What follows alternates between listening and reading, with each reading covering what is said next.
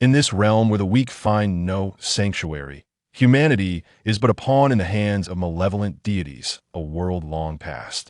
I navigate the chasm between subjective and objective realities, hunting down every demon and false god. I pierce through the three realms, leaving no escape for those who oppose humanity. This is a realm where the weak find no sanctuary. Humanity is toyed with by demonic entities, a bygone world. I tread the thin line between subjective and objective realities, exterminating all demons and false gods. I penetrate the three realms, and those who stand against humanity find no refuge. 001. The Awakening from the Coffin. In the face of all the evils that hell can summon and the sins humanity can conjure, the only force we can dispatch to combat them is you. Eviscerate until the mission is fulfilled. The blaring alarm resonated in his ears. Following a brief moment of darkness, Wang Yi regained consciousness. He discovered himself stark naked, lying within a stone coffin, its lid cast aside. Grasping the edge of the coffin, he hoisted himself up, his body feeling weak, and with a sudden thud, he collapsed onto the floor. Before he could ponder the situation, an excruciating headache overcame him, as countless cries and screams echoed in his mind. Within him, immense forces surged through his organs, seemingly intent on breaking free from his body. With wide eyes, he coughed up a mouthful of blood. Moments later, his body settled, and a series of vivid images flickered before him like a strobe light. A crimson plain, a towering spire, a colossal white figure. He shook his head, his disordered memories swirling like flotsam in a tempest. I have already perished, Wang Yi murmured to himself. He recalled participating in a certain project in the year 2137. Having been injected with a dark serum, only to fail. The alarm jolted his thoughts back from the depths of memory as he rose to survey his surroundings. The room was a laboratory filled with numerous scanners and detection devices positioned beside the coffin. Prior to his awakening, the individuals here must have been conducting scans on him. Wang Yi approached the workstation, where a touch-screen computer awaited. The screen was illuminated, displaying a plethora of information, including his vital signs, various bodily metrics, and recorded notes from researchers. He accessed the records and began to read. On February 22, 2048, the ECP Hell Exploration Team discovered this stone coffin in the Second Standard Area. It was enshrined in a structure resembling a temple, provisionally numbered ECP-666. Through various scanning instruments, it was preliminarily estimated that it contained a humanoid entity approximately 189 centimeters in height, designated ECP-6661, that on January 7, 2049, the scientific research team of the ECP Hell Project finally discovered a method to unlock the sarcophagus. The man inside exhibited vital signs, enveloped by a dark golden protective energy field, impervious to any known means of harm. After 6 months of research on ECP-6661, we are convinced that he is a formidable psychic with a fundamentally different energy operation from our own psychics. On May 19, 2050, we should never have brought him out. This was a grave mistake. They are searching for him. I'm uncertain if there are any living souls left here. They are everywhere. All pathways to the surface have been sealed. We cannot let them escape. I have sent a distress signal to the Dooms Guild, hoping they will arrive swiftly. Wang Yi glanced at the system clock. The current time was 4 a.m. on May 20th, 2050. This was not the year he belonged to. Something was amiss. Why was it not 2137? Had he been dragged back into the past? And how could he possibly have been pulled from hell? Moreover, what exactly was hell? Countless questions swirled amid the blaring alarms, leaving Wang Yi agitated, prompting him to hurl the monitor to the ground, shattering its base. At that moment, the electronic door of the laboratory swung open abruptly. A panicked Caucasian researcher rushed in, the corridor behind him echoing with the savage, inhuman howls. Just as he closed the door, the researcher turned and spotted Wang Yi. "Good grief! This is insane! How are you still alive?" he exclaimed. "What on earth is happening here?" Wang Yi glared at him, seeking answers. Without waiting for Wang Yi to finish, the researcher raised his handgun and pulled the trigger. Bang! Bang! 2 bullets struck Wang Yi's pectoral muscles, inflicting no harm. A dark golden energy ripple emanated from his body. The bullets clattered to the floor, the impact causing Wang Yi to stagger back slightly. He touched his chest. It felt like skin, the source of this mysterious dark golden energy, coating unknown to him. At that moment, a string of characters appeared in the upper right corner of his vision. Defense coding, 92100. The numbers were incrementing at a rate of 1 per second. and it would only take a few moments to restore to full capacity. Meanwhile, outside the laboratory door, the sound of claws scraping against the walls mingled with a chilling growl. The researcher, terrified, collapsed to the ground, screaming as he placed the gun's muzzle in his mouth and pulled the trigger. Bang! The bullet penetrated the back of his skull, creating a gory exit wound. He fell to the ground, his body slumping lifelessly. Wang Yi crouched beside the researcher's corpse, gripping the gun's handle to extract the handgun from his mouth. He did not comprehend why this man chose to end his life, but he knew he now possessed a firearm. He examined the handgun closely before him. In his line of sight, information materialized. Type: basic firearm damage assessment. 5 maximum ammunition. 12. The weapon was a pale gray, primarily composed of a lightweight composite material. Lacking the advanced technology he had previously utilized, it felt as if it belonged to decades past. At the rear of the firearm, Wang Ye's vision displayed the remaining ammunition in the magazine. He was uncertain why he could perceive these details, yet their utility was undeniable. Wang Yi rummaged through the researcher's pocket and retrieved a yellow card, resembling a form of access pass. The front of the card bore some holder information. Holder: Adams. Rising to his feet, he grasped the handgun and approached the door, his left hand clutching the magnetic card, causing the door to open automatically. Suddenly, a grotesque creature, flesh and sinew exposed, stormed in. It possessed an insect-like jaw and stood a head shorter than Wang Yi, its sharp claws resembling 8 deadly blades. 2 pieces of information flashed before Wang Yi. Type: Demon Psychoenergy Rating, 20. The juvenile demon lunged at him, slashing its claws against his robust abdominal muscles, leaving 4 white marks on the defensive coating. Wang Yi's peripheral metrics immediately plummeted from 100 to 60. Was this diminutive creature's grip more potent than 2 rounds of gunfire? He swiftly raised his weapon and fired 3 bullets at the demon's chest from close range. The metal projectiles pierced the demon's flesh and bone, creating 3 wounds, yet they failed to penetrate entirely. With a swift motion, the demon leaped onto a nearby coffin and then propelled itself back toward Wang Yi. In response, Wang Yi delivered a left hook to its face. A sharp crack echoed as the juvenile demon collapsed. Its upper body sprawled against the floor while its legs flailed helplessly in the air, clearly dazed by the blow. This handgun proved less effective than his own fists. Wang Yi advanced, stepping on the demon's claw, and unleashed 4 punches upon its bizarre visage, dislocating its jaw in the process. As the demon reached for Wang Yi's arm, he retaliated with the butt of his handgun, striking its forehead with force, then thrusting his hand into its mouth, seizing its jaw to force it open. Subsequently, he inserted the barrel of the gun into its throat and fired. Bang! A sharp sound reverberated as a hole was blasted through the back of the demon's skull, viscera spraying across the ground, rendering its legs immobile. A demon rated at a threat level of 20 proved resilient against ordinary weaponry. Upon its demise, a dark golden energy orb, the size of a lead ball, emerged from its body, floating before Wang Yi. He extended his left hand to touch it, and the energy orb was drawn into his being. Simultaneously, a line of small text appeared in Wang Yi's vision. Ammunition fully restored. He raised his right hand, and the empty handgun was replenished to its full capacity of 12 rounds. Beneath the defensive coding metrics, a progress bar appeared, only partially filled, displaying. Meanwhile, a status information box materialized within his line of sight, revealing his condition. Threat level: 500 status. Healthy lifespan. Eternal ability list. Defensive coding, level 1, with a full value of 100 for biological protective coding. Soul siphon, level 1. Slaying demons yields soul orbs, which upon absorption, facilitate self-growth and automatically replenish ammunition. Threat assessment, level 1. Quantitatively reflects the psychic rating of opponents and weapon potency. Soul navigation, level 1. Establishes a 3-dimensional visual map and sets navigation routes. Iron body, max level, superhuman strength, agility, speed, and sensory perception. He remained unaware of why he found himself lying in a coffin.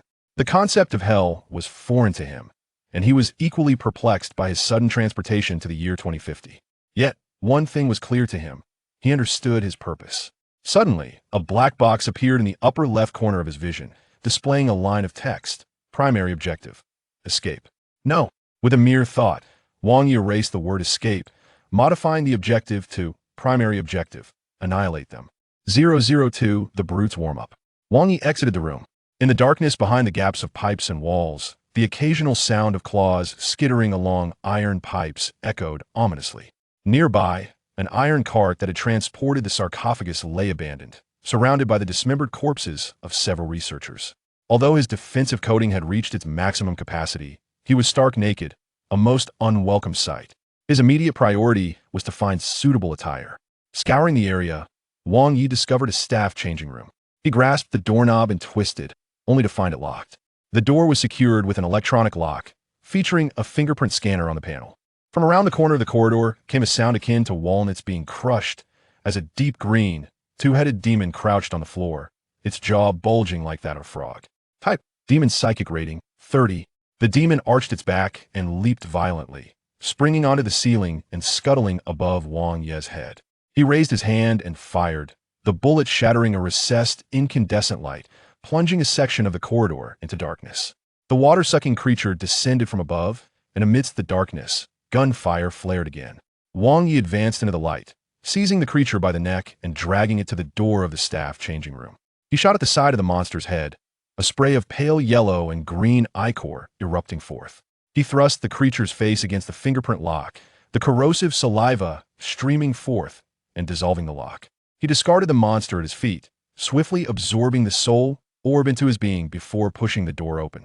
Inside, several rows of lockers lined the room, accompanied by a restroom. Wang Yi stepped in and gazed into the mirror. His expression was grim. He appeared to be in his late 20s, sporting a light stubble on his chin, with hair slightly obscuring his eyes. Beneath a prominent nose lay resolute lips. His physique was a paragon of muscular definition, with two robust pectoral muscles resembling armor and an impressive set of 8 sculpted abdominal muscles. The width of his arms was sufficient to command the respect of most men, and Wang Yi's body seemed like a masterpiece crafted by an ancient Greek sculptor. This physique was indeed his own, unmistakably authentic. Memories surged forth. 2137. The Apocalypsia traitor among humanity usurped divine power, transforming into a false god that wrought havoc upon mankind.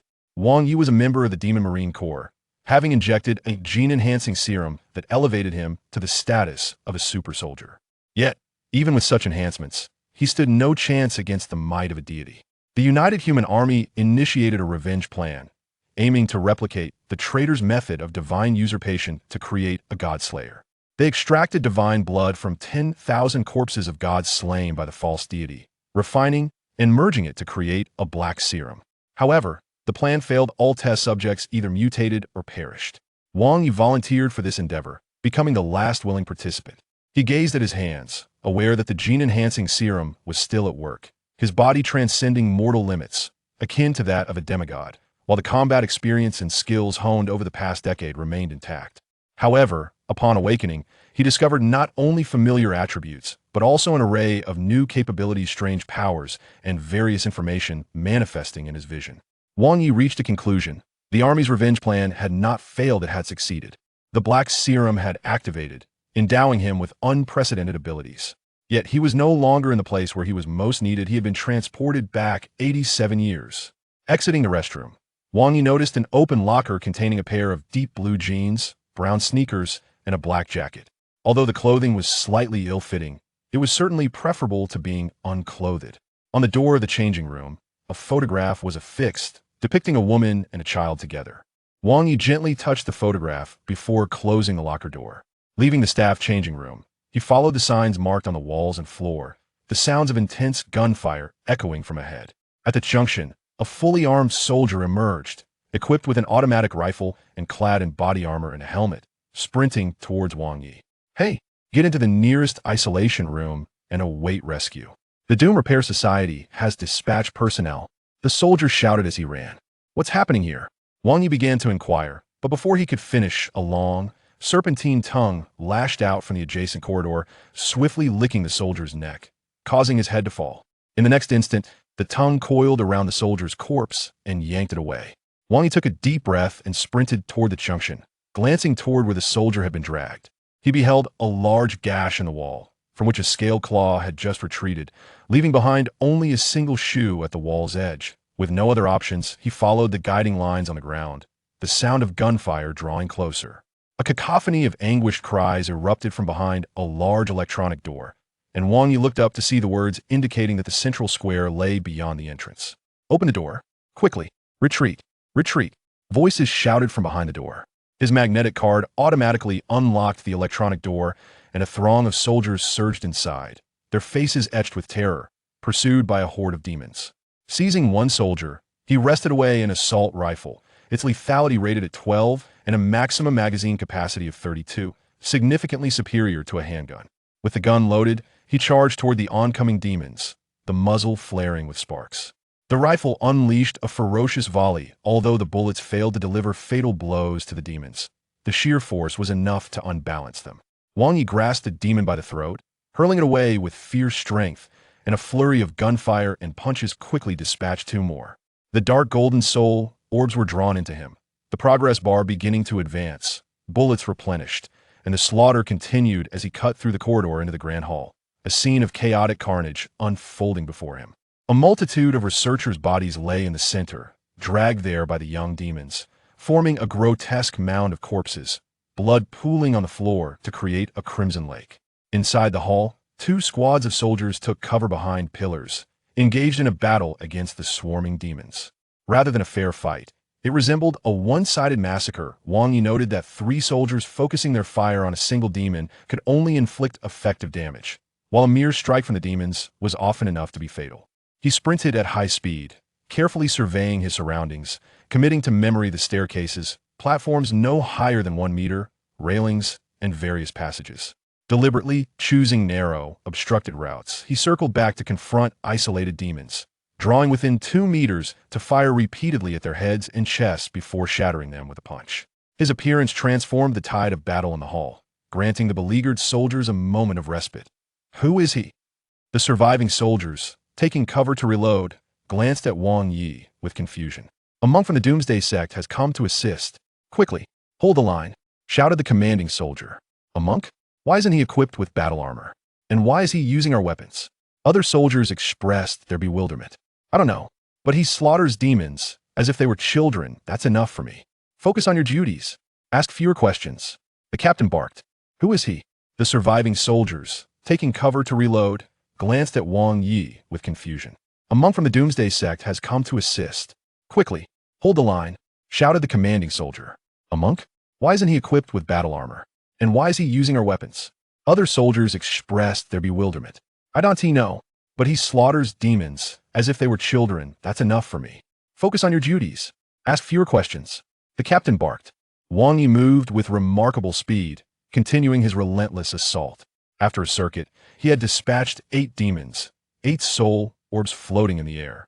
He climbed to the 2nd floor and leapt down, landing atop one demon, blasting its skull to fragments with a burst of gunfire. Then, extending his left hand into a fist, all the soul orbs in the vicinity were instantly drawn into him. The automatic rifle's ammunition replenished once more, the progress bar now at 90. The demons in the hall were nearly eradicated, a bead of sweat trickling down Wang Yi's forehead. The warm-up complete, he eagerly anticipated what would transpire when the progress bar reached 100. 003 Lexa. The battle has ended, and only 12 soldiers remain alive. The doors of the entire hall have been forcibly sealed. A soldier who looks like a captain runs up to Wang Yi. He is black. What happened here? Wang Yi asks. Red alert, Master Cultivator.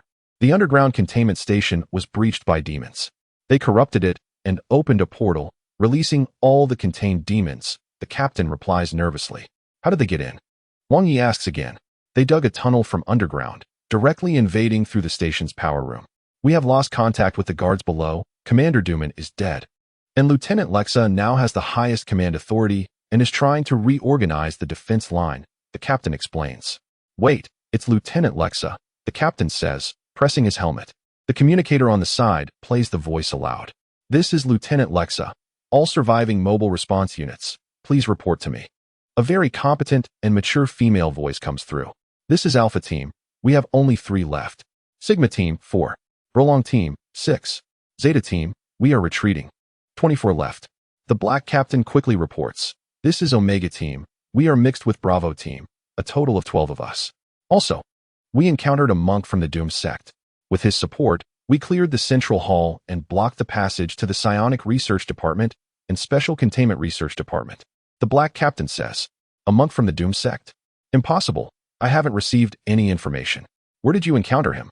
Lexa asks. He came from the direction of the Special Containment Research Department, the Black Captain says, glancing at Wang Yi. The expressions of the other team members gradually stiffen, slowly retreating, and the safety on their guns is switched off. Answer me, Captain. Where is that monk now? Lexa presses. He is with us, the captain replies slowly. The channel switches, and the captain no longer broadcasts the communication voice, as if Lexa said something to them again. You did well, Captain. Where is Lieutenant Lexa? Wang Yi asks at this moment. In the Mobile Response Unit command room, the Black Captain answers. How do I get there? Wang Yi asks again. The Black Captain displays a 3D map from the device on his wrist. Wang Yi looks at it for a moment, and then a similar map appears in his own field of vision. He can freely rotate and zoom in on this map, which is very convenient. If you pass through the Psionic Research Department here, you can reach. The Black Captain enlarges the map to show one of the rooms.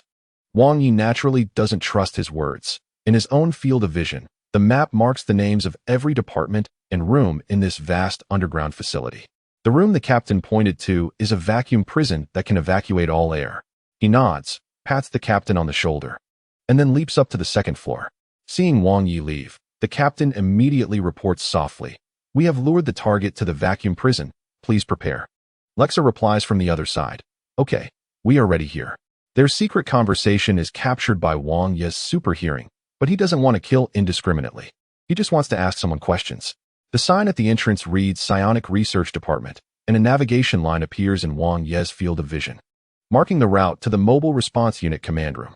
He doesn't know what the Doom Sect is, but judging from the Black Captain's reaction, members of this organization are probably as powerful as he is now, so he must be cautious. This era is different from what Wang Yi remembers. He never read about the Doom Sect in history textbooks, nor does he understand things like hell.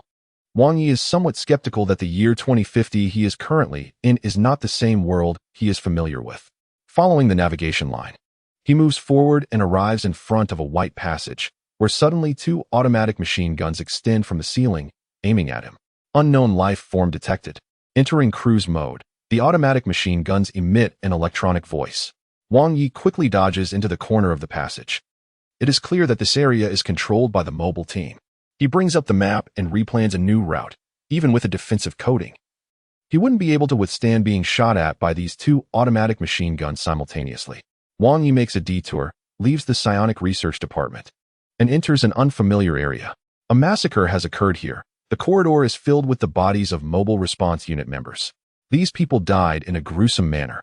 Not killed by ordinary demons, their bodies are severed in half, with large wound cross-sections, and even the walls bear horrifying scratches, indicating they were likely killed by something very large. He checks the map and finds himself at the back of the Mobile Response Unit command room. He advances cautiously and arrives in front of a large door guarded by 2 soldiers. Halt! Halt! Identify yourself. The soldiers shout. Wang Yi ignores them and walks straight to the door. His magnetic card cannot open this door. He hears the communication in the soldiers' helmets. Lexa is telling them not to act rashly. Wang Yi reaches out his hand to one of the soldiers and shakes it. The soldier, nervous, dares not speak and pulls out a red magnetic card to hand it to him. The door opens, revealing that the command room has become a stronghold for survivors. With a few researchers hiding here and more than 20 mobile team members preparing. Several large screens hang on the walls, displaying monitoring signals from various parts of the facility, many of which have gone black. A woman has her back to Wang Yi. She is tall, with long, slightly curly golden hair cascading down to her waist, dressed in a gray-blue mobile team uniform, but not wearing a bulletproof vest.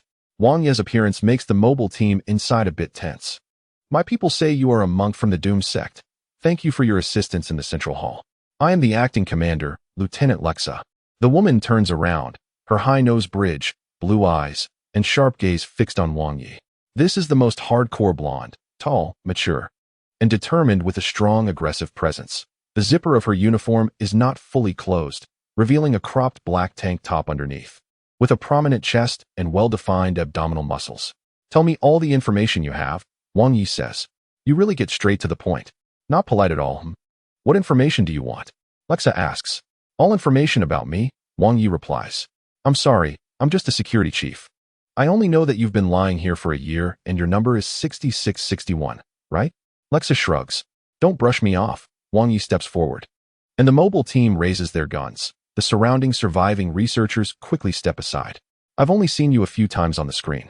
I thought you were just a corpse, a sexy corpse. I didn't expect you to talk, Lexa says. You're stalling for time, Wang Yi says. No. I'm just discerning whether you are friend or foe, Lexa shakes her head. I stand on the side of humanity, Wang Yi states. Since you stand on the side of humanity, prove it to me, Lexa presses. Don't talk to me about conditions, Wang Yi retorts. If the doom sect doesn't come, we all die? The demons have occupied 80 of this space. They have opened the gates of hell, and soon this place will be corrupted into part of hell. Want to leave here? First, clear the corruption, then close the gates of hell, Lexa explains. Wang Yi looks around at the people and asks, how do we do that? 004 artificials in the facility has been corrupted. We cannot risk opening the doors to the surface. The demons will escape, Lexa says.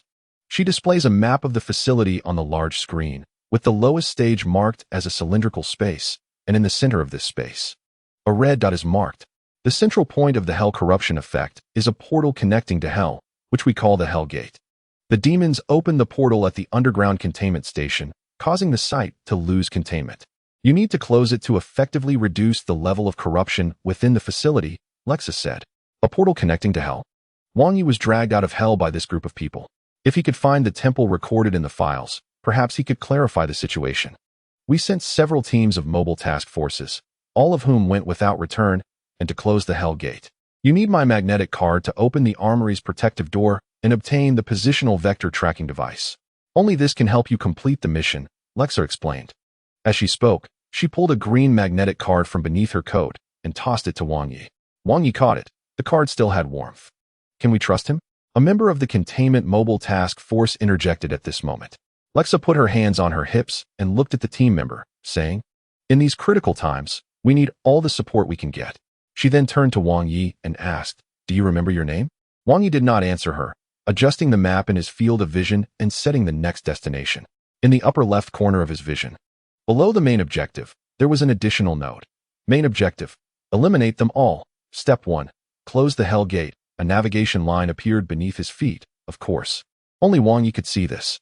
Just as he was about to leave, Lexa called out to him from behind. She picked up a small earpiece from the command desk behind her and tossed it to Wang Yi. Stay in touch. Once you close the gate, I'll bring people to support you. Big guy, Lexa said. Wang Yi caught the earpiece and turned to leave. He immediately set off, advancing through the maze-like corridor, leaving no demons behind as he went, the golden progress bar in his vision slowly rising, reaching 97. At the end of a corridor, he found a pile of shattered corpses of the mobile task force and demons. Over 20 human bodies, but only 6 young demons. Ordinary human armor and flesh could not withstand their sharp claws. Wang Yi picked up a shotgun that one of the nearby corpses was clutching and examined it closely. Type, basic firearm. Damage, 98.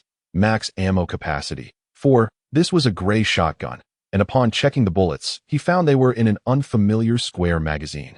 With a chip at the end of the magazine, Wang Yi discarded his automatic rifle. It was no longer useful. This shotgun would be enough. Following the green navigation line, Wang Yi arrived at the Biological Research Center, which was the only way to the lower levels.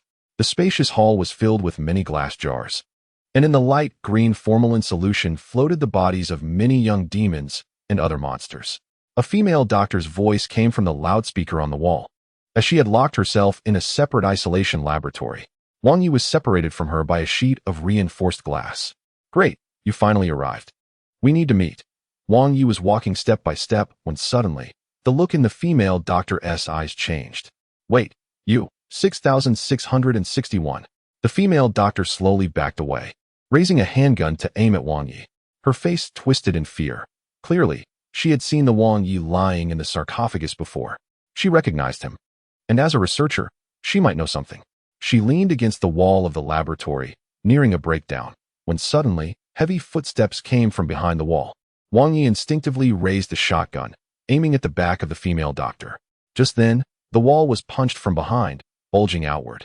Immediately after, a second punch created a gap in the composite material wall, and a thick, bloodied hand reached out from the darkness.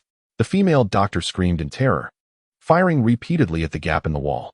The bloodied hand pried open the gap, and its owner stepped through. It stood about 3 meters tall. A massive humanoid bull-headed demon, its muscles as hard as stone. However, the demon's left forearm had been replaced with a rotary machine gun, and it carried a huge black ammunition canister on its back. In its abdomen, there was a device embedded in its abdominal muscles for power, with a glowing energy reactor spinning at its center. Type: Cyber, Psychoenergy Rating, 220. In Wang Ye's vision, the psychoenergy rating of the bull-headed demon appeared, significantly stronger than the smaller demons he had encountered before. The bull-headed demon reached out to grab the female doctor, glanced at Wang Yi outside the reinforced glass, then turned and walked back into the gap in the wall, accompanied by her heart-wrenching screams. Wang Yi fired a shot at the reinforced glass, but the surface did not crack. He looked around for other entrances, but found none, so he displayed the 3D map in his vision again. His current location was the Biological Research Center, what lay behind the wall. He rotated the map and plotted a route. The green navigation energy line extended again outside the door. Behind the Biological Research Center was an enormous circular space. Wang Yi took a long detour and found himself in the sewage facility. The artificial walls ended here, and the underground rock structure dominated the view. With thick pipes and iron stairs leading to a mesh walkway, sewage rushing towards the underground water. You've taken a wrong turn, big guy. There's a freight elevator in the unloading area that goes straight down. You're heading towards the deep pit. Lex's voice came through the earpiece. Wang Yi ignored her and descended the rusty iron stairs. In the darkness where the light did not reach, hissing sounds were incessant. Suddenly, a pale woman's face emerged from the gap in the sewage pipe, her orange eyes spinning wildly.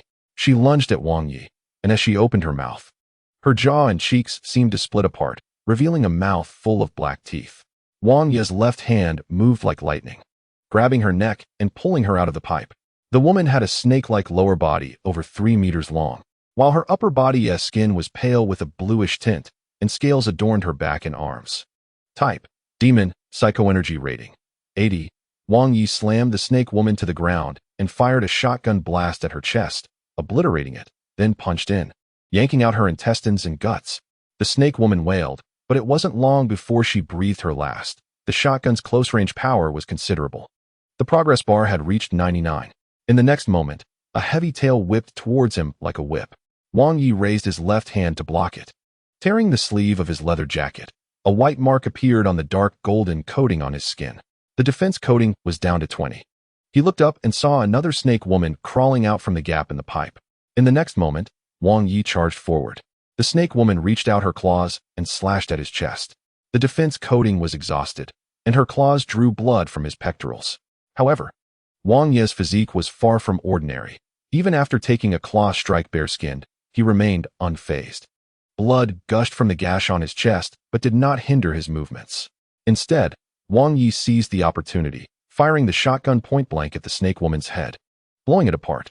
At this moment, the progress bar was full. 005 among 10,000. The snake woman collapsed, the shotgun's ammunition replenished, and a surge of power stirred within Wang Yi's body as a series of information appeared in his vision. Power is awakening. Power has increased. Personal psychoenergy rating raised to 600. Dark golden coating limit, 100. Simultaneously, the dark golden coating covering his body instantly restored, and the number in the upper right corner of his vision changed to 200,200. At the same time, 3 entries floated in the center of his vision. Acquire 1 skill.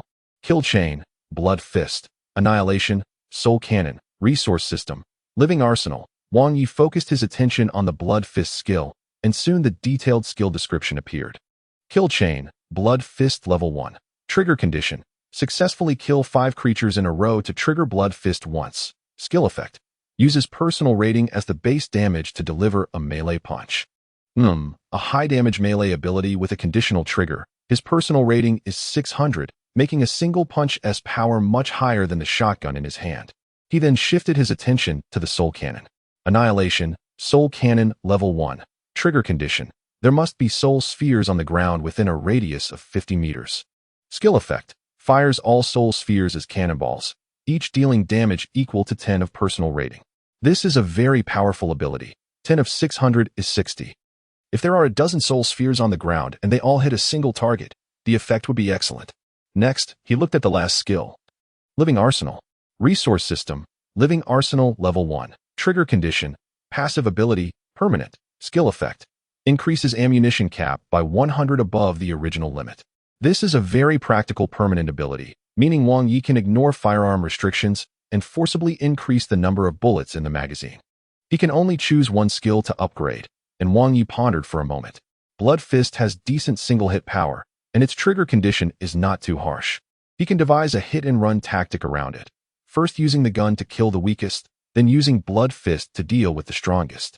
The overall power of the Soul Cannon is definitely higher than that of Blood Fist, but it is not suitable for Wang Yi at the moment. Firstly, to maximize the Soul Cannon's power, Wang Yi must slaughter a large number of demons and keep the slaughter within a 50-meter radius. This is not particularly practical for someone like Wang Yi, who prefers to maneuver in battle. Moreover, Wang Yi needs the Soul Spheres to replenish ammunition and level up. He cannot afford to waste them in combat. As for Living Arsenal, it is a skill that enhances endurance. While useful, its priority is not high. Wang Yi chose Blood Fist. At that moment, the environment around Wang Yi suddenly darkened, and he found himself in a deep blue space. Surrounded by countless eyes glowing in different colors, the sounds of men and women crying and wailing echoed in his ears, and a red figure appeared before him. This figure was a mass of red shadow, pacing in front of Wang Yi as if observing him. We finally meet, human. Or shall I say, the vessel of a deity? The red shadow spoke to him, its voice oddly identical to Wang Yi's. Wang Yi raised his shotgun and aimed it at him, saying, "Who are you?" "Like you. I am also searching for answers," the red shadow replied, coming to a halt. It clasped its hands behind its back and looked up at the strange space above, where a large black vortex loomed. "I have just been born. Yet I feel as if I have existed for a long time. You may call me 1 in 10,000, the red shadow said with a smile. "Are you one of them?" Wang Yi asked. "Yes and no. They are dead, but I am newly born. If you wish to acquire their great power, you must defeat them here. If you lose, your consciousness will be trapped here," the red shadow continued. "Will you stop me?" Wang Yi pressed. "No. I will be your future self. You will understand my meaning then. But for now, you must first deal with the thing before you," the red shadow said. With that, it vanished, and a massive creature stepped out in front of Wang Yi. This creature stood 3 meters tall, its entire body comprised of intertwined crimson muscles, with a head that was a mass of flesh with a black hole in the center. In Wang Yi's view, information about this monster appeared. Type, deity projection, psychic rating. Behind it, more black humanoid figures descended, appearing like phantoms, casting flickering shadows against the deep blue background. Wang Yi sensed something unusual, clenched his fists, and saw a kill count appear in the upper left corner of his vision. Use its ability to kill it. Prove that you are the true master of this power. The red shadow's voice echoed in his ears. The next moment, the muscle monster lunged at him frantically. Wang Yi raised his shotgun, swiftly maneuvering and continuously killing the black shadows. The shadows dissipated after being shot. Gray spheres floating in the air, which Wang Yi absorbed. These gray spheres did not increase the progress bar, but fully replenished his ammunition. And the kill count in the corner rose to 5. In fact, Wang Yi had killed more than 5 shadows, but as one can imagine, Blood Fist was limited to 1 use per trigger and could not accumulate kills for consecutive use. The muscle monster was incredibly fast, its fists flowing with crimson blood, closing in on Wang Yi in just one breath. A massive fist struck toward Wang Yi, the wind from the punch howling past his ear. Wang Yi rolled to the side to evade quickly, then got up and delivered a punch to the muscle monster. As he punched, a strange red dark light surged, flowing down his left arm and creating a hole in the muscle monster's waist. He quickly retreated, already 10 meters away by the time the muscle monster turned around. Wang Yi continued to maneuver, accumulating kills, and once again seized the opportunity to charge at the muscle monster, delivering another punch that tore it in two. "Well done, vessel of the deity. You have proven your worth, and you will receive your due reward," the red shadow said with a smile. The muscle monster lay on the ground, gradually transforming into a phantom and merging into the surrounding deep blue environment. The surrounding space shattered like a mirror, and after the space peeled away, Wang Yi found himself back in the underground drainage facility. Before him, a message appeared. Skill acquired. Blood Fist. Wang Yi raised his left fist and clenched it. The consciousness of those deities, along with the black medicine, was driven into his body, binding them to his soul. Wang Yi's skills came from them. But as the red shadow said, each time he upgraded and acquired abilities, he had to enter the deep realm and battle their phantoms. Win and seize the abilities. Lose and lose his body. However, as deities, they were already dead. Those within Wang Ye's soul were merely past phantoms, which transformed into the Red Shadow. Thus, the power they exhibited was not comparable to when they were alive. And that Red Shadow, born from the void, was a byproduct of the blood of 10,000 gods.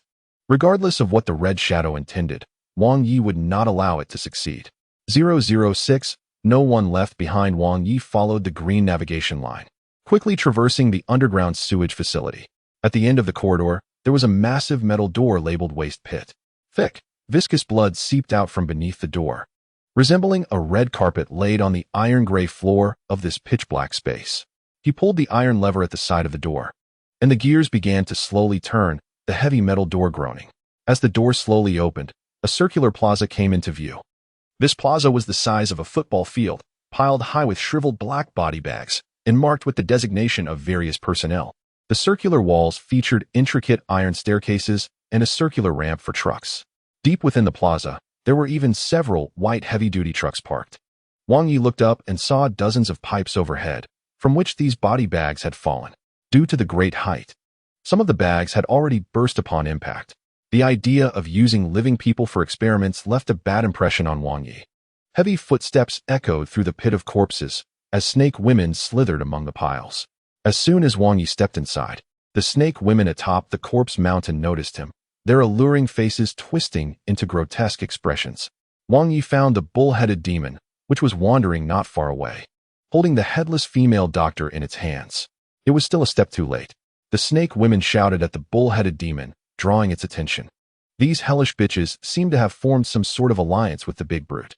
Wang Yi charged in, initiating the attack by shooting down the nearest snake woman. The bull-headed demon fired at Wang Yi, the bullets flying like a torrential storm, but Wang Yi was incredibly fast, his superhuman physique allowing him to maneuver effortlessly behind a mound of corpses. The kill count in his peripheral vision jumped to 5, and the bull-headed demon's revolver was already glowing red-hot. Wang Yi quickly thought and aimed for the ammunition tank behind the bull-headed demon. He wasn't sure if a single blood punch would be enough to take down this demon, so he decided to disarm it first to gain a combat advantage. Wang Yi dashed forward as the bull-headed demon swung its heavy machine gun for close combat. He slid behind it, planted his right foot on the ground, leaped up, and threw a punch at the ammunition tank.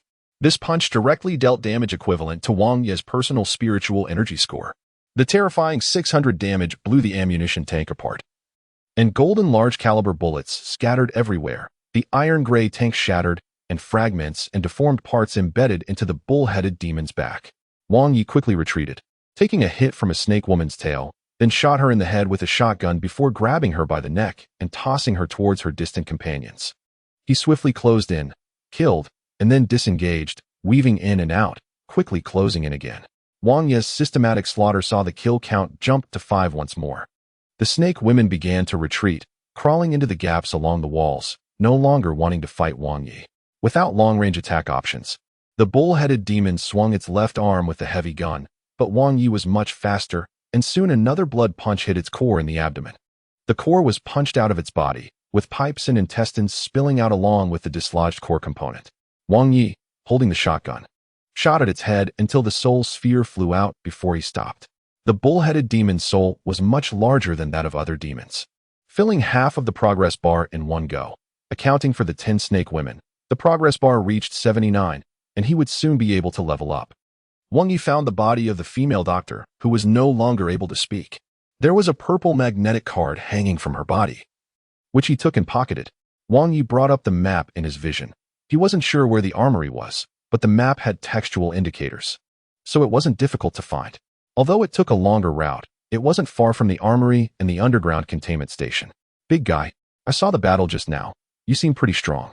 Maybe we still have a chance to leave here alive," said Lex's voice in his earpiece. "Don't monitor me," Wang Yi replied. "It's hard not to look at you," Lexa laughed. He selected his destination, and the navigation line reappeared. Wang Yi didn't need to return the same way. There was a ramp for large vehicles to exit the deep pit. Wang Yi arrived at the few white heavy 6-wheel trucks. The female doctor's purple magnetic card could start them.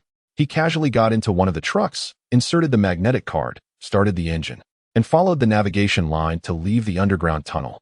The truck drove up the circular ramp for about half an hour, reaching the top of the waste pit. In a garage marked with the words Vehicle Unloading Area, Wang Yi pulled out the magnetic card and got out of the truck. This was the only way to the armory. The ground was littered with the corpses of the Mobile Department's Marine Corps. A great battle had occurred here. With the help of the green magnetic card, Wang Yi moved through this level without obstacles. The armory was located behind the security department's control room, and Wang Yi confirmed the map, realizing he was very close to the surface. He opened the armory door, which was filled with a pile of shotguns and ammunition, along with a few bulletproof vests. From another cabinet, he found the positional vector tracking device that Lexa mentioned. It was a backpack device that unfolded a radar antenna when opened, with 2 knobs to adjust certain values. He strapped it on, held the shotgun in one hand, and prepared to leave, but at that moment, he noticed several plastic explosives in his peripheral vision. He picked up a piece of plastic engineering explosive and thought to himself that simply closing the portal to hell wasn't enough. He needed to kill all these demons. It was possible to kill them all by himself, but the efficiency would be too low. Fortunately, this underground facility was powered by an independent nuclear reactor rather than relying on external energy supplies. This meant he could use the engineering explosives to blow up the nuclear reactor, destroying the facility along with everything inside. The demon's portal was in the circular containment station, and the nuclear reactor was located directly beneath it. Once detonated, all the demons contained here would be killed instantly. At the bottom of the nuclear reactor, there was a long vehicle passage leading to the outside. I know what you want to do, but I hope you understand that there are some survivors in the facility, Lexa said. Wang Yi looked up and saw the monitor on the wall. Then gather them and prepare for evacuation, Wang Yi replied. Moreover, just blowing up the reactor to trigger a nuclear explosion won't close the gate to hell. You'll just blow the entire building apart and let the demons come into our world freely, Lexa continued. I will close the portal first, but I won't wait for you, Wang Yi said. He took 3 pieces of engineering explosives and pocketed them. The green navigation line appeared again. It was time to leave this dirty and boring underground. 007 delayed detonation. Wang Yi got back into the 6-wheeled heavy truck, heading back down to the waste pit. Then took the dedicated passage from the waste pit to the circular containment station.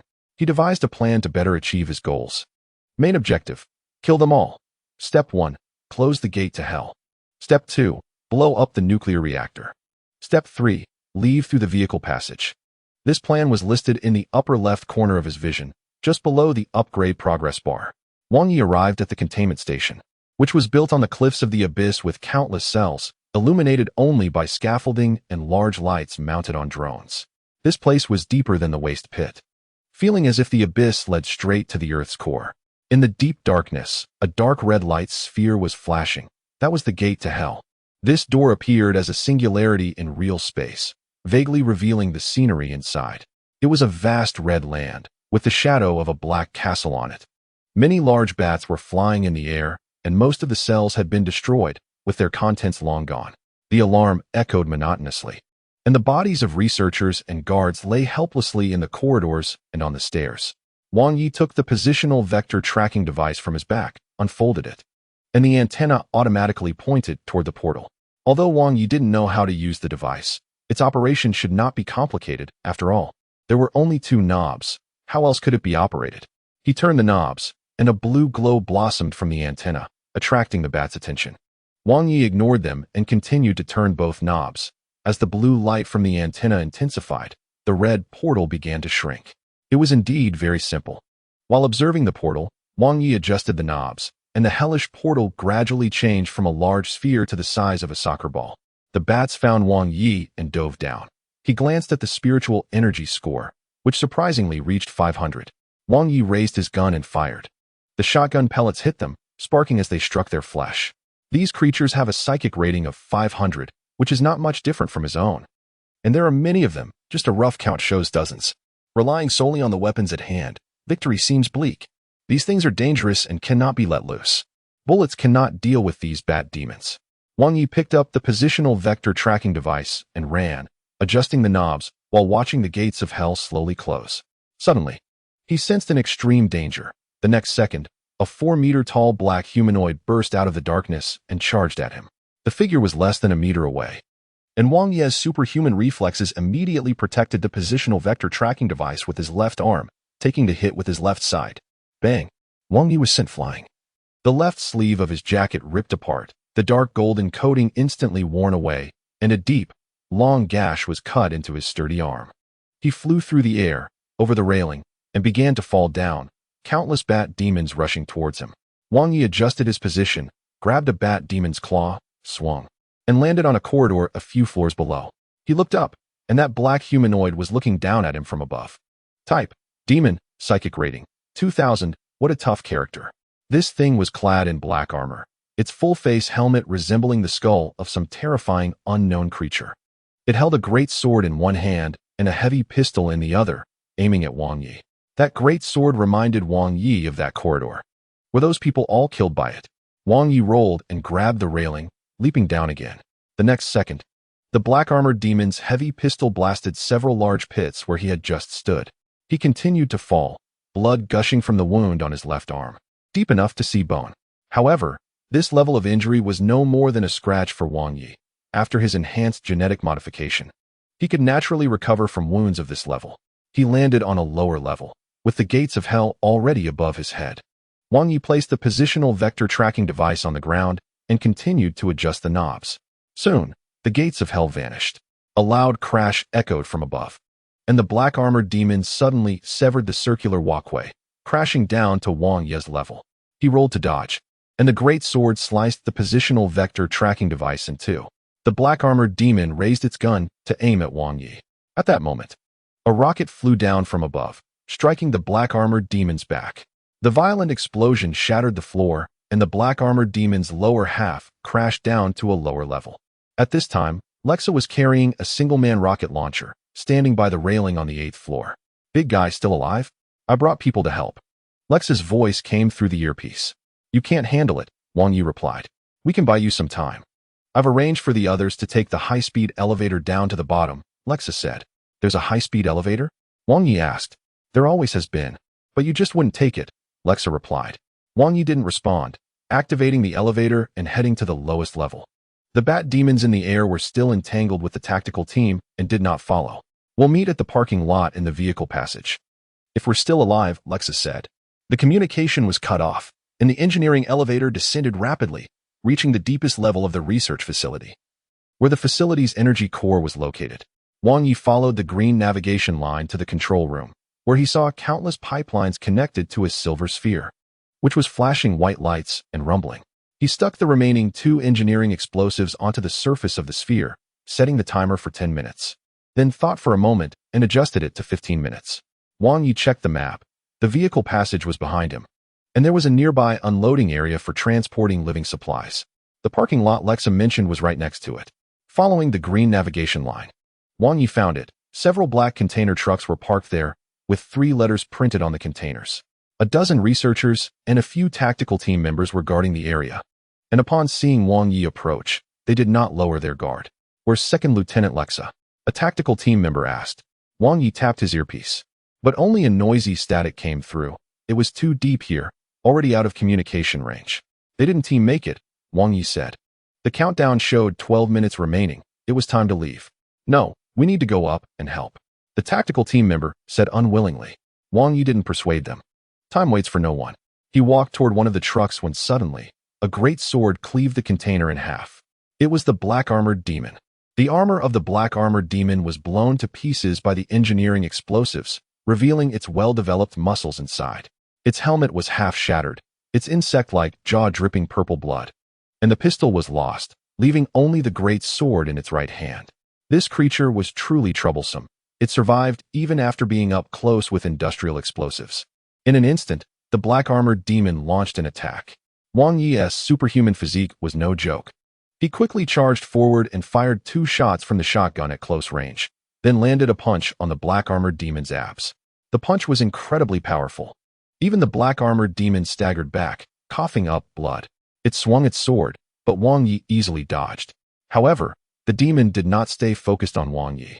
It turned and lunged at the researchers, and with one swing of its massive sword, it cleaved 4 people in half. The tactical team opened fire, but the black-armored demon turned around, casually throwing a punch that decapitated the nearest tactical team member.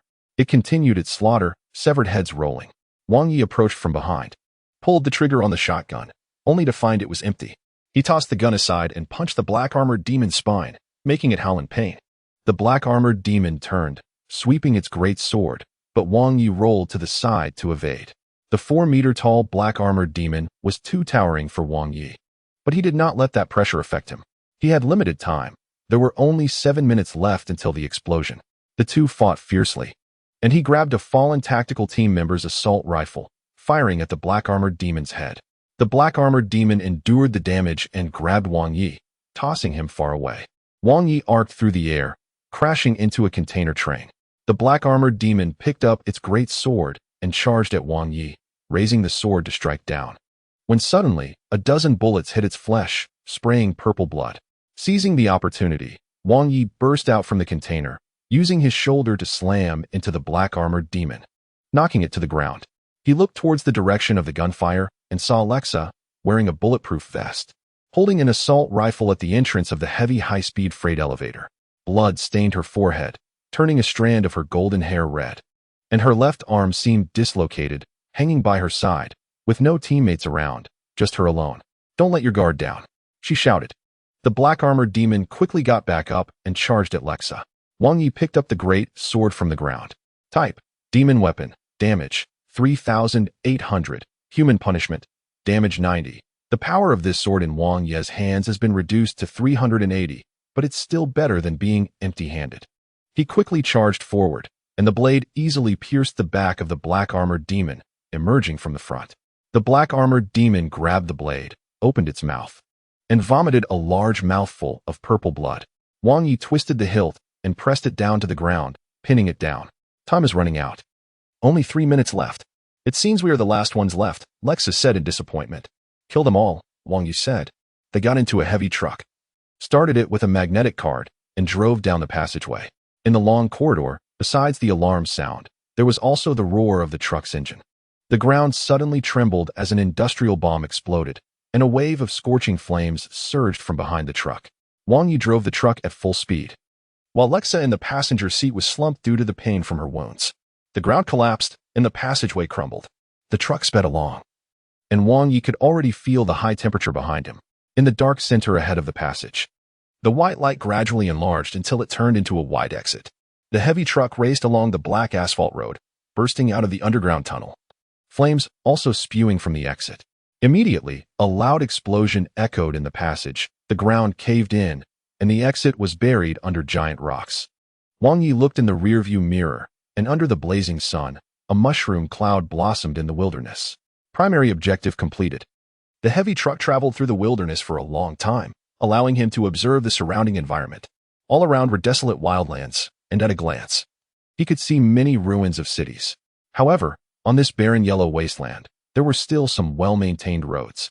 The heavy truck was currently driving on an intact road, with flashing indicator lights at intervals on both sides.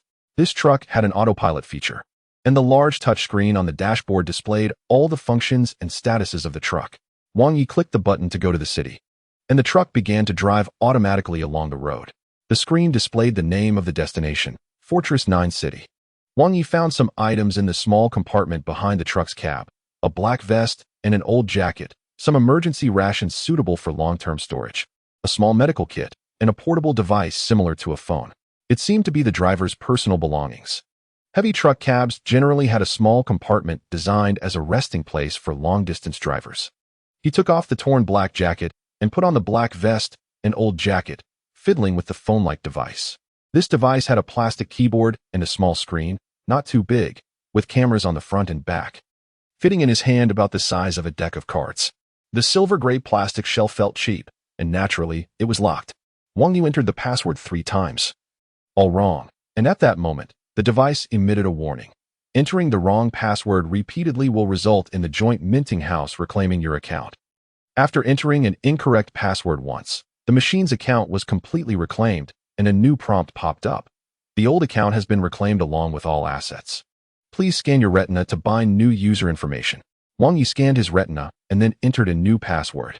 Your joint minting house account has been successfully established. Current savings amount, 0 mint. He tucked the device into his pocket. It was his now. The wound on Wang Yi's left arm had healed. The kill count in the corner of his eye reset to 0, and the upgrade progress bar stopped at 79. although he detonated the facility, indirectly killing countless demons. He was unable to absorb the soul spheres since he drove away. This was a huge loss. If he could absorb all the spheres, he didn't know how many levels he could level up. But thinking like that was unrealistic, even with genetic modification granting him superhuman physique. He couldn't survive at the center of a nuclear explosion, not taking unnecessary risks, not paying unnecessary costs, and not being greedy for unrealistic benefits. That was Wang Ye's core tactical philosophy. At that moment, strange cries echoed through the sky, and Wang Yi leaned out of the truck window to look up. In the afterglow of the setting sun, against the amber-red sky, a large group of thumb-sized birds was slowly flying by. These were not birds. The distance was too far, and nothing appeared in Wang Ye's field of vision. But his supervision had already captured the outlines of these monsters. They flew very high, had humanoid shapes but lacked arms, were entirely red, with heads like crocodiles, and large fleshy wings resembling bats. He leaned back in the driver's seat, glancing at Lexa in the passenger seat, where her seat was covered in blood. 009 Goodbye, 6661. She frowned tightly, moaning softly. Wang Yi removed her bulletproof vest and found that Lexa was only wearing a crop top, her uniform jacket tied around her waist. The back of the bulletproof vest had 3 torn claw marks. He turned Lexa over, and on her back were 3 deep, frightening wounds. She must have been clawed by the bat demon. Compared to her companions, Lexa was lucky enough to escape unharmed. Wang Yi took out the medical kit, which contained medical supplies he couldn't understand, with no needles or disinfectant. At that moment, Lexa woke up and said, "Use that green one. It can disinfect quickly and also stitch." Wang Yi took out a green device from the medical kit. It looked very much like a razor. He opened the front cover, revealing double-ended needles similar to staples inside. He pressed this thing against Lexa's wound, making a series of snapping sounds as she cried out in pain. The wound was treated, and the opening was sealed together with the stapler-like device, forming a thin seam. Wang Yi wrapped a bandage around her waist several times and tied a knot. "I don't see you as a demon. Why did you come from there?" Lexa leaned against the seat and asked. Wang Yi shook his head. According to the facility's information records, they came from a place referred to as Hell to find themselves. At that time, he was sealed inside a stone coffin. Wang Yi knew very well that to understand what had happened to him, he had to enter Hell and return to the place where they found him. Only there would be more clues. However, rushing back to Hell was also not advisable. The psychic score is the standard for measuring the strength of an individual in this world. This psychic score can be understood as combat power. If the combat power is too low, it is difficult to win against strong enemies. The black armored demon was the strongest enemy Wang Yi had seen so far. With a psychic score of 2,000, while he currently only had 600, one can imagine that in Hell, black armored demons are everywhere, and there might be even more powerful existences. Therefore, before entering Hell, he must prioritize improving his strength. Not only that, but he also needed to formulate an action plan, considering all aspects. How to get to Hell, how to improve strength, how to survive in this world. These are all problems that need to be solved one by one. Advantages, disadvantages, usable resources, obstacles, risks, and returns must all be thoroughly thought out before taking action. And there should also be an alternative plan in case the primary goal encounters insurmountable obstacles. Wang Yi thought carefully. With the help of the black medicine, Wang Yi could visually see the damage levels of all equipment and the scores of enemies, which was already a significant tactical advantage. The solution to improving strength was simple. Hunt demons of equal strength to level up. Acquire skills. Increase scores. Then go kill stronger ones. This is what Wang Yi intended to do. Before that, he still had to solve the problem of survival. Super genetic modification gave him a superhuman body. He could go without food or water for a month or 2, but eventually he still needed to replenish food and nutrients. He needed to establish a foothold in this world, have a base, not worry about food and clothing, and preferably make a few friends from different factions to gather intelligence. However, these proved to be somewhat difficult for him. He was in a completely unfamiliar world, and he wasn't even considered a homeless person or an unknown figure. Wang Yi was essentially a containment object or a failed escapee. He wouldn't let himself go so easily. The doomed church they spoke of would likely investigate him as well, especially since the combat power of the doomed church members was unclear, but just from the fact that the mobile team mistook him for a monk, it could be deduced that the other side should be quite strong. The car had been driving for a long time, and the sky ahead had turned deep blue. On the horizon behind the car, the blood-red sunset only showed half of its forehead, as if the earth had been splashed with a bucket of blood.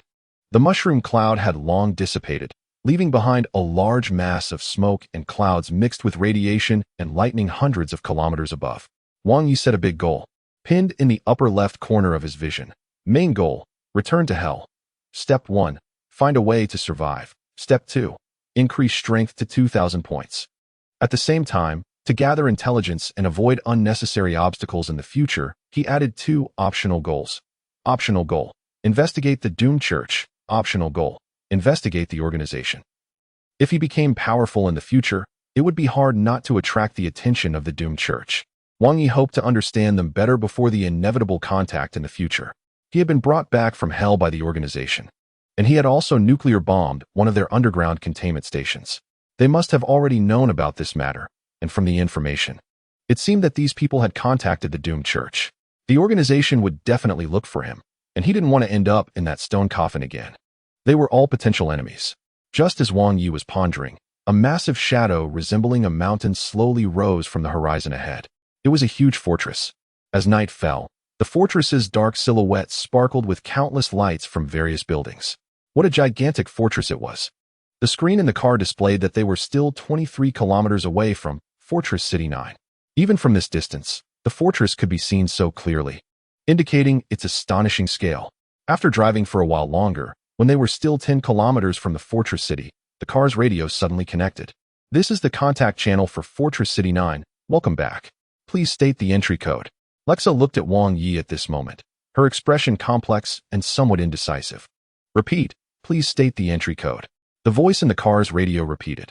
Wang Yi and Lexa remained silent, and the car continued to speed toward the Fortress City. Last repeat, please state the entry code. The tone of the voice in the radio changed. 2001, 36, 57, code, Lexa said. Welcome home, 57. We detected a nuclear explosion. The radio responded. We sent a distress signal to the doomed church, Lexa added. The Iron Wolf battle group of the doomed church has dispatched reinforcements and is heading toward the station, the radio continued. We didn't encounter any.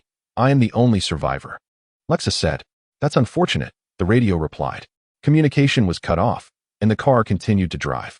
Lexa looked at Wang Yi and said, You'd better get out now, or the gate guards will definitely find you. I remember you. Lexa, Wang Yi said. Don't let me regret doing this. Lexa shook her head and held the steering wheel tightly. Wang Yi opened the car door, grabbed the handle, and jumped out of the speeding truck at 180 kilometers per hour. Wang Yi leaped forward, and immediately after landing, he jumped again, releasing the inertia from his body with each leap. Each jump he took left a large crack in the ground, bursting out a cloud of smoke. As his speed decreased to a certain point, Wang Yi began to run, moving as swiftly as a black panther. The truck continued down the road. Lexa would meet up with her colleagues from the organization and then receive better treatment. Meanwhile, Wang Yi was already far away, sprinting at high speed under the night sky, quickly approaching Fortress City. After running nearly 10 kilometers, Wang Yi finally arrived at the base of the Fortress City's walls. A sour stench wafted over. A shallow sewage marsh lay a couple of kilometers from the city. The towering gray city walls were made of alloy, rising over 1,000 meters high. About 40 to 50 meters from the metal walls, there were many large pipes discharging sewage. The wastewater had turned the nearby land into a swamp. Behind the heavy iron curtain was a complex of buildings continuously accumulating upward like a mountain. The closer he got, the less he could see above. At the massive gray iron gates were checkpoints and large gun turrets for guarding. By the time Wang Yi arrived, the truck driven by Lexa had already entered. It seemed the only way to enter the city was to break through the sewage pipes. He stepped on the exposed, muddy white rocks, searching for a foothold, jumping high repeatedly to approach these drainage pipes. The wastewater poured down like a waterfall and emitted high temperatures. Just smelling the pungent odor indicated that the water was highly toxic, likely industrial waste. The iron wall had a slope, and its outer shell had many rolled edges, with several large rivets beginning to fall off, exposing half of themselves. He found a drainage outlet that wasn't discharging water, stepped on the wall, and leaped up, grabbing onto the protrusions to climb. In just a few moments, Wang Yi reached the edge of the drainage pipe. Wang Yi estimated the diameter of this circular drainage passage to be over 100 meters. The iron railings meant to block outside creatures had been corroded by industrial wastewater, creating a large hole. He crawled through the hole and moved forward in the dark tunnel, The ground was slippery, and the walls were covered with disgusting red bulbous mushrooms that emitted a dark red light in the darkness, which was quite revolting. After delving deeper into the pipe, Wang Yi finally left the sewage stage and entered a more complex drainage system. The walls here had a lighting system. In the dim light, it felt like a bomb shelter, hot and humid, filled with a foul smell. In the center of the walkway was a river of wastewater, with complicated paths crisscrossing overhead throughout the space. He seemed to have stepped on something. Looking down, he saw an empty can. Wang Yi picked up the can and, using the faint light, saw that it was labeled Synthetic Meat Instant Food Can. Someone has lived here. But something felt off. Although this small can was empty, it was evident it had been used for a long time. Wang Yi reached in with his finger and stirred it. It was sticky, with slippery meat fragments inside. Fresh meat. At the same time, a dozen people suddenly appeared in front of and behind Wang Yi. They held crude cold weapons, wore ragged clothing, and their figures were not particularly stout, but not thin either. The cold weapons in their hands were not standard weapons, but assembled weapons made from various steel structures and sharp objects. Wang Yi slowly stood up and counted 16. They were strong. Were they law enforcers from the Iron Shavings District? Gang members? Or something else? It didn't matter. He was alone, intruding into their territory. This group of people did not regard Wang Yi highly. They were conversing among themselves, their eyes revealing greed and hunger. We'll eat the arms and legs tonight. The organs can be pickled and enjoyed slowly later. I want to eat his abs and back, and finish him off before the Rat King discovers him. As food is hard to come by, Wang Yi looked at them, not gaining any information, just a group of ordinary people. For whatever reason, they lived in this toxic, sewage-filled system, relying on cannibalism to survive. The other side took the initiative, with the stronger ones charging in front and the slightly weaker ones following behind, flanking Wang Yi. They made a grave mistake. In this narrow passage, no matter how many people there were, they were merely decorations, as the passage was only wide enough for two people to stand shoulder to shoulder. When the cannibals surged forward like a human snake, Wang Yi only had to face the attack of one person. Even in an open area, if they all attacked together, they would not be Wang Yi's match. Since they chose to attack, Wang Yi showed no mercy. He was faster, charging in and throwing a punch that shattered the opponent's skull, killing him instantly. Then, Wang Yi leaped off the wall and landed among the crowd, delivering lightning-fast punches that broke their spines, ribs, and sternums. The sound of bones breaking echoed one after another. And in just a few seconds, this group of cannibals lay scattered on the ground. They hadn't even had the chance to raise their crude weapons before Wang Yi took care of all of them. Once they were all down, Wang Yi began to inspect the belongings on these people. Aside from tattered clothes and makeshift weapons, they had nothing else. It was clear that they were just the abandoned vermin of this massive fortress city. They lived a life of cannibalism, but in reality, they had long been consumed by the city. Wang Yi didn't need the garbage weapons these people had. So he didn't waste time picking them up and moved deeper into the tunnel, searching for an exit to the upper streets. Wang Yi climbed up through the complex pipes and stairs, and the surroundings began to change. The lights increased, tattered but colorful flags hung on the walls, and the stench and dampness of sewage lessened significantly. Behind the pipes, in the crevices, and in the overhead passages, there were many eyes watching. Wang Yi knew he was being monitored, but he didn't care and continued to walk upwards. When he reached a large circular open space, a crossbow bolt flew in from above, striking the ground in front of Wang Yi and bouncing off. This circular open space appeared to be a transfer station for the sewage system, with 6 stone bridges leading to 6 different pipes, linked in the center by a large circular mechanical structure. However, it was clear that this mechanical structure had lost its function. Hundreds of meters above, rotating exhaust fans spun, letting starlight pour down. Above this barrel-shaped space, there were artificially constructed complex interconnected aerial iron bridges. Numerous skinny monkeys clung to them, aiming down with makeshift bows and crossbows. These people had also drilled many holes in the cave walls, seemingly turning this place into a nest. Who goes there? This pipeline is the territory of the Sewage Kingdom. An elderly voice came from the opposite stone bridge. Wang Yi saw a group of ragged people wrapped in chains, iron sheets, and various trash as armor, holding homemade spears. Emerging from the darkness, they stood in a line, parting to create a path. An old man with a cane, wearing a crown made of iron rings and various scraps, appeared in Wang Yi's view. Type: Psionic. Psionic rating: 5. Wang Yi paused, looking at him without saying a word. This guy turned out to be a psionic. It seems I need to update my information. Humans in this world can become psionics through other means. My rats have seen you. You killed some damn people. And not our people. The old man trembled, but did not appear weak. His voice was loud, filled with wisdom and emotion. I am the leader of the sewage gang. Whether they are rats or humans in this area, they are my people, and we live here. They call me the Rat King. As the Rat King spoke, several rats crawled out of his thick white beard, sliding down into his clothes to warm themselves. Wang Yi paced back and forth in front of them, sizing up this group of beggar-like people, and in the corner of his eye, the information about the Rat King updated. Illegal psionic, Rat King, rating 5, leader of the underground sewage system of Fortress City No. 9, capable of sharing senses with rats. I want to go to the surface. Do you know the way? Wang Yi asked. Before I answer your question, you must answer mine, the Rat King replied. He looked at his followers, signaling them to lower their weapons. Are you a law enforcer from the Iron Shavings District? Or a monk from the Dooms Repair Society? Or simply an unlucky bounty hunter? The Rat King asked. Wang Yi shook his head. He was none of those. Then that's strange. But I'm sure you don't belong here either. The beings down here have all been abandoned by the great divine emperor, the Rat King sighed. Could he be a wild frontier mercenary? One of the Rat King's subordinates interjected. Those people wouldn't appear underground, my child. They would be sent to the ruins of the cities in the wild, then ruthlessly chewed up by demons. The Rat King shook his head. But he is so tall and strong, the Rat King's subordinate added. That's what I can't understand, child.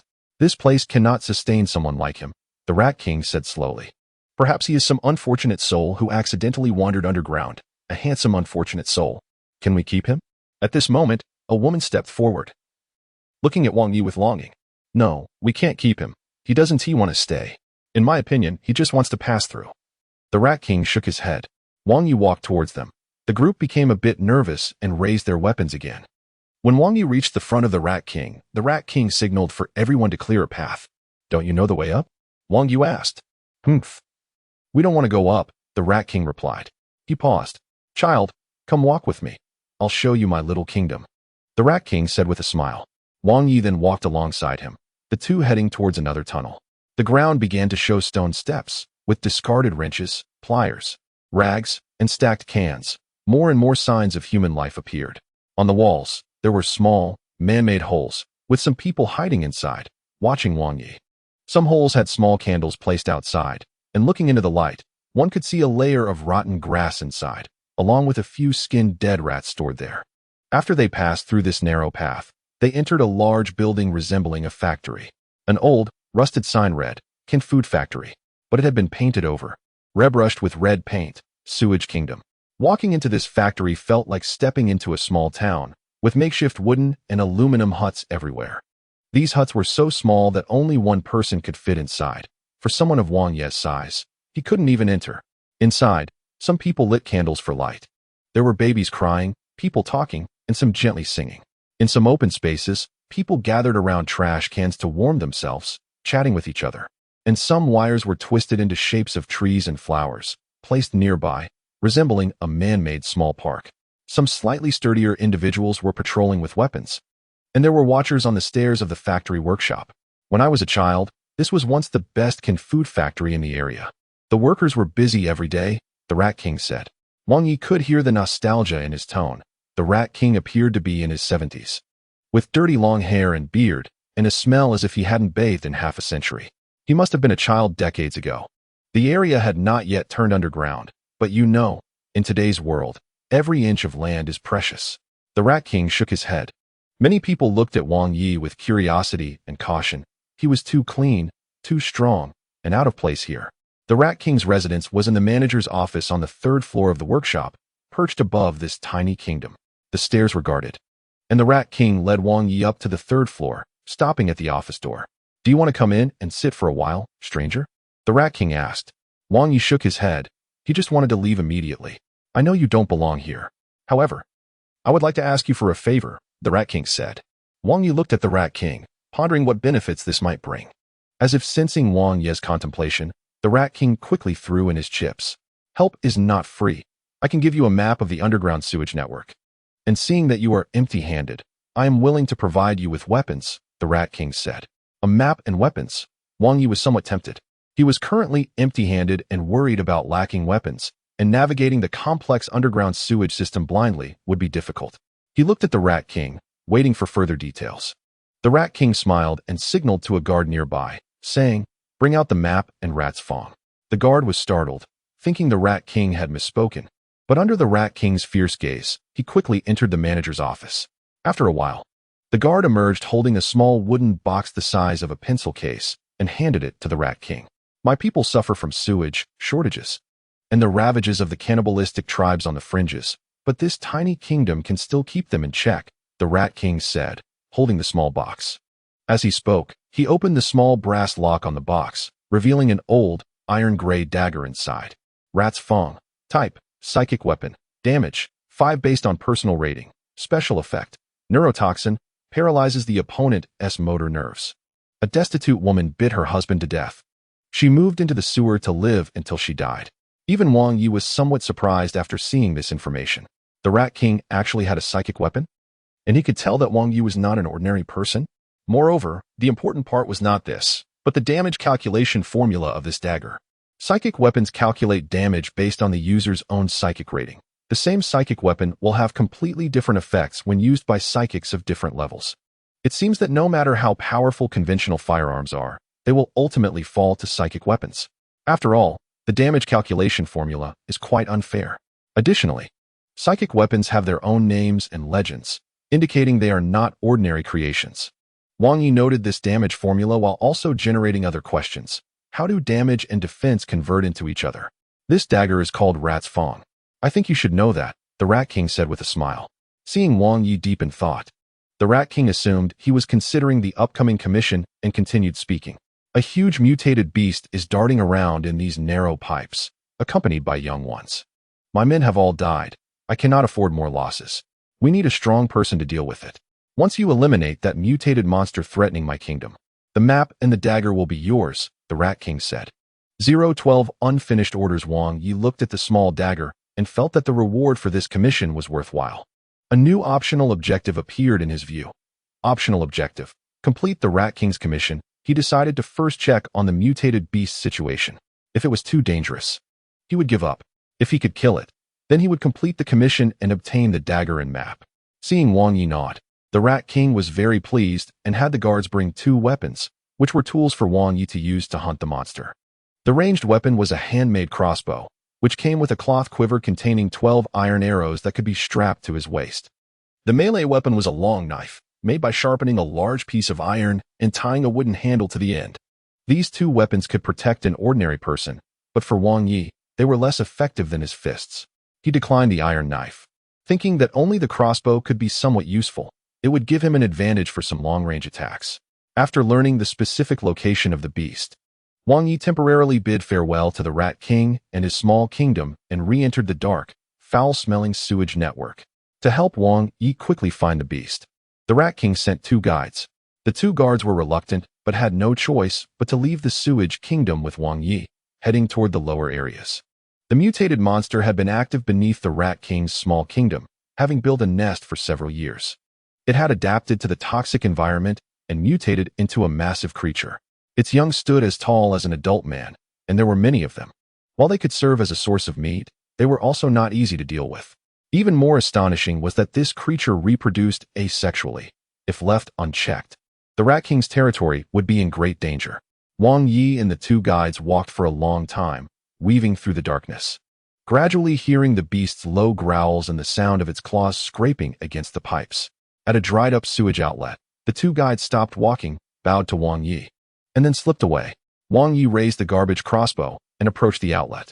Below was a circular pile of garbage, with an exhaust fan above spinning and illuminated by moonlight, casting shadows of its blades. The environment here was similar to where he first met the Rat King, just a bit smaller. Wang Yi guessed this used to be a sewage reservoir, but now it was filled with stinking oval-shaped objects. He saw a massive white, quadrupedal creature wandering in the square below, surrounded by many sleeping young ones. After observing for a while, Wang Yi estimated that this mutated monster was about the size of a heavy truck, while each young one was not so exaggerated, standing only half of his height. This creature resembled some kind of giant albino mole, very fat with degenerated eyes and slick skin covered in rings. Wang Yi could not see any information, This large mole monster was not a demon and had no psychic energy, just an ordinary species mutated by the underground toxic water. He squatted at the outlet, observing the situation below. The outlet was approximately 20 meters above ground, with garbage piled against the walls below, providing a route for him to step on the garbage and return after going down. Wang Yi took out the garbage crossbow, having formed an idea. He would jump down, kill 5 young ones, and then land a blood punch on the big one. If he could take it down, it would be a great victory. If not, he would observe its condition and decide whether to go for another punch or retreat. In any case, it would not be a loss. Having made up his mind, Wang Yi raised his hand and shot an arrow with the crossbow toward the distance. The arrow struck a metal box, ringing out in the silent space. Below, the beast almost simultaneously turned its gaze toward that direction. At that moment, Wang Yi leaped down, stepping on the side of a young beast. His weight and the force he applied causing the young beast to spill its intestines. The kill count immediately jumped to 1. Without waiting for them to react, he punched one young beast after another, then approached the albino mole monster and delivered a blood punch. His fist, glowing red, struck the side of the mole monster's abdomen with a loud bang, creating a bloody hole in its side. The creature rolled on the ground several times before crashing into the wall, causing the garbage pile to tumble down. With a single punch, he killed it, and the result was acceptable. However, without killing demons, there would be no soul orbs, and he couldn't level up. Such slaughter held no meaning. The young beast scattered in all directions, but he didn't chase after them. After all, the commission only required him to kill the largest one. Wang Yi walked over to the corpse of the mole monster, where green acidic fluid was oozing from its side, sizzling as it burned the ground. He twisted off its head, cut open its skin with an iron arrow, and prepared to leave. At that moment, a corpse lying near a pile of garbage caught his attention. Wang Yi set down the mole's head and approached the corpse, which was lying on the ground. The corpse was dressed in black leather, with a submachine gun holstered on its thigh and tactical straps on its body. Its outfit looked quite impressive. Definitely not someone who lived in the sewers. Wang Yi kicked it over, revealing a decaying face. The body had not yet fully decomposed, indicating it hadn't been dead long, likely killed by the mole monster's spray. Why did it die here? Furthermore, judging by the tactical straps, it should have had a long gun, which it may have lost during the action. Wang Yi rummaged through its pockets and found a small wallet containing several pieces of paper currency, which depicted a serious, long-haired man. This must be the currency used in this world, called currency, with seemingly only one unit, the currency, and a very small denomination of just 2 currency. He counted it up. There were only 20 currency in total, 5 bills of 2 currency and 2 bills of 5 currency. Very poor. The most valuable item in the wallet was a small folded note. Unfolding it, he saw some crooked writing. Acid-resistant leather jacket material. Skin of a large mutated creature. At least 60 feet. Deposit, 20 currency paid. Remaining balance, 10 currency. Orderer, Shocklayton. Note, customer provides key materials, enjoys a 50 discount. Mercenary Supply Station Armor Customization Service Voucher from the Iron Shavings District. So this deceased was named Shocklayton, a mercenary. He had ordered armor for himself and had gone out to collect materials to save half the price, only to end up dead here. The money in the wallet was enough to pay the remaining balance and still leave him with 10 currency for living expenses. Wang Yi took the wallet, thinking he might as well complete this transaction after returning. Optional objective, acquire acid-resistant leather jacket. He then removed the gun holster from the corpse's thigh, putting it on himself, and carefully examined the submachine gun. The gun was short but thick, with a wooden grip, and the barrel was square, not at all ergonomic. The iron-gray long magazine protruded from below the grip, with an ejection port on the right side. There were no sights on the barrel, making it only useful for close-range spraying. The gun had a damage rating of just 3 points, a very poor weapon. He detached the magazine and checked a bullet, finding it to be a low-quality copper small-caliber round. Better than nothing. At least it was much better than the crossbow he had. He discarded the junk crossbow and quiver, carrying the mole's head back. The monster's skin should be enough to make that leather jacket. So Wang Yi decided to return to find the Rat King first. Once he got that energy dagger, he would come back to skin this thing. 013 Underground Conflict. Wang Yi jumped back to the sewage outlet, retracing his steps through the dark tunnel. His memory was remarkable. He wouldn't forget the places he had passed. The normally quiet end of the tunnel was filled with faint noises. Wang Yi paused to listen carefully. Someone was fighting. He pulled out the woodpecker pistol and quickened his pace. Turning a few corners and crossing a ditch, Wang Yi found a long iron knife on the ground. This was a weapon used by the Rat King's guards. Nearby, filthy water was flowing down noisily, and when he looked down the stairs, he saw a man floating in the stinking water. It was the guard previously sent by the Rat King as a guide. With several crossbow bolts lodged in his back, he had been attacked. As he got closer to the sewage kingdom, the sounds of scuffles became clearer, and he could see more than a dozen figures quickly running past in the tunnel. Oh! Suddenly, a group of people appeared behind Wang Yi, wielding heavy clubs and rushing at him like madmen. He recognized them as the cannibals he had encountered just after entering the sewers. Without hesitation, he raised his pistol and fired a burst. The gunfire illuminated the tunnel, with white smoke mixing with the acrid smell of gunpowder, and in just 3 seconds, 32 bullets had been fired. The pistol had an extremely fast firing rate, but the sound was quite ugly. The group of cannibals fell to the ground, and Wang Yi's kill counter reached 5. These were all ordinary people, and no soul orbs floated out, so Wang Yi didn't reload. Only by killing demons could he obtain soul orbs. Killing humans didn't yield any. However, this was not a big deal for Wang Yi. He wouldn't kill indiscriminately unless necessary. If he really needed to kill, his own hands would suffice. The gunfire echoed through the pipes, and perhaps hearing the gunshots from behind them, the morale of another group suddenly surged. Wang Yi holstered his gun and ran toward the Rat King's territory, noticing along the way that the cannibals were grappling with another group. Unsurprisingly, they were fighting against the Rat King's people, indicating that the Rat King's little kingdom was facing a test. Wang Yi arrived at a passage piled high with corpses, with several rats scurrying across his feet, turning back to squeak at him as if urging him to follow. He recognized these as the Rat King's spies and followed the rats down a side path. Crawling through the dark, narrow passage that was only half his height, Wang Yi sensed he had reached above a reservoir. This was the dried-up reservoir in front of the sewage kingdom's gate, where dozens of people were engaged in a brawl below. Thanks to the moonlight above and the flickering stars below, he could see the brutal scene unfolding. Some women were perched on the barbed wire above the reservoir, shooting down with crossbows, while those below retaliated, and occasionally women would fall from above, landing in a crippled state. The people lying on the ground, whether dead or severely injured, were being dragged away by the Bloodmouth gang. Some women who fell to the ground had broken legs and cried out in agony as they were dragged away, reaching out toward the Rat King. Wang Yi was positioned higher than those women on the wire, estimating he was over 30 meters off the ground. On the ground, the Rat King's forces had suffered heavy casualties, with nearly all the men dead, and even some women had to charge out with cold weapons to fight for their lives. However, after brutal close-quarters combat, they were all defeated. The brawl quickly came to an end, and the Rat King lost most of his able-bodied men and women, who lay in pools of blood, waiting to be slaughtered. Your kingdom is finished. Old man, a strong, dark-skinned man stood in front of the wooden door of the sewage kingdom, shouting, with a large iron hammer slung over his shoulder. Meanwhile, the Rat King, protected by the last few guards, stood in the factory manager's office, looking out the window at this man. It was Cast, the leader of the Bloodmouth gang. He actually came in person, the Rat King's guard exclaimed in surprise. The Rat King calmly watched, not panicking at the sight of the Bloodmouth gang leader coming in person. A rat crawled by beneath the window, squeaking twice. Wang Yi jumped down from the passage, lightly landing on the barbed wire, holding the mole's head in one hand and gripping the wire with the other, observing from midair. Below, there were a total of 21 people. The one called Cast was the leader, all armed, but none posed a threat.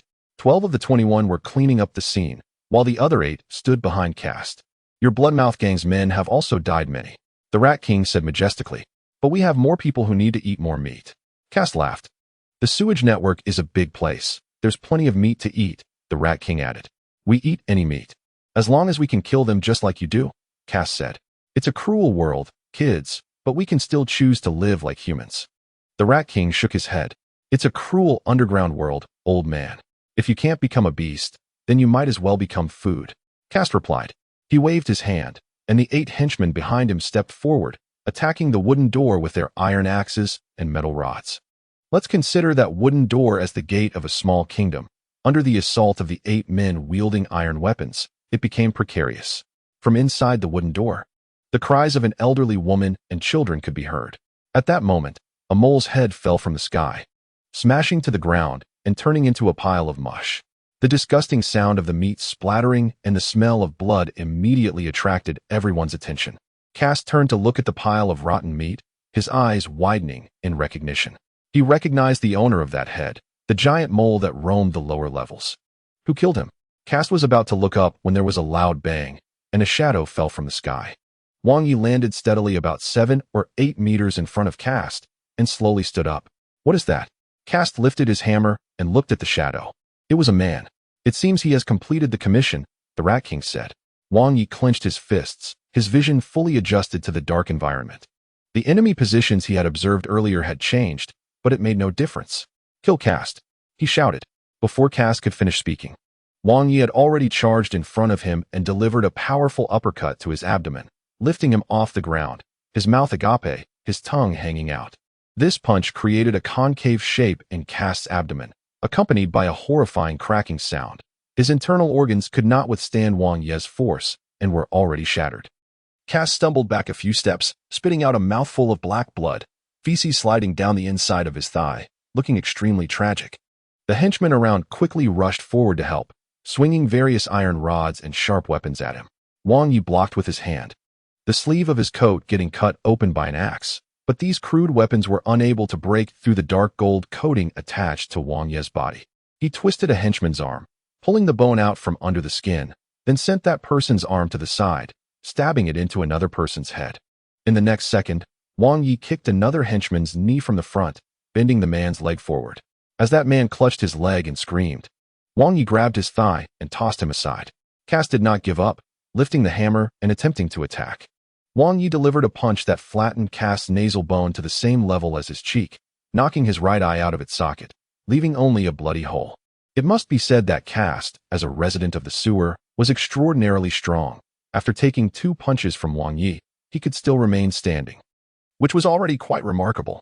After Cass fell into a daze again, Wang Yi continued to deal with his henchmen. The kill count had already reached its maximum. But Wang Yi did not use the blood fist, as it was completely unnecessary.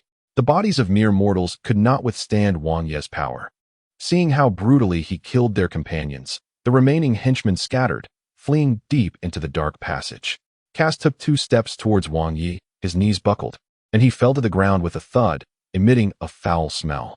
As Wang Yi dealt with this attack, the last guards of the Rat King rushed out the door, wanting to drag their still living but downed comrade back into the kingdom. Wang Yi brushed off the dust from his sleeves and looked up at the Rat King. I would like to thank you, stranger.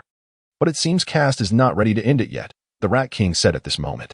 Just then, a strange noise from twisted bones and muscles came from behind Wang Yi. He turned to see Cass slowly rising from the ground, his skin ruptured, black muscles twisting together like a twisted dough. He opened his eyes, a pair of red irises staring at Wang Yi, thick, hot acidic liquid dripping from his mouth. Type: mutated creature. Psychoenergy score: 50. Information appeared before Wang Yi. Cass was no longer human. Cass let out a terrifying whimper, like a zombie. The Rat King's guards beside him were so frightened they fell to the ground. Cass approached Wang Yi, his expression grotesque, his red eyes like a demon. Thud. Wang Yi raised his hand and threw a punch, blood fist. Cass shattered before Wang Yi, a blood hole forming in his upper abdomen and waist. A large chunk of flesh flying out. The 600 damage of the blood fist was too much for Cass to withstand. As he fell, a soul sphere appeared, and Wang Yi reached out, absorbing the sphere into his palm. The automatic pistol's bullets were instantly replenished, and the upgrade progress bar rose to 82. Seeing Cass being obliterated so quickly by Wang Yi, the surrounding guards sat on the ground in shock. One hit. Just one hit? Did you see his fist? He is a psionic. The guards whispered. Wang Yi returned to the Rat King's kingdom, where only children and the elderly remained standing. Counting carefully, there were less than 20. More people lay on the ground, the guards dragging the severely injured back. Given the resources and environment here, they could only wait to die. But this was not something Wang Yi needed to worry about. He approached the Rat King to collect his reward. Thank you, stranger.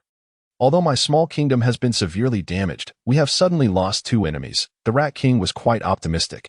A few rats ran across the floor. The Rat King handed a map to Wang Yi. He unfolded it and looked, his eyes scanning, automatically building a 3-dimensional map model in his view. Wang Yi thought to himself, rotating the map, and found that the Rat King's map did not cover all areas of the underground sewage network. In Wang Ye's map, places he had been were shown in dark green, while unvisited areas were displayed in gray. Below the known range, there was still a large area of black unknown territory. It seemed that this sewage facility was much larger than he had imagined. To Wang Ye's surprise, the map also included some surface areas, although not much. Probably just a few streets worth. The location of the white mole's corpse flickered with an orange dot on the map. With a thought, a green navigation line appeared beneath his feet. The Rat King did not know what Wang Yi was looking at. He could not see what was in Wang Ye's view. Wang Yi rolled up the map and returned it to the Rat King. He no longer needed that paper. It seems you already know where to go, the Rat King said with a smile as he took the map. Wang Ye's map rotated slightly in his view, showing 7 exits in the upper part. He selected the nearest one, and a red navigation line appeared beneath his feet. The Rat King then took out a small box containing rat teeth, opened it, and handed it to Wang Yi. He took out a dagger, weighing it in his hand. After Wang Yi picked up the dagger, his personal score also changed. Personal Psycho-Energy score, 60025. The dagger's damage converted to a score of 25, and this 25 was added to Wang Ye's personal score.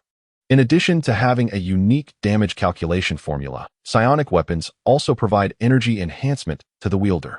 At this moment, he also displayed a target tracking prompt, and the Rat King's commission could be deleted after completion. Optional goal: complete the Rat King's commission. He checked the remaining goals. Main goal: return to hell. Step 1: manage to survive. Step 2: increase strength to 2,000 points. Optional goal: investigate the Domus sect. Optional goal: investigate the organization. Optional goal: obtain acid-resistant leather jacket. Returning to hell is essential to understand why he has appeared in this world. That is the most important thing. However, the prerequisite for achieving this goal is to at least have a strength with a psychic score of 2,000 points. At least on par with the black-armored demon. Before that, he needs to establish himself in this vast city, survive, and hide. Wang Yi returned to the place where the mole's corpse was located. He used the mole's teeth to cut through the flesh and skin, completely removing the mole's hide. The sour-smelling bodily fluids couldn't harm Wang Ye's hands, as a dark golden coating protected his skin. Wang Yi folded the mole's hide in half, found the mercenary's corpse, stripped off his clothes, tore them into strips, and wrapped the hide, slinging it over his back. Following the navigation line, he walked toward the sewage network above, where the passage grew narrower and sewage flowed from the small ditch into the drainage pipe. After turning a few corners, a cool breeze blew from the ahead passage, and some noisy sounds reached him. Wang Yi saw an exit. Green water flooded up to his ankles as he stepped out of the round drainage outlet, finding himself in a small sewage pool. The surroundings resembled an industrial area, with the sounds of heavy machinery production echoing. The street was desolate. Looking up, the towering buildings mixed with various transmission pipes twisted upward, encroaching on the sky. A few poorly dressed people passed by on the street, glancing curiously at Wang Yi before continuing on their way. This should be the lowest level of the 9th fortress city. The time was unknown, but judging by the position of the moon, it was likely late. He pulled up the map to look for the mercenary supply station in the iron shavings area. Fortunately, this station was within the map's range, and a green navigation line appeared beneath his feet. It was time to complete the order for the acid-resistant leather jacket. 015 Encounter. Wang Yi walked alone along the navigation line on the street. The further he went into the city, the less sky he could see above. The intricate, interlocking aerial tracks and large buildings were consuming the city's sky. The navigation line stopped in front of a massive black building, the roll-up gate tightly closed. All lights turned off, and he could only see the name of the building, Comprehensive Commercial Plaza, on a rusted sign above the roll-up gate. The mercenary supply station in the iron shavings area was surprisingly located inside this building, but it was now closed, and he could only wait until dawn to return. However, Wang Yi had nowhere to go. Even when he occasionally saw someone on the street, they were hurrying by, seemingly unaware of anything. Holding the mole's hide, he glanced at the map, and as he moved, the ground part of the map expanded a bit, indicating it could record the places he had been. Wang Yi backtracked, looking for a quieter place to spend the night. Theoretically, he could go a week without sleep, recovering all energy with just 2 hours of sleep. But being awake consumed bodily energy, and since he had not yet found a way to survive, it was better to sleep more to conserve energy. After walking a while on the street, he saw 2 large vehicles parked at the corner, with 4 guards in full black clothing and full-face helmets standing nearby, armed. A silver-haired woman had her back to Wang Yi, working with several other guards to set up equipment on the road while chatting. What is the current and/or index? The silver-haired woman asked. 327. Very stable. Should be fine, a guard replied. What was the previous fluctuation about? What are those people living in the sewers up to? The silver-haired woman shook her head. Wang Yi was over 30 meters away from them, but his super hearing still caught their conversation. Although he didn't know what the and/or index was, he checked the map and realized this place was directly above the Rat King's small kingdom. Tomorrow, send a patrol team down, the silver-haired woman said. That area isn't under safeguard jurisdiction, the guard replied. I know, but if we don't go, you can wait for a hell gate to appear in the city. Do you expect those mercenaries to handle such matters? The silver-haired woman insisted. The guards noticed Wang Yi, raising their automatic rifles to aim at him. Wang Yi recognized that the gun was the same as his. Mercenary, leave. It's already curfew. A guard shouted. The woman heard the noise, stood up, and looked at Wang Yi. Her skin was very pale, with a prominent nose, based on her facial features and appearance. She seemed to be of Eastern European descent. Her curvy, tall figure, competent demeanor, and stern expression, along with scars on her lips and cheeks, exuded aggression. Hey, you're still outside during curfew? Not even mercenaries can do that, the woman said sternly, quickly approaching Wang Yi with two guards. Perhaps seeing Wang Yi holding the animal hide, with a gun strapped to his leg and a tall, strong physique, they defaulted to assuming he was a mercenary? The woman stood before Wang Yi, only a head shorter than him. I am Irhardna, the captain of the 9th Fortress City Security Guard. Show me your residence permit and firearm possession certificate. Irhardna demanded. Wang Yi naturally had none of those things. He examined Irhardna's face. Noticing that the humans in this world seemed to have lost distinctions of nationality, with various ethnic groups cohabiting. Unlike the Rat King, Irhardna didn't record information, indicating that Wang Yi's abilities could only record psychics. Trying to get by with silence? I'll give you 3 seconds, Irhardna said, placing her hand on the holster at her thigh, where a large handgun was secured. Wang Yi remained unmoved, merely shifting his gaze to the other guards. They were all ordinary people, not well equipped, and there was no difference. They wore bulletproof vests, standard small-caliber firearms, and nice uniforms. 3, 2. Irhardna began counting down. Captain. There's a rising trend in the and/or index in Zone 6. Suddenly, a guard stationed by the vehicle ran over. Irhardna paused, glared at Wang Yi again, and took a deep breath. Get in the car. Irhardna ordered angrily, making a gesture. She turned to walk away, then halfway, turned back to Wang Yi and said, Don't try to play tricks on me. This is not a lawless land. The black car sped away, leaving Wang Yi alone on the street. He left the main road and walked into a nearby alley, preparing to find a place to spend the night. Security guards? Curfew? Although this city was under high-pressure rule, it still maintained some semblance of human order. This reminded him of his own time, where the few surviving humans struggled underground, while the surface had already been swept by false gods and their special forces descendants. That was the end of humanity, an era where a species awaited extinction, where humanity had already perished.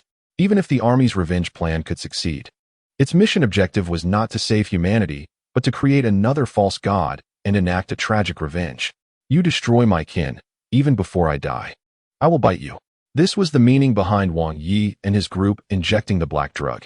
As the number of species on Earth had plummeted under the attack of the false gods, leaving them unable to find experimental subjects or time for experiments. Kill them all. Kill them all.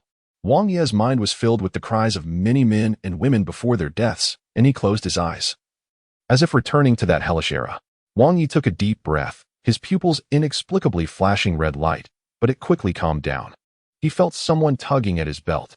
The movement was light, but to Wang Yi's super perception, it was no different from being punched. A thief? Without even looking, he reached back and grabbed a small hand. Hey, my fingers are going to break. A small boy's voice came through. He held the boy in front of him. He was about 15 or 16 years old, with bronze skin, just like himself, an Asian. He wore a dirty little vest and a sleeveless jacket, and his jeans had many holes. He was thin but had a delicate appearance. My hand is broken, big brother. It's broken, the boy cried. But Wang Yi could see the boy's petty nature through his exaggerated performance. He was probably a habitual thief. He let go of the boy and felt behind him. The dagger given by the Rat King was half drawn out, and the boy had just been feeling it. The boy thought Wang Yi would beat him up, so he quickly crouched down, covering his head, but unexpectedly, Wang Yi turned to leave. After walking a short distance, the boy actually ran over and grabbed his pants. Hey, big brother. Wait a minute. The smile on the boy's face was cheeky. Wang Yi frowned, unsure of what the boy wanted. 016, a place where you can see the stars. The boy blinked, a cunning look on his face that was not fitting for his age. He looked Wang Yi up and down and said, "You're not a mercenary. And that dagger is a psionic weapon. Am I wrong?" Wang Yi stopped and stared at the boy, exuding an unspoken authority. Hey, big brother, don't worry. We're not threatening you. The boy took a few steps back, raising his hands. What do you want? Wang Yi asked in a deep voice. Seeing that Wang Yi wasn't angry, the boy jumped and sat on a nearby trash can. My name is Jillian. I make a living in the Iron Shavings District. Wang Yi switched the mole's skin to the other hand, ready to leave. Jillian jumped down from the trash can and hurried over to grab Wang Yi, saying, Hey, wait a minute. I have a way to make money, Jillian said urgently. Hearing about making money, Wang Yi stopped. He needed to solve his survival issue. And currency in this world was essential. He looked at Jillian and said, Go on. Big brother, you look strong and seem like a tough guy. But I've never seen you around the Iron Shavings District. You must have come in secretly from below, right? Jillian asked with a smile. Coming in from below means the sewers, right? Wang Yi nodded. Then you definitely don't have a residency permit for the 9th Bastion City. Without that, you're even worse off than a beggar. You're restricted in everything, and no one wants to give you a job, Jillian said. Do you have a way? Wang Yu asked. Coincidentally, I don't have a residency permit either, but I know a way to make quick cash. As long as we get enough currency, we can find a connection to buy a residency permit, Jillian smiled. So why don't you go get it? Wang Yi asked. Hee. That route can only be taken by tough guys like you. Look at me. I'm scrawny and young, completely incapable. Jillian shook his head. Wang Yu understood. The route Jillian mentioned was probably illegal fighting. There's a place down below where they set up a fight venue. There are fights every day, no rules. No protection, but the rewards are very high. Jillian said quietly. So it's illegal fighting. Then I can go by myself, Wang Yi said in a deep voice. Jillian seemed to expect Wang Yi to say that, smiled, and said, It's not that simple. Without a manager and a deposit, you can't get in. Those guys are very cautious. Wang Yi observed Jillian's expression, discerning whether he was lying to him. I've seen many people and can tell you're a tough guy who doesn't talk much. To be honest, that dagger on your belt is worth quite a bit, more than the gun sold at the mercenary trading post. I was thinking of stealing your dagger to sell for a residency permit, but Jillian laughed. But you failed, and now you're asking me to partner with you, Wang Yi said mercilessly. Life is hard. I'm still a kid and can only rely on this to survive, Jillian said with a bitter smile. How can I trust you? Wang Yi asked again. The competition requires a deposit, but it doesn't necessarily have to be money, Jillian said at this moment. I can use my dagger, Wang Yi said. Those guys will sell your dagger and then kill you, pretending you were never there, Jillian laughed. Let them try, Wang Yi scoffed. Big brother, I have a surefire way. We can use it as collateral. As long as you can win, we can make our first money, and then we'll have the deposit for the next match. Jillian said again. Why do you think I'll win? Wang Yi asked. Jillian hesitated for a moment, but still said, Because the Rat King believes in you. Wang Yi raised his head slightly. This kid actually knew the Rat King? The rat's teeth belonged to the old man. He wouldn't give this away for no reason, Jillian said. I killed him and took the dagger, Wang Yi said. Stop lying. Even the rats won't bite you. Jillian laughed. At this moment, 2 rats ran out from behind the trash can. I also came from below. I grew up there, Jillian said with a smile. Wang Yi understood. If you lose, what will happen? Wang Yi asked. They'll sell me to a factory to be a slave worker. Or sell me to human traffickers to be sent to the tech cannibals outside the Bastion City, in exchange for some high-tech equipment. That should be the worst outcome. Jillian said with a smile. Do they keep their word? Wang Yi asked. I don't have a choice, do I? Jillian shrugged. Wang Yi snorted, looked up at the night sky, and then extended his hand to Jillian. Jillian spat into his palm, and then clapped it against Wang Yi's hand, happily saying, All right. From now on, we're partners. Wang Yi pulled his hand back, looking at the saliva in his palm, feeling helpless. It's getting late. Big brother definitely has no place to go, right? Although I'm a thief, I have a little nest. Come with me, Jillian said with a smile. So the 2 of them walked one after the other down the alley. Wang Yi also pressed his hand against the wall to wipe off the saliva. Jillian chattered all the way, looking very eager to chat with someone. Hey, how should I call you, big brother? He suddenly asked. Wang Yi replied. Oh, that name is quite old-fashioned, But speaking of which, there are fewer people from our tribe in the Ninth Bastion city, Jillian said with a smile. The two walked for a while and finally arrived at Jillian's place. It was a tall building that resembled a growth, attached to a mobile gray-black giant structure. Constructed with privately welded scaffolding and iron sheets, forming layer upon layer of small metal box-like rooms. They climbed up the fire escape beside it, crawled into a passage about half a person high, and after feeling their way for several hundred meters, they finally found Jillian's residence. The people living in such buildings were all very thin, and the metal boxes were not large. Some were 4 or 5 square meters, while others were only 3 or 4 square meters. Many people's daily necessities and garbage could only be piled outside the metal boxes. Jillian, like a little rat, squeezed into his small metal box and then poked his head out to invite Wang Yi in.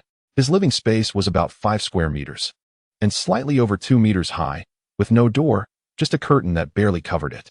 Wang Yi crawled into the small metal box, and because his size was too large, he could only crouch in the corner.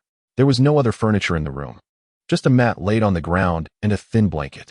The metal box had a hole no more than 4 centimeters wide, and a red cup was placed on a small wooden board serving as a windowsill. Moonlight shone through the small hole, and beside it hung a board that Jillian would put up when it rained to cover the hole. Look, though it's simple, as long as you sit inside, it gives a sense of stability. Jillian lay on the mat, feeling relaxed. Wang Yi knew this feeling. When the Demon Marine Corps penetrated into territories controlled by the Descendants Special Forces, they would also look for caves and valleys to establish bases. No matter how dangerous it was outside, there would be a sense of security in the camp.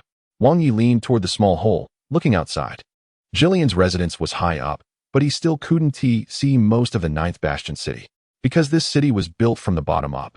The buildings are generally outrageously tall, and there are many illegally constructed connecting bridges in between, blocking the view. Want to see the scenery? You'd at least have to live on the 4th level. Otherwise, you can only see large factories and streets, Jillian said with her eyes closed. Wang Yi sat back down, placing the moleskin aside.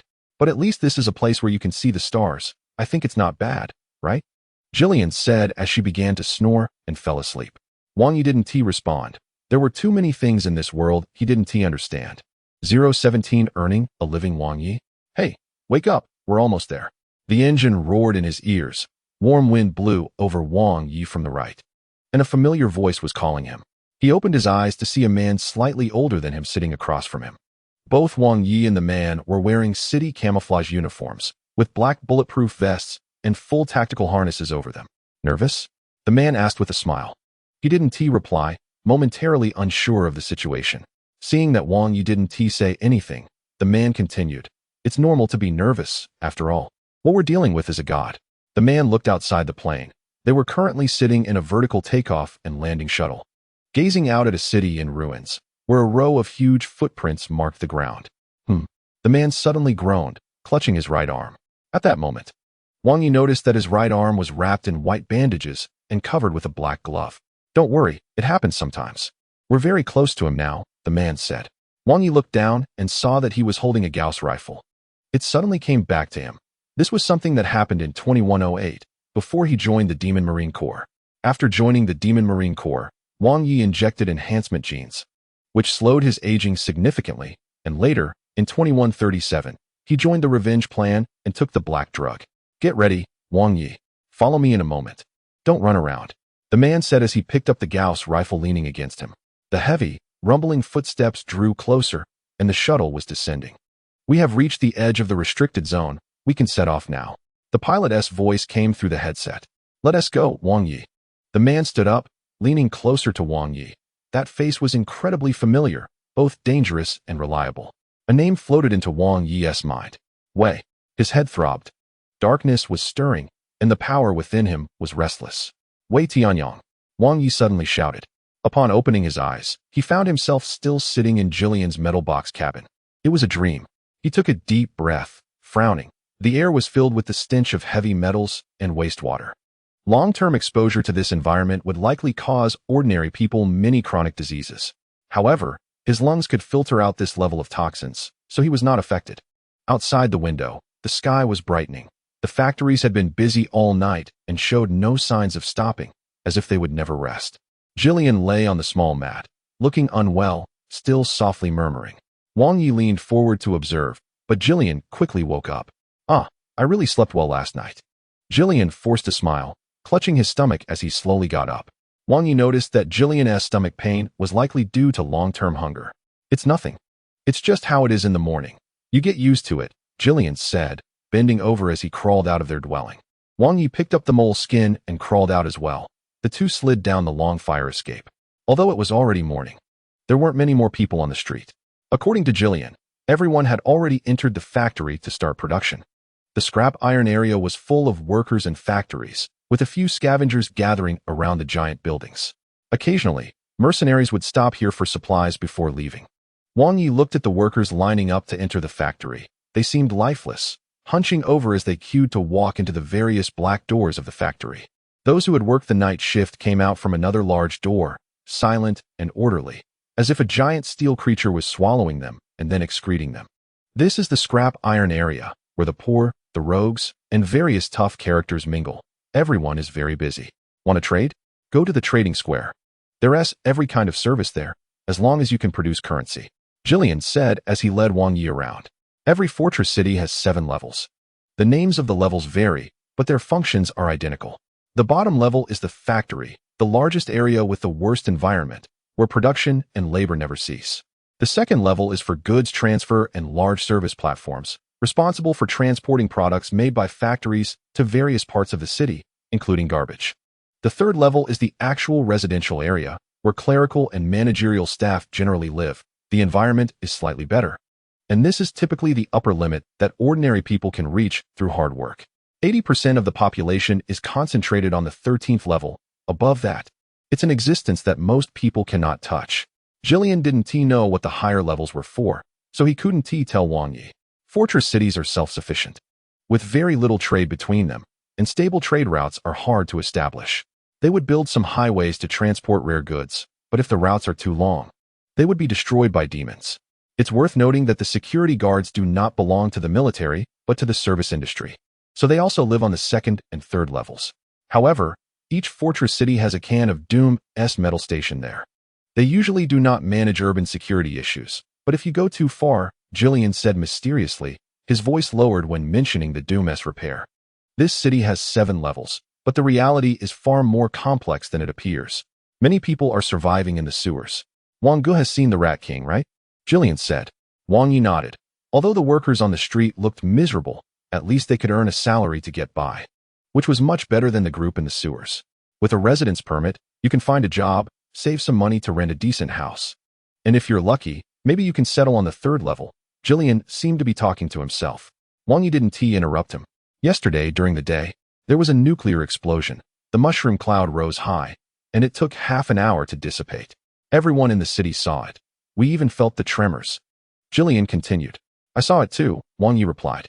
This was the first time I had seen a nuclear explosion so closely in my life. But don't worry. The fortress city has a force field protection device, and the radioactive dust will be dealt with. Of course, this isn't the time to talk about these things. The big brother is waiting here. Let us go, Jillian said as he glanced at the group of workers across the street. Wang Yi knew Jillian was going to steal money to buy food, so he pressed down on his shoulder. He placed the mole's skin on the ground, took out his wallet, and pulled out 5 2-currency bills from it. The acid-resistant jacket only required 10 currency as a final payment, and the dead mercenary had 20 currency. So there was enough money. Wang Yi was unclear about the inflation situation in this world and didn't know what the purchasing power of currency was. But just from the fact that a jacket only cost 30 currency, it seemed that currency was still quite valuable. Wow, you have money. Where did you get the 10 currency? Jillian's face flashed with surprise for a moment, but he quickly composed himself. Found it, Wang Yi said. Jillian took the bills and said, if this money is spent, it won't mess up Wang Gu's big plans, right? He looked at the mole skin Wang Yi was carrying. The acid on the skin had already drained. What big plans? Wang Yi countered. With such a large bundle of skin, it should be used for making equipment, right? The skin doesn't seem to be worth much. I see those mercenaries are selling organs and blood to make money, Jillian added. Wang Yi noted this information. It seemed that the internal organs and blood of mutated creatures were more valuable. 10 coins is a significant amount of money for someone like us. Enough to cover several days' worth of meals. But if Brother Wang can't afford equipment, I wouldn't feel right about it either. Jillian chuckled. Don't worry about it, Wang Yi replied. It's time to complete the order for the leather armor. A navigation line appeared beneath Wang Ye's feet, but he still had Jillian lead the way as they both headed towards the trading square. Wang Yi and Jillian arrived at the comprehensive commercial square, which was likely the largest trading square nearby. As they walked through the entrance, they discovered a hollow building shaped like a square with numerous shop doors, and overhead, there were cable lines used for transporting goods. Not just goods, some shop staff were even sliding between different floors on these cables. The mercenary trading station in the iron shavings area was located within this square. It was still early, and only a few unloaders and staff were bustling about. Jillian went off to buy food, while Wang Yi carried the mole's skin to the trading station himself. It wasn't difficult to find, as half of the entire first floor belonged to them. Wang Yi saw several muscular men unloading crates of bullet boxes from a trailer and sending them to the back of the trading station. The trailer also had dozens of brand new large-caliber automatic rifles. A tall, thin worker approached Wang Yi and greeted him. Selling skins? Wang Yi shook his head. The worker didn't waste time and walked away. Wang Yi entered the trading station, where a few mercenaries were sitting in the corner, seemingly checking their newly purchased gear. They glanced at the mole skin Wang Yi was holding and whispered among themselves. Inside the store was dim, with a row of new weapons on iron racks. Wang Yi noticed the price of a woodpecker pistol, 60 coins. At the same time, he spotted a double-barreled shotgun. It had a short wooden grip and short barrels, with a gray iron body that made Wang Yi's fingers tremble. This gun hung in the corner. Seemingly not many people were interested in buying it. But it was easy to understand. Mercenaries likely preferred assault rifles and similar weapons. Who would take a shotgun into the wilderness? However, these flaws did not prevent the shop owner from marking it with an exorbitant price, for 100 coins. Find a way to earn money to buy it. Wang Yi set a secondary goal. Optional goal, earn 400 coins. Below the wall rack, in a wall cabinet, there were boxes of bullets with varying prices. The cheapest was 1 coin per round, as every shot fired was money. The owner was a short, chubby man wearing glasses and an ill-fitting black suit, with slicked-back hair, who was checking inventory on a tablet. Beside him stood several muscular men inspecting the leather armor and knee pads in a crate. Wang Yi tossed the mole's skin onto the counter. The owner had already noticed Wang Yi. He threw the tablet on the counter and pulled out a magnifying glass to examine the skin Wang Yi brought. Skin from a mutated creature. But the quality isn't great. He scrutinized the mole's skin, occasionally glancing at Wang Yi. The skin is already dried. If I'm not mistaken, it was left out overnight, right? The owner asked. Wang Yi nodded. The size is decent, but this skin isn't fresh. If it still had some acid on it, it might be a good material for high-quality gear. I can only offer you this price, the owner said, extending 3 fingers. One of the muscular men muttered while busy. 30 coins. Wang Yi shook his head, pulled out the leather armor, and took out a small paper slip, laying it on top of the mole skin. The owner looked puzzled as he unfolded the paper and seemed to recall something. I remember now, the owner said, pinching the paper. He looked behind Wang Yi and asked, "Where is Mr. Clayton?" Wang Yi replied, "He can't make it." Can't make it. Interesting. The owner crumpled the paper and tossed it aside. One of the muscular men stepped forward, grabbed the mole's skin, and prepared to take it away. Wang Yi pressed down on it with one hand. Meanwhile, several bodyguards approached from behind, drawing their guns and aiming at Wang Yi's head. "What do you want, stranger?" The owner asked with a smile. "I want to collect the remaining payment and complete the order," Wang Yi said. "You are not Mr. Clayton." "I have no business with you," the owner replied. Seeing that Wang Yi wouldn't let go, 2 muscular men circled around the counter, ready to take action. The atmosphere became tense. Wang Yi assessed the situation. It wouldn't be difficult to take them down, but his goal was that acid-resistant leather armor, and fighting would complicate matters. "Why is the atmosphere so hostile this early in the morning?" "Grips, do you want me to teach you how to do business?" A woman's voice came from the entrance. Everyone turned to see a mature woman dressed provocatively, accompanied by a group of tough bodyguards, appearing at the trading station entrance. She had long brown-black hair and wore a dress with a deep neckline that accentuated her ample bosom. Her skin was chocolate-colored and seemed to have some kind of body oil shining brightly. Though her appearance was alluring, she had a long scar on her face, making her look fierce. It's the Iron Lady. Boss Grips and his subordinates bowed. The Iron Lady placed her hands on her hips and slowly walked over to Wang Yi, examining him with interest. "An Asian? It's rare to see Asians in Fortress 9. You look like a newcomer," the Iron Lady said with a smile. "This is a big city. You can't remember everyone." Wang Yi replied. She chuckled and said, Not many people in the iron shavings area are worth remembering. If you had been here earlier, I wouldn't just be meeting you now. She looked at Grips and asked, what is going on? Grips, do you want to swallow someone else's goods? He wants to make a transaction that he shouldn't be doing. I want to confiscate his items and investigate, Grips replied respectfully. The Iron Lady turned to Wang Yi, smiled, and said, there is no such thing as a transaction that shouldn't be done, only whether it can be done. Can you afford the payment? Wang Yi pulled out 10 coins and placed them on the moleskin. The Iron Lady looked at Grips and asked, is the price correct? Yes, Iron Lady. Grips bowed. She was satisfied, placing her hands on her hips and slowly walking to the entrance of the trading station. Pausing, she turned back and said, enjoy your day, newcomer. With that, she led her bodyguards away. What kind of person is she? The big boss of the trading station? No, with that kind of presence. She might even own the whole building. Grips took the money and instructed his men to collect the skin, but Wang Yi still held on to it. Well, if you want that acid-resistant jacket, could you let go? Grips said. Wang Yi released his grip, watching them carry the skin into the back room. Come back this afternoon to pick it up with this, Grips said, pulling out a copper token engraved with the mercenary trading station's emblem, a helmet design inlaid with horseshoes. Wang Yi took the token and turned to leave the mercenary trading station, where he bumped into Jillian at the entrance. She was holding 2 small paper bags, from which a strange smell wafted. Brother Wang, look what I bought. It's synthetic beef patties, 1 coin each. Jillian handed one of the patties to Wang Yi. He picked it up and looked at it. The patty was quite small, probably only the size of a palm. I'm not hungry, Wang Yi said, returning the patty to Jillian. That won't do. We still need you to show off tonight, Jillian said with a smile. Stop talking nonsense, Wang Yi said, not intending to negotiate. Jillian didn't say more, taking a few bites of the patty, and from her expression, it seemed to be a satisfying meal. The two left the comprehensive commercial square. The boxing venue wouldn't open until evening, and the leather armor could only be picked up in the afternoon. So there was nothing to do for the time being. Now, all they could do was wait. 019 Iron Wolf. The time goes back to yesterday. The containment facility experienced a corruption effect, leading to a series of containment breaches, and ultimately sent an emergency distress signal to the Doom's Order. The Iron Wolf battle group stationed in the 9th Fortress City responded to the call for help and dispatched 8 brothers to assist.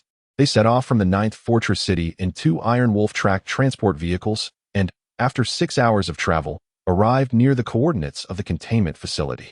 Just as they spotted the circular white buildings of the containment site on the ground, suddenly, the earth shook violently, and alarms blared from the transport vehicles. Then, the ground split open, and a strong gust of wind accompanied by a deafening roar sent dirt and debris flying into the sky. The voice and image of a brother came through the built-in communicator in Commander Gabriel's full helmet. Brother Gabriel, there has been a nuclear explosion 12 kilometers ahead, said Brother Ongron. It must be the underground energy core unit that exploded. We need to go down and investigate the cause, replied Gabriel. Other brothers also joined the channel, and a display projected onto Gabriel's retina showed the life signs and relative positions of the 8 brothers, including his own. We are ready for combat, Brother Gabriel. We can set off at any time, Brother Zion said at this moment. The battle armor will protect us from radiation hazards. Now, let's exit the cabin and walk towards the nuclear explosion site, Gabriel commanded. For the God Emperor. For the God Emperor. The group growled. Gabriel turned and, along with 3 brothers, exited the rear of the Iron Wolf tracked transport vehicle. The outside world was engulfed in thick dust, with visibility below 1 meter. 4 brothers from the other vehicle approached, their shoulders illuminated by lights piercing through the dust. Gabriel's team was now within the nuclear explosion range. But with the assistance of their battle armor, they could advance relying solely on coordinates and terrain analysis software. The elite warriors were equipped with a uniform model of battle armor, painted in the Iron Wolf battle group's unique iron gray color. This was the most common combat armor used by the Doom's Order, resembling medieval heavy knight armor, characterized by large shoulder pads and barrel-shaped helmets. The armor could expand into a protective stance, providing substantial physical defense, and gray cloth strips bearing the insignia of their battle group were wrapped around the waist, fluttering in the wind. Except for Gabriel, the other brothers were elite warriors, enhanced psychics trained for close-quarters assaults, and versatile in breaching tasks. So all the elite warriors present were equipped with various melee force field weapons. Brother Ongron was responsible for assisting Gabriel in commanding the second team of elite warriors.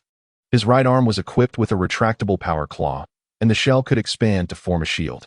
Other elite warriors were also armed with force field greatswords, kinetic hammers, and other melee weapons. In addition, these brothers were equipped with a uniform model of assault grenade launchers, a type of large handgun capable of firing grenades in succession, using a drum magazine that could hold 60 rounds at once. The protective capabilities of the battle armor were strong, allowing the elite warriors to charge through the explosion. As the only bishop on site, Gabriel did not need to use melee weapons. He could project lightning and flames with his mind, so he only carried a heavy grenade launcher. Moreover, his battle armor was slightly different in design. The helmet was painted red, and the shoulder pads were shaped like wolf heads, signifying his commander's identity. They ran through the dust tornado to the edge of the nuclear blast crater.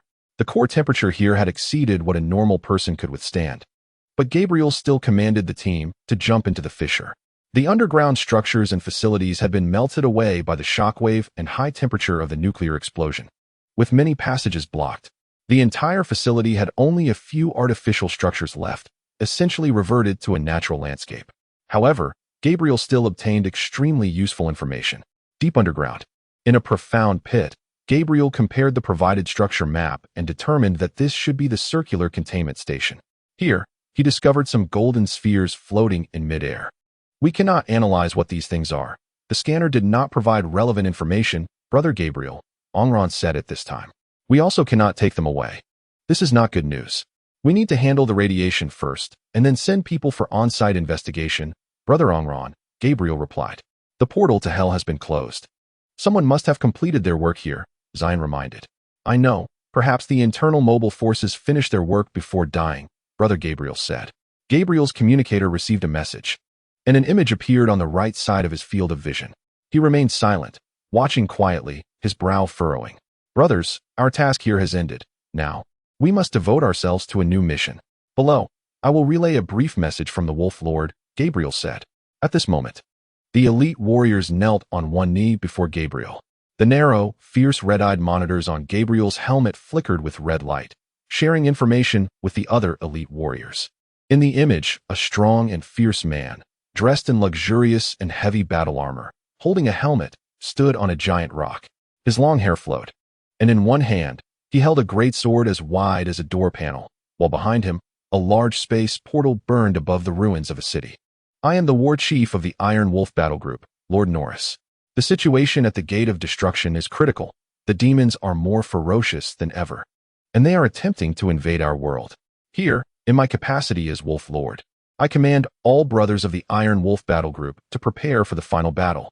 Starting now, prepare for deployment. Iron Wolf Battle Group stationed in the 6th, 9th, and 17th Fortress cities. Tomorrow we will head to the 42561 Standard Coordinate Area to participate in the Wolf Expedition led by me personally. For the God Emperor. The Wolf Lord Norris concluded his impassioned speech, and the image ended. The Wolf Lord is summoning us. We will set off tomorrow, brothers, Gabriel said. For the God Emperor. For the Wolf Lord. On the path of the wolf. The elite warriors whispered. In the afternoon, Wang Yi picked up the acid-resistant jacket from the trading station. Type, basic armor, physical defense, 2. Acid resistance, 5. The jacket was generally dark brown, but the sleeves and the upper back were grayish-white. It felt a bit slippery to the touch, and the chest area was embedded with aluminum plates, though it was unclear whether it was for bulletproofing or protection against melee weapons. It was better than nothing.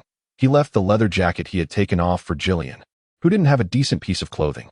In the evening, there was a 2-hour break in handover between the day and night shifts, so the streets of the Iron Dust Zone only became lively at this point.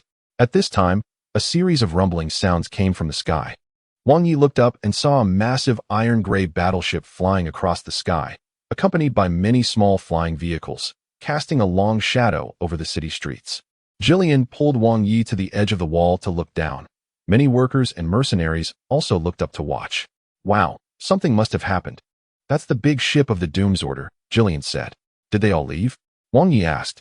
Definitely not. Some must have left, right? Forget about them. It's getting late. We need to hurry and sign up, Jillian said while bouncing off toward the other end of the street. Wang Yi glanced again at the massive battleship disappearing into the sky before following after Jillian at her urging. 020 Black Fist by evening. The sun's afterglow filtered through the gaps between the massive buildings, casting lines of light onto the dark streets. Although it was not yet dark, the iron dust zone felt like midnight because it was located at the lowest level of the fortress city, completely shielded from light. Wang Yi and Jillian arrived at a damp, dirty alley, where at the end, there was an orange light and bursts of applause could be heard. Many people were walking into the alley, just like them. In front of a gated entrance, a bald man with goat horns was guarding and collecting money. Wang Yi saw someone next to him take out something resembling a small phone and tap it against the device in the man's hand before entering. Could this be a payment? Wang Yi also had one of those things, obtained from a truck, but after destroying the account and rebinding it, there was no money left. The entrance fee was 1 coin, drinks were extra, and for betting, you needed to find a buddy. The man looked at Wang Yi and pointed the device at him. At that moment, Jillian jumped out from behind him. Jillian, what are you doing here? You don't have money to bet, the man laughed. It seemed he recognized Jillian. Jister, we're here to sign up for the competition, Jillian said with a smile. Just you? Haha. Jister laughed loudly. No, our partner is competing. Let me introduce you. Brother Wang. Jillian leaned against Wang Yi and smiled. Jister wiped the smile off his face and sized up Wang Yi. He is quite sturdy. This guy has some strength. All right then, the deposit is 100 coins. If someone bets on you and wins, they get all the coins. If you lose, the deposit 1T be refunded. Jister didn't seem to mind. He then extended the small phone-like device towards Wang Yi, wanting him to pay. Hee Jister, we don't have 100 coins. Can we pay the deposit another way? Jillian said at that moment. This guy looks like a mercenary. He shouldn't be unable to produce even 100 coins. I thought you were doing well lately. Found a big shot, Jister said, somewhat incredulously. Indeed, Wang Yi's acid-resistant jacket. The pistol strapped to his thigh and the dagger tucked behind his belt added up to far more than 100 coins in value. Plus, with his robust physique, it was hard to believe he was broke. How about we pledge ourselves to you? Jillian laughed. Ha ha ha. Are you joking? What are you worth in coins? Jister looked at the people around him and then at the bodyguards behind him, laughing. They all joined in the laughter. How much could a little beggar be worth? Don't underestimate me. You could make quite a bit if you sold me to a factory, Jillian said. I'm not unaware that escaping from there is as easy as farting. Don't talk so much. No money. No deal, Jister directly refused. Seeing that Jillian's approach wasn't working, Wang Yi reached out, grabbed Jister by the collar, and lifted him up to face him. Jister's feet left the ground. Just like a chicken being held by Wang Yi. You better understand who you're dealing with. Take your hands off me, or someone will break your spine soon. Jister threatened, staring at Wang Yi. Wang Yi stared back into his eyes and said, I want to compete. Arrange it now. No coins, no deal, Jister sneered. A few muscular black men rushed out from behind Jister, wanting to help.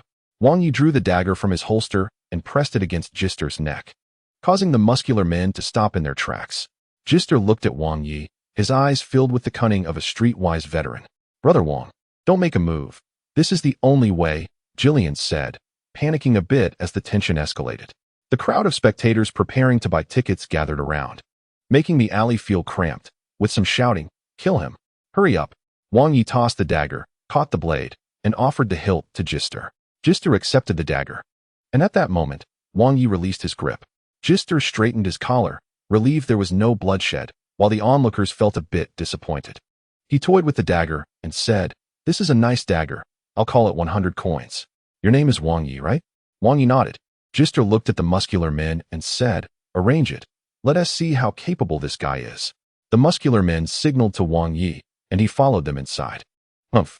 Jillian made a face at Jister as they walked in. The alley led to an open area where people leaned out of windows, and the fire escape was packed with spectators, all waiting for the match to start. Wang Yi spotted a chubby black man with dreadlocks sitting on an old sofa against the wall, looking like the host of the competition. Jister's men approached the chubby man and whispered for a while. The man nodded, then looked at Wang Yi following their pointing. At that moment, two shirtless men squeezed into the small open area. They weren't particularly muscular, but were larger than ordinary workers. The crowd stirred, shouting loudly. And Jister stepped between the two fighters. Good evening. Night City. Last night, 3 died in a street brawl. I envy them for escaping this sea of suffering. Our condolences to the departed. Tonight, our brawls will continue, and the security won't care if we live or die. Jister shouted. The crowd erupted in laughter. Tonight, we're sticking with our familiar rules. No weapons allowed and no other restrictions. Let us see who our little stars are tonight. Gister continued to hype the crowd. The two fighters stared at each other, warming up, while the crowd shouted various crude remarks. Jillian was a bit intimidated by the scene and pretended to be calm, but unconsciously stepped back. Wang Yi held Jillian from behind. Sensing the noise, "Brother Wang, how confident are you?" Jillian asked. "I only care if they will pay," Wang Yi replied. This kind of street fight was bound to be filled with fake punches and under-the-table deals if they dared to scam him. Wang Yi would show them what it felt like to have a bone broken. "Then it all depends on you. I hope for a good start tonight," Jillian chuckled. Wang Yi saw two groups of workers handing money to Gister, then communicating with the fighters, guessing that the deposit for these two fighters came from there. The workers pooled their money, raising 100 coins, similar to sponsors, picking a strong man to compete. If he won, they would get the opponent's deposit, and if he lost, they would lose everything. Fortunately, there were enough contributors, so if they lost, each person's loss wouldn't be too great.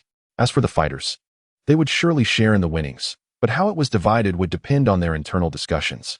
021 opponents. Some people began to place bets, and the black bodyguards walked around the arena, collecting money with small metal trays and noting the betting amounts on paper. Meanwhile, the people upstairs also participated in the betting. The bodyguards used a metal rod to hold a small metal cup and extended it upward, allowing people to toss their money into it. Beside the chubby black man stood a tall woman wearing a tight little tank top and a narrow skirt, her long legs clad in ripped stockings. With a flamboyant makeup on her face and black hair piled on her head, she gently blew a small brass whistle, and the whistle sounded, signaling the start of the match. The two fighters began to fight, and those who had placed bets shouted loudly, cheering for their fighter and cursing the opponent.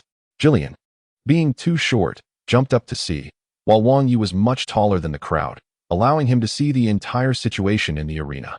He observed the fighting styles of the fighters and estimated their strength, deciding he needed to keep his power within 10%. Otherwise, he could easily kill them.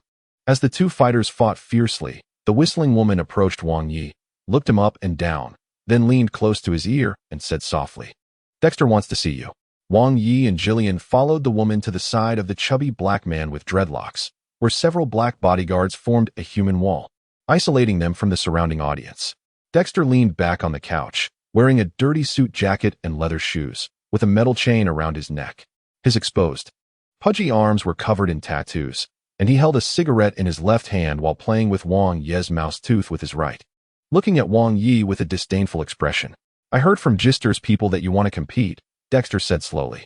"If I win, the dagger is mine. If you win, you have to give me money." Wang Yi replied solemnly. "If you lose, the dagger is mine. If you win, I'll return the dagger to you. No money involved." Dexter shook his head. Upon hearing this, Jillian erupted in anger. "How is that fair? You're clearly trying to swindle us. We're not participating." He attempted to rush forward to grab the dagger, but was held back by Wang Yi's grip on his shoulder.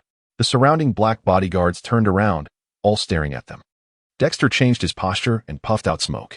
"I don't care how many people you have, Dexter. How I get my dagger back depends entirely on you," Wang Yi said. "Oh, ho ho ho.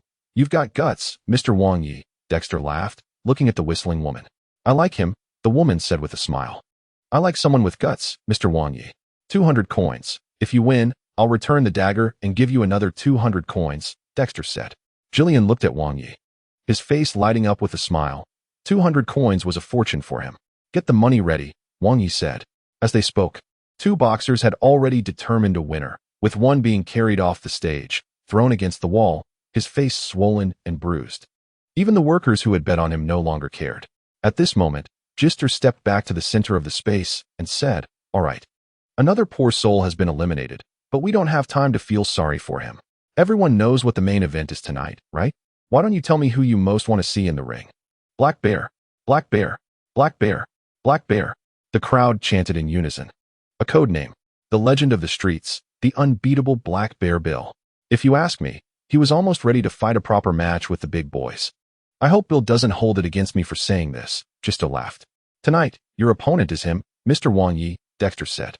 Wang Yi looked toward the back of the crowd, where a black truck arrived, and a large black man, about his height, jumped down. He was fat, but his arms were muscular, sporting a goatee and wearing orange work pants. Hey, starting off with the toughest one? That's just unreasonable," Jillian said, a bit panicked. Wang Yi, however, didn't care much. This guy counted as heavyweight, at least sturdier than the previous two. Is he really that strong? Wang Yi asked Dexter. Your little buddy knows better than you. It seems you're really not from around here. Ha ha ha, Dexter laughed. Black Bear Bill had already entered the ring.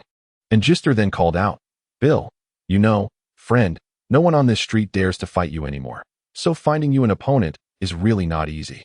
So are you planning to just give me the money tonight? Bill laughed.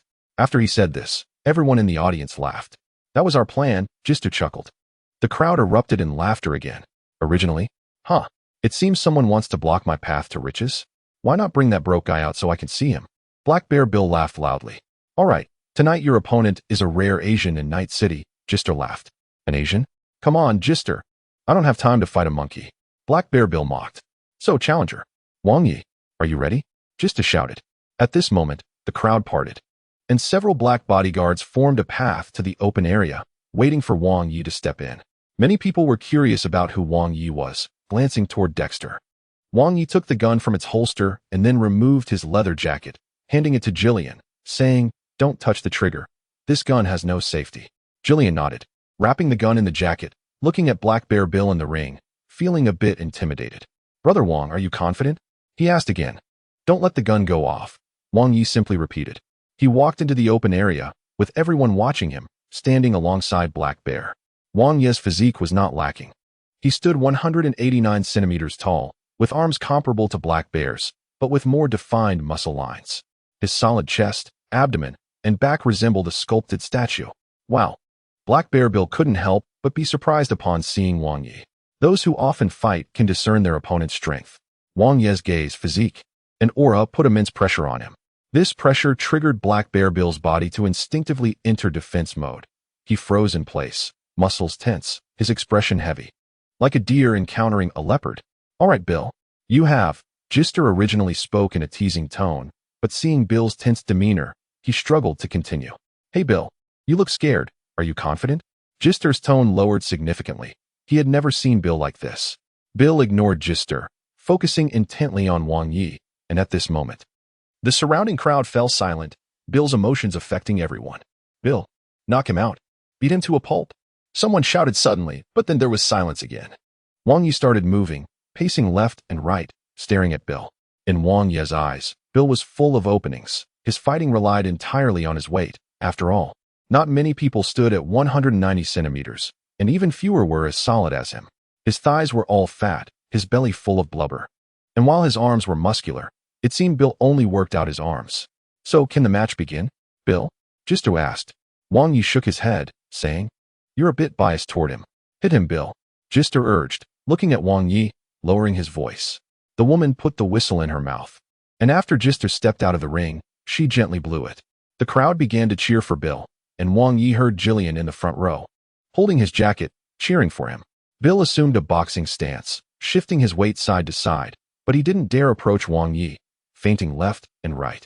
Preparing to counter, Wang Yi stepped forward, 1 step, 2 steps, 3 steps. Bill stared intently at Wang Yi approaching him, his forearm protecting his chin, fists tightly clenched, anticipating where Wang Yi's first strike would come from. In the next second, Bill's vision went dark. He found himself lying on the ground, a hot rush in his nostrils, red liquid gushing out uncontrollably. He wanted to get up, but felt as if the ground had magnetic force, firmly holding him down. Get up, Bill. Get up. What happened? Bill tried to recall what had just happened, but he couldn't grasp any meaningful information. His eyelids felt heavy, his face numb. After struggling for a few seconds, he finally lost consciousness. Hey, Gister stood at the edge of the ring, wanting to wake Bill, but held back. Dexter, sitting nearby smoking, had his mouth slightly open, smoke falling onto his pants, burning a hole. The crowd was silent. Yeah, we won. Ha ha. We made money. Ha ha. Yeah. Only Jillian stood at the edge of the ring, cheering loudly. Everyone else tried to figure out what had just happened. They only saw Wang Yi walk over and throw a punch at Bill's face, and then Bill lay down. Why didn't Bill defend himself? Dexter looked at the woman, who shook her head. Is this a performance? Are you guys throwing a fixed match? An audience member questioned. With this questioning voice, the people around also began to stir. Dexter looked at Gister, signaling him to come forward and check. Gister stayed calm and ran to the open ground where Bill was lying on the ground, blood streaming from his nose. He pinched Bill's philtrum. But the other party remained unconscious. The audience began to boo at Wang Yi, but he didn't care. He was only concerned about the money. Brother Wang is really amazing. 200 coins in hand. Jillian ran onto the stage, excited to stand beside Wang Yi. Wang Yi patted him on the back, then took back his jacket and gun, putting them on again. The audience was dissatisfied with the result of the match and questioned whether Dexter had arranged a fixed match. At this moment, Dexter stood up and shouted, "Tonight's boxing match ends early. The bets of the losers will be returned in full, and the money won by the winner does not need to be returned." Hearing Dexter say this, the audience calmed down and erupted into cheers. Dexter began to arrange for the audience to exit, and the lady found Wang Yi again, bringing him and Jillian to Dexter's side. "Your dagger," Dexter said, handing the dagger to Wang Yi. "Your money." Then he pulled out a stack of cash and handed it to Wang Yi. Wang Yi nodded. It turned out to be 5 100 coin bills. 500 coins. Jillian was a bit dizzy. The money came so quickly. But Wang Yi knew what it meant for Dexter to give him 500. This match must have cost Dexter a lot. He must have seen a new opportunity to make money in Wang Yi. "That punch just now was really strong, Mr. Wang Yi. Look, I have always admired those with real skills, and your performance just now impressed me," Dexter said with a smile. "What do you want me to do?" Wang Yi asked. "This little boxing match is like a child's play. As you can see, the participants are all amateurs. I think you have the strength to mix it in a serious arena," Dexter said. "Is there money to be made?" Wang Yi asked again. "In Zone 3, fighting competitions are always a hot item. If you can perform well on stage, I guarantee we can make a lot of money," Dexter said. "I'll think about it." Wang Yi replied. "Very well, I'll be waiting for you. Take this. If you've made up your mind, just hand this to the owner of the mercenary trading station, Grips. He and I have an old relationship," Dexter said with a smile, handing Wang Yi a rose iron ring with a small gear on it. Wang Yi put the ring on his index finger. Dexter embraced the lady and left with a group of bodyguards from the other end of the alley, getting into his black car. Before getting in, he smiled at Wang Yi and Jillian, lifted his hand holding a rolled cigarette, rubbed his thumb and index finger together a few times, and then closed the door. The lady also smiled at Wang Yi and entered the car from the other side. They left the alley, originally planning to make 100 coins, but now they had 500 in hand, and they had opened a new path. Things were gradually becoming smoother.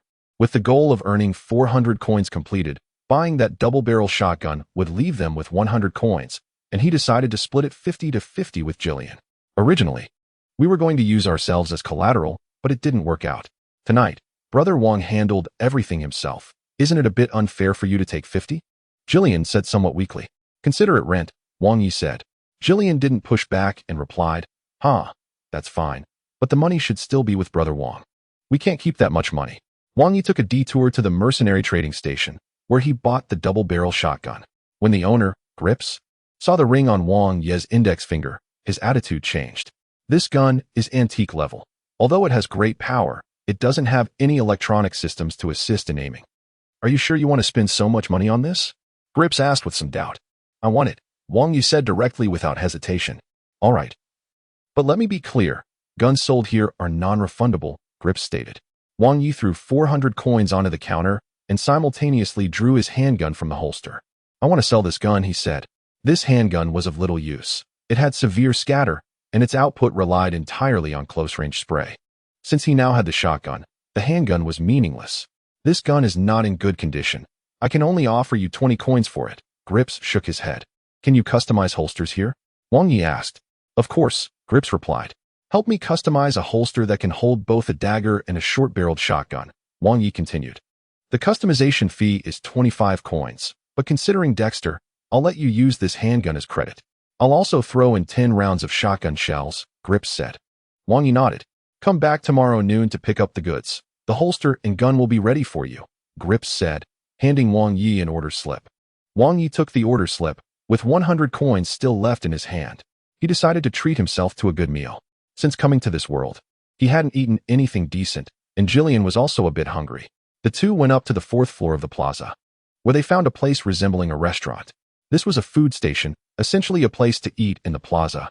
But their core business was actually providing cooked meat processing, as the Iron Shavings district was purely an industrial area, with not many people having spare money to come in for a big meal. It was Jillian's first time entering here as a customer. There weren't many people inside. Just a few mercenaries devouring their food. The food station's environment wasn't great, with 4 long tables and a few wooden benches. The kitchen wasn't large either, and just a wall away was the processing workshop, where bright red raw meat and freshly killed animals that hadn't been skinned or plucked yet were placed on a cement slab. Wang Yi sat down, looked at the menu, and found it was all meat, and he only wanted to eat meat. One dish caught his attention: rhino meat stew with potatoes for 50 coins. Let's change it. This is too expensive, and we can't finish it, Jillian suggested. Wang Yi shook his head, saying, just this. I've never eaten rhino before. 023, A Cruel World in the assembly line kitchen of the 9th Fortress's industrial area. The sturdiest skins and the thickest meats can be cut into bite-sized pieces in the shortest possible time. When a few bald men brought the meat to the table, even Wang Yi realized that they might have ordered too much. There were 10 large bowls, piled high with chunks of meat. Enough to fill a bowl with water to wash Wang Yi's feet. One bowl after another was placed on the table, attracting the attention of the few passing laborers and mercenaries. The cooking method for this meat was crude: chopped, boiled, and sprinkled with salt. That was all. However, this did not affect their appetite at all. After all, it was meat. Jillian had never seen so much meat before. He grabbed a fork and started eating, one bite after another, never having eaten so recklessly before. Wang Yi also started eating from another bowl, as his superhuman physique needed a lot of nutrition. The two ate meat in silence, and the food station thoughtfully provided them with drinking water to wash it down. After a while, Jillian had only made a small dent in one bowl of meat and could no longer eat. His mouth was full of grease, and he drank a lot of water, feeling stuffed. This was the most satisfying meal he had ever had, the best one too. He couldn't remember eating meat so freely before. He looked at Wang Yi, his eyes widening in surprise. Wang Yi had already finished a bowl. Hey, Brother Wang, Jillian exclaimed in disbelief. Wang Yi not only quickly finished one bowl, but showed no sign of stopping, continuing to eat another bowl, almost not even chewing. He swallowed the meat whole. The nearby laborers were also quite surprised. Many mercenaries would come here to enjoy a good meal after earning money, but they had never seen anyone eat so much. The 50-coin rhino meat was something only a mercenary group of over 10 people, after making a big profit, would occasionally come to eat. Moreover, most of them would have to take it to go. The laborers at the food station whispered among themselves. After all, 50 coins is a considerable amount of money for ordinary people. Being frugal could sustain them for several weeks. Wang Yi kept eating, and soon the second bowl of meat was finished, eating meat like drinking water. Only he knew how abnormal his body was, thanks to the enhancement from genetic enhancers. Wang Yi's body not only had muscles and bones far beyond those of ordinary people, but his intestines and internal organs were also incredibly abnormal. His digestion efficiency and speed were astonishing, with an appetite over 10 times that of an average person. And he could tolerate a certain degree of toxins without needing to excrete. Although his food intake was large, one meal could last him 1 or 2 months. And his energy conversion rate was also remarkable. Wang Yi quickly finished the remaining bowls of rhino meat, leaving only the one that Jillian had barely touched. Pack it up. Wang Yi wiped his mouth and said. He followed a frugal and non-wasteful approach, making the most of everything, and even if he couldn't finish it, he would take it with him. The food station used a special processing machine to quickly dry the remaining meat, turning it into jerky, and then packed it in black bags. After a while, the two of them walked back with a bag of meat, climbing up the iron ladder to the tin box hut. Jillian, satisfied, burped and lay on the small mat whistling, while Wang Yi sat by the window, lost in thought. Hey, big brother, you're really strong. Can you teach me a few moves? Jillian suddenly sat up and said. Wang Yi looked at him and lifted his arm. Jillian was as thin as a reed, easily described as a delicate grip. You're too skinny. Wang Yi shook his head. We may not be as strong or as tall as you, but I'm quite agile. Just teach me a few little tricks. Jillian smiled. Wang Yi replied. Techniques without strength are meaningless. The best way to defeat an opponent is to blow them to smithereens with a missile from tens of thousands of miles away. Or use a sniper rifle to shoot them in the head from hundreds of meters away. Or get an assault rifle or shotgun to turn them into a sieve within 100 meters. At the very least, use a knife to cut off their head. Bare-handed combat is the most helpless method. Fighting techniques are not a surefire way to win. They are the most efficient way to utilize the body's structure and maximize the muscle's power. Techniques are meant to transmit and exert power, not to amplify it. If the muscles lack strength, techniques are just empty talk. However, most people have a significant misunderstanding of fighting techniques, especially joint locks and grappling techniques. as if mastering these techniques could erase physical differences. Just think, even if Jillian could skillfully use various joint locks, could he hold Wang Yi down? Jillian looked somewhat frustrated. You need to exercise more, Wang Yi said. Although he said that, Wang Yi also understood that Jillian had previously survived by stealing. Going hungry one meal and full the next, it was already impressive that he was alive. So how could he possibly build muscle? Even those laborers with jobs would probably only earn enough to maintain a basic living, so they weren't strong either. At the bottom of this fortress city, the muscular men were mostly mercenaries, like Dexter, who dealt in dirty money. Wang Yi looked at the ring on his hand, compared to fighting in the streets. Dexter's methods seemed wilder. He didn't care. His primary goal now was to make money. Jillian, Wang Yi said. Jillian sat cross-legged, looking serious. He had defeated Black Bear Bill in a fighting competition, had only met Dexter once, but had gained his recognition, earning 500 coins in one night and treating Jillian to a nice meal. These actions had already made Jillian a fan of Wang Yi. Big brother, what? Jillian asked seriously. Do you know Dexter well? Wang Yi inquired. If you want to mix in the scrap area, you can't offend Dexter, the big boss, Jillian said. Is he the local tyrant in this area? Wang Yi asked again.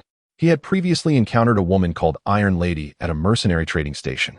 Judging by the boss's attitude towards her, she should also be a tough character. The scrap area is vast, the lowest level of the entire fortress city, and also the largest area. But within this region, it is divided into several parts, each managed by different gangs, Jillian explained. The scrap area is basically divided into 9 zones, with 9 major gangs fighting for territory. The place we live in is on the outskirts of the scrap area, belonging to the Iron Gang, not far from the fortress city wall, so it counts as the suburbs. Oh, Wang Yi nodded. The Iron Gang? The leader must not be Dexter. It should be that Iron Lady. We don't understand the matters of those big shots. But we know Dexter is quite clever and is very familiar with the higher-ups of the Iron Gang, Jillian added. Wang Yi nodded slightly. If that was the case, then Dexter's so-called legitimate venue should be more reliable. Brother, didn't Dexter say he would take you to a big venue to fight? With your strength, we can quickly gather enough money for a residence permit. Jillian said eagerly. Is a residence permit that important? Wang Yi asked. With a residence permit, you qualify to live on the 3rd level, where people have a better life. I don't want to live like a rat, Jillian said, looking down and speaking softly. The 3rd level was indeed a proper residential area, which Jillian had mentioned was the pinnacle that the common people in the fortress city could aspire to. Who do we buy the residence permit from? How much is it? Wang Yi asked. It's 5,000 coins for one. And we don't know exactly who to buy it from, but as long as we have the money, it shouldn't be hard to find a way, Jillian replied. Wang Yi frowned. That didn't seem reliable. The seller doesn't even know? How do you know the residence permit is 5,000 coins? Wang Yi asked in confusion. That's what the word in the street says. Since many residents on the 3rd level can't afford the quarterly residence permit fee and have fallen to the lower levels. It must be the news they brought with them, Jillian said. Wang Yi rubbed his chin, pondering silently. According to what Jillian said, an ordinary person would spend 5,000 coins to buy a residence permit and go up to the 3rd level. But then what? If they couldn't afford the residence permit fee, they would still be kicked down. Considering the purchasing power of coins in this fortress city, 5,000 should be a considerable sum. The cost of living and housing. He still didn't know what the real estate prices were like in this fortress city. It was truly cruel. 024 reckless woman seemingly sensing Wang Yi's worries.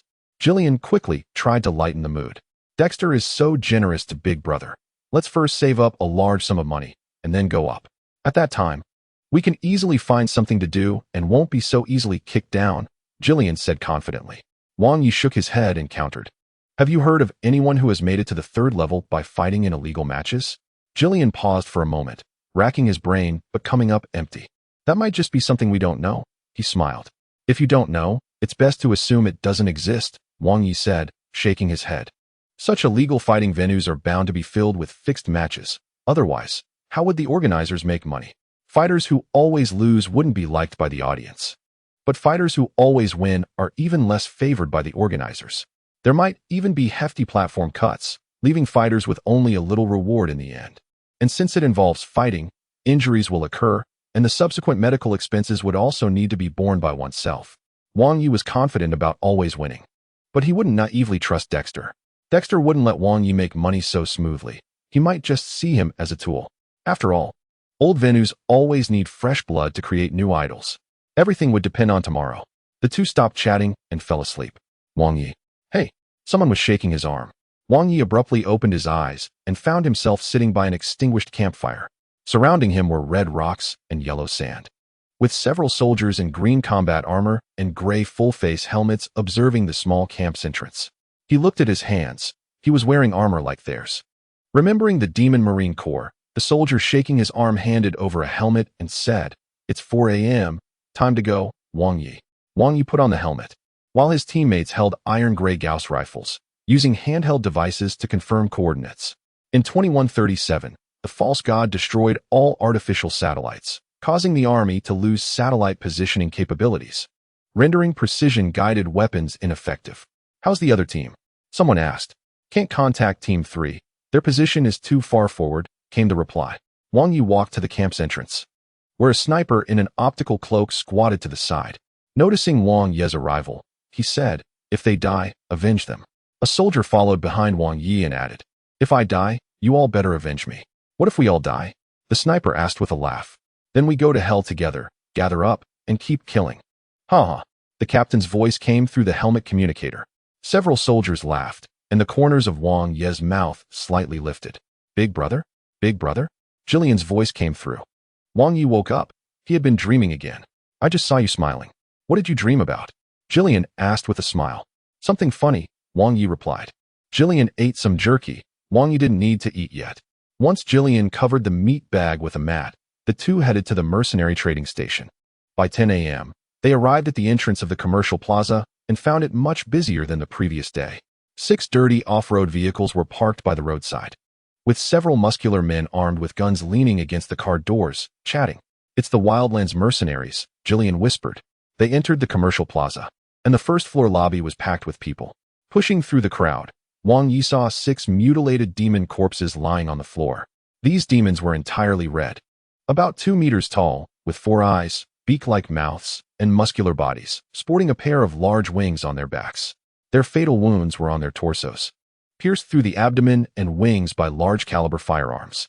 Perhaps due to a lengthy transport process, the wounds had dried, and the internal organs looked like dusty, shriveled hemp ropes. With the flesh dirty, Jillian saw a demon's corpse for the first time, feeling both fear and curiosity. Wang Yi couldn't gauge the threat level of the dead demons, but guessed they weren't too difficult to handle. Next to the demon corpses stood a bald, muscular man with a shotgun, while inside the trading station, 4 men and 1 woman were haggling with the boss. "That's enough, Grips. Don't think I don't know you've been undercutting our prices. 6 demon corpses, and you only offer 3,000 coins? Do you think they're as easy to kill as rabbits?" The woman spoke, her skin dark, wearing a red headscarf, with brown hair dirty and dusty. Her bulletproof vest tightly wrapped around her voluptuous figure. She wore desert camouflage pants and was strapped with tactical gear and various protective gear. Wang Yi noticed the muscular lines and scars on her exposed arms. Her voice was hoarse but loud. "Go tell the factory people. The demon corpses you brought back are all mangled, and you had no basic protective measures during transport." Grips wasn't happy either. "Do you think we went out for a picnic? Killing them wasted a lot of our bullets. I lost a brother too," the woman shouted. "That's your own fault. I'm not paying for that. The quality of these 6 demon corpses is only worth this much. The most valuable parts are the demon's internal organs and blood, but you don't seem to care about those. If you're not satisfied with the price, go try another trading station." Grips retorted angrily. Wang Yi noted this crucial information. The demon's internal organs and blood could fetch a high price. Both sides fell silent for a moment, and the woman turned to her subordinates, signaling subtly. Unintentionally, she locked eyes with Wang Yi for less than a second. This woman had a fierce appearance, with a strand of slightly curled hair across her forehead and one eye covered by an eye patch. "Boss, 3,000 coins?" a subordinate asked. She paused for a moment and then said, "Yes, if you want to keep your guns fed. And we need to set aside some money for Flair's wife and son." The subordinates nodded, and the 6 demon corpses were brought in. A standard merchant smile appeared on Grip's face. "I'll charge you half price for the bullets," Grips said with a grin. "Once I earn enough military merit and join the Dooms Repair Society to become a psychic, the first thing I'll do is smash your shop." The woman retorted angrily. "Good luck with that, Ms. Roxanne," Grips replied with a smile. People in the trading station began to get busy. The demon corpses were to be transported to the back for dismemberment, while boxes of various sizes of bullets and shells were also brought out. The woman, referred to as Roxanne by the trading station boss, looked at Wang Yi as if calculating something, but after pondering for a while, she turned and left. Wang Yi found Grips and presented a receipt to him. The mercenary trading station was quite efficient. The short-barreled double-barrel shotgun and holster were ready, and Grips sent someone to fetch the items from the back. Wang Yi took the shotgun in hand, with 10 rounds of red shells tucked into his belt. He shook the gun, broke open the barrel, and loaded in 2 shells. It's quite old, but very reliable. Just be careful. This gun seems to have no safety, Grips reminded him. After switching to a new tactical holster, with a dagger and shotgun tucked in, Wang Yi felt it fit him well. Then, he took out a ring and handed it to Grips. Tell Dexter I want to see him, Wang Yi said. Grips certainly recognized this ring, which was why he began to look at Wang Yi with newfound respect, and his attitude became extremely friendly. He stroked the ring, calculating his own thoughts. If the Iron Lady helped Wang Yi complete the transaction smoothly, it was just a fleeting impulse. But Dexter's ring must have been obtained by Wang Yi through his own abilities. Grips knew very well who Dexter was. If the other party wasn't worth using, he wouldn't have given away this ring. I'll immediately send someone to contact Mr. Dexter, Grips said, turning to walk into his office. It was a relatively spacious room, with wallpaper but no windows and a central air conditioning vent on the ceiling. A deep red sofa was against the wall, while a heavy wooden desk held a lamp and a small black box. Compared to the chaotic and characterless industrial environment outside the trading station, this place clearly resembled a living space. Grips first pulled a bottle of amber liquor from the wall cabinet, poured it into a glass intricately engraved with patterns, then walked to the side of the desk and flipped the switch on the black box. One side of the box lit up, releasing blue particles, which floated before the desk and formed a cloud of light mist in midair. After a few seconds, the blue particles began to coalesce, taking on the shape of Dexter. What's up, little brother? Business at the trading station going well? Dexter asked, reclining with his legs crossed, as if sitting in his car. You seem to have found a new fighter for your arena, Grips said, pulling out the ring to show. Dexter's expression became more serious as he pulled out a cigarette case, and a woman beside him lit it for him. An Asian tough guy, right? Dexter asked. Grips nodded and replied, yes, quite tall, accompanied by a little brat. That's him. I have to say, Jillian has hit the jackpot, getting such a strong leg, Dexter laughed. If you're saying that, this guy must have some skills, Grips remarked. You really should see how he defeated Black Bear Bill. If he listens. Living a few years in the iron shavings area shouldn't be a problem, Dexter said. Have you figured out this guy's background? Grips asked. As soon as he showed up on this street, my spies had already locked onto him. He's an outsider who came through the sewers, has some skills, but probably no background. He can handle a gun and has a decent build. I suspect he was a mercenary before, Dexter replied. I think he's also a mercenary. He came to me for a job, but it was someone else's. I suspect he's a traitor from some mercenary group, Grips continued. I don't care about that. As long as he behaves in my territory, I'll pay him. Otherwise, no matter how tough he is, he still fears bullets, Dexter laughed. He's here now. Specifically asking to see you, Grips said. Looks like he figured it out overnight. I'll send someone to pick him up. You help me entertain him well first, Dexter chuckled. No problem. Remember to say a few good words for me to the Iron Lady, Grips also laughed. The particle dust that had gathered into a humanoid form dissipated, vanishing into the air. Grips turned off the black box, came out from behind the trading station, and called Wang Yi and Jillian to a small room on the second floor to wait, offering them coffee. About half an hour later, Dexter's people arrived. Led by 2 strong black men, Wang Yi and Jillian got into the black 6-seater, sitting in the back row. It was Jillian's first time in a car, and he found it quite novel. The black bodyguards didn't speak, and the car sped through the scrap metal district. There was nothing interesting to see along the way, just factories and garbage piles, leaving only the iron-gray walls of massive buildings. The car slowly moved from the outskirts of the scrap metal district towards the center, where the factories got larger.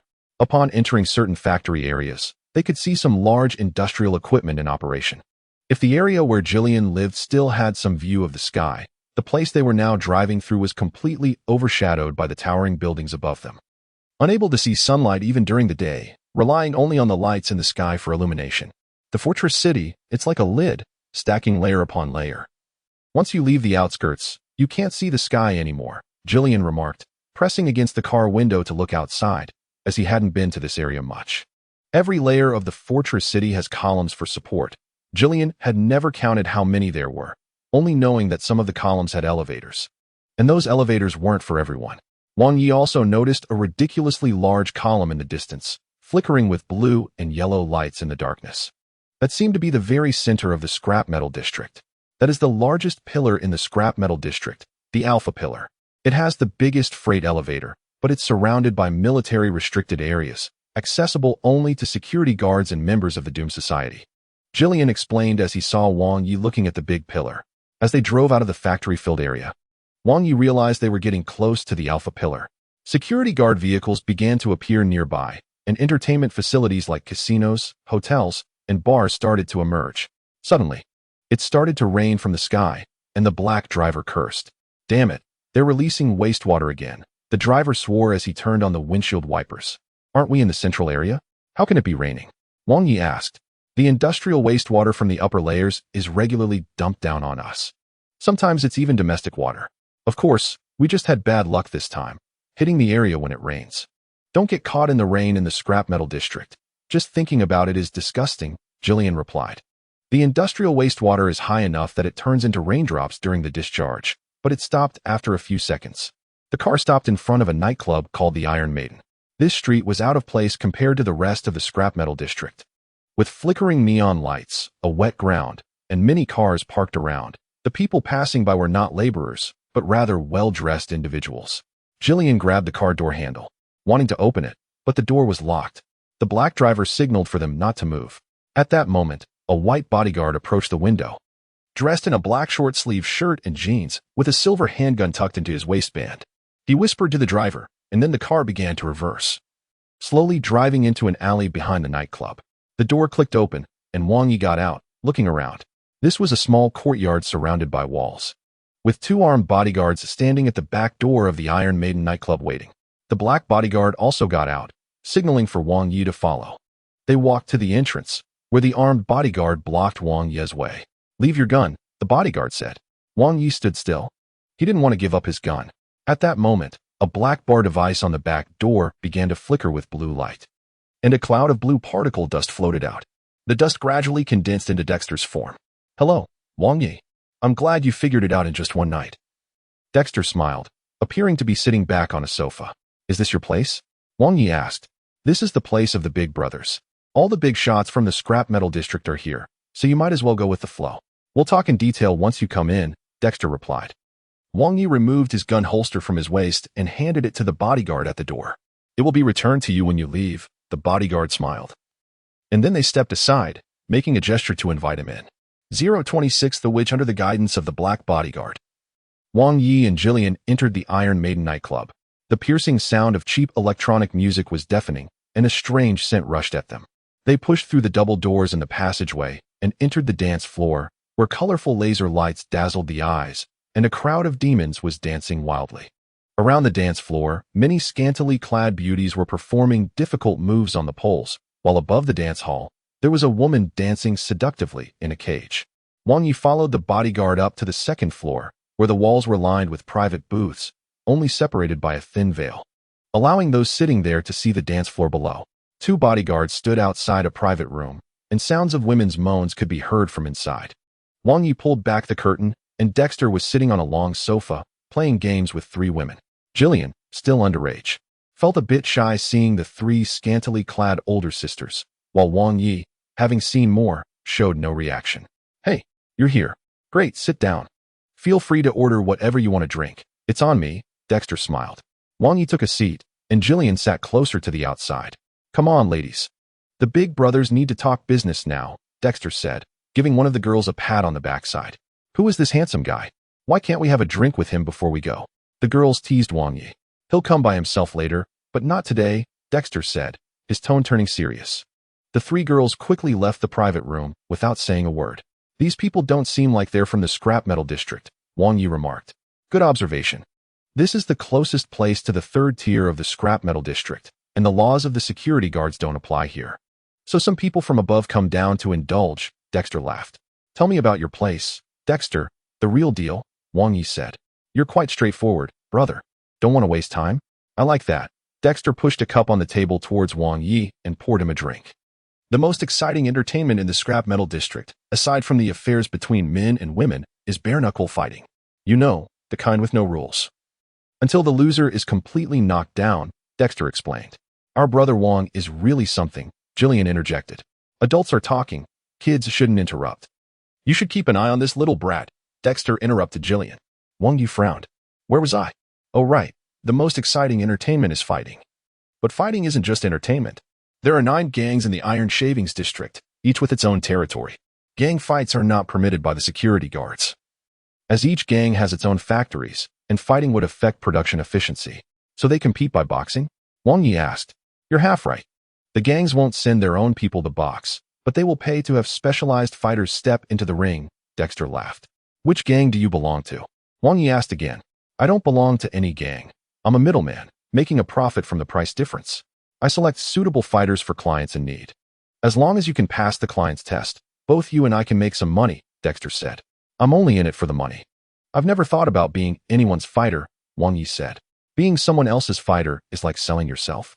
And Wang Yi knew very well that once you get involved with such gangs, whether to fight or not is no longer up to you. He wasn't afraid of these gangs. He just felt it was unnecessary to get mixed up in such matters. Don't speak too soon. You managed to take down Black Bear Bill in one blow, which is indeed impressive, but the fighters in this venue are not to be underestimated. You know, some of them come from the Iron Shavings District, and some come from above, Dexter pointed out, lighting a cigarette and leaning back on the sofa. Do people from above come down to box? Wang Yu asked. Retired security guards, mercenaries in need of money, fighters just itching for a match. And even eliminated members of the Doomsday sect could all end up on that small ring. Don't think you're the only outsider coming in, Dexter said. The three fell silent for a moment. Dexter exhaled smoke, then stood up and said, Come on, Wang Yi, I'll take you to see a match. There's one happening today. Consider it an eye-opener. The three followed Dexter downstairs and entered the underground level, which was hotter than above, with an old air conditioner rattling away. At the end of a long gray concrete corridor, there were several burly men guarding the area. Dexter nodded, and those men stepped aside, allowing them to enter the underground boxing arena. The space wasn't small, with 6 rows of trapezoidal seats arranged on all sides, accommodating about 200 people.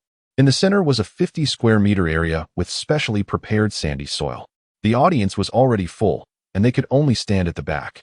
The only illumination in the entire boxing area was a beam of white light in the center, and Wang Yi noticed everyone was wearing masks to cover their faces. A match was currently underway, with a man and a woman competing. Wang Yi was somewhat surprised. Aside from the absence of rules, it was a mixed-gender fight. A 2-meter-tall muscular white man was brutally attacking an Asian woman with short hair, who looked like a rabbit facing a bear. But the advantage was clearly on the woman's side. She was wearing a black tank top and red sweatpants, barefoot, with a doll-like face, a fit physique, very fair skin, and a perfect, rounded bust that made her appear no older than 17 or 18. Her movements were quick, landing punches that struck home, and the white man was being knocked back repeatedly, vomiting uncontrollably. Wang Yi stroked his chin, realizing the woman was exceptionally skilled. Her combination of techniques included Hong Jia Taixianquan, Wing Chun, Judo, and Jeet Kune Do, effectively blending most martial arts into her own unique style. Wait a minute. Wang Yi's pupils slightly reddened as information appeared above the woman's head. Type. Witch, psychoenergy rating. 300 a witch. UBTCH. The muscular white man cursed. Filled with brute strength, but unable to touch this girl who looked as innocent as a little girl. In the next moment, the woman's palm struck his abdomen, creating a dent in his muscles, leaving only his wrist outside. The blow made his eyes bulge, and he vomited all over the ground. The pain was too much. The muscular man, feeling faint, knelt on the ground, clutching his side. Don't eat too much before the next match, the woman smiled, kneeing him in the cheek, causing blood to spurt and his nasal bone to crack. The man lay back, collapsing onto the sandy ground, unconscious. The woman dusted off her sweatpants, raised her fist triumphantly, and shouted, Yay! I won again. Jillian was amazed. This woman was truly formidable, and Wang Yi remained silent. What do you think, Wang Yi? This girl is impressive. Her nickname is Chihuahua, but don't be deceived by her size. You could knock down Black Bear Bill in one hit, and so can she. Dexter chuckled. Wang Yi had no doubts. After the match ended, Wang Yi noticed that the surrounding audience was not cheering. Instead, they were taking out devices resembling phones and operating them.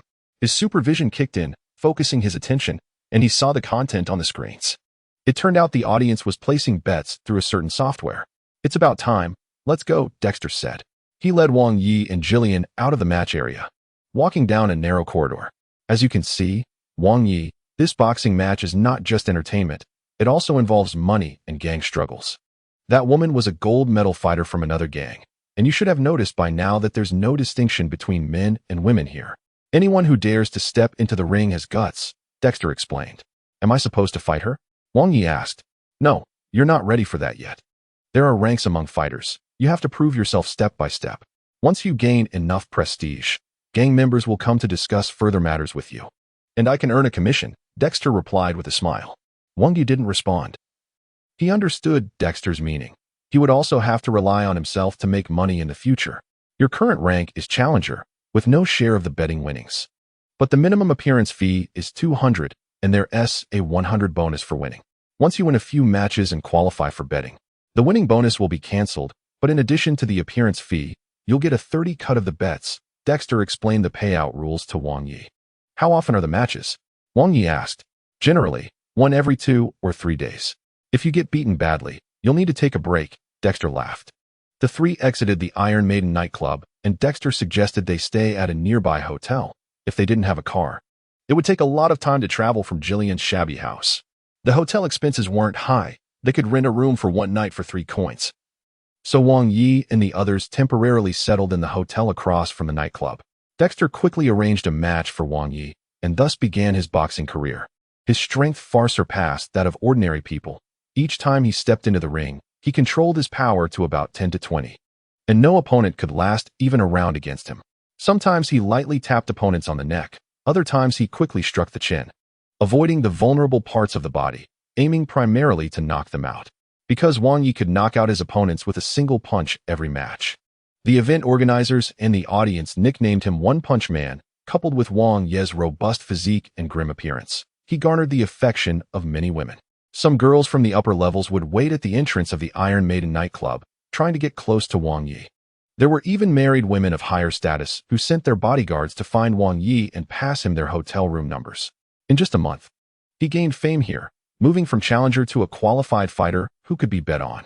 Money flowed into his pockets, with 1,900 coins spread out on the bed. This was a significant amount, but he was still some distance away from the 5,000 coins needed to buy his first residence permit. Dexter also relied on Wang Yi to make money, so he would take a 20 cut of Wang Yi's earnings. But this is the rule of the underground world, and Wang Yi does not see anything wrong with it. In the evening, there was a loud knock on the hotel room door. Dexter personally came to invite Wang Yi to watch a match. Wang Yi and Jillian followed Dexter to the underground of the Iron Maiden nightclub.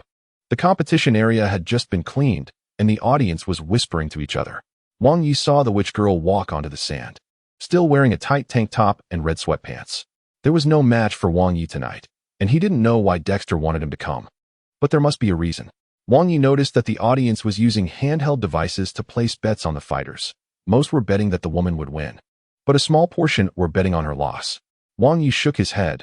This woman was a psychic, and her psychic score was exactly half of his own. Against some demons below 300 points, she could tear them apart. Unless an equally matched psychic faced her, this woman could sweep the arena. At that moment, a new fighter walked out from the tunnel.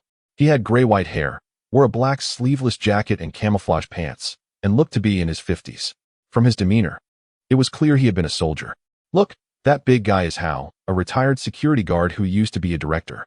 It is said that retired security guards do not receive pensions, so to stay on the 3rd level, he had to come down to fight.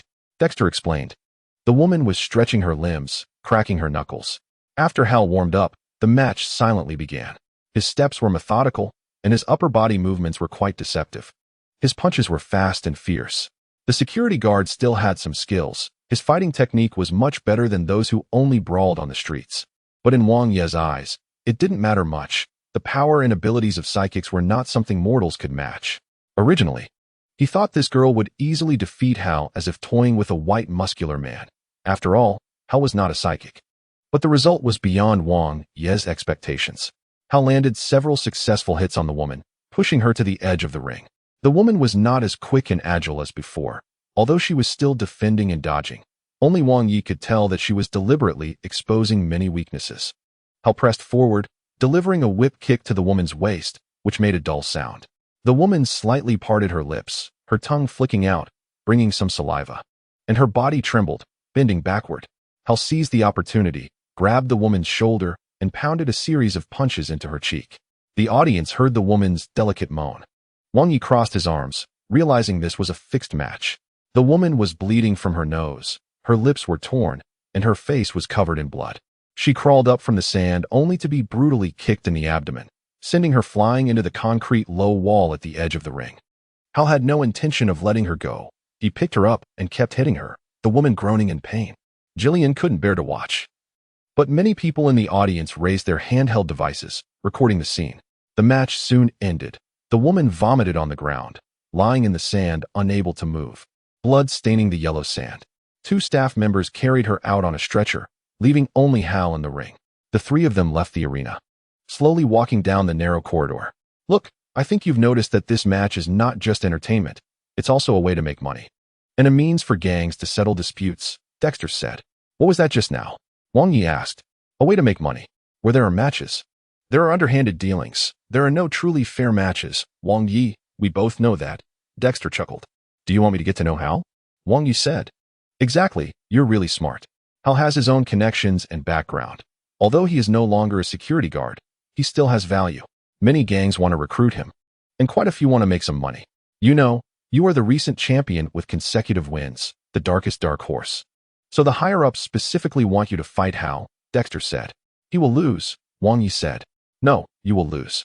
In exchange, the higher-ups are willing to give you 40, Dexter stated. What if I refuse? Wang Yi asked.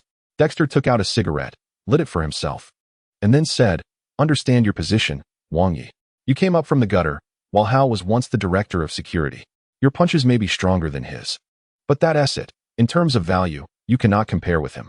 Behave yourself, make some money, and have some fun. There was a hint of threat in Dexter's tone. 028 different outcome. Wang Yi had a bit of an unpleasant encounter with Dexter. But his personality determined that he wouldn't take a beating for no reason. Winning or losing depended on strength, and he never played dirty. 2 days later, it was time for the match with Hal. In the evening, the giant urban structures above began to drain wastewater again, turning into pea-sized raindrops that fell onto the street, filling the air with a foul smell. Although it was wastewater, it had been treated, so it wouldn't cause plagues or diseases, just a simple stench. Neon lights flickered in the puddles, and the vomit of drunken fighters lying by the roadside gave off a pungent odor, mixed with the laughter of upper-class citizens seeking thrills, drifting through the bar windows. The Iron Maiden nightclub was still lively. Wang Yi and Jillian sat at the bar drinking. We're all enjoying the big brother's luck now. Before, 10 coins could last a month. Now, 1 bottle of wine costs 10 coins, Jillian laughed. Looks like you've hit the jackpot. In the scrap area, just sitting here having a drink means you're already better off than 99 of people, the handsome bartender smiled while wiping a glass. Look, do you know him? Jillian looked at Wang Yi, then at the bartender. It's hard not to know. One-hit man, invincible Wang Yi, from Asia. To be honest, I have a lot of notes here from women hoping to get close to him. The bartender chuckled. He my big brother. I hang out with him every day. Jillian bragged. There must be many girls envying you. What is your name? The bartender asked. My name is Jillian. When I grow up a bit more, I'll also have many girls giving me notes, Jillian laughed. Good. We'll see. The bartender shook his head with a smile. Dexter was late. When he arrived at the bar, he saw Wang Yi at the bar. Let us go, Wang Yi. Tonight we can make a lot of money. Dexter patted Wang Yi. Accompanied by bodyguards, they went down to the underground, walking through the corridor to the fighters' lounge, leaving Jillian outside with the bodyguards. In the room, Dexter lit a cigarette, giving Wang Yi a final pep talk. The opponent in this match is Hal. I told you, the dark syndicates outside have already spread the word. And our people have all bet on Hal. Dexter said. Why does he have to win? Wang Yi asked. This match has the attention of the big shots in the scrap area. Winning or losing is not just about money. It's also related to faction struggles. I can only say this much. Don't mess it up, Wang Yi. If you act up on stage, not only will you not make money, but you'll also get into trouble, Dexter warned. The two pushed the door open and walked out, escorted by bodyguards into the arena entrance, where the opening emitted a white light. Wang Yi stepped onto the sandy ground, arriving at the familiar arena, while Hal walked out from the opposite tunnel. Having won many matches before facing Wang Yi. Be obedient, Asian monkey, you'll get your money, and everyone will be happy. It's just your muscles and bones that will suffer a bit, Hal said, his tone like a father's admonition to his son. Wang Yi observed Hal's face up close for the first time. He had a large nose and a typical Anglo-Saxon appearance. Meanwhile, the Iron Lady was sitting in the back row with her legs crossed, next to a middle-aged bald white man in a suit. After this match, your 2 steel mills will belong to us, the white man said softly to the Iron Lady. You know I won't let this go easily, the Iron Lady replied, showing displeasure. That's a matter for later. This match, that one-hit guy will lose. You know what that means, the white man said proudly. The Iron Lady certainly understood. It was a fixed match. After the match, the results would be made public, and Hal had already joined the gang behind the white man. The resource distribution in the scrap area would be redistributed based on the match results. As a factory in the Fortress City, gang violence was prohibited in the scrap area. But the struggle for power and interests would not disappear. The boxing match would determine the distribution rights of a gang, and the outcome would lead to a series of assassinations and money power transactions. Let's get started, Wang Yi. You want to get your money quickly, don't you? Hal walked towards Wang Yi, loosening his shoulders and cracking his knuckles, sizing up Wang Yi's bare torso, contemplating where to start beating him. When Hal was only 4 steps away from Wang Yi suddenly closed the distance. Then, he felt a fiery pain in his nose and subsequently lost consciousness. With 2 streams of warmth gushing out, Hal knelt on one knee, a large puddle of blood dripping on the sandy ground. What? Hal pressed one hand on the ground and looked up at Wang Yi, only to see a hand knife descending from above, directly striking his cheek, and the light disappeared. Hal lay on the ground, unconscious, while a small portion of the audience excitedly stood up, not because they had won money, but because they had received prior information knowing this was a fixed match, so they had bet on Hal, and now they were losing big. The white man's face turned dark as he stared at his black leather shoes, trying to figure out what had happened. What did you do? He glared at the Iron Lady, asking sharply. The Iron Lady chuckled, stood up to leave, but he grabbed her hand. I didn't do anything. I hope your boss can forgive your negligence, she replied with a smile. The white man turned pale upon hearing her words. Jillian clenched his fists, wanting to cheer, but held back. He had thought Wang Yi would have to struggle against Hal. When Wang Yi returned to the fighter's lounge, Dexter shouted at him, What are you doing? I thought you would cherish our partnership. There's a bunch of people outside looking for me. That's your problem, Wang Yi replied coldly. Do you think you can still survive in the scrap area? No middleman dares to use you anymore. Dexter continued. You don't need to worry about that, Wang Yi said as he put on his clothes and pushed the door open to leave. Wang Yi needed money, but he wouldn't earn it this way. Jillian was puzzled. He only knew that Wang Yi had won the match again, but everyone around seemed furious. He saw Wang Yi walk out of the lounge and hurriedly followed him. Wang Yi led Jillian out of the Iron Maiden nightclub through the back door. Just as they reached the roadside, a black sedan stopped in front of them, and the window slowly rolled down to reveal the Iron Lady. Wang Yi remembered having met this woman at the mercenary trading station. They say you can knock out your opponent with a single punch every time, but tonight you used 2, the Iron Lady said with a smile. Wang Yi did not respond, unsure of what the Iron Lady wanted. Be careful, next time we meet, don't end up as a corpse, she said, and after finishing, rolled up the window, and the car slowly drove away. Who is that woman? Is she another one wanting to pursue Brother Wang? She looks pretty good, though she has a scar on her face, Jillian said, confused. We won't be able to box here anymore, Wang Yi said. Why? Jillian asked, puzzled. Rules and dignity sometimes conflict. Tonight, I chose the latter, Wang Yi said, looking down at Jillian. But we have enough money, Jillian said. We can't bet on ourselves. Wang Yi expressed some doubt. We know, but we found someone to help us place the bets, and she made quite a bit too, Jillian said with a sly smile. She? Wang Yi was confused. At that moment, a short-haired Asian woman walked out of the nightclub's front door, wearing a white hoodie and red sweatpants, with white sneakers on her feet. Isn't that the witch? She carried a canvas bag and walked towards Jillian and Wang Yi. I took the money out.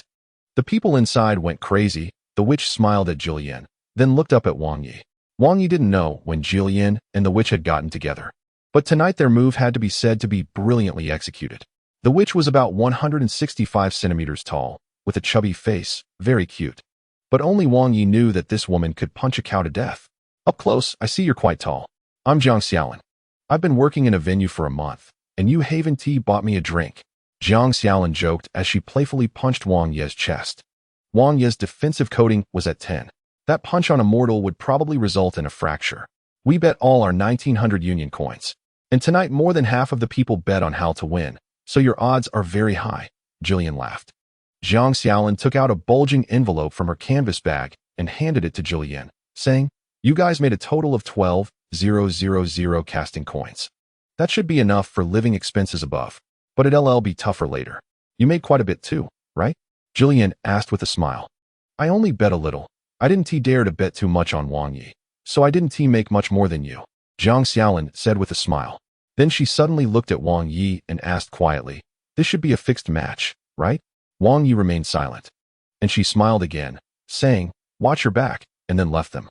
Holding a thick stack of money, Jillian was extremely excited. His dream had come true today. 029 looking for death in the following days. Wang Yi did not go out, while Jillian ran around trying to find a way to buy a residence permit. Jillian had no leads and went to ask Jiang Xiaolin. After all, she lived on the 3rd floor. Jiang Xiaolin told Jillian that her residence permit was taken care of by the gang, as long as he joined a gang and saved enough money to pay them.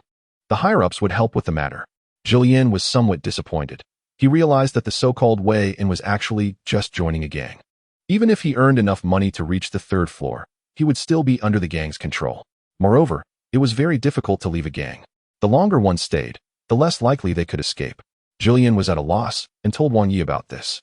In fact, Wang Yi didn't care which floor he lived on, but he didn't want to be controlled by certain organizations. After all, his identity in this world was special. Wang Yi had not seen Dexter again. Without a middleman, he could no longer fight at the Iron Maiden nightclub.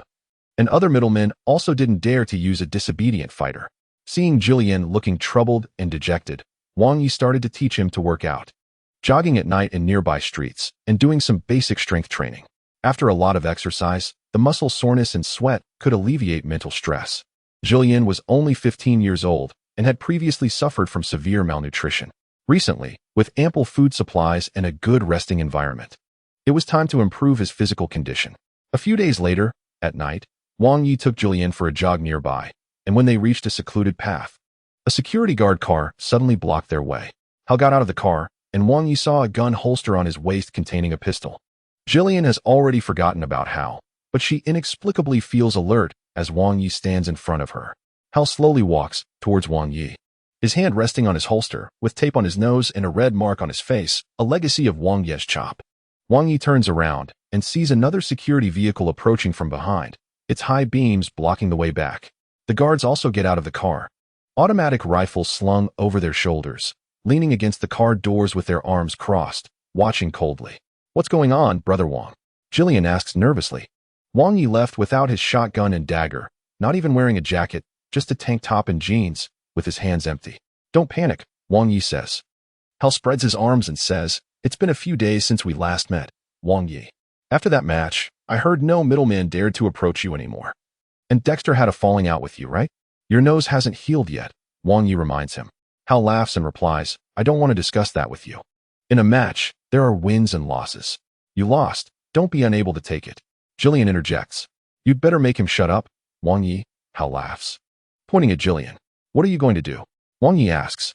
"You broke the rules, Wang Yi, and most importantly, you ruined my family," Hal says.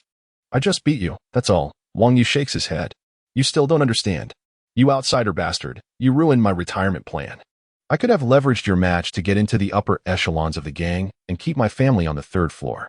But you destroyed everything. Now I can only be an ordinary thug, and that little money isn't enough for my whole family to stay up there," Hal says angrily. "Don't security guards have retirement benefits?" Jillian asks at this moment. "Ha ha ha, in Fortress City, death is retirement. To live means to work. Do you think these kids help me for no reason? If I succeed in the gang, they would have a way out after they retire. But now, you've ruined everything," Hal says, filled with resentment. The surrounding security guards remain silent. It's not unusual for someone to die in the scrap area. "Kneel down, Wang Yi. I want to teach you a lesson, so you know the survival rules of this world. Following the rules is more important than ability. And sometimes bending the knee is the right choice," Hal says, pulling out a tiger claw and approaching Wang Yi. The security guards raise their automatic rifles, aiming at Wang Yi, threatening him. "Do what he says. Asian pig. Kneel down now." "What should we do, Brother Wang?" Jillian panics. "Hal, I'm giving you one last chance. It's not too late to leave now," Wang Yi says. "What the hell are you joking about? Kneel down." Hal pulls out a handgun and points it at Wang Yi, shouting. At this moment, Jillian suddenly takes off running back, the instincts and intelligence of a thief, making it impossible for him to control himself. "Wanna run?" Hal sneers, turning the gun towards the fleeing Jillian, his index finger on the trigger. Realizing Hal has the intent to kill, Wang Yi channels power into his thighs and in an instant rushes in front of Hal. Hal hasn't reacted yet when a sharp pain shoots through his wrist. He looks down to see his right hand twisted at an unbelievable angle by Wang Yi. Wang Yi snatches the gun away and delivers a powerful strike to Hal's chest. Hal flies back like a struck baseball, soaring over 3 meters into the air and landing nearly 10 meters away, rolling several times before hitting the back of his head against the security guard's car door, creating a dent. He closes his eyes tightly, a hole in his chest. His clothes deeply sunk in, blood seeping from his collar. He has already passed away. He killed Hal. "Open fire. Open fire." The security guards shout. Automatic rifles spit fire, bullets hitting the ground and kicking up dirt.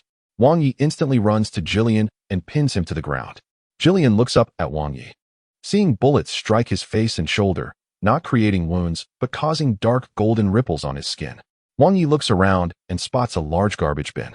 He picks up Jillian and rushes to the bin, throwing him inside. "Don't come out," Wang Yi orders. Then he looks at the security guards. These people are definitely Hal's old subordinates. Since they have already taken action tonight, they cannot be allowed to leave alive. They all must die. Wang Yi quickly initiates his attack, running with astonishing speed, taking several large strides to one side, kicking the back of the car, which rolls over several tons, crushing 2 security guards underneath. 2 others manage to dodge, but Wang Yi jumps down from above, stomping one to death and breaking the neck of the other. The security guards at the other end of the street see the situation and quickly get into their cars to flee. Wang Yi picks up an automatic rifle from the ground and accurately shoots at the wheels from 300 meters away. The car rolls a few meters before crashing into a nearby wall. As the security guards kick open the car doors and just get out, they are turned into sieves by Wang Yi's gunfire. After the battle, Wang Yi searches the car for a moment and finds 24 spare rifle magazines and 6 handguns. He takes off the guard's uniform, wraps the handguns and magazines in it, then picks up 2 automatic rifles and slings them over his back, heading to look for Jillian near the garbage bin.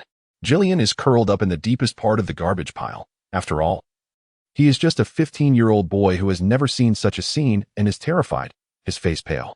030 secret relationship. Wang Yi pulls him out of the garbage pile, and he sees the overturned bodies of the security guards, trembling a bit. Taking a deep breath, he relaxes his fists. Wang Yi squats in front of him, brushing off the garbage on his face. Jillian breathes awkwardly, his chest rising and falling rapidly, constantly looking up and down in rhythm with his breathing. Wang Yi presses on his chest, gently patting his back, saying, "How many kilometers did we run tonight?"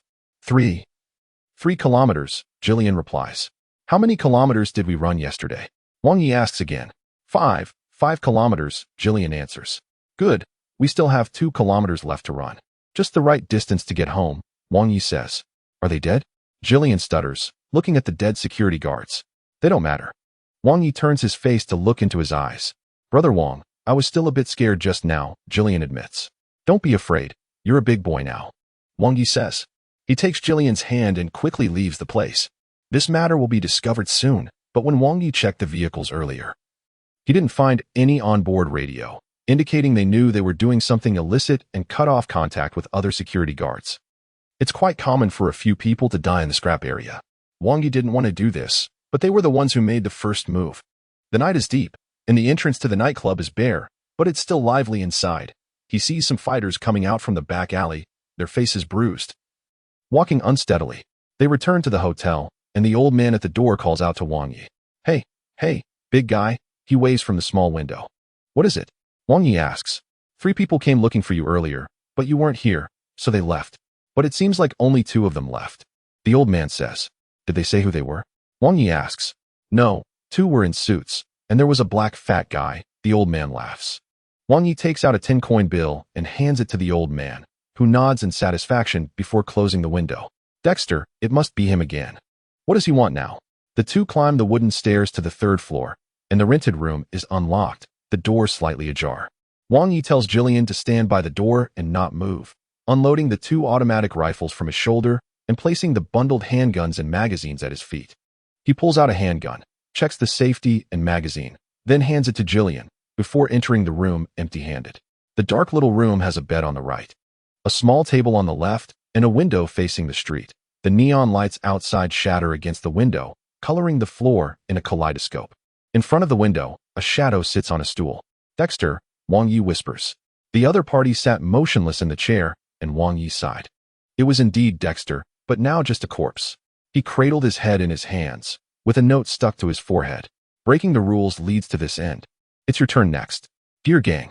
Wang Yi crumpled the note and tossed it aside, then laid Dexter's body down and stuffed it under the bed. Jillian probably wouldn't survive the night after seeing this. He then pulled out a green messenger bag from under the bed, which contained a gun strap, bullets, a double-barreled shotgun, and a ratchet. Wang Yi let Jillian in, asked him to take a shower first, and then took out a dagger to pry open the floorboards. Retrieving an envelope hidden inside, which contained more than 18,000 coins, he stuffed the money into the messenger bag, unfolded the security guard's uniform, and organized the several handguns and magazines inside. He left only 2 handguns, disassembled the rest for maintenance, and removed the bullets from the magazines, keeping only 3 magazines, all stuffed into the bag. Then, he disassembled the rifle and packed it in as well. They could no longer stay here. They needed to change locations. When Jillian finished changing clothes, Wang Yi left with him under the cover of night. After more than an hour, the two found a small hotel on a street lined with factories in the iron shavings district. After tidying up a bit, Wang Yi locked the door, pulled down the curtains, and stood by the window surveying the street. Jillian couldn't sleep, curled up at the head of the bed in silence. They had killed a security guard, which he considered a very serious matter. A citywide manhunt was inevitable, and the only way out was probably to leave the 9th Fortress City. News spread quickly. By morning, the incident where several security guards were killed near the Iron Maiden nightclub in the Iron Shavings district had reached the 3rd layer headquarters, which dispatched several teams to investigate. The guards set up a photon barrier to cover the crime scene and fortified the surroundings. This barrier, standing 3 meters high, was a colored light wall created using volumetric projection technology. Erhardna passed through the barrier and saw the grim scene. A car was overturned on one side. The body of a security guard, whose skull and chest had been crushed, was sunk into the mud, while another car was shot to pieces from the side. One security guard had gotten out of the car and was shot down by the door, while 3 others sitting inside were killed on the spot. Hal's body was covered with a white cloth. The wound on his chest was incomprehensible to all forensic experts, as if he had been struck by a pile driver. There were no cameras in the area. However, high-altitude security drones had captured some footage. The guards handed a tablet to Erhardna. Let's see which bastard had the guts to kill a security guard, Erhardna said. The video began to play, showing Hal aiming his gun at a child. But in the next moment, a man next to the child lunged at him like a beast, knocking him away with a single punch. The fight lasted less than a minute, and Hal and his 8 security guards were overwhelmed in terms of combat power. Erhardna ignored Hal's actions. She put down the tablet and glared at the guards. Which gang's territory is this? This doesn't belong to any gang. The core elevator area is a buffer zone for the gangs, and anyone can come here, the guard replied. Good. Then call the leaders of those gangs here and be cautious, Erhardna ordered. Captain, we don't have the authority to do that. Hal used to be the director. But now he's just a civilian, the guard said cautiously. You're so damn stupid. The person who killed Hal must be a psychic. How dare the Iron Shavings District shelter an unregistered psychic? This is enough to get them all executed, Erhardna said angrily. All psychics in Fortress City must go to the Dooms Repair Society for registration and allegiance. If they refuse, their powers are either revoked or they are shot dead. Understood, the guard said, hurriedly leaving the crime scene. Erhardna sat in her car, unable to hold back her tears any longer. She viewed Hal as both a father figure and a lover, even though Hal was over 50, more than 20 years older than her, and had a family. Hal would also seek comfort in Erhardna's apartment, and the two had maintained this secret relationship. I will help you get revenge, no matter where that bastard runs to. I swear, Erhardna said with rage. 031 invitation from the Iron Lady Wang Yi and Jillian had been hiding low-key for a few days. In the morning, the exhaust gases from the 2nd layer urban benchmark floated like ghosts above the Iron Shavings district. Jillian hadn't slept all night. Not because of the factory noise, but because he was worried about the security guards coming to their door. Wang Yi handed a handgun to Jillian and then got up to go out. Food was running low, and he needed to go to the comprehensive commercial plaza. A long journey ahead. He wore a hat and mask to avoid being recognized. The recorder and the projection wall on the street had begun reporting news about the murder of security guards. And the security guards had also publicly stated that the big shots of the Iron Shavings district had been invited to the headquarters on the third layer. In short, the murderer couldn't escape. The number of security guards on the street had noticeably increased. When Wang Yi arrived at the entrance of the comprehensive commercial plaza, a vehicle was parked at the intersection, with 2 security guards standing guard there. After buying what he needed, he immediately returned home, which took more than an hour for the round trip. It was only during the day that Wang Yi noticed the drones patrolling overhead. These small drones were painted black and gray, hovering at an altitude of over 200 meters. It dawned on Wang Yi that what happened that night had been recorded. He checked the target in the upper left corner of his vision. If it was about survival, he had achieved that, albeit with some extra complications. More than 10,000 coins could last a long time, given his and Jillian's current consumption levels. However, given the situation, Wang Yi couldn't leave Jillian alone. It wasn't just the security guards. That incident seemed to have ruined something significant for the Gear Gang, and they were also looking for him. With Dexter dead, if Wang Yi wasn't around, Jillian would soon be found and killed. He couldn't let this young brother down. Jillian had done nothing wrong. How to resolve this trouble? It was actually quite simple. Just kill all the people from the Gear Gang. But Wang Yi didn't know how many of them there were or where they were located. Upon returning to the small hotel, Wang Yi sensed something was off. He looked up and saw a gap in the curtain. When he glanced over, someone quickly closed the curtain. Wang Yi rushed upstairs, twisted the doorknob, and rushed in. He saw Jillian sitting in a chair, and behind him stood a tall, slender Asian man. Wang Yi then looked at the bed, where 2 male bodies lay, dressed in sleeveless jackets and jeans, sporting mohawk hairstyles. Mr. Wang Yi, I was sent by the Iron Lady, the man said somewhat awkwardly. What happened to those people? Wang Yi asked. They lay in ambush all night. This morning, after you left, they intended to come in and take the child away, and I took care of them for you, the man replied. What does the Iron Lady want with me? Wang Yi asked again. The Iron Lady thanks you for indirectly helping her. It seems you are facing difficulties, and she hopes to extend a helping hand to those who have benefited her, the man said. The security guards have approached her. This looks like a trap. Wang Yi said. Mr. Wang Yi, the Iron Lady has shown her sincerity. Our car is just a block away. If you don't trust us, I will leave right now, the man said, slightly bowing. Wang Yi looked at Jillian and made a decision. They got into a black sedan, crawling through the chaotic debris like cockroaches, heading towards the Alpha Pillar in the Iron Shavings district. Next to the elevator, there were several circular roads surrounding the pillar, approximately 12 kilometers in circumference. With a gentle slope, Wang Yi counted and found that they had completed 6 laps before entering the central part of the second layer benchmark plane. The solid and heavy iron-gray structure was flickering with orange lights, and a white beam of light shone down from above. Due to the long distance, this ultra-long ring road was also equipped with gas stations. After driving another 8 laps, they finally emerged from the center of the benchmark plane, and the scenery of the second layer of the fortress city came into view. In the pitch-black sky, the ocean of containers on the ground sparkled with warning lights, and various sized drones carrying cargo flew along predetermined routes like seagulls fishing. Next to several pillars, large orange robots were parked, difficult to see clearly in the darkness. But from the flashing warning lights on them, it was evident that they were over 100 meters tall. Wang Yi speculated that these were giant industrial machines used to maintain the pillars and benchmark planes. This layer was theoretically for machines. So aside from the road surrounding the pillars, which had lights, the other parts were immersed in darkness. At the end of this dark area, there were 4 thin white seams from which sunlight seeped through. The massive point cargo workers and drone maintenance technicians lived here, scurrying like mice through the gaps between containers and residing in the drone hive, leading lives without day or night. The vehicle continued upward, and after more than an hour, they passed through the benchmark plane of the third layer and finally arrived at the residential area that Jillian had longed for. Just emerging from the center, they saw a completely different scene from the Iron Shavings area in the second layer. Skyscrapers flickering with colorful lights towered like long-necked giants reaching for the sky, and elevated bridges and roads flowed like orange-yellow glowing rivers through the low buildings, while fish-shaped formations made of red taillights swam among them.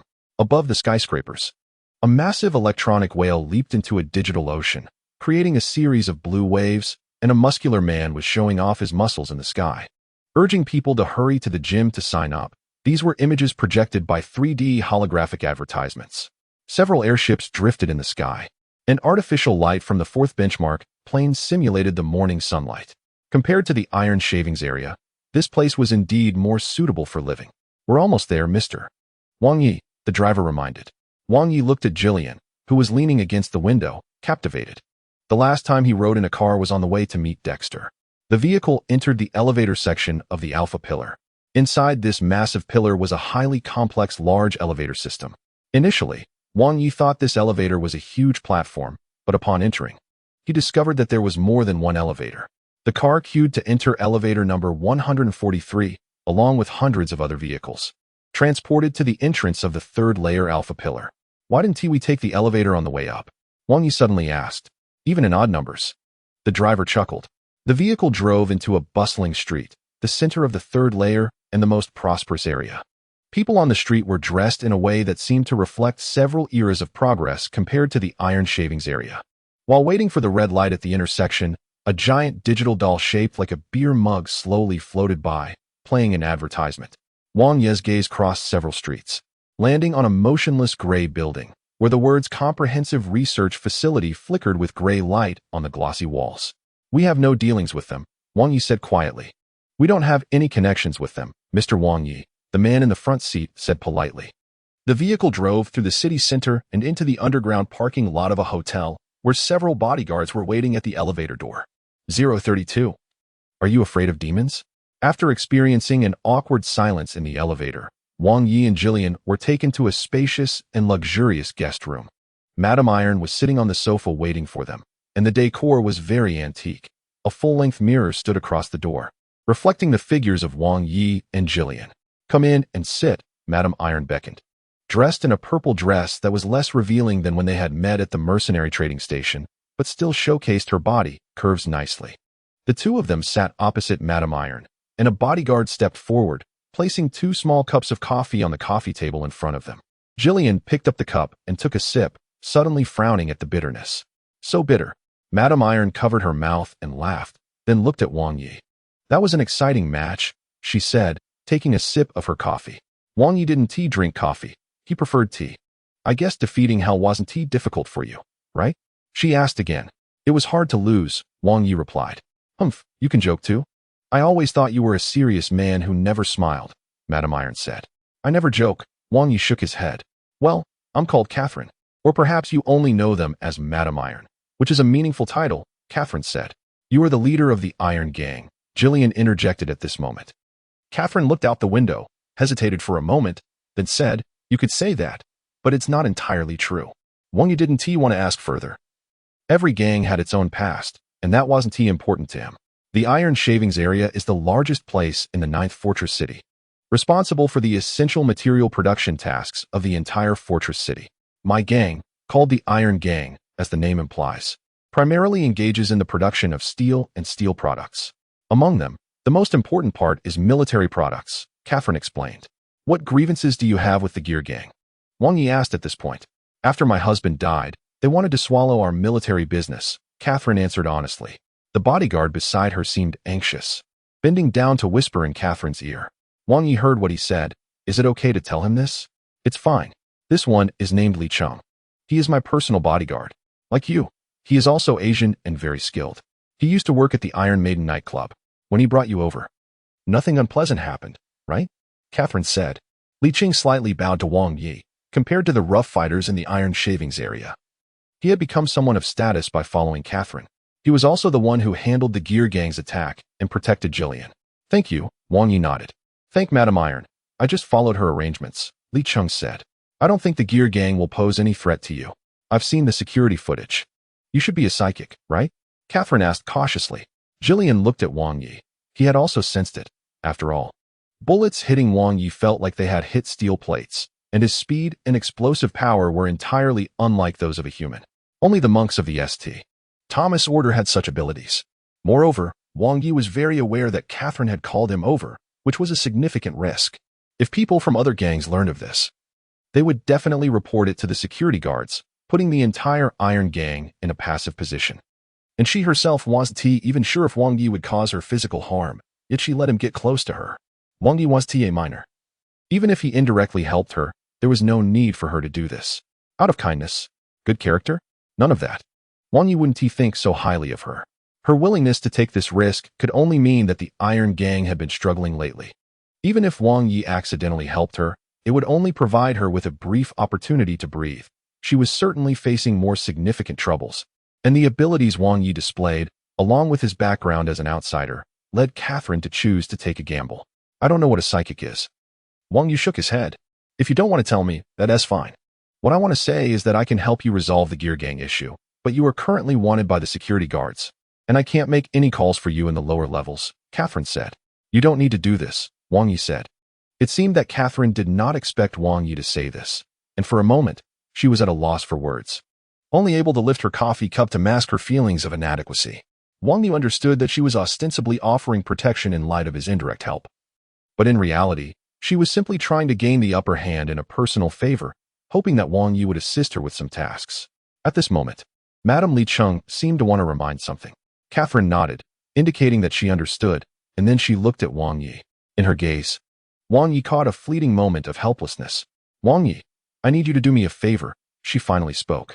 Originally, Catherine planned to take the initiative by offering protection as a reason for Wang Yi to help her, which would both express her gratitude and prevent Wang Yi from making excessive demands, while she could maintain a high status. However, Wang Yi's reaction confused her.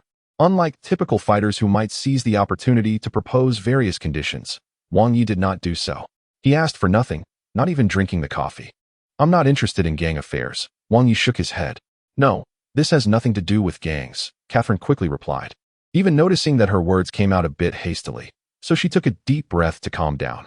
What could it be? Are you afraid of demons? Catherine suddenly asked. Now that you mention it, I'm not sleepy anymore, Wang Yi said, looking into Catherine's eyes, involuntarily rubbing his hands together, fingers interlaced.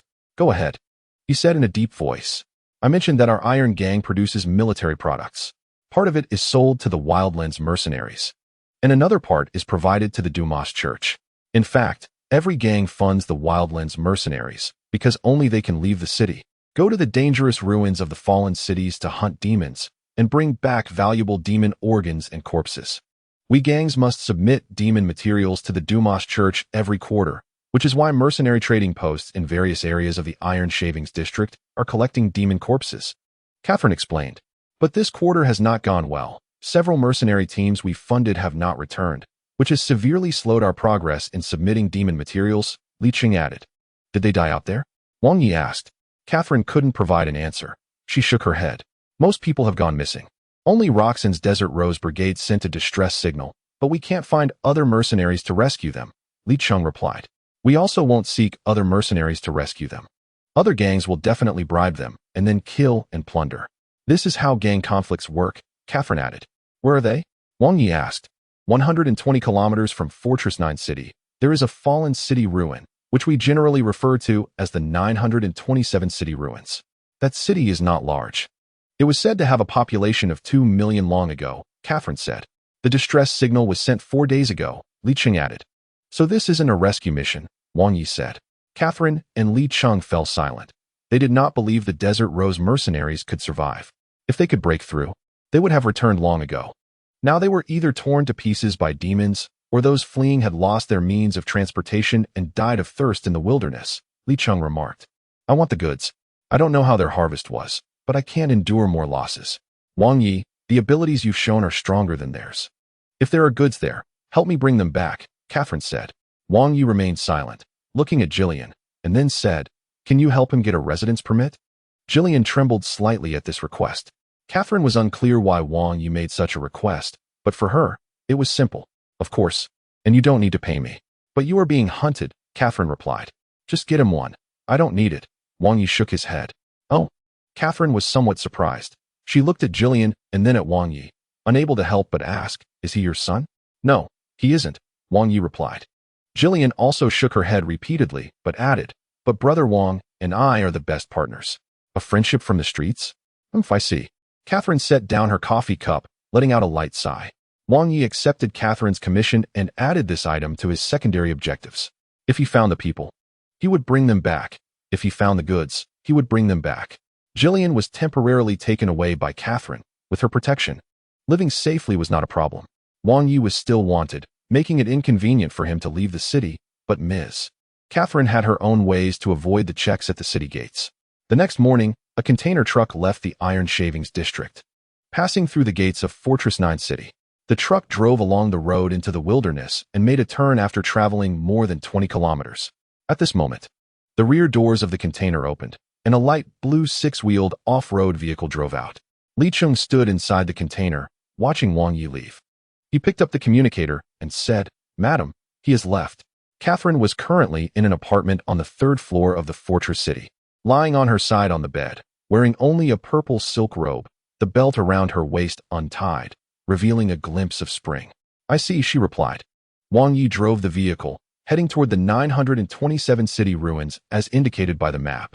The vehicle was quite good, with six-wheel drive, capable of fording water, and the trunk contained a spare tire, oil, and water. Catherine was very generous, providing him with a complete set of support under his acid-resistant leather jacket.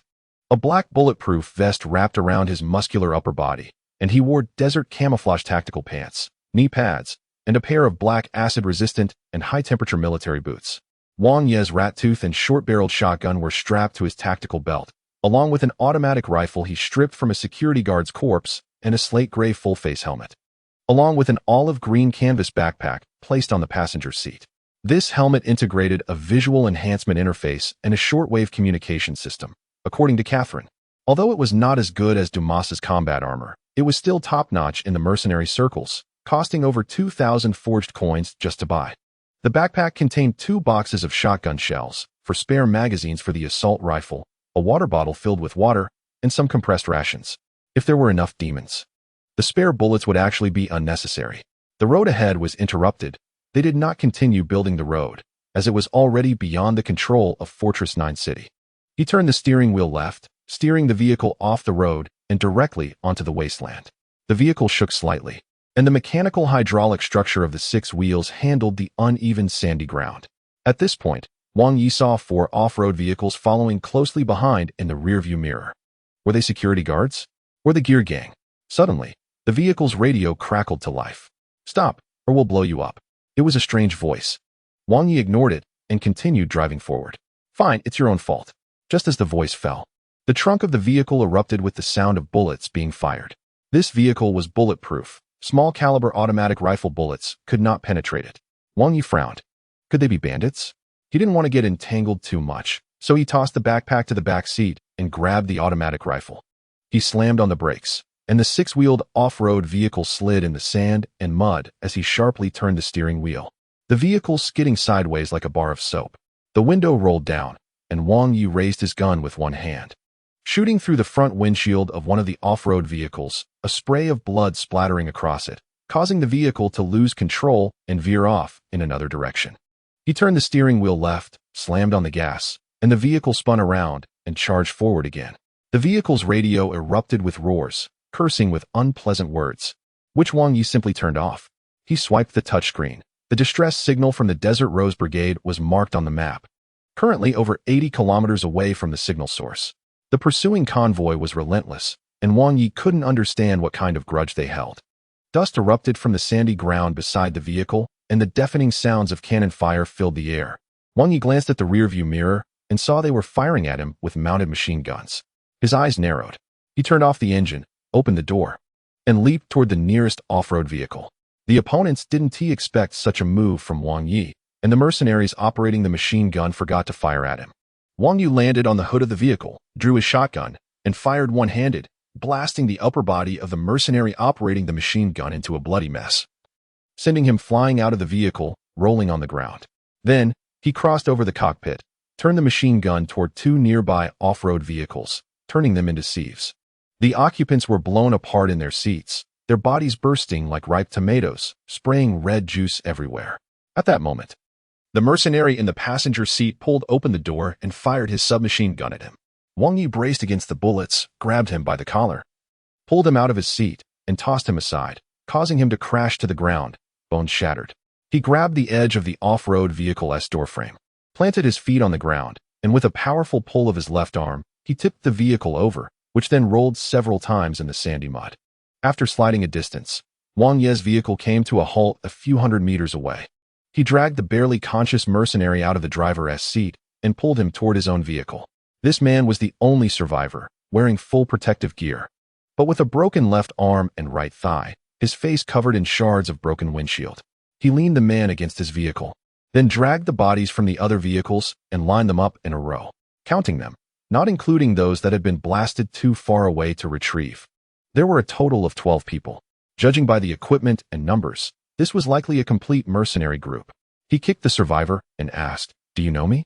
The man shivered in pain but still replied, "We want to avenge our brothers." "Your brothers? Who are they?" Wang Yi asked. "You killed him and took his spoils to make this jacket. We've been observing you for a long time. We never had a chance in the city," the man weakly said. Wang Yi raised an eyebrow, many scenes flashing before his eyes. Xiao Kaliadan. He was bitten to death by mutated moles in the sewers. Wang Yi said, "Huh?" The mercenary was taken aback, then fell silent. Then he said, "You're talking nonsense. You're lying. He shouldn't have gone alone." "He did," Wang Yi replied. The mercenary looked a bit melancholic. Wang Yi pulled out 20 coins from his pocket and tossed them on the mercenary, saying, "This is the deposit he paid." After saying that, he left the mercenary, got into his vehicle, and drove away. The mercenary lay on the ground, watching the banknotes blown away by the wind. Rolling in the sand, then glancing at the neatly lined up bodies of his companions, for some reason, he laughed. "It's really fucking funny," he said before closing his eyes. 034 The fear of flight. Wang Yu drove a light blue 6-wheeled off-road vehicle across the wilderness. A gray, old road occasionally peeked out from the dark yellow soil, and the broken elevated bridge resembled the skeleton of a beheaded giant beast, jutting awkwardly amidst the ruins of gray buildings. As night fell, he got out, pulled a barrel of gasoline from the trailer to fill the vehicle, then carried another bucket to the front, lifting the hood to check the radiator. The vehicle had been hit a few times by the mercenary group's heavy machine gun, leaving several dents on the side door and shattering one tail light. Fortunately, a protective cover had been added to the trailer and the fuel tank inside had not been hit.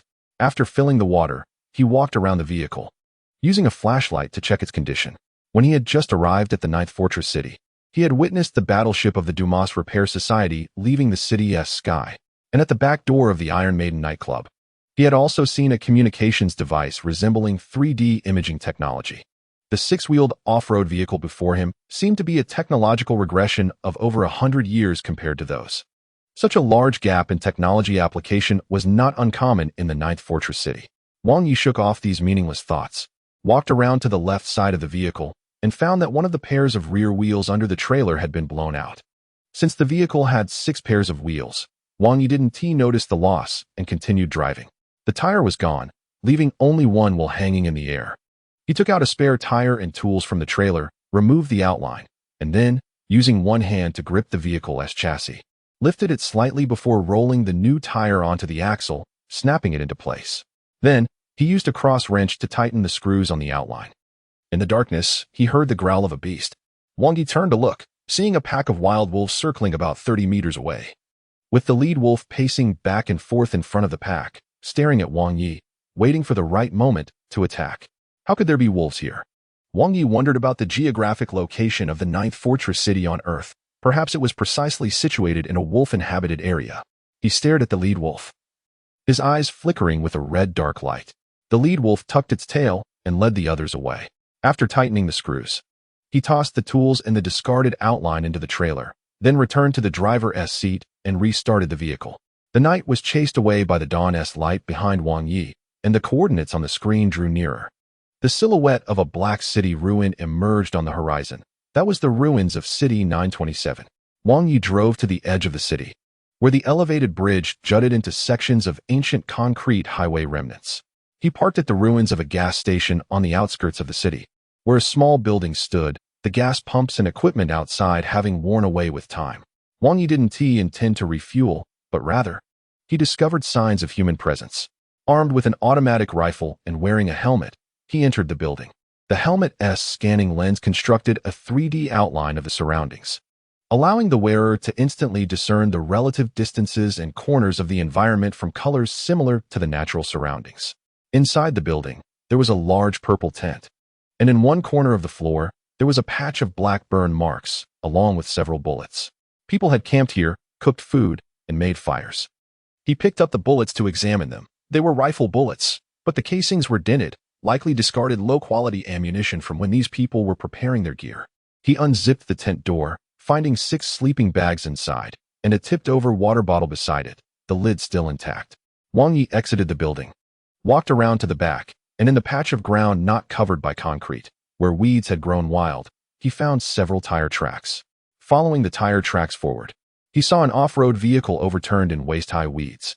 Wang Yi approached to inspect the overturned vehicle. Nobody was inside. The windshield was shattered, and the vehicle didn't appear old, suggesting the accident had occurred recently.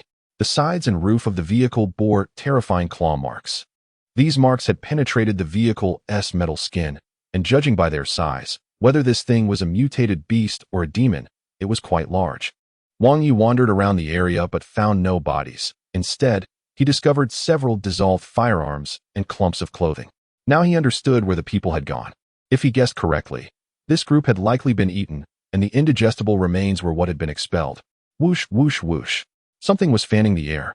Wang Yi looked around, but saw nothing moving. The next second, his off-road vehicle's alarm went off. He quickly ran out of the weeds, rounding to the front of the gas station's small building, only to find the 6-wheeled off-road vehicle had flipped over. The fuel tank had been ripped open, spilling fuel everywhere. Whoosh, whoosh, whoosh. The sound of wind came from behind him. He turned to look and saw a 4-meter-tall monster crouching on top of the small building. This creature had the head of a crocodile, bat wings, bird claws, and a snake body, with a pair of fly-like compound eyes on either side of its face. The sharp teeth on its upper jaw were exposed, its slender body coiled up, protected by its wings, and it flicked its tongue like a snake. Type: Demon, Psychic Score, 400. Information appeared in Wang Yi's vision, overlapping with the helmet interface. The two sides faced off for a few seconds, and then the demon's body suddenly straightened, springing up into the sky. It flapped its wings, gliding for a moment in midair, before diving sharply towards Wang Yi. Wang Yi activated instantly, darting away from his original position as his automatic rifle spat out fiery bullets, the weak ammunition hitting the demon's dark wings and leaving purple marks. The demon slid on the ground, spreading its body in an attempt to entangle Wang Yi. He pulled out a shotgun, leaped high over 3 meters, and descended towards the demon's head, landing a shot on its compound eye, which proved effective as the demon skidded away. Wang Yi landed, releasing his automatic rifle to rest on his waist, taking out 2 red deer rounds with his left hand while shaking the short-barreled shotgun with his right. He opened the double barrels, ejected the spent shells, loaded the bullets, and leveled the gun. He took a few steps closer to the demon, his helmet's transparent visor revealing his murderous gaze. The demon had never seen a human move so quickly and dared to engage so closely, its limited intellect struggling to comprehend the situation. However, instinct prompted it to make its next move, springing up to try to escape into the sky. Wang Yi jumped, grabbing the demon's claw, and with a single arm's strength, pulled the recently leaping demon back down. Bang! The demon crashed to the ground, and Wang Yi stepped on its slender body, raising his hand to pull the trigger, sending 2 deer rounds into the demon's face, knocking out several of its teeth. Before the demon could recover from its stupor, he jumped up and delivered a knee strike to its long mouth, knocking it down. The demon opened its mouth, attempting to bite Wang Yi, but he swiftly thrust his automatic rifle into its mouth, unleashing a torrent of bullets that ruthlessly destroyed its soft mouth and intestines. The demon struggled, and Wang Yi pulled out a rat's tooth, stabbing it into the demon's lower jaw and slicing down along its neck. As a psychic weapon, the rat's tooth seemed to have a natural lethality against demons, effortlessly cutting through the demon's tough muscles and splitting its body open. A dark golden soul sphere floated out, which Wang Yi inhaled, and the progress bar in his vision surged noticeably, the percentage jumping from 79 to 90. 035. The betrayed cultivator Wang Yi gazed toward the distant city behind the highway and elevated bridge. The sky was brighter than before, with distant howls echoing from the buildings, indicating the presence of many such creatures in the city. He was on the verge of leveling up. Killing one more creature would raise his psychic score from 600 to a higher level, bringing him closer to his goal of 2,000. The demon's organs were quite valuable, but Wang Yi's vehicle had flipped, making it impossible to transport, so he had to abandon the demon's corpse. Wang Yi walked toward the city. The rising sun was blocked by the ruins of tall buildings, with sunlight seeping through the gaps, casting a reddish hue over the darkened structures. The reflections of the skyscrapers resembled black teeth, making the entire city appear like a giant bloody mouth ready to swallow him whole. As he passed through the ruins of some collapsed overpasses, the closer he got to the city, the more low buildings he encountered, with several standalone factory ruins coming into view. Stray dogs and various mutated creatures lingered nearby, glancing at Wang Yi before quietly slipping away. According to the map, he had entered the outer suburbs of City 927, next to a small church standing in the wilderness, where several off-road vehicles were parked, catching Wang Yi's attention. He approached to check, circling around. The sides of these vehicles were spray-painted with the words Desert Rose. Found it. These were the vehicles of Roxanne's mercenary group. The supplies in the vehicles had been taken, leaving only fuel, spare tires, and other vehicle tools. The vehicles were undamaged, indicating that this group had decided to leave the vehicles here and walk into the city. He entered the church, which was empty with no signs of occupation. They must not have stayed here overnight. The distress signal was over 30 kilometers away in the city, and he needed to explore further. Corroded remains, reduced to skeletons, lined the broken road leading deep into the city. Wang Yi speculated that these used to be vehicles. In his vision, a green navigation line spread out from beneath his feet, and he already knew his destination, so he didn't need to rely on a handheld device to track the signal. Wang Yi took out his water bottle from his backpack, removed his helmet, and took a sip. In the gentle breeze, his super hearing caught a faint, imperceptible melody. The song came from the distant city center, perhaps over 10 kilometers away. He tried to listen closely to the lyrics, realizing they contained words that could not be articulated by a human tongue. Turning around a few street corners, he saw a group of people in black robes lining up to go somewhere. They hunched over, their hoods covering their faces, with only bony hands emerging from beneath the robes, gripping iron rods tightly. No information was displayed in Wang Yi's vision. These were ordinary people. He caught up, grabbing the last person in the line and pulling them forward, toppling them to the ground. As the hooded robe fell open, he saw that the person wore no clothing underneath. Their skin was severely rotting, and their face was unrecognizable. The person emitted a few incomprehensible syllables from their throat, eyes wide as they gestured towards Wang Yi. Wang Yi released the pitiful individual, watching as they crawled away like a dog, rejoining the already distant group, all heading towards the source of the song. At that moment, Wang Yi instinctively sensed a dangerous presence approaching from behind. He heard the sound of mechanical hydraulic structures extending and the subtle noise of heavy objects sinking, creating friction with the air. Wang Yi suddenly dashed forward a distance, and the next second, the spot where he had just stood exploded. A heavy sword with serrated edges struck the ground, then was slowly dragged back by a large hand wrapped in heavy iron armor, the serrated edges turning and sparking against the ground. Wang Yi raised his automatic rifle, looking at the attacker. Type: Psychic User. Psychic Score: 600-2500. Before him stood a psychic user clad in heavy power armor. His armor was dark gray, and the full-face helmet had 4 crimson monitoring devices that looked exceptionally fierce, resembling the eyes of a demon. The medieval knight-style armor was covered in rust, bloodstains, and dents, indicating how battle-hardened this psychic user had been, with dark red cloth wrapped around his waist already torn with many holes. With the armor's enhancement, he stood 2 heads taller than Wang Yi, and his psychic score was presented as a bonus. This meant that his psychic power was similar to Wang Yi's, but this entire set of psychic equipment significantly boosted his strength. The Rat King was also a psychic user, but he had a weak score of only 5 and had his rat's tooth stored in a box, so he had no bonuses. Mercenary, a lone wolf operating independently? You've come to the wrong place.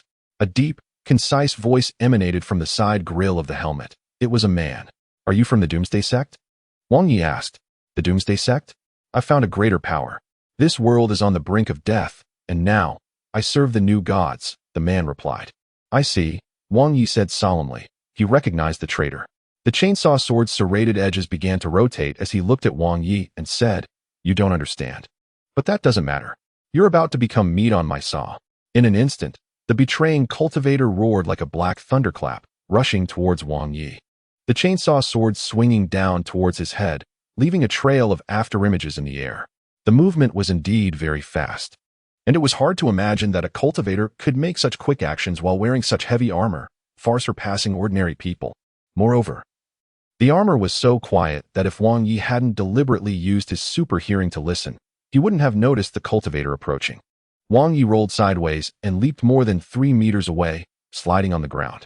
He turned around, knelt on one knee, and his assault rifle spat fire. The full-sized rifle bullets were like mosquitoes, leaving no trace on the black armor. In less than a breath, the cultivator rushed over, his left fist smashing toward Wang Ye's upper body. He sidestepped, darting under the cultivator, and with his left hand, he drew a mouse tooth, thrusting it toward the gap in the armor with all his might. The blade barely touched the edge of the armor when it was repelled by some force, a force field. Wang Yi hadn't expected that this armor had a force field, so he prepared to retreat. The cultivator's large hand grasped his helmet and squeezed it hard, turning the helmet into a lump of gray iron. Wang Yi had already escaped before that. There was no chance of winning this battle. He dashed out a dozen meters quickly, with the cultivator closely following. "You're also a psychic? Perhaps I should offer you as a live sacrifice to the new god," the cultivator said. Wang Yi didn't have time to waste with him. He turned and dashed into the underground parking lot of a dilapidated building, supported by several columns. The cultivator's armor was too tall, exceeding the height limit of the underground parking lot. "You can't escape," the cultivator said. His helmet interface began capturing heat source signals, and 4 monitors changed from red to green. Soon, he captured Wang Ye's heat source signal. His leg armor unfolded, revealing a rocket launcher hidden in the calf armor, propelling him to the second floor of the building. Then, the cultivator walked to Wang Ye's position and stomped hard, crashing through the floor, accompanied by breaking concrete blocks and flying dust. Wang Yi was already gone. He quickly ran out of the underground parking lot and darted onto the street, disappearing from sight. The cultivator wanted to chase after him, but the armor got stuck on the floor's cross-section. He cursed and punched a hole in the nearby ceiling, crashing through the wall like a heavy rocket, and flew to the second floor. Then he jumped from the decaying ruins to the street. In his helmet's view, he could no longer capture any other people. "Run. Next time you won't be so lucky," the cultivator said in a low voice.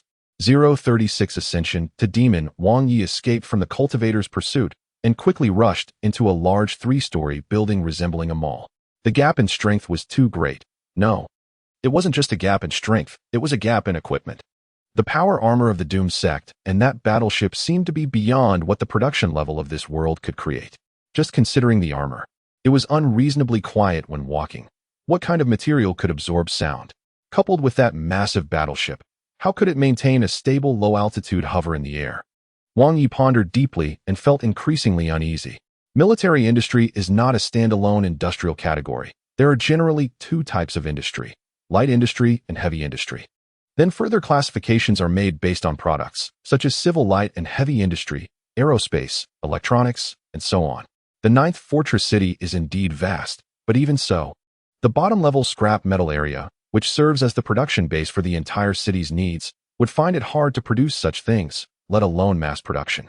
Moreover, the scrap metal area needs to produce daily necessities for ordinary people: food, heavy industrial machinery, military products, electronic products, and also be responsible for the city's maintenance. The technologies and corresponding resources needed to produce this equipment are exponential. Unless the Doom sect has mastered some more mysterious technology, it would be hard for Wang Yi to believe that they could create a complete army of cultivators and massive flying warships. The automatic rifle and shotgun in Wang Yi's hands, even when compared to security guards, were all the same type of weapon he held. Compared to the cultivator's power armor, they were completely from a different generation, giving the impression that the Doom sect cultivators and the ordinary people below were entirely different species. Just relying on reaching a score of 2,000 through upgrades was not enough. If he could have a bunch of psychic equipment, his combat power would be significantly enhanced. Wang Yi shook his head. Before the nuclear explosion, he hadn't taken away that demon sword. Although it had a 90 racial penalty, its 380 attack power was still quite useful. The only problem was that Wang Yi had no means to hide such a large weapon. He needed to find a way to obtain psychic weapons. Otherwise, he would be in a very passive situation. In that previous battle, Wang Yi had gained some understanding of the Doom sect cultivator's strength and had also come into contact with their equipment. Power armor. If he could get a set, he could go to hell right now. But how could such things be easily obtained? Perhaps he really could get one. Catherine was responsible for military production in the 9th Fortress City. Wang Yi might be able to ask her to help him build a set. Of course, he could ask. But whether Catherine would help depended on 2 situations. The first situation was that she absolutely could not help. After all, it was equipment specifically produced for the Doom sect, likely to be strictly controlled by the sect. Having one more or one less set would not be allowed. And it was very possible that even the production methods and raw materials were under control. In this case, Wang Yi would have to give up. The second situation was that she could help, but it would involve a lot of risks. In this case, it would depend on how deep the relationship between Catherine and Wang Yi was. If it was deep enough, Catherine might risk her neck to provide equipment for Wang Yi. However, Catherine was a smart woman. Just looking at this commission, she clearly enjoyed the benefits Wang Yi brought before and then continued to ask for his help. But Catherine did not directly ask for help. Instead, she used the excuse of providing shelter, taking a higher stance to get Wang Yi to help. She was a woman who would do everything possible to gain an advantage. If Wang Yi wanted to obtain something valuable from her, he would have to pay more. After confirming that the traitor from the Doom sect had not caught up, Wang Yi left the building and headed toward the direction of the distress signal. From the three-dimensional map constructed in his view, he was getting close to the city center. The adjacent collapsed buildings resembled gigantic statues standing alone, and the fallen building ruins blocked the highway. Wang Yi passed through the buildings. The closer he got to the signal, the louder the eerie singing became. He turned around the corner and saw more people in black robes, lined up and staggering forward. They were all moving toward the direction of the song. As if lured by that sound, Wang Yi found a relatively intact building, climbed to the top floor using the fire escape, and then jumped forcefully to the rooftop of another building. In the wide open space ahead, the song floated, and a large group of black-robed individuals gathered there, singing around a large, fleshy lump in the center of the open space. The lump was about 4 stories high, its crimson rotten flesh crawling with disgusting dark red roots. As if something inside was pulsating, expanding, and contracting. Wang Yi crouched at the edge of the rooftop, observing the movements below. More and more black-robed individuals gathered here, kneeling in front of the fleshy lump, hands on the ground, singing and worshipping, not knowing how they produced such sounds. At that moment, a black-robed figure, leaning on a long iron rod, walked up to the fleshy lump. Wang Yi focused his attention, his eyes seemingly adjusting focus, staring at the black-robed figure. "Brothers! Brothers!"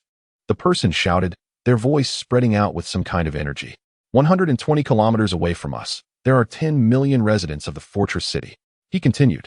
They are armed to the teeth, possess self-sufficient productivity, and have also received the protection of the Doomsday sect. But they have lost their freedom, lost their true faith. They chose to rot with this false world. The apocalypse, the Savior's fable, the God Emperor are all lies. This world is on the brink of death. Brothers, as long as we can defeat them, we can successfully ascend to demonhood under the leadership of the great Hell Demon Lord and reach the true eternal world. Brothers, we must abandon this weak, resource-consuming flesh. We must transform our life forms. Embrace the true reality. We shall become the sword of the Hell Demon Lord. The war is not over. We shall fight until eternity. The black-robed man finished passionately, dropped the iron rod, and took off his robe, revealing his weak and decaying body. Ah! He frantically clutched his chest, in pain. Just temporarily. In midair, a red, energy-shaped skull floated, grinning menacingly. Ha ha ha ha. Type, Demon, Psychoenergy Rating, 5. In Wang Yi's vision, information appeared. This group of people had transformed themselves into demons through some kind of ritual. Then, everyone in the square began to go insane. They stopped singing. Wang Yi observed closely and saw a black figure within the flesh tumor. 037 Pure None. The floating energy skulls all flew towards the flesh tumor, and in the eerie red light, they seemed to be absorbed by the tumor. The tumor also began to rhythmically expand and contract, accompanied by a heartbeat-like thumping sound. Wang Yi descended from the high-rise ruins, stepping over the blurred blood and flesh, and arrived at the square. He walked towards the flesh tumor, only to feel the surrounding environment beginning to distort in his vision, the sky slowly transforming into red. With every pulse of the tumor, the world would instantaneously change into another form. Thump thump, thump thump. Wang Yu saw, in the open space ahead, a box of bullets, several backpacks, and something resembling a communication receiver scattered about. The navigation line beneath his feet also ended there. Roxanne's team went missing here. The flesh tumor was right before him, its thick roots clinging tightly to the ground, with a massive figure inside. At this moment, a familiar voice echoed in Wang Yi's head. Hey Wang Yi, wake up, we're almost there. Ahead, a man was standing under the flesh tumor waiting for him. It was Wei Tianyang. Hurry, we're almost there. Don't fall behind. Rookie, Wei Tianyang smiled at him. Wang Yi walked towards him. Wei Tianyang lit a cigarette for himself, a smile on his face. Seeing Wang Yi approaching, He took another cigarette from the pack and offered it to him. Wang Yi did not accept it. Instead, he pulled out a mouse tooth and stabbed it into Wei Tianyang's neck. Grabbing his hair with his right hand and twisting the knife handle with his left, attempting to decapitate him. Bullshit. Impossible. Wei Tianyang transformed into an ugly bald man dressed in elaborate sacrificial clothing, roaring with an old and hoarse voice, clutching the wound on his neck as he staggered toward the flesh tumor. The previous illusion was the demon's seduction, analyzing what Wang Yi saw. It should be using what people care about most in their hearts to lure them closer. However, this priest did not understand Wang Yi's situation. What he cared about most was that false god that would destroy all of humanity. What he wanted most was to take off the false god's head. This priest was pierced through the throat by Wang Yi's mouse tooth, but was still not dead. The venom from the mouse tooth paralyzed half of its body. Yet it still leaped into the red light of the flesh tumor at the last moment. This flesh tumor is a door. Wang Yi rummaged through the nearby backpacks, which were the supplies left by the Desert Rose Mercenary Corps. The backpacks contained food and water, as well as a few grenades. He unloaded his backpack, gathered the usable supplies, and approached the flesh tumor. Under the illumination of the red light, the flesh tumor emitted a salty and damp aura, making the nearby air much more humid. He wiped the dew off his gun. It was red. Thump thump, thump thump. The sound of a heartbeat struck Wang Yi's eardrum. The red light stung his eyes, and a wave of dizziness hit him, causing him to kneel on one knee and reach out, surprisingly touching a patch of grass. New shoots were growing from the blood-red soil. A black sun hung high in the crimson sky, and towering buildings made of flesh and blood stood tall. He had already been transported to a bizarre world. In the sky, energy skulls and winged demons flew, and groups of tall humanoid demons lined up, heading towards the city center. This was a great army. They were plotting something dangerous, and Wang Yi realized the severity of the situation. The 9th Fortress City was only over 120 kilometers away, and at present, the number of these demon lords was so vast that even Wang Yi felt uneasy. If Roxanne and the others were captured in this world, they might have already met with misfortune. Although the possibility was slim, Wang Yi decided to scout the outskirts of the city as much as possible. He slid down the dirt slope, jumped high, and broke into a nearby high-rise building. The hallway was very quiet. The structure was not much different from the high-rises of the human world, and rusty vehicle wrecks were piled up on the ground. He entered the 4th floor and suddenly found a dark figure leaning by the window. Type: Psychic. Psychoenergy rating: 300,600. Wang Yi did not want to alert the demon army, so he drew out the mouse tooth and prepared to approach. Unexpectedly, the dark figure stepped out of the shadows. It was a person wrapped in a black stealth suit. Although her face was covered, from her curvy shape and those eyes, it was a woman. Shoo! She made a gesture and then signaled Wang Yi to hide in the darkness under the window. Wang Yi moved closer, 2 body lengths away from her. Who are you? How dare you come into the blood nest alone? The woman asked, her accent sounding Asian. You're the same. Wang Yi replied. I'm not the same as you, but I can tell that you are different from that group of mercenaries. What is your background? The woman said. Where are the mercenaries? Answer me first. Wang Yi asked. Really a domineering man. They have been wrapped in flesh cocoons by the demons and sent to the center to provide energy for this mirrored space, the woman said. Mirrored space? Wang Yi asked in confusion. Can't you see? This is the mirror of the ruined city outside, the woman said. What happened here? Wang Yi looked outside, where the demon army was gathering toward the city center. The demon priests constructed this place to hide and assemble the army. I've answered enough. It's your turn now. The woman said. What do you want to ask? Wang Yi said. Who are you? The woman asked. None of your business. Wang Yi replied. Damn. Are you messing with me? The woman said, a bit angry. You are a psychic, and quite powerful. I thought the Doomsday sect only had men, Wang Yi said. As if caught by Wang Yi seeing through her attempt to hide her identity, the woman became a bit cautious. I'm not from the Doomsday sect, the woman said. What are you doing here? Wang Yi asked again. None of your damn business. I've been here for a long time. I've always been here, and you came later, so you should be the one answering questions. The woman said, a bit annoyed, her tone rising.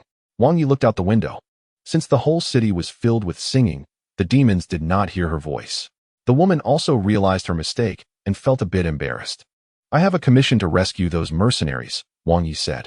You'd better give up. They are in the most demon-infested area, and people have been wrapped in flesh cocoons. They will be sent to the blood nest core in the city center, sliding into the fallopian tubes, and within a few days, their souls will be drained. The woman said. She seemed to know a lot about demons, and Wang Yi was not only curious about her background, but also her gear. Unlike the powered armor of the Doom's Guild, hers was leather, tightly fitted to her body, with spikes on the shoulders, special mesh-like patterns on her thighs, and thin armor resembling long high-heeled boots on her calves. The woman's mask was an adhesive type, and her hair was tied in a ponytail, making it hard to see any other equipment, probably because she didn't bring any, unless she had another way to store weapons. What are you looking at? The woman asked. Your gear. You have a powerful organization behind you. The security guards and military of Fortress City can't possibly provide such armament, Wang Yi replied. What's your name? The woman asked. I'm Wang Yi, a wilderness mercenary, Wang Yi said. The woman took off her mask, revealing a beautiful oval face full of vigor, looking no more than in her early 20s. I am Li Muyu, a virgin nun of the Divine Emperor, Li Muyu said. Li Muyu's brief sentence revealed two unfamiliar pieces of information. Wang Yi had also heard the term Divine Emperor from the Rat King. It seemed he was the supreme leader of all humans and likely a very powerful psychic. But what about the virgin nun? From Wang Yi's observations, they might have a complementary relationship with the Doom's Guild. Li Muyu's equipment was not heavy-powered armor, but rather tight leather clothing. Yet he had no doubt about the capabilities of this light gear. If the iron cans of the Doom's Guild were used for charging into battle, then the virgin nuns acted as scouts and spies. What was the relationship with the Divine Emperor? Were they closely connected to the virgin nuns? Wang Yi couldn't ask too many questions. On one hand, if he probed too much, it would raise Li Muyu's suspicions. On the other hand, Li Muyu might not answer. Which direction were those mercenaries sent? Wang Yi removed the magazine from his automatic rifle, replaced it with a full one, and tucked the replaced one into his backpack. Just ahead, they were sent there 2 hours ago. By now, they are probably stuffed into the fallopian tubes as human batteries. Do you really want to save them? Li Muyu replied. Live to see people, die to see corpses. Wang Yi looked down at the window. I thought wilderness mercenaries were all opportunists, Li Muyu said. Wang Yi glanced at her and jumped out of the window, landing on the concrete ground with a thud. Li Muyu leaned out of the window, wanting to say something, but held back. Wang Yi slipped into a small path behind the building, moving toward the city center in the shadows. A large group of demons flew overhead. Energy skulls, winged types, and slender snake-like ones formed a red tide. On the streets, massive demons walked slowly, while small monkey-like demons darted quickly over the wreckage of cars. Once so many demons gathered, it would be a catastrophic force. They seemed to be headed for Fortress City. Wang Yi stopped at a corner and saw two demons with a psychic score of only 20 playing around at the entrance ahead. He drew his rat tooth and swiftly gutted them, blood splattering everywhere. Before the two soul spheres floated out, Wang Yi absorbed them directly. He pressed against the wall, peering out onto the street, and the progress bar in his peripheral vision jumped to 94. At that moment, a drop of acidic liquid fell onto Wang Yi's right shoulder, and he looked up to see a snake-headed demon constricting his neck. In an instant, a shadow fell from the rooftop, landing on the demon clinging to the wall. Hiss! It was Li Muyu. She plunged her hands into the demon's waist, and the tongue around Wang Yi's neck loosened. Then, Li Muyu flipped over, crashing down with the demon, breaking its spine. Wang Yi looked at the demon's corpse, which had a woman's body and frog-like legs, with a head resembling a hybrid of a snake and a crocodile. I knew you were capable. You're a psychic, right? Li Muyu said. Her gloves had very sharp nails, which were now slowly retracting. Wang Yi didn't want to answer, and Li Muyu didn't press further. I can help you save people. But you have to help me too, Li Muyu said again. What do you want to do? Wang Yi asked. The guild sent me to assassinate a hell priest. I've been here for several days without encountering him. I saw him come in from outside just now and wanted to take action. But he teleported to the blood nest in the city center, Li Muyu said. With so many demons, it's very difficult to assassinate a target. Wang Yi shook his head. This demon army is large. Breaking in to kill one person would be hard enough, let alone retreating unscathed. I know, but nuns never miss. Li Muyu said. To accomplish the mission, sacrifice is an acceptable cost. But dying for no reason is not, Wang Yi said. Aren't you also dying for no reason? Li Muyu shook her head. If the action becomes unfeasible, I will give up. That's the key, Wang Yi. With you, the action is feasible, and with me, your action is also feasible, Li Muyu smiled. What should we do? Wang Yi asked. We need to get closer to that side. Time waits for no one.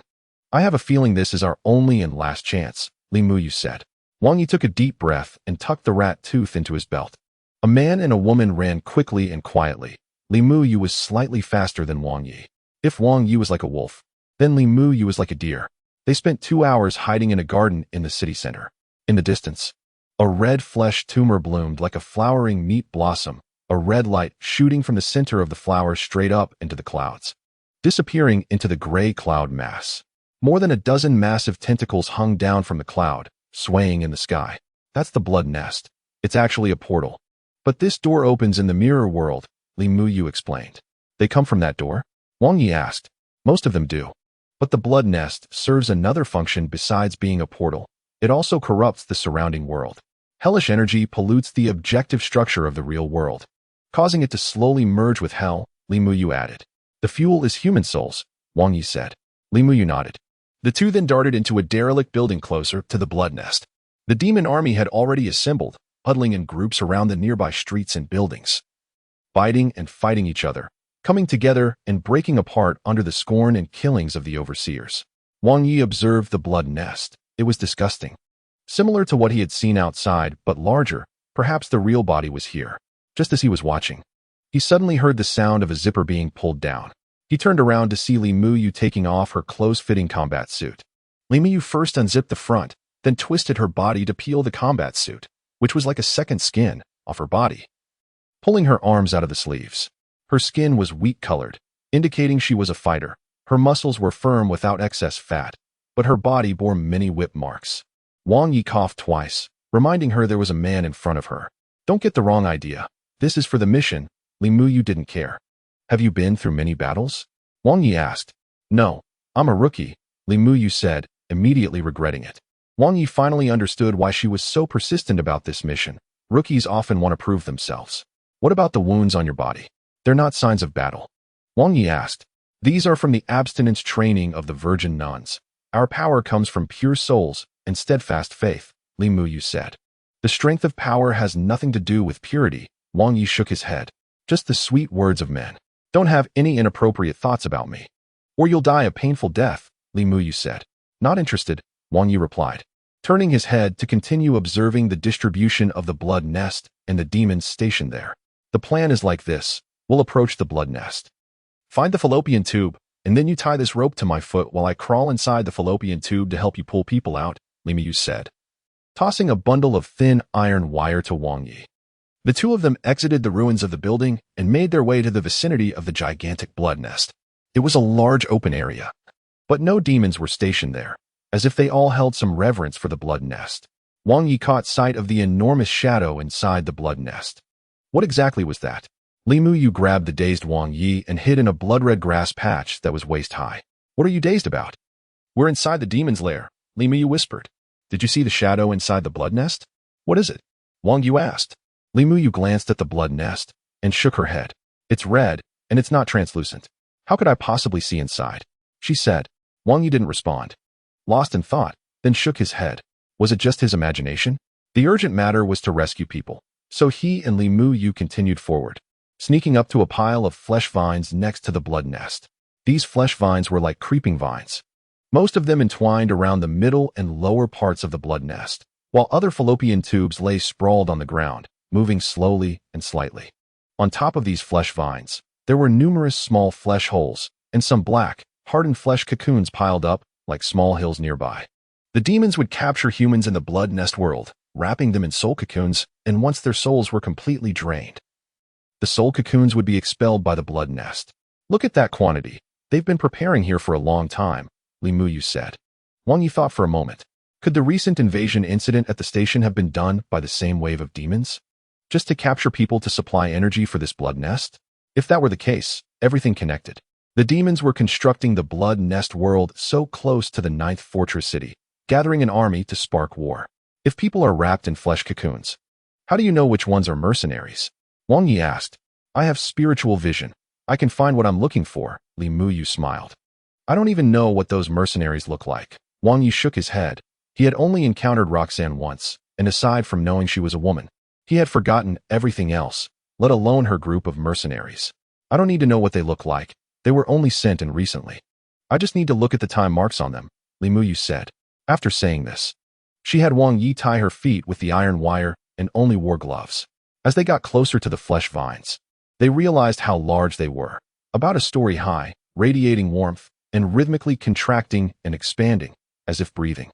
With her legs tied with the iron wire, Li Muyu jumped up, her body light as she rose 2 meters, grabbing onto the flesh vine. Li Muyu's arm muscles bulged as she climbed using only her arms. She found a nearby flesh hole, slightly widened it, and slipped inside. Wang Yi released the iron wire, watching it get sucked into the flesh hole like rice noodles. The length of the flesh vine was astonishing.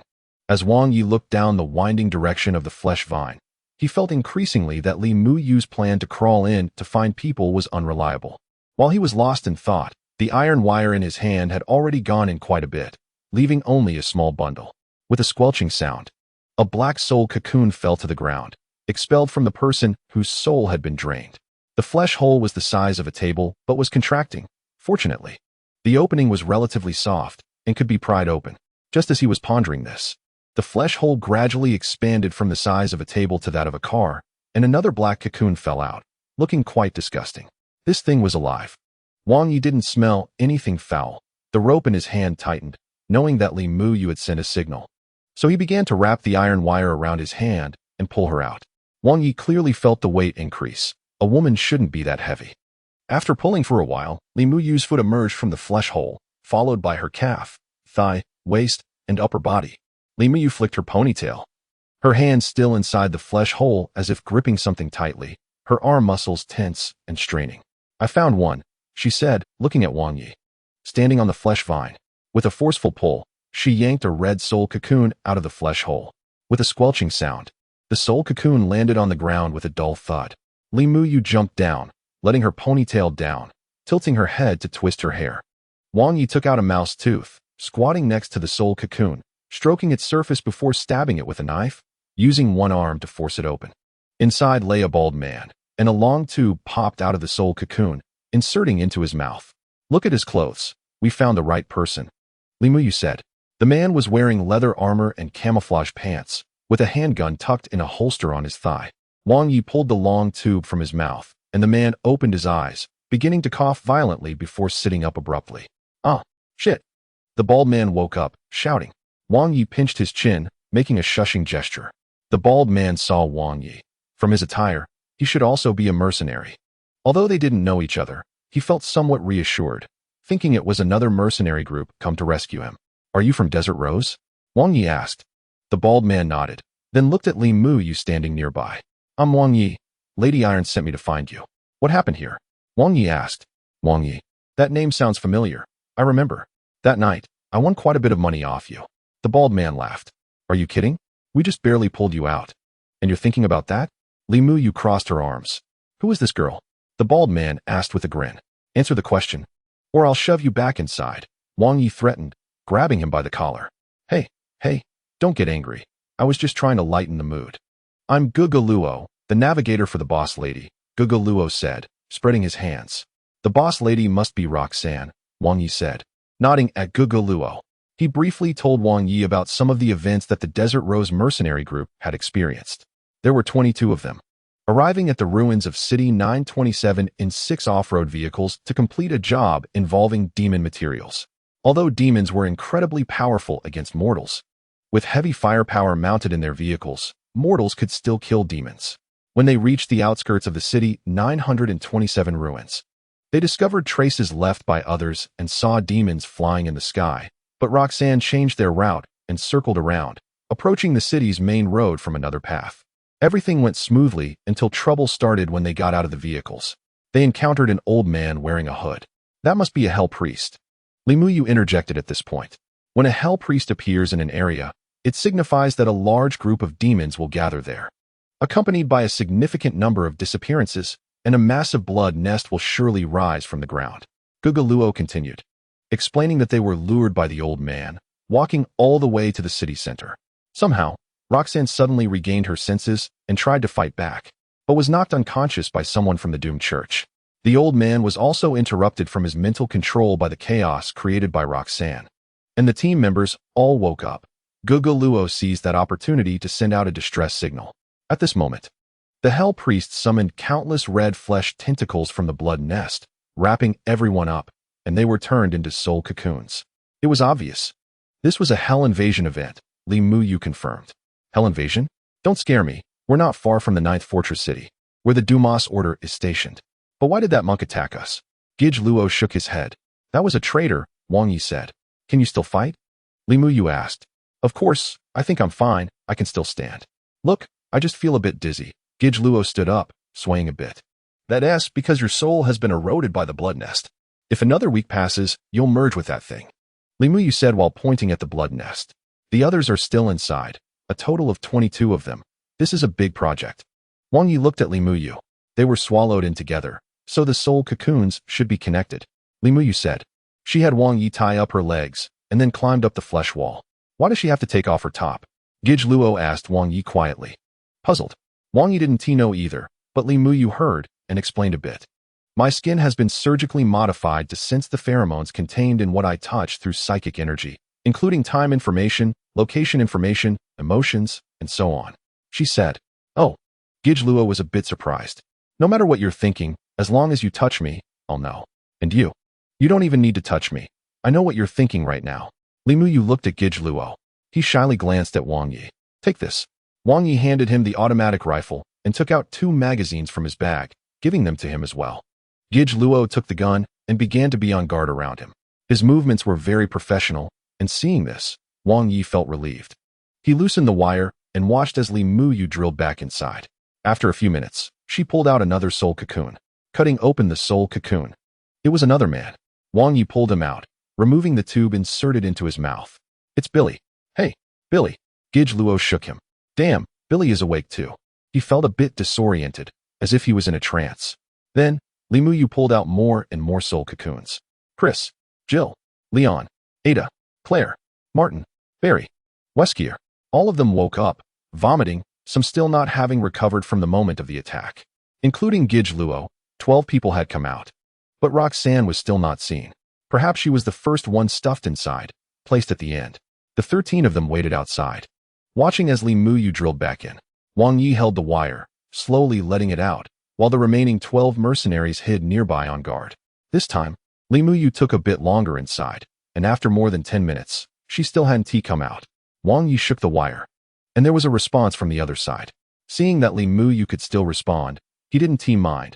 Perhaps she was pulling out too many soul cocoons. Making the distance, she had to crawl in the flesh vines longer. Hey, guys, hide. Quick. At this moment, Gij Luo suddenly said quietly. Wang Yi looked nearby and saw a large group of 2-meter-tall demons walking neatly towards the blood nest, with the Hell Priest among them. Wang Yi let the wire out further and hid behind a car wreck with Gij Luo. The other mercenaries also hid behind their respective cover, nervously observing the situation. They only had handguns and daggers, but didn't seem too tense. It appeared to be a well-trained team. Look, it's that old man. Gij Luo pointed in the distance and said quietly. Wang Yi saw the Hell Priest leave his guard demons behind and walk alone to the blood nest. Then began to chant. The huge black silhouette inside the blood nest actually started to respond to him. Soon, it will be your moment of revival. Let everyone tremble before you. But first, we have to solve a small problem, the Hell Priest said. The wound on his neck had healed, and his skin looked gray, not resembling a human. The demons responsible for guarding him, in Wang Yi's view, had a psychic energy score of 1,000, which was quite powerful. What is he doing? Gij Luo asked. He is summoning something, Wang Yi answered. At this moment, the wire in Wang Yi's hand suddenly tightened, snapping into a straight line. Something is pulling Li Muyu inside. Wang Yi wrapped the wire around his forearm, resisting the force. Gij Luo also sensed that Li Muyu was in trouble inside. He grabbed Wang Yi's shoulder, wanting to help. In fact, Wang Yi's superhuman strength was already enough. But he was afraid of pulling too hard and breaking Li Muyu's legs, so he was holding back a bit. The wire kept tightening, and Wang Yi had to increase his strength. He wrapped the rope around his forearm again and was just about to pull back when suddenly his body trembled. The wire snapped. Wang Yi frowned. No matter what was inside that flesh vine, Li Muyu had been dragged in. He looked towards the Hell Priest, who was looking at the blood nest, grinning with satisfaction, then turned and left with the demons. They're gone. But what about that girl who got swallowed? Gij Luo was a bit anxious. Wang Yi ran to the flesh vine, coiling the wire up, the end sliding out of the flesh hole. You guys stay outside. I'll go in to find her and the rest. Wang Yi said at this time. Gij Luo said, we can go in with you. More people means more strength. Wang Yi shook his head and said, "You guys have no guns, no bullets. What are you going to use to fight the demons?" Gij Luo couldn't say anything. Their weapons and equipment had all been lost. "These should help you hold out for a while. If I'm not out in over 6 hours. You guys figure out how to retreat, return to the fortress city, and tell the Dumas order about what happened here." Wang Yi said, "No problem, buddy. We'll wait for you," Gij Luo said, patting Wang Yi on the shoulder. Although he had only known Wang Yi for less than an hour, he could already tell that Wang Yi was a reliable person. Wang Yi took off his backpack, which had bullets and rations inside. He didn't need those. He only took a double-barreled shotgun and a rat tooth, lightly jumped to reach the flesh hole, reached in, and pried it open. The flesh hole blew out a salty, warm breath. He looked outside again, then dove in. 041 Demon Man. As soon as Wang Yi entered, he found himself blind. His body was wrapped in sticky flesh, and he could only grasp the flesh wall to move forward. No wonder Li Mu Yu had to take off her clothes to go in. Her psychic skin could acquire information when touching these flesh walls, while psychic vision could see scenes from another dimension. However, Wang Yi did not possess these abilities yet, so he couldn't see anything and could only crawl forward in the dark. The flesh wall was slippery. He took out the rat tooth, stabbed it in, and used it as a pivot to move forward. After a little while, the passage started to slope downwards. He pushed his legs forward, sitting down to slide down. When he slid to a bend, a force began to pull him upwards. Wang Yi tried to insert the rat tooth into the flesh wall to secure himself, but this pulling force was exceptionally strong. The rat tooth scraped a long cut on the flesh wall, but couldn't stop his upward trend. Li Mu Yu must have been pulled away by this force, right? Wang Yi looked up, his vision recovered a bit, and he saw a small white dot above him. Hearing some fragmented mumblings. "Got another intruder. I knew a rat would sneak in. That nun has already been handed over to the demon for interrogation. Who could this one be? Another nun? No, I think it's a mercenary. There's always some unlucky guy sneaking in. Could it be the members of the Doom sect? The Doom sect never acts alone. If they come, they would send a small team. Our spies buried in the 9th Fortress City have already brought back intelligence that the Iron Wolf battle group has been summoned away, and only one other sect battle group remains in the city." Wang Yi has already risen to the opening of the light, half of his head protruding through the floor, surrounded by 3 figures in black robes. Mercenaries? Wait, he doesn't seem to be in a state of slumber. Why? Wang Yi's upper body has completely passed through the floor. He reaches out and grabs one of their feet, dragging him over and stabbing him through the throat. Then one leg steps onto the floor, and the other 2 figures in black robes behind him are scared back into the corner of the wall. Wang Yi's whole body emerges from beneath the floor. He reverses the dagger, and with 2 stabs, he kills the men in black robes who are cursing him incessantly. He crouches in the shadows, waiting for the environment to quiet down, then begins to observe the room. The walls are made of concrete, presenting an old, dark yellow color. And there is a complex circular magic array on the floor, with a pentagram drawn in the center and candles lit at the 5 tips. Looking at the corpses of the 3 men in black robes, only 3 robes remain. Wang Yi lifts the robes, and a pile of black sand spills onto the ground. Outside the iron door of the room is a dim corridor, illuminated only by the candles in the corner, and in the darkness, a low and continuous evil song drifts in the air. Wang Yi puts on the robe, dons the hood, then blows out the candles in the room, and slips into the dim corridor. Wandering and observing, he sees many rooms where mysterious rituals are taking place, and many of the emaciated humans he saw outside are being pinned to the ground by these black-robed figures, having their hearts ripped out and blood drawn. Some black-robed figures carry buckets of blood out of the rooms, heading towards the far end of the corridor.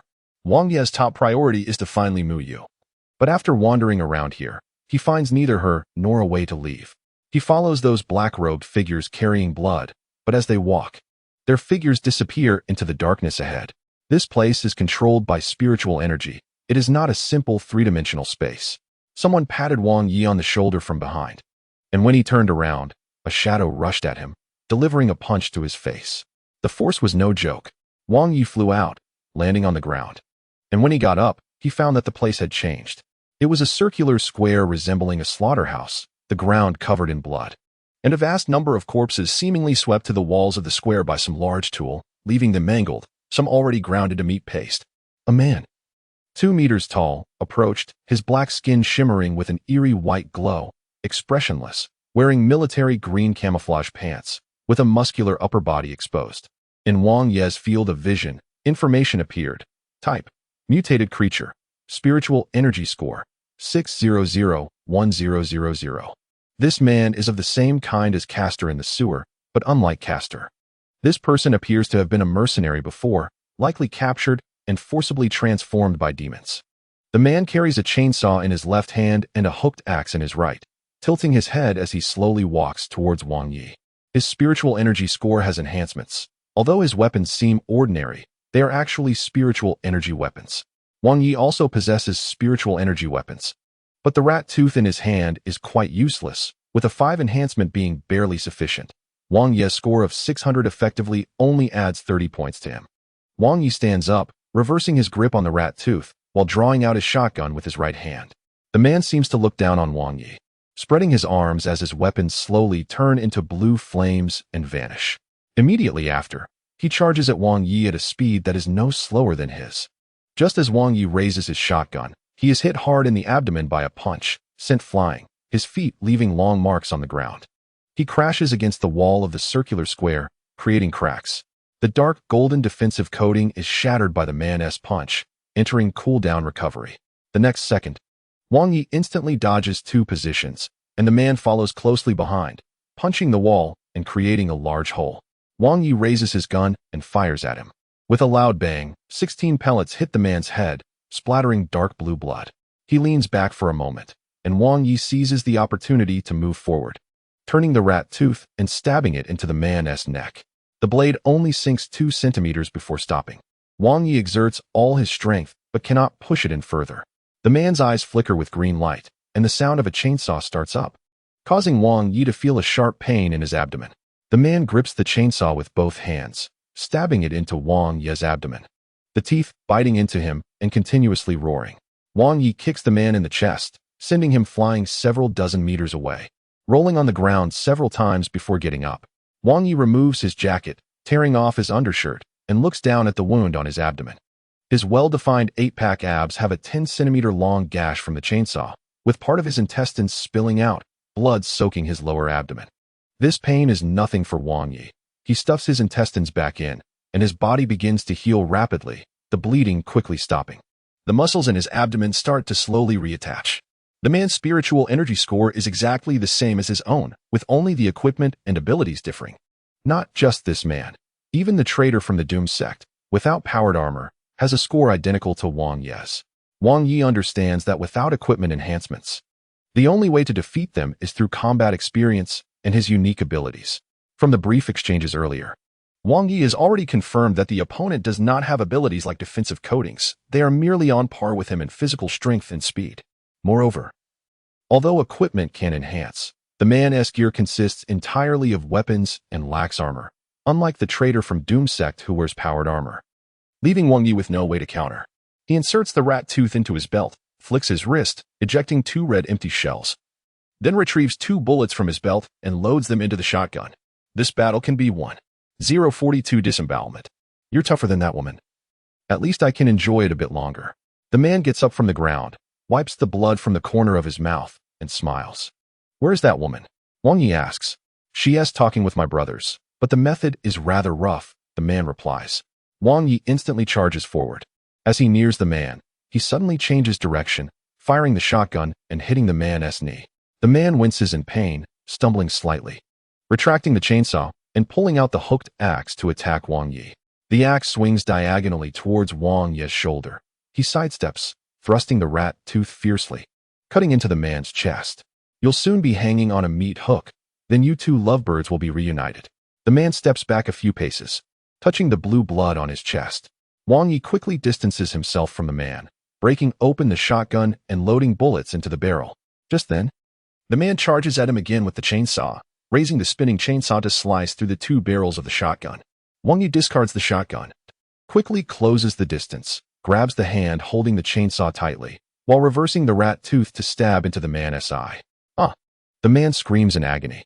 No matter how hard his muscles are, eyeballs are soft, especially since he has no defensive coating.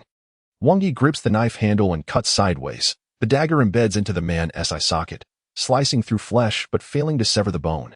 The man punches Wang Yi in the abdomen, reopening the wound and causing his intestines to spill out again.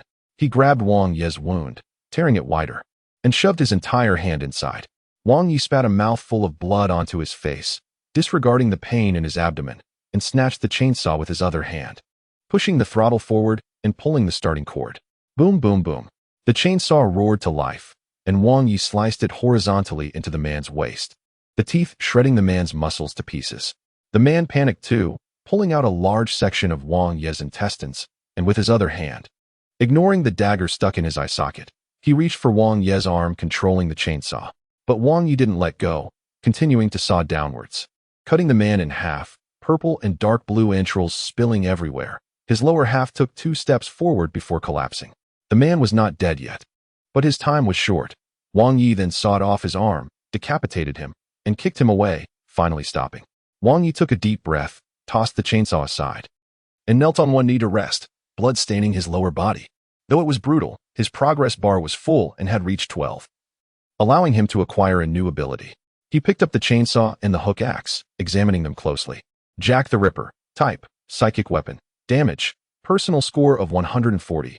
Mechanism: an indestructible chainsaw. Each use reduces damage by 20 until it reaches 0, then enters a 1-hour cooldown. Skilled in both lumbering and killing, just like its master. This chainsaw provided 840 damage, sufficient to deal with various enemies at this stage. But the damage reduction mechanism was quite annoying, making it suitable as a trump card. Executioner. Type: psychic weapon. Damage: personal score of 26. Mechanism: hitting the neck of humanoid creatures increases damage to 50 based on personal score. The axe is faster than it, but not as convenient.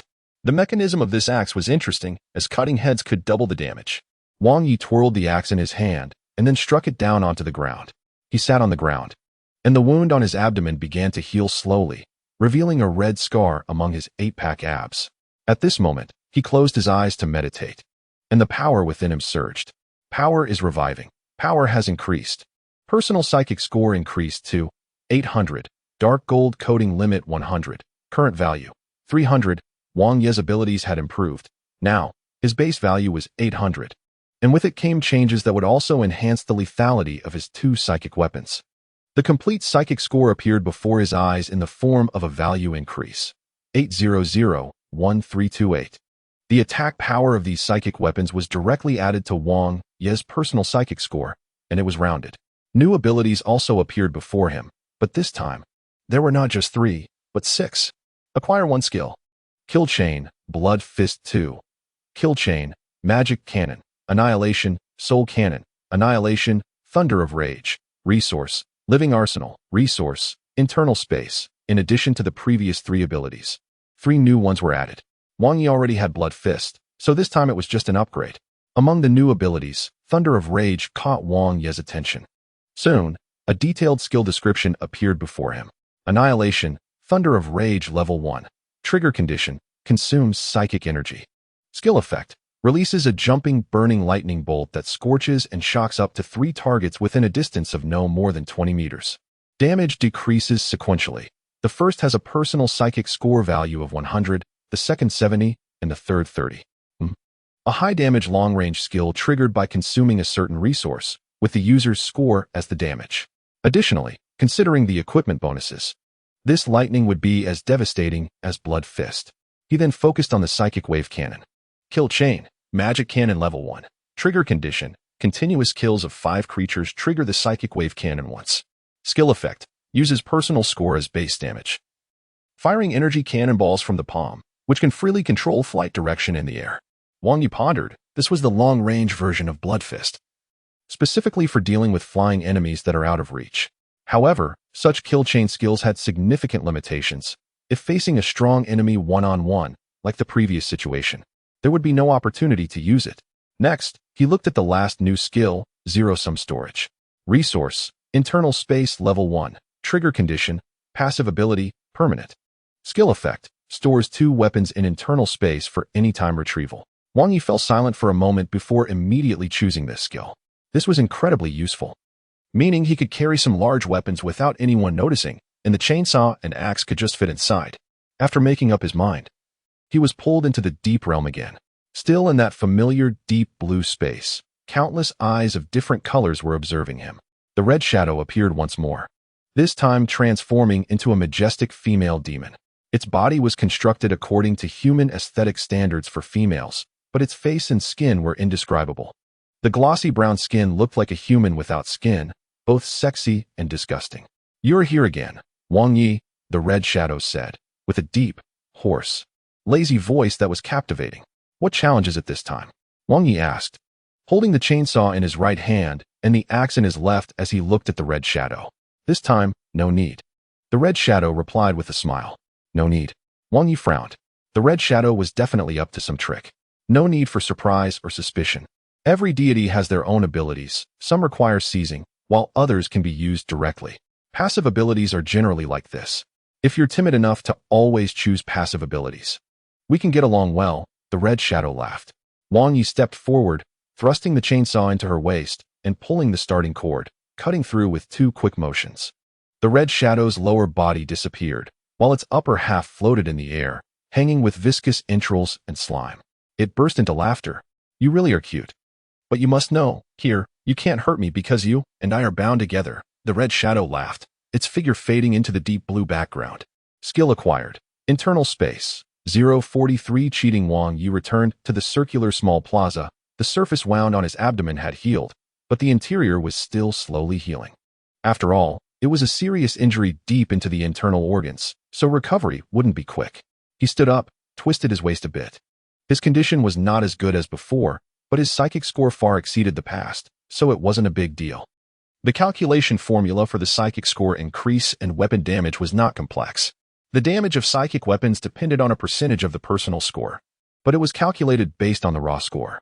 For example, if Wang Yi's score was now 800, then the damage of the chainsaw and axe would be calculated based on this base value. Once the weapon calculates a damage value, it adds this value to the personal score, which is the increase. So Wang Yi's current score appeared in the form of 800-1328, where the latter 1328 was the sum of the damage calculated from the 2 psychic weapons based on 800. And this total score only relates to the damage of skills. For instance, Blood Fist does not calculate based on personal psychic score, but on total score. Simply understood, it means that a psychic's personal score relates to the performance of psychic weapons, and by stacking equipment to increase one's psychic score, it can make skill damage even more exaggerated. The target indicator in the corner should be cleared now. Main goal: return to hell. Step 1. Manage to survive. Step 2. Increase power to 2,000 points. Step 1 has been barely accomplished, and Step 2 has already been completed. The main goal is now just to return to hell. But before that, Wang Yi has some things to do. Roxanne has not been found yet, and Li Muyu still has those items in her possession.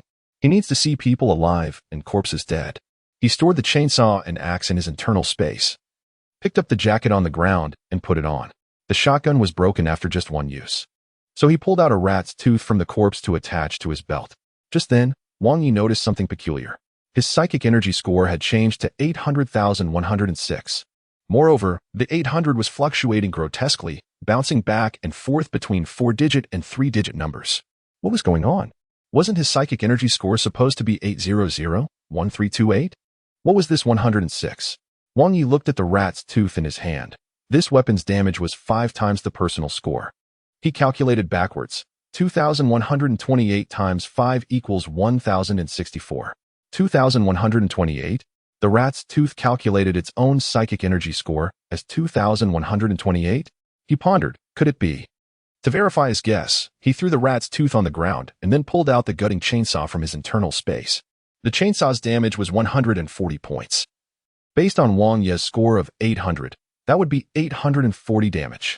But when Wang Yi took the chainsaw out of the internal space, his score changed again. It now fluctuated to 800-1411. The chainsaw's damage became 1411. 1008's 140 is 14,112. Where did this 1008 come from? It was calculated from the axe's damage of 26, added to Wang Yi's own score of 800. Wang Yi understood. This internal space was not just for storing equipment. It also counted the equipment's enhancement values towards his personal score. Previously, Wang Yi had stored both the chainsaw and the axe in his personal space. The damage of these 2 psychic weapons calculated based on Wang Yi's personal score of 800 directly pushed his personal score to 2,128. This was also why the rat's tooth's damage soared to 106. The fluctuating 800 reflected this, as he should be 800. And the extra value was granted by the weapons in the internal space. This was practically cheating. In other words, as long as Wang Yi stored 2 high-damage psychic weapons in the internal space, all the psychic equipment he carried would have their effects multiplied several times. And consequently, the power of the Blood Fist would also increase.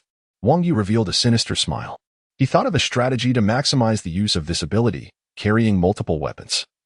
Constantly switching powerful psychic weapons to enhance weaker ones in the internal space and boost the killing power of the Blood Fist. The only downside was that the powerful weapons would not enjoy the best score bonus. But with this mechanism, the killing power of the powerful weapons would not be too poor either. After all, the traitor Dumas he encountered had a personal score of only 600. The current Wang Yi, theoretically speaking, should be able to crush him. Optional goal, find Li Muyu. Optional goal, find Roxanne. Optional goal, hunt the Dumas traitor. Optional goal, warn the 9th Fortress City. He set 4 new goals for himself. Li Muyu was connected to an organization called the Pure Nun, and if he could capture her, he might obtain more information about that organization. Leaving the circular small square, Wang Yi walked along a path resembling a blood drain. The blood river pushed some dismembered limbs forward, eventually dropping them into a deep pit. He walked along the edge and found a rusty iron door on one side of the wall. Wang Yi pulled hard, and the door came off the wall. The small passage behind the door was dark, but there was an opening ahead leading to a hall. His super hearing picked up Li Muyu's moans.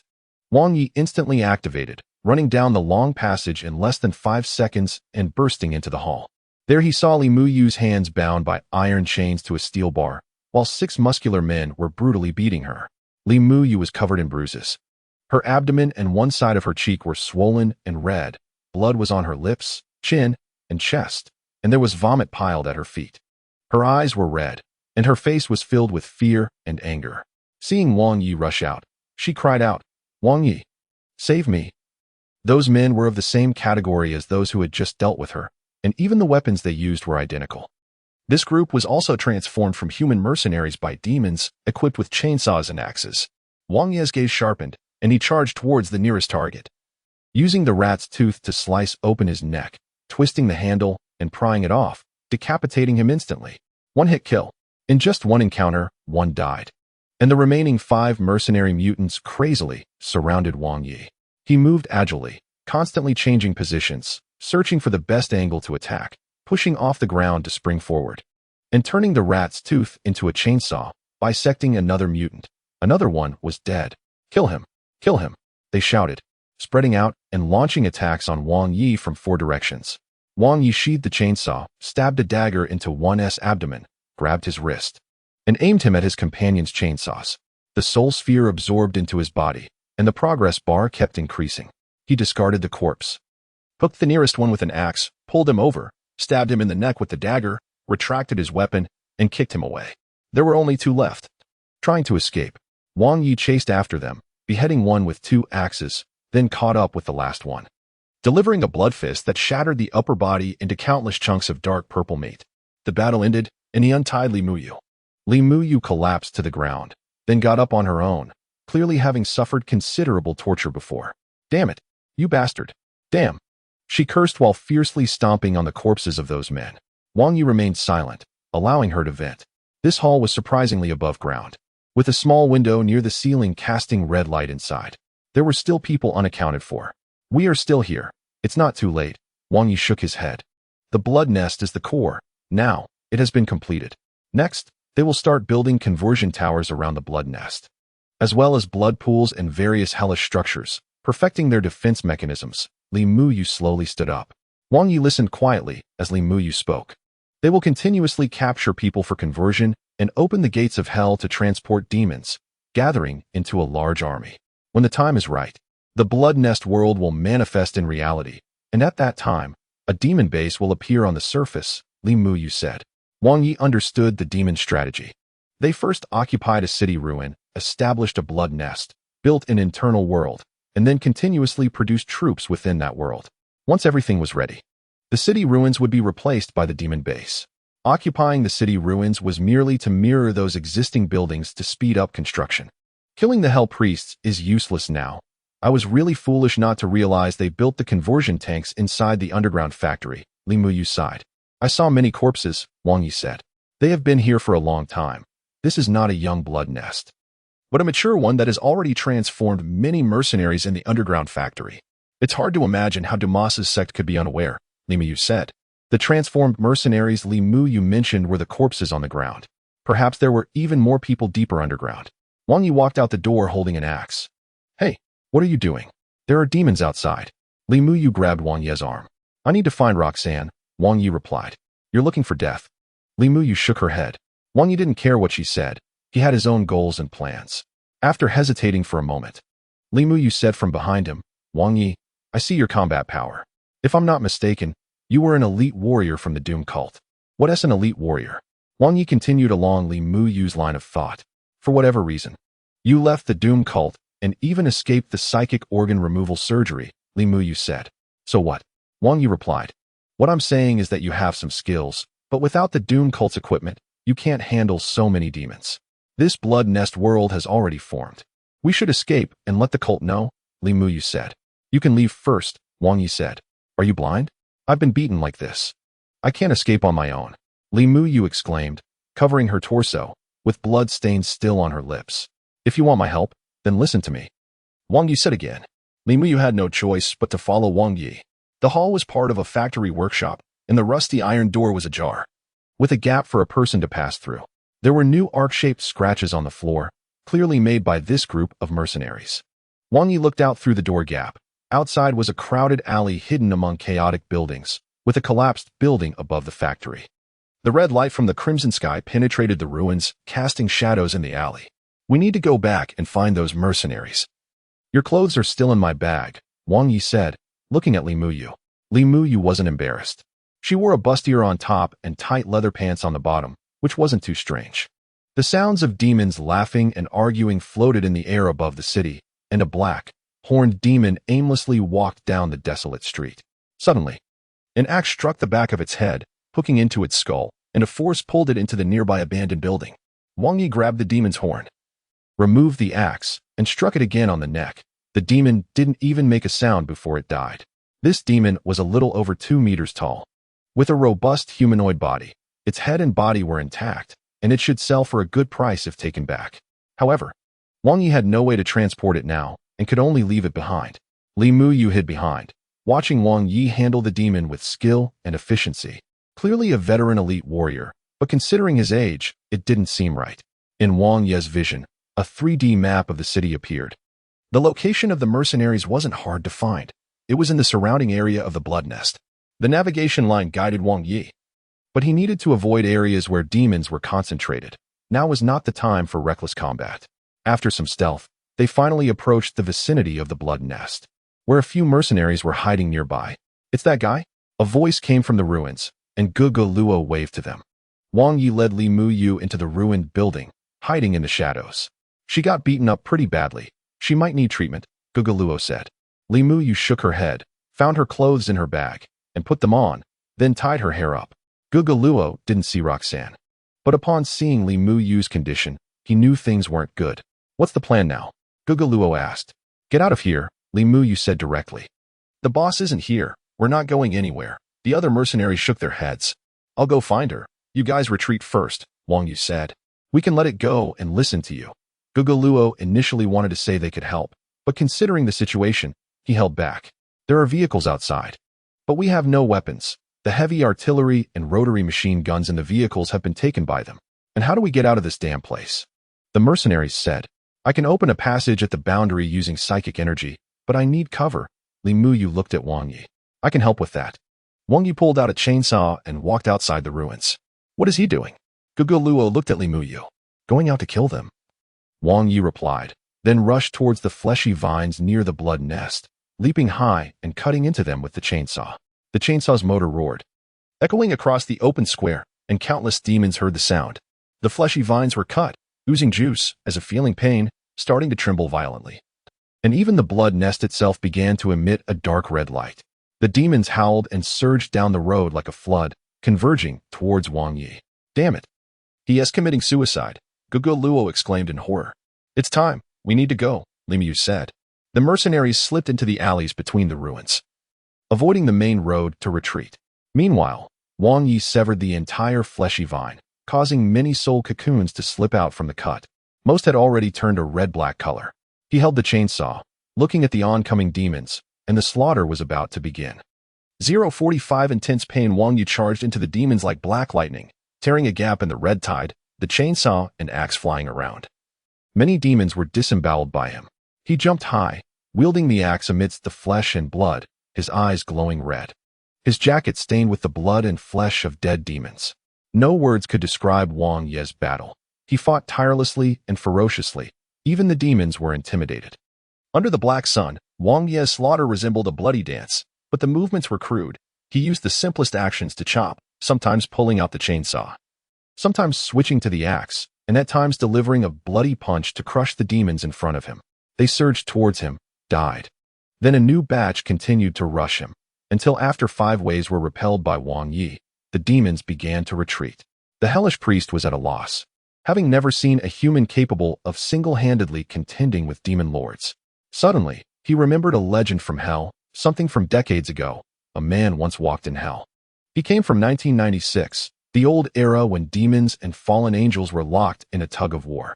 That man, relying solely on himself, had exterminated half of the demon gods. He was forever angry, silent, and considered himself humanity's vengeance. But he mysteriously disappeared, as if humanity's anger had been worn down. His appearance was like a scream of human rage, and his disappearance felt like a long sigh after a deep breath. It was him. The priest's mutated humanoid skin had long lost the ability to sweat, but fear had already crept onto his face.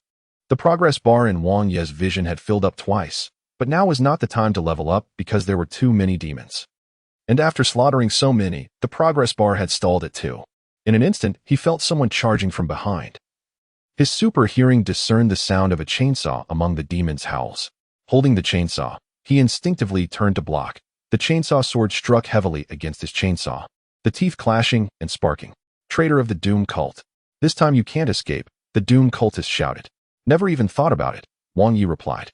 He retracted the chainsaw, sidestepped the heavy strike of the chainsaw sword, and delivered a bloody punch to the Doom cultist's chest. The damage of 2,234 directly shattered the Doom cultist's chest armor and helmet, and the chainsaw sword was also split into 3 sections, with the chest plate flying out, leaving only bits of the internal structure still tangled around the cultist's strong, yet decayed torso. He kicked Wang Yi in the abdomen, sending him flying. Wang Yi flew over 20 meters, crashing heavily into the surface of the blood nest. In the next second, the monk Demusi immediately rushed over, his right fist striking hard at the injured area on Wang Yi's abdomen. The pressure device in the power armor's right fist activated, and the steel fist slammed into Wang Yi's abs, creating a dent.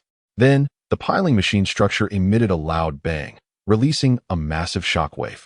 With a muffled sound, Wang Yi's abdomen was penetrated, the resilient abdominal muscles torn through, leaving a large blood hole on his stomach, with intestines and blood spraying out from his back onto the blood nest, splattering a wall. Wang Yi's eyes widened as he spat out a mouthful of blood. But he did not lose his ability to act. He drew out a chainsaw with his right hand and swung it toward the monk's neck. Ah! The monk screamed, trying to shake Wang Yi off. Wang Yi grabbed the monk's shoulder armor, jumped onto him, and with his last ounce of strength, sawed off the monk's head. The chainsaw stopped, and the monk took a couple of steps before falling to the ground with a thud. Wang Yi held up the monk's head, glanced at it, and then tossed it to the ground. The demons dared not approach. They could see the blood nest through the blood hole in Wang Yi's abdomen, but still, no demon dared to go in for a finishing blow. Wang Yi retracted the chainsaw, placed his hand on the blood nest, and with the other hand, felt the wound on his abdomen. The injury was severe, but his spine was intact, though he had lost a lot of internal organs and bled quite a bit. A moment of rest should be enough. He let out a groan, leaned against the blood nest, slowly slid down to the ground, tilted his head, and lost consciousness. Just then, grab him. Hurry. The hell priest shouted from the rooftop, frantically calling out. Seeing Wang Yi lose consciousness, the demons finally gathered their courage and quickly ran towards him. But at that moment, Wang Yi's body vanished. No, I refuse to participate in this damn revenge plan. I won't take part. Are you resisting orders? If you die, die on the battlefield. I want to confront those things head on, not die on the operating table. We've used enhancers before. I don't want to become one of those things. Wang Yi heard a group of people arguing and opened his eyes, finding himself sitting in the changing room. His comrades were arguing about the revenge plan. The situation was critical, and the false gods were eliminating humanity at a rate of 1 country per hour. The demon marine forces around the world were nearly exhausted. They were the last line. We can't win this war. That was the squad leader's voice. This plan is nonsense. Are we going to become God Wei Tianyang? Leaving aside that bullshit success rate, even if one of us succeeds, we won't need to fight anymore. We'll directly become equals to the false gods. A teammate disagreed. He made a good point. I'd rather die as a human than turn into a monster. Someone echoed. You're causing infighting. You're just afraid of death. The squad leader shouted angrily. You say that again. Everyone began to argue. Wang Yi? Wang Yi? Someone called him from the side. Wang Yi turned to see a more introverted teammate from his memory. What do you think? Are we going to die on the operating table? Shall we gamble? The teammate looked somewhat confused. Wang Yi replied, sacrifice is a bearable cost. In the blink of an eye, he and his teammates lay in the cultivation tanks. 16 probes were inserted into their bodies, injecting black liquid, while oxygen bags wrapped around them, allowing them to float in the middle of the tanks. We will forge you as we forged him, 1,000,000 genes of deities nourishing within you. You will be the definer and breaker of humanity's limits. You will stand up to challenge evil and fear. May your anger never extinguish, may the blood on your sword never dry, may we never need you again. In the face of all the evils that hell can summon and all the sins humanity can create, you are the only one we can send to fight against them. You possess the power to resist them. You are humanity's only possibility. You are the demon with a human soul, the artificial new species, human Azura, gutted until the mission is accomplished. We do not know who among you will succeed, but as long as anyone among you can open their eyes again, remember your mission. Take revenge for humanity. Power is awakening. Power has increased. Personal psychic score increased to 1,200. Dark gold coding limit 200. Current value 500. 046 Demon Gourmet, as if electrocuted. A surge of power filled Wang Yi's heart, and he took a deep breath, suddenly opening his eyes. Before him was the familiar deep realm, countless eyes staring at him. He turned to sit up. The bloodstains on his body had dried, and the area where his abdomen was penetrated had grown new flesh. Though it was a lighter color than before. Not far away, the Red Shadow sat on a sofa in a black suit, drinking coffee. That sofa was the one Wang Yi had sat on when he met the Iron Lady on the 3rd floor of the 9th fortress. Even the coffee cup in his hand was the same. You should take good care of your body. After all, in the future, I still want to use it. The Red Shadow said, transforming into Wang Yi's form and smiling at him. Dream on. Wang Yi shot him a glare and got up from the ground. You will live as long as we reach a consensus. You will face eternal battles, the Red Shadow said contemptuously. Just as I wish. Wang Yi replied coldly. At that moment, a large information box appeared in the endless deep blue of the deep realm. Acquire 2 skills. Kill Series, Blood Fist 2, Kill Series, Magic Cannon, Annihilation Series, Soul Cannon, Annihilation Series, Thunder of Fury, Resource Series, Living Armory, Resource Series, Demon Cookbook, since Wang Yi was already in the deep realm. This information box appeared directly in space, and even the Red Shadow walked over to join the fun. Wang Yi had leveled up twice, so he could gain 2 abilities, which were no different from the previous options. However, at the bottom, there was an extra Demon Cookbook. What kind of ability is this? Resource Series, Demon Cookbook Level 1. Trigger conditions, passive ability, permanent, skill effect. Unlock Demon Cookbook, cook demon corpses and internal organs to create dishes. Gain short-term buff effects after eating. There is this kind of method? Wang Yi was stunned for 2 seconds before realizing it was an ability to eat demons. He had never eaten a demon, and didn't he know if their meat was poisonous? After all, they all looked so disgusting. I recommend you choose Blood Fist and Thunder of Fury, the Red Shadow laughed from the side.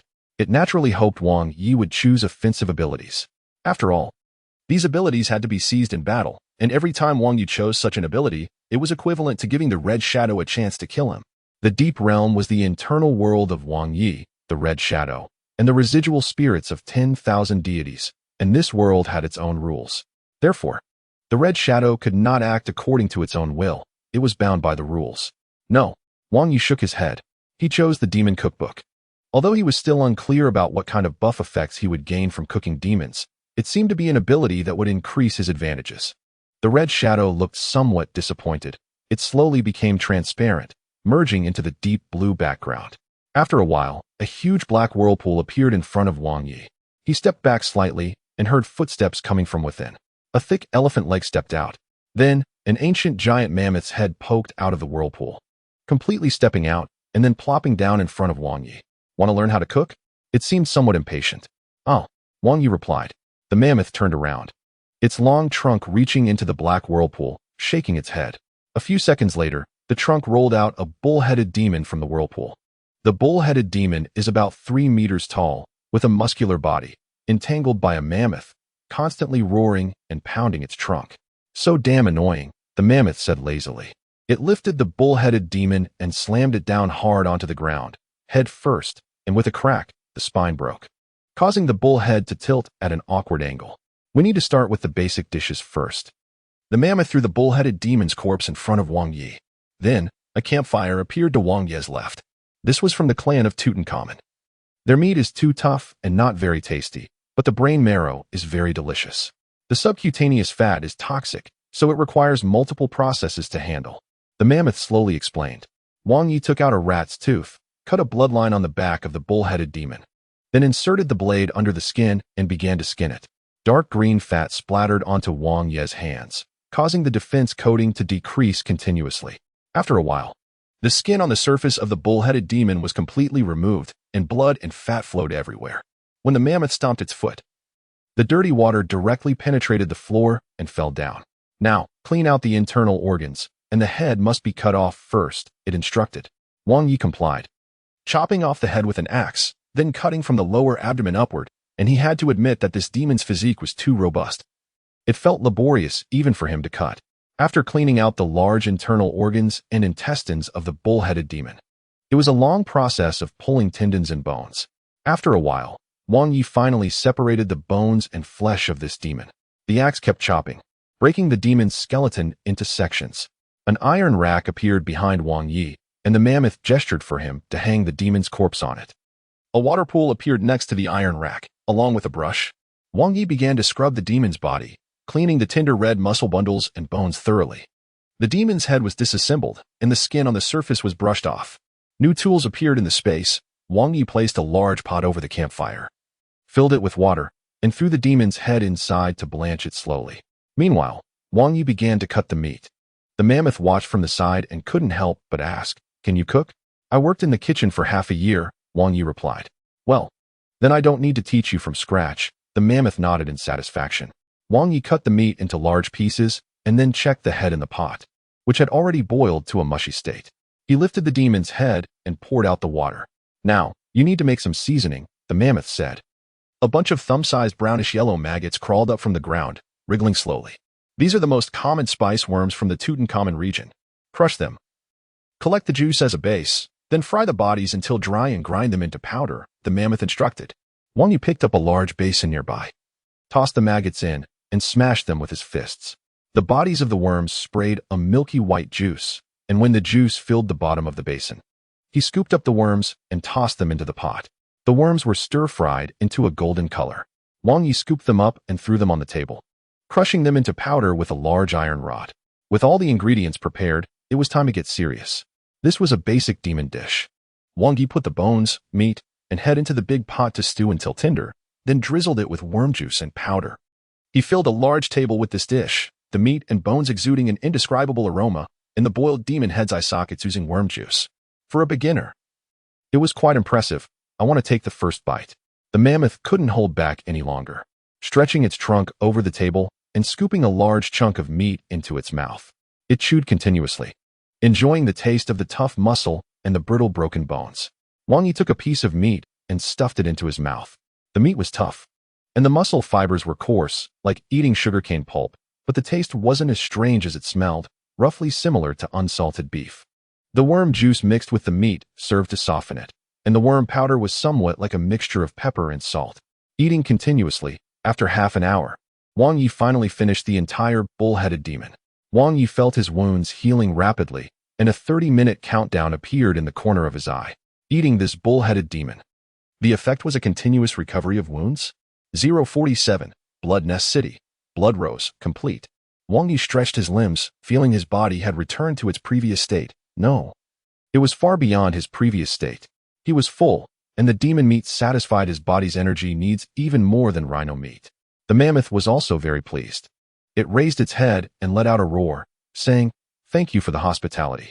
After saying that, it retreated back into the black whirlpool. The deep realm became calm again, and Wang Yi could choose another ability. He scanned back and forth between level 2 Blood Fist and Magic Cannon, hesitating. Kill series, Magic Cannon level 1. Trigger condition, successfully kill 5 creatures in a row to trigger a Psychic Wave Cannon. Skill effect, use 1 score as base damage. Firing energy cannonballs from the palm, which can be freely controlled in flight direction. This ability is a long-range version of Blood Fist, which in a sense gives Wang Yi aerial capabilities. The level 2 Blood Fist's power hasn't changed, just the attack range has increased. A punch thrown out has a striking area like a shotgun. After some hesitation, he ultimately decided to choose the Magic Cannon, as having aerial capabilities is more useful than a wide-range melee attack. Good, you've chosen this, a voice echoed in the sky above the deep realm. And then a white snake appeared in the air. Wang Yi looked up. This white snake had a white belly and a black back, with 6 eyes on its head and an astonishing length. Although it's called a snake, it looked more like a white earthworm. Its belly skin was translucent, revealing energy surging within. At the same time, a bunch of white silhouettes appeared alongside the strange flying snake, quickly surrounding Wang Yi. Like Blood Fist, this was also a kill combo skill that required 5 kills to trigger, and the white silhouettes on the ground were the fuel. He took out his axe, feeling filled with power, and without hesitation charged into the crowd of silhouettes. The axe flew up and down, the silhouettes turning into white smoke and dispersing. A large group of silhouettes in front of him suddenly exploded, sending a white shockwave and a deafening explosion that knocked him back. Wang Yi rolled on the ground twice, noticing in the corner of his eye that his defense coating had been blown off by over 420. As soon as he got up, he saw the snake in the sky spitting a white energy ball at him. Wang Yi quickly dodged, darting far away, with an explosion ringing behind him. The white silhouettes were blown away, leaving very few remaining on the ground. Wang Yi turned around, and his right palm emitted a white light, as if a small light bulb had stuck to his palm. He raised his hand, opened his 5 fingers towards the white snake, feeling the muscles in his arm tremble slightly, as a powerful energy surged through the nerves of his arm.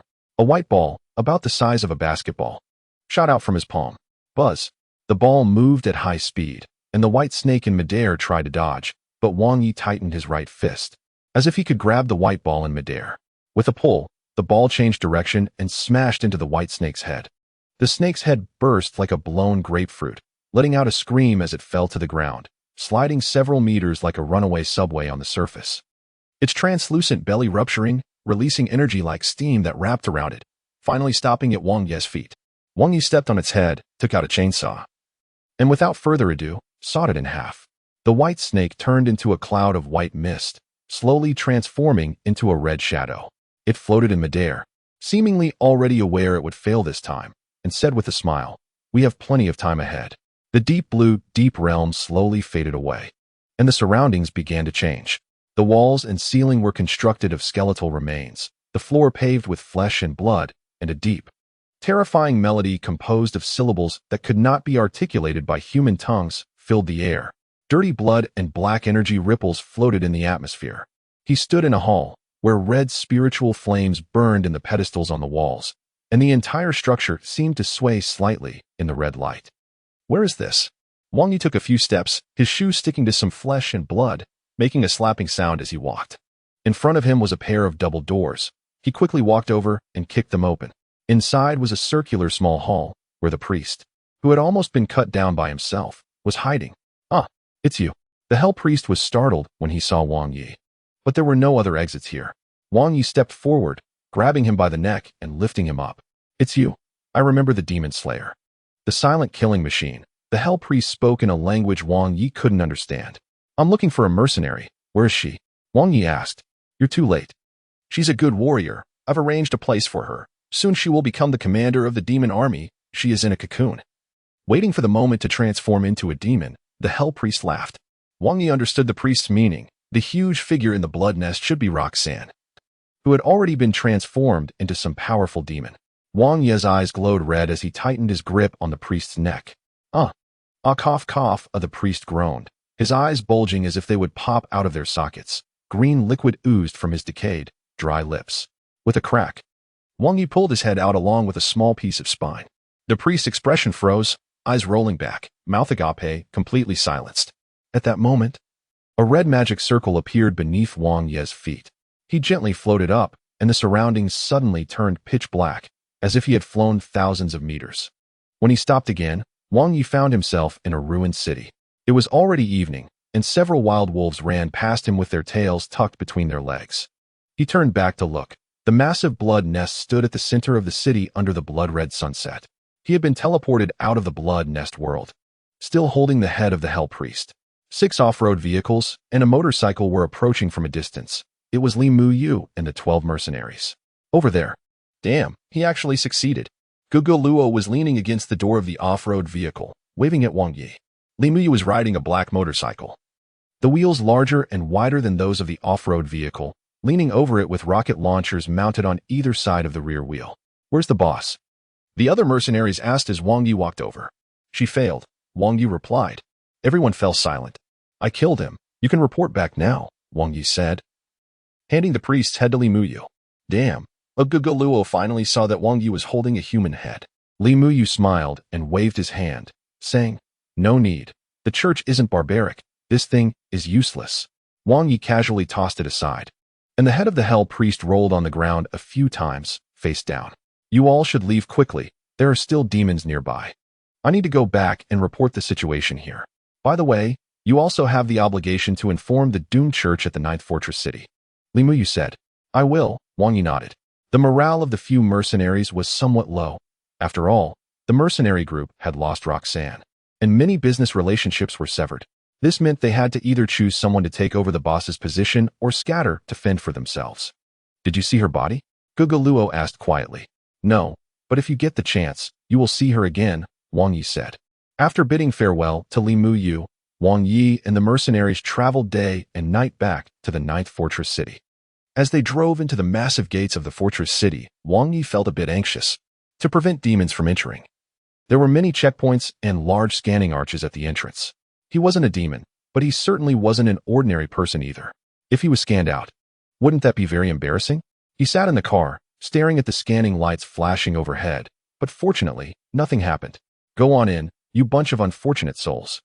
The security guard waved, and the convoy proceeded down the ramp into the iron shavings area. The mercenary team had gained nothing and had lost more than half their members, suffering heavy losses. However, no one thought about that now. They just wanted to rest well and then plan for the future. Wang Yi found a hotel to take a shower. Just as he finished and stepped out of the bathroom, he saw Li Qing sitting on a stool by the door. He was the bodyguard of the Iron Lady Catherine. "I was just thinking about how to contact you," Wang Yi said. "You don't need to contact us. We will come directly to find you." Li Qing stood up. Wang Yi noticed a black suit laid out on the bed. "Change into your clothes. This isn't a place for conversation." Wang Yi changed into the suit and got into a black sedan with Li Qing, heading to the 3rd level of the fortress city. This time, they drove to the outer area of the 3rd level, where white birds flew along the edge of the massive dome, and artificial hills were dotted with mansions and villas. The car stopped in front of a mansion, and Li Qing led Wang Yi to the parlor of the mansion. "Lady Catherine is not here. She has been summoned by the Doom Church and may not be back for many days." Li Qing poured 2 glasses of red wine and placed them on the coffee table in front of Wang Yi. "Where is Jillian?" Wang Yu asked. "He's upstairs. The little brat is quite clever. Lady Catherine wants to teach him to read and has asked him to run errands," Li Qing replied. Wang Yi nodded. This was all for the best. In a sense, Jillian had truly realized his dream and exceeded it. Not only living on the 3rd level, but also having a powerful backing. "So, tell me, Mr. Wang Yi, what happened over there? I saw you return with only a dozen mercenaries. The car is empty, and I didn't see Roxanne." Li Qing sat down opposite Wang Yi. "Roxanne is dead. That city ruin will soon become a frontline base for demons," Wang Yi said. Li Qing was sipping red wine, but upon hearing Wang Yi's words, his hand trembled. "Don't joke, Mr. Wang Yi," Li Qing said. "I never joke," Wang Yi replied. Seeing Wang Yi's expressionless face, Li Qing hesitated for a few seconds and believed him. "When Lady Catherine returns, I will tell her. If what you say is true, this matter needs to be reported to the Doom Church as soon as possible," he said. Wang Yi nodded. Just then, Jillian pushed the door open. "Ha! Brother Wang, It's been a few days since we last met, and I really missed you. Jillian had also changed into clean clothes and sat next to Wang Yi. He looked Wang Yi up and down and said, I have to say, you look great in that suit. Li Cheng took out a portable device that looked like a phone, pressed a few buttons, and then extended it towards Wang Yi. What is this? Wang Yi had been wanting to ask. You don't know this? It's called a communicator for contacts and payments. You've never used it before? Li Cheng asked. Wang Yi glanced at Jillian and shook his head. All right, hand yours over, turn on the near-field communication mode, and I'll transfer you some money, Li Cheng said. He took out his own device, tapped a few buttons, which was actually similar to a phone and not difficult to use. Your United Coin account has been credited with 5,000 coins. Wang Yi tapped his device against Li Cheng's, and a string of information appeared on his screen. The rent on this level is expensive, and we don't have any spare rooms for you to rest in, so make sure to save up. Wait until Lady Catherine returns from the doomed church. I just gave you my number, and I'll contact you when the time comes. You can just wander around for now. Consider it an eye-opener, Li Cheng said.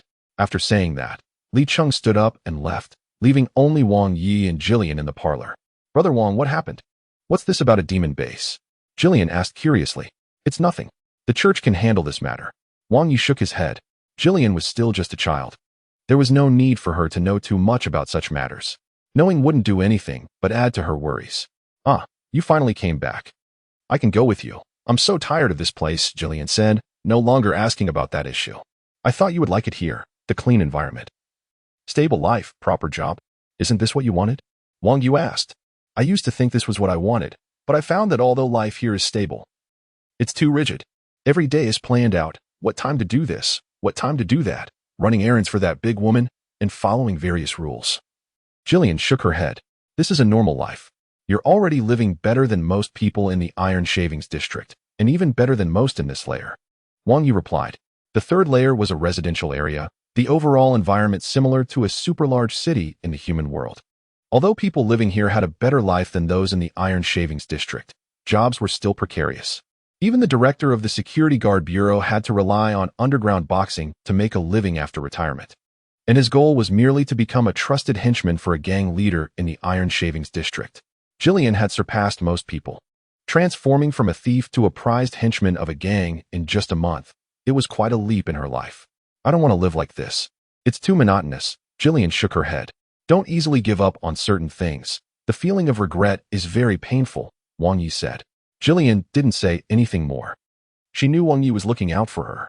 Boredom outweighs being alone and helpless. How precious is a dull yet stable life in this world? All right. Then I'll be your little sidekick while you act as that big woman's bodyguard, and we'll just be bored to death together, Jillian laughed. Wang Yi looked at Jillian, ruffled her hair, and said, No, I have many things to do. Jillian's eyes flickered. She grabbed Wang Yi's arm and asked, Brother Wang, are you leaving? I'm going to a place, Wang Yi replied. I'll go with you. Jillian immediately said. Wang Yi shook his head and said, It's very dangerous there. And I don't know if I can come back. Brother Wang is so strong. How could you not come back? It's not like you're going to hell, Jillian smiled. But her tone still carried some disappointment and worry. Jillian, this is your dream. You should stay here. But do you know what my dream is? Wang Yi asked. Jillian didn't know. She just stared blankly at Wang Yi. They all have to die. Once this matter is settled, everyone can live a dull yet stable life. Wang Yi smiled. You mean the demons? That matter can be left to the Doom's Covenant to handle. And although Jillian found it hard to believe, looking at Wang Yi's attitude, she didn't think he was joking. I'm a soldier. Soldiers have to stand at the front, Wang Yi said. 049 Departure. Catherine's deep purple skirt glided over the red carpet, and several deep purple banners depicting various emblems hung from the dome of the hall. She knew those were the insignias of various battle groups of the Doom's Covenant. The heavy steel door closed behind her with a sense of oppressive finality, accompanied by the creaking of the hinges, and the sunlight slowly disappeared from her bare back. The long steps leading to the warlord's throne felt incredibly wide, with only her advancing. On either side of the steps stood thousands of monks in various battle armors, standing solemnly, their helmet monitors flickering with dim light, staring at her, giving her chills. They were all superhumans, compared to ordinary people, even without these armors. These monks were far from being comparable to regular humans. They were capable of facing demons directly. Thinking this, Catherine had already reached the top of the steps. 20 meters away sat a man in bright blue power armor, seated on a massive golden throne, slowly opening his eyes. He wasn't wearing a helmet. sporting a neat head of white short hair. Countless scars seemed to threaten to tear his face apart. His gray eyes showed no trace of human emotion, and his broad jaw was embedded with a steel structure. This man was the supreme warlord of the Doom's Covenant stationed in the Ninth Fortress City. Known as the Hand of Thunder, Herbert Machiavelli, a powerful ultimate warrior. Herbert looked at Catherine, a flicker of gray light shining in his gray eyes. Catherine immediately knelt on one knee, a thigh exposed from the split of her silk gown. "Warlord," she murmured. "Lady Catherine," Herbert politely responded. She lowered her head, staring at the red carpet beneath her feet and one of her feet, her high heels feeling a bit small, with veins bulging on the top of her foot. The warlord had summoned her suddenly, likely because the resource submission issue for this quarter had been delayed due to internal strife between gangs, and the mercenary teams sent out still hadn't reported back. The Covenant would not inquire about the struggles at the lower levels. They only looked at results. Any reason was invalid. Only the severity of punishment mattered. "In my jurisdiction, we lost some manpower this quarter. The owed resources will be doubled in the next quarter." She gritted her teeth and said. Catherine's voice echoed in the silent hall. The monks from the surrounding battle groups showed no reaction, and the warlord remained expressionless, leaving her unsure of his thoughts. Catherine felt she had shown great sincerity. Now, she could only wait to see Herbert's attitude. "No, we won't discuss this today," Herbert said, his deep voice sweeping over everyone's heads, crashing against the iron door at the top of the hall. Catherine's thigh muscles tensed slightly. She was somewhat confused about the situation. "You need to prepare more weapons and equipment," Herbert continued. "More weapons and equipment?" Catherine looked up at Herbert. He paused and said, "Only then can we arm more fortress guards." The fortress guards made Catherine's lower abdomen tremble. The fortress guards were a higher-level urban military organization than the security guards, stationed on the fourth layer, equipped with armed helicopters, tanks, and various heavy firepower. But they were still mortals. What did it mean to prepare more weapons for the fortress guards? Did they need to expand their ranks? Catherine asked. Herbert did not answer. Catherine immediately realized she had been rude. "We are about to leave," Herbert simply stated. "Leave? The Doom's Covenant is leaving the Ninth Fortress City?" Catherine exclaimed in shock. Why they were leaving, Herbert naturally would not explain. Matters of the Covenant only required notification, not explanation. "When?" Catherine asked. "Immediately," Herbert said. Catherine couldn't help but turn back to look at the crowd of battle monks on either side of the steps. The Ninth Fortress City was home to 4 battle groups, each with a warlord who took turns serving as the supreme warlord. Recently, the Iron Wolf battle group had left, leaving only 3 battle groups still with the Covenant. Moreover, the number of people in the Doom's Covenant was not very large. A battle group only had about 1,000 people. "I understand," Catherine said, lowering her head. "The commander of the fortress guards will become the highest commander of this city until the next Covenant battle group arrives to take over," Herbert said. Catherine nodded and remained silent. Silence. "All right, you may leave," Herbert added. Catherine stood up trembling and turned to leave, facing this group of monks. Just being in the same room with them made her feel immense pressure. Her beauty, her figure, her aura held no meaning here. They regarded her as a mere tool. Although the Covenant protected this city, why did she feel no gratitude at all, but rather terror? Catherine did not want to think too much. She quickened her pace towards the open iron door, and as the creaking of the hinges echoed, her petite figure disappeared into the light. Watching Catherine leave, Herbert turned his gaze towards the monks beneath the throne. Those in bright blue battle armor were the monks belonging to his Blue Beetle battle group. Dressed in deep purple combat armor are the monks of the Shadow Legion. In orange combat armor are the monks of the Buffalo Legion. The commanders of the Shadow Legion and the Buffalo Legion led a team of over 200 monks to join the wolf cubs of the Iron Wolf Legion in the assault on the Gate of Destruction. The battle was fierce, and the Gate of Destruction had become a devouring black hole. Now it was his turn. The threats surrounding the Ninth Fortress City had not yet been eliminated, but the priority of these threats was to be ranked below that of the Gate of Destruction. The fall of a fortress city was a price that could be paid. However, Herbert maintained an optimistic attitude. The population of the Ninth Fortress City was large enough that if any demon invasion occurred, as long as they could arm themselves adequately, they should be able to hold out until the next legion took over. He stood up, and all the monks knelt on one knee. The sound of synchronized mechanical hydraulic structures contracting echoed in the hall. "Let's go.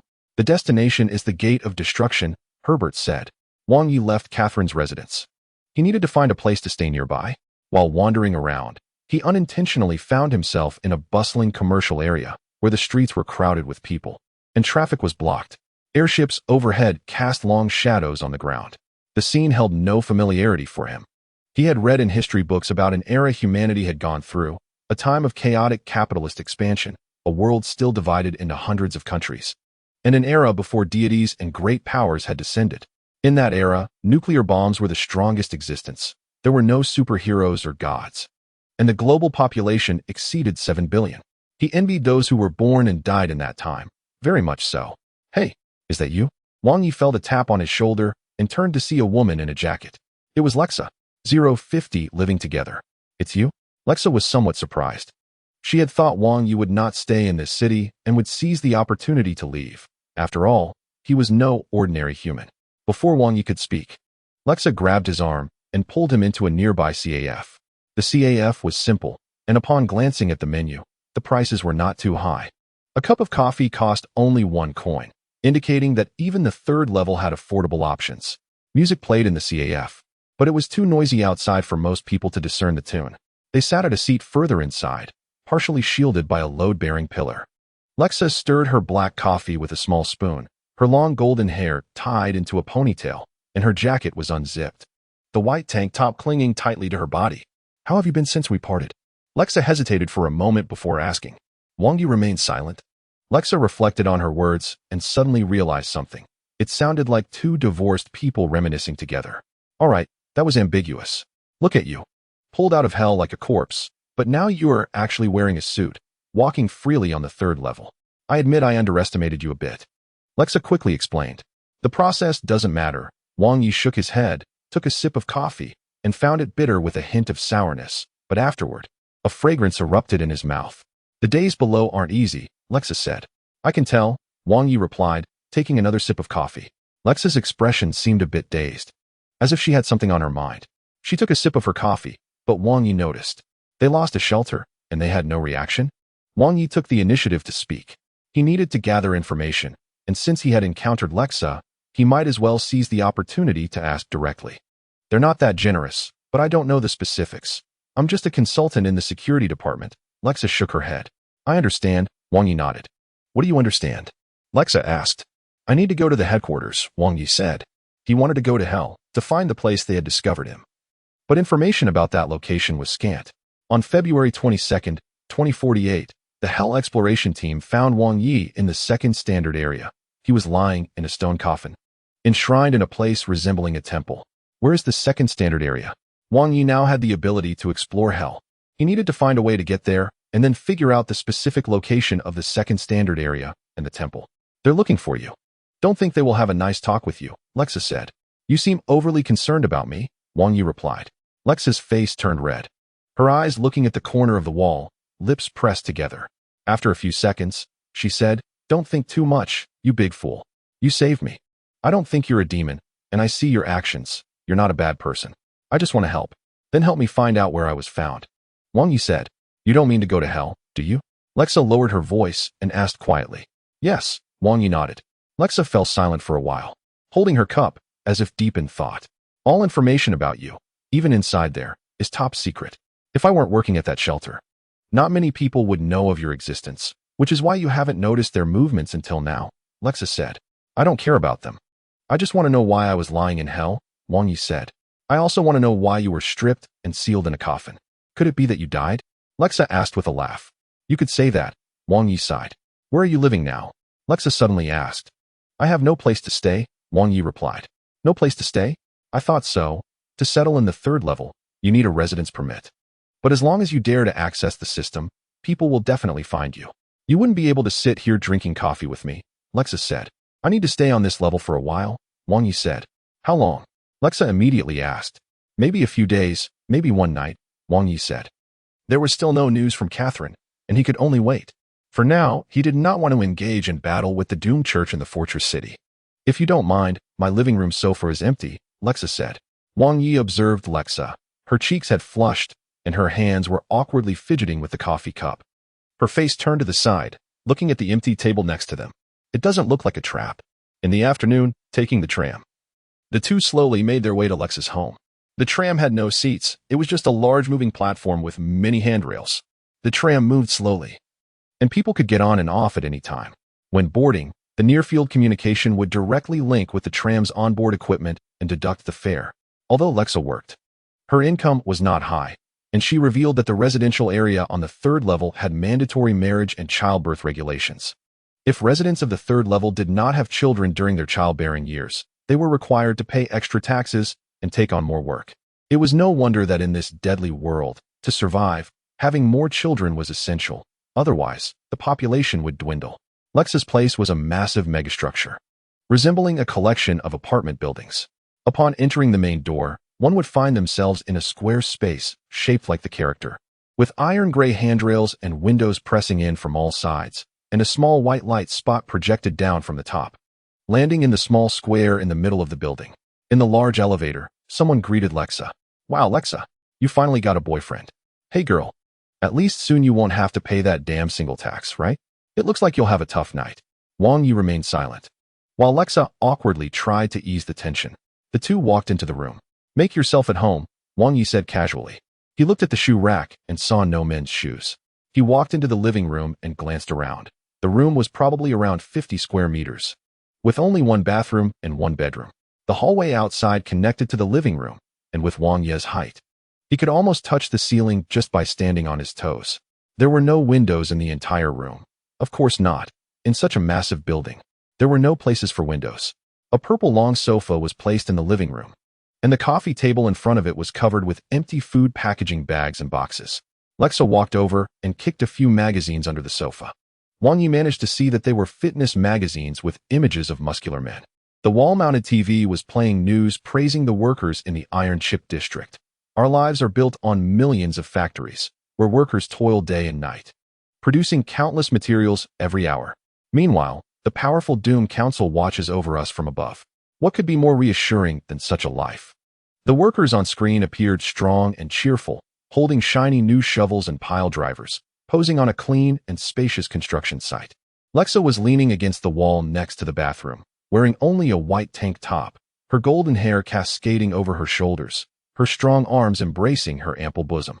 "It's almost dinner time. What do you plan to eat?" she asked. "Aren't you worried about bringing me to your home?" Wang Yi replied. "Their intelligence-gathering ability isn't that impressive.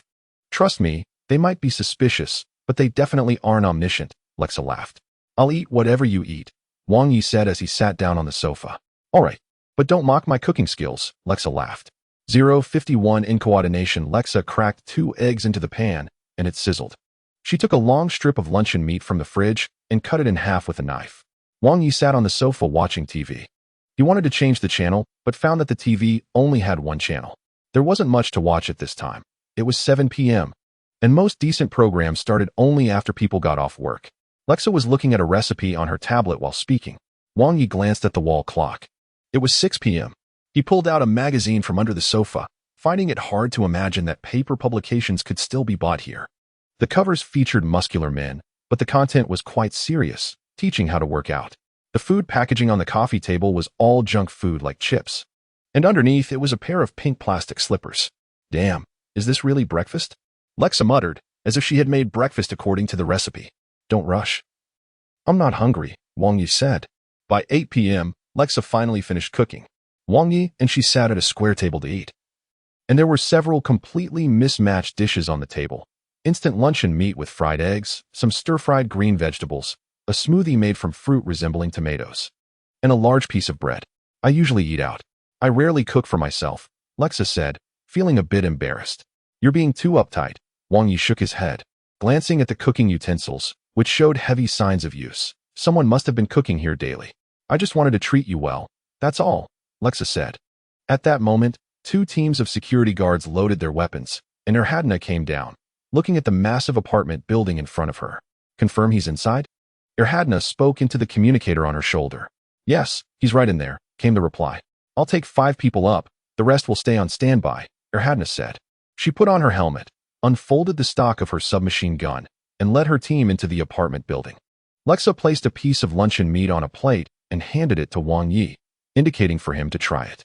"What did you used to eat?" she asked. "Nothing much different from what you eat," Wang Yi replied, taking the plate. The meat was thick, with some dark spots in the middle. He speared a piece with his fork and brought it to his mouth. "Is there a country in hell? Or something like that?" Lexa curiously asked. Wang Yi put the meat down and said, I don't know. At the containment station, I could see you through the monitors.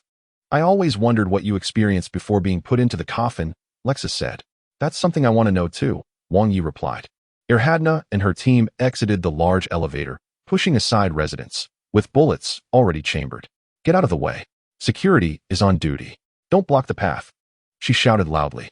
6 people navigated the hallway, with many bystanders watching. It's 4604, right? Erhadna asked. That's right. It's that one, came the reply from the intercom. She stood in front of the door, looked around, and her team leaned against the wall, pointing their automatic rifles at the door. The accompanying hacker hacked the door lock, and it swung open. Security. Everyone inside, don't move. Raise your hands and kneel. Erhadna and the others rushed in. This meat is too tender. Wang Yi chewed on the luncheon meat. It's synthetic. Do you want to eat real meat? That's only supplied to the Doom monks, limited in quantity and very expensive. Lexa explained. Just eating this won't make you strong, Wang Yi said. Lexa nearly dropped the spoon in her hand but quickly recovered, saying, exactly. That's why I always eat out. I'm full. Wang Yi placed his fork on the table and stood up. You only took 1 bite. Lexa spread her hands. I need sleep, Wang Yi said, then turned and walked toward the sofa. Erhadna pinned a middle-aged white man to the ground. He was holding his hands up, repeatedly shouting that he was innocent and hadn't done anything. Tell me, is that CAF on the corner yours? Erhadna shouted angrily. I swear I haven't done anything. I obey the law. I pay taxes. The middle-aged man replied. Today, an Asian male and a Western female drank coffee at your shop. I want to know where they are staying. Erhadna demanded again. So many people come to my shop every day. How would I know who you're talking about? The man lamented. Check the monitors, you idiot. Erhadna kicked him. The man ran into the bedroom, opened his computer, and logged into the CAF management system. A long list of transactions appeared, and there were cameras at the CAF counter, capturing every customer when they paid. The man flipped through the list and stopped at an entry for a white female customer. It's this woman. She brought that man into the CAF, the hacker said. Good. Pull her information, Erhadna instructed the hacker. The hacker took out a tablet, took a picture of the computer screen, and then did a facial recognition match, finding the woman's information in the security guard's facial recognition database. Her name is Lexa. She's an employee, the hacker said, somewhat surprised. Erhadna paused for a moment. She initially thought she was just an ordinary woman, but it turned out she had some background, which could complicate things. What should we do? The hacker asked. Don't touch this woman. Just grab the man when we go in, and when people ask later, just say it was executing official duties, Erhadna ordered. The team exchanged glances. Find her address. Go now, Erhadna shouted. 10 p.m. Wang Yi took off his shirt and lay on the sofa, his eyes flickering with a red glow in the darkness. His night vision allowed him to see the time on the wall clock, and his super hearing enabled him to hear the sounds of various pipes and mechanical structures within the building. Lexa was not the owner of this place. She had stashed some of her belongings here for cover, but Wang Yi saw through her. Fitness magazines and junk food, slippers several sizes too big, poor cooking skills, and long-used kitchen utensils, along with the synthetic food in the fridge and Lexa's robust figure, filled the space with subtle discord. The devil is in the details. Wang Yi heard the sound of the large elevator starting up. In the past hour, it had only started 3 times. There was still no news from Catherine, and he hated waiting. A series of hurried footsteps echoed in the hallway, and his super hearing picked up even more subtle sounds, the clattering of rifles being jostled. He knew trouble was at his doorstep. 052 Revenge knows no bounds. Lexa heard the doorbell ring, stuffed her tablet under the pillows, and pulled a handgun from under the bed. No one was supposed to come looking for her. After waiting a moment, she picked up her phone and sent a message to someone.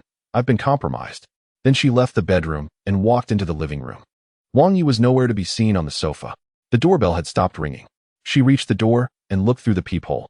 The door suddenly swung open, and she frowned. It's a hacker. Security guards. Get down. Get down. 2 teams of security guards shouted as they burst in.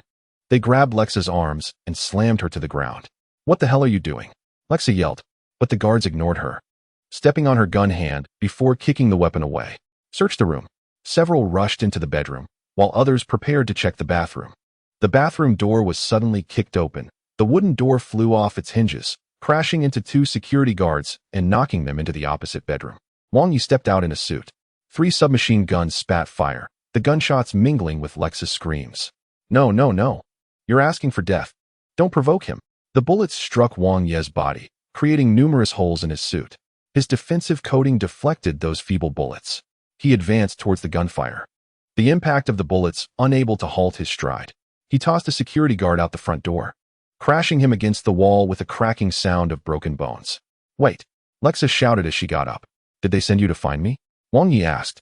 We've known your location from the start. We've been watching you, Lexa admitted. What about the security guards? Wang Yi asked again. I don't know. Who did you mess with? Lexa retorted.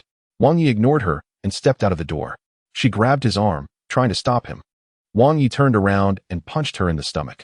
Lexa's eyes widened, and she knelt on the floor, vomiting the food from her stomach. He picked up Lexa's gun and left the room. At both ends of the corridor, two teams of security guards blocked the exits, opening fire with their automatic rifles. These men were deadly serious, and Wang Yi was naturally unmerciful. He grabbed a fallen security guard and hurled him with one arm. Ah! The guard flew like a bowling ball towards his comrades, blocking most of the bullets in midair, crashing into the group of men. Wang Yi's strength was so great that a mere mortal thrown by him against the wall was essentially dead, and these guards were also wearing various gear. They flew like cannonballs, and with this throw, he killed 3 on the spot. Wang Yi picked up the automatic rifle from the ground and emptied it on the other side. The group of guards hurriedly took cover in the hallway, shouting tactical terms, while the unfortunate ones who couldn't dodge were hit and lay on the ground, howling in pain. He didn't care. Tossing the gun aside and rushing to the elevator shaft. The large elevator was slowly ascending, and he looked down to see a large number of guards continuously streaming into the building. Many residents were staying indoors, having likely received a warning before their arrival. Wang Yi grabbed the iron gate of the elevator and with a strong pull, tore it off, jumping onto the cable. The elevator slowly ascended, filled with security guards. He let go and fell freely, landing with a thud on top of the elevator car. Up there. Open fire. The guard shot at the top of the elevator car, bullets piercing through the partition. With his left hand gripping another cable and his right hand conjuring a hook axe. He swung down with a chop, severing the hoisting rope. The heavy iron block lost its counterbalance, shooting Wang Yi upwards, while the elevator car, accompanied by the guard's screams, plummeted to the ground. Wang Yi climbed the hoisting rope rapidly and soon reached the top, where the guards in the elevator fell to the ground, some crashing down and dying. As he approached the roof, he threw a powerful punch upward, forcibly creating a hole above, and with the momentum, he flew out, landing on the roof.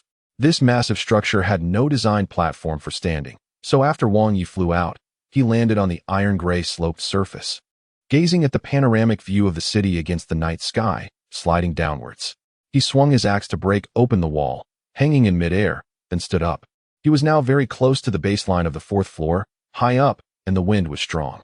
An armed helicopter slowly ascended, and 2 rotary machine guns began to spin. In the cockpit, Erhadna looked at Wang Yi, gritting her teeth, and pressed a button. You shouldn't have killed Hal. The large-caliber machine gun bullets riddled the iron-gray exterior of the apartment building, and Wang Yi slid down, with the helicopter pursuing him downward. Wang Yi saw the person in the helicopter's cockpit, a woman with long silver hair. He suddenly recalled some fragments. It seemed he had seen her before. But why was she chasing him so relentlessly? Wang Yi had no time to think further. He stepped on the wall and leaped forward, aiming for the helicopter. Erhadna was startled and quickly raised the altitude, trying to shake Wang Yi off. He grabbed the helicopter's landing gear, doing a pull-up with one arm, extending his right arm to chop off the left side of the helicopter where the machine gun was mounted. Erhadna struggled to maintain control as the helicopter began to spin midair. She gripped the controls tightly, trying to stabilize it, while Wang Yi had already climbed up the side of the helicopter. He looked through the window and locked eyes with Erhadna. Wang Yi did not break in. Instead, he left. Then, alarms blared in Erhadna's cockpit, and the screen displayed that the entire tail of the helicopter was gone. The helicopter was rapidly descending, and Erhadna's heart raced as she grabbed a nearby shotgun, looking for a rooftop to make an emergency landing. She didn't know how Wang Yi had removed the tail, but now she was certain he was a psychic. People in the streets looked up at the sky as the tailless helicopter spun past the buildings, plunging toward the old town behind. A loud crash was heard as the helicopter collided with the clock tower and then slammed sideways onto the roof of a nearby building. Wang Yi had jumped down before the crash, and now he was walking toward the clock tower along a secluded path, passing through the tree-lined avenue, filled with sycamores. The gate of the clock tower courtyard had been smashed open by the blades, leaving a terrifying gash on the ground. Erhadna moaned as she jumped from the wreckage of the helicopter, hitting the ground hard. Her olive-green bulletproof vest was stained red with her blood, and her left arm was covered in glass shards. During the fall, her face was also bloodied. She held the shotgun in her left hand while her right arm was broken, the white bone protruding through the muscle and camouflage pants. Seeing Wang Yi approach, she hurriedly propped herself up to shoot at him. Why? Wang Yi asked. After Harley Ahardna finished speaking, she spat out a mouthful of blood. Who was Harl? Wang Yi asked again. Ahardna did not answer and sat down on the ground. Wang Yi turned to leave. Come on, kill me. Just like you killed Harl. Ahardna suddenly shouted. Wang Yi turned back, grabbed her throat, and made her choke. Ugh ugh ugh. She closed her eyes and fell into unconsciousness. Wang Yi's mind was racing. He remembered who Harl was, the one who cheated in the game. His eyes sharpened. He exerted force, crushed Ahardna's throat, and with one foot on her chest, pulled her head and spine from her body. When will the cycle of revenge end? So we must eradicate the roots. 053 The Gate of Destruction in the dead of night. Dozens of security vehicles and fire trucks sped toward the clock tower on the outskirts of the city.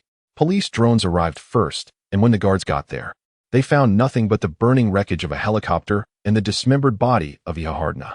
Meanwhile, Wang Yi was hiding in a dark alley, and at that moment, his Lexa vibrated, the green light flashing, displaying a message on the small screen. Call from Supervisor Matt. Wang Yi pressed the plastic button and held it to his ear. Soon, he heard a man's voice with a slight regional accent. Lexa, is the contact proceeding smoothly? What exactly happened? What is the status of 6661? Supervisor Matt asked. Wang Yi detected the arrogance and urgency in the man's voice. In the illusion, this man must be bald and wearing glasses. I am 6661, Wang Yi replied straightforwardly. The other party fell silent. Wang Yi waited for a response, hearing various footsteps in the background. It seemed like they had not expected him to speak directly. So they were hastily deploying listening and recording devices. I am Matt. It's an honor. I didn't expect to speak to you directly, Matt said. Wang Yi could hear the other party struggling to contain their excitement. I want to speak to the person who found me in hell, Wang Yi said. I am the overall leader of the Hell Exploration Project. Are you a native inhabitant of Hell? What is your relationship with demons? Do you have any information to convey to us? Matt asked, firing off a series of questions. You have too many questions. I want to talk to the person who personally went into hell to find me, Wang Yi said. I know where you were found, Matt quickly replied. No. I want to speak to the person who personally went into hell to find me. Otherwise, I will hang up, Wang Yi insisted. Wait. Hold on, Matt hurriedly said.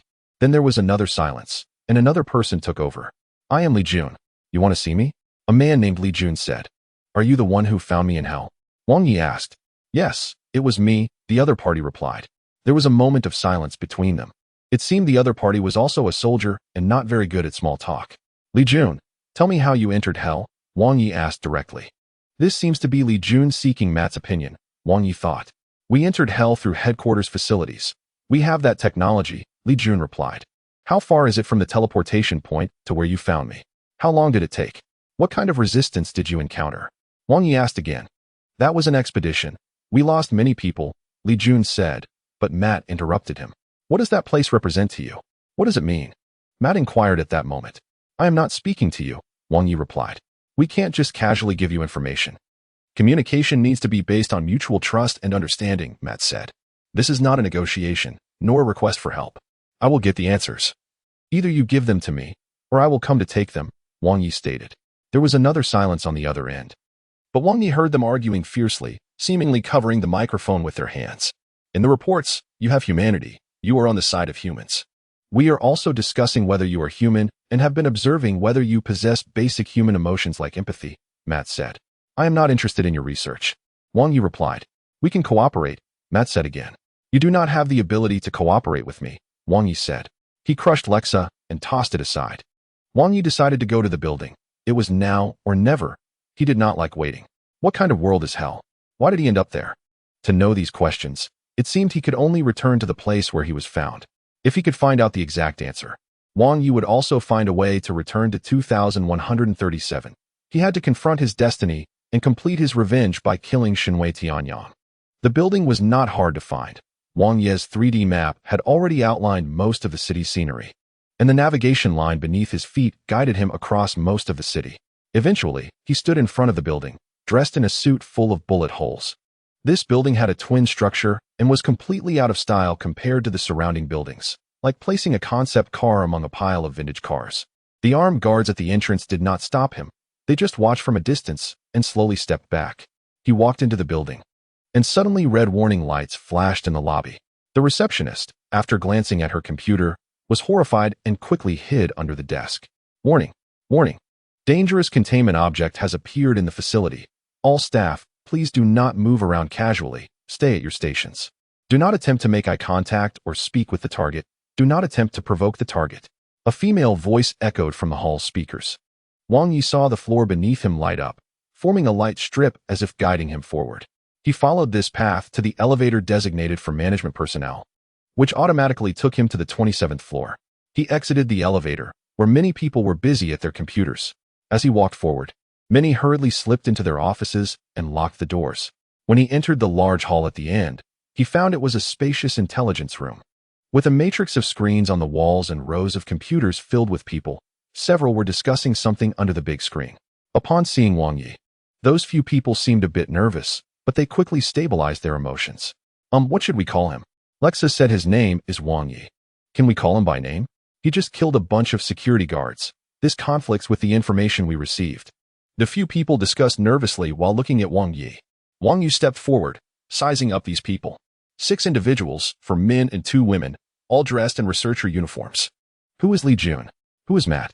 Wang Yi asked. At this moment, the only Asian among the 6 and a chubby man stepped forward. They looked nervously at Wang Yi, and even Wang Yi himself was unclear why these people were so afraid of him. Perhaps, the more one knows, the more one fears.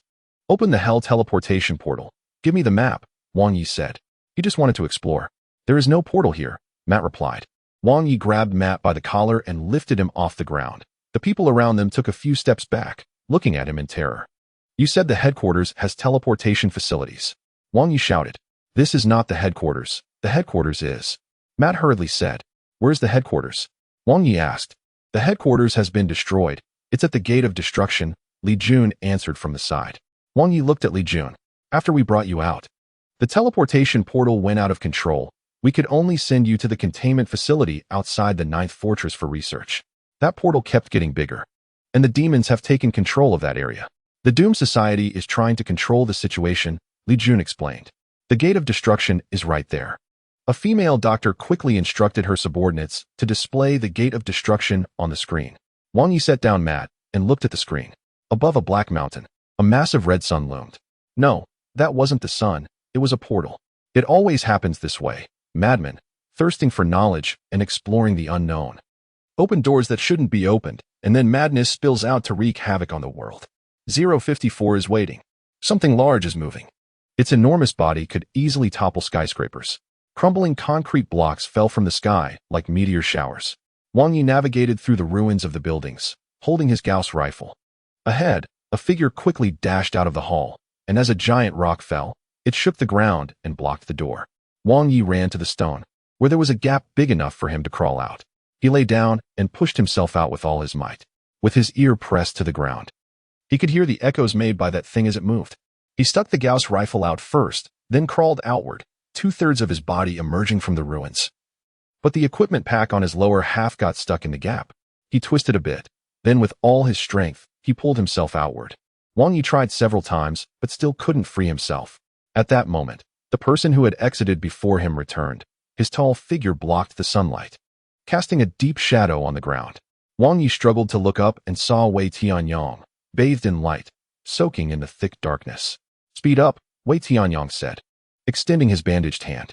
Wang Yi reached out to grab it, but Wei Tianyong wasn't trying to pull him up.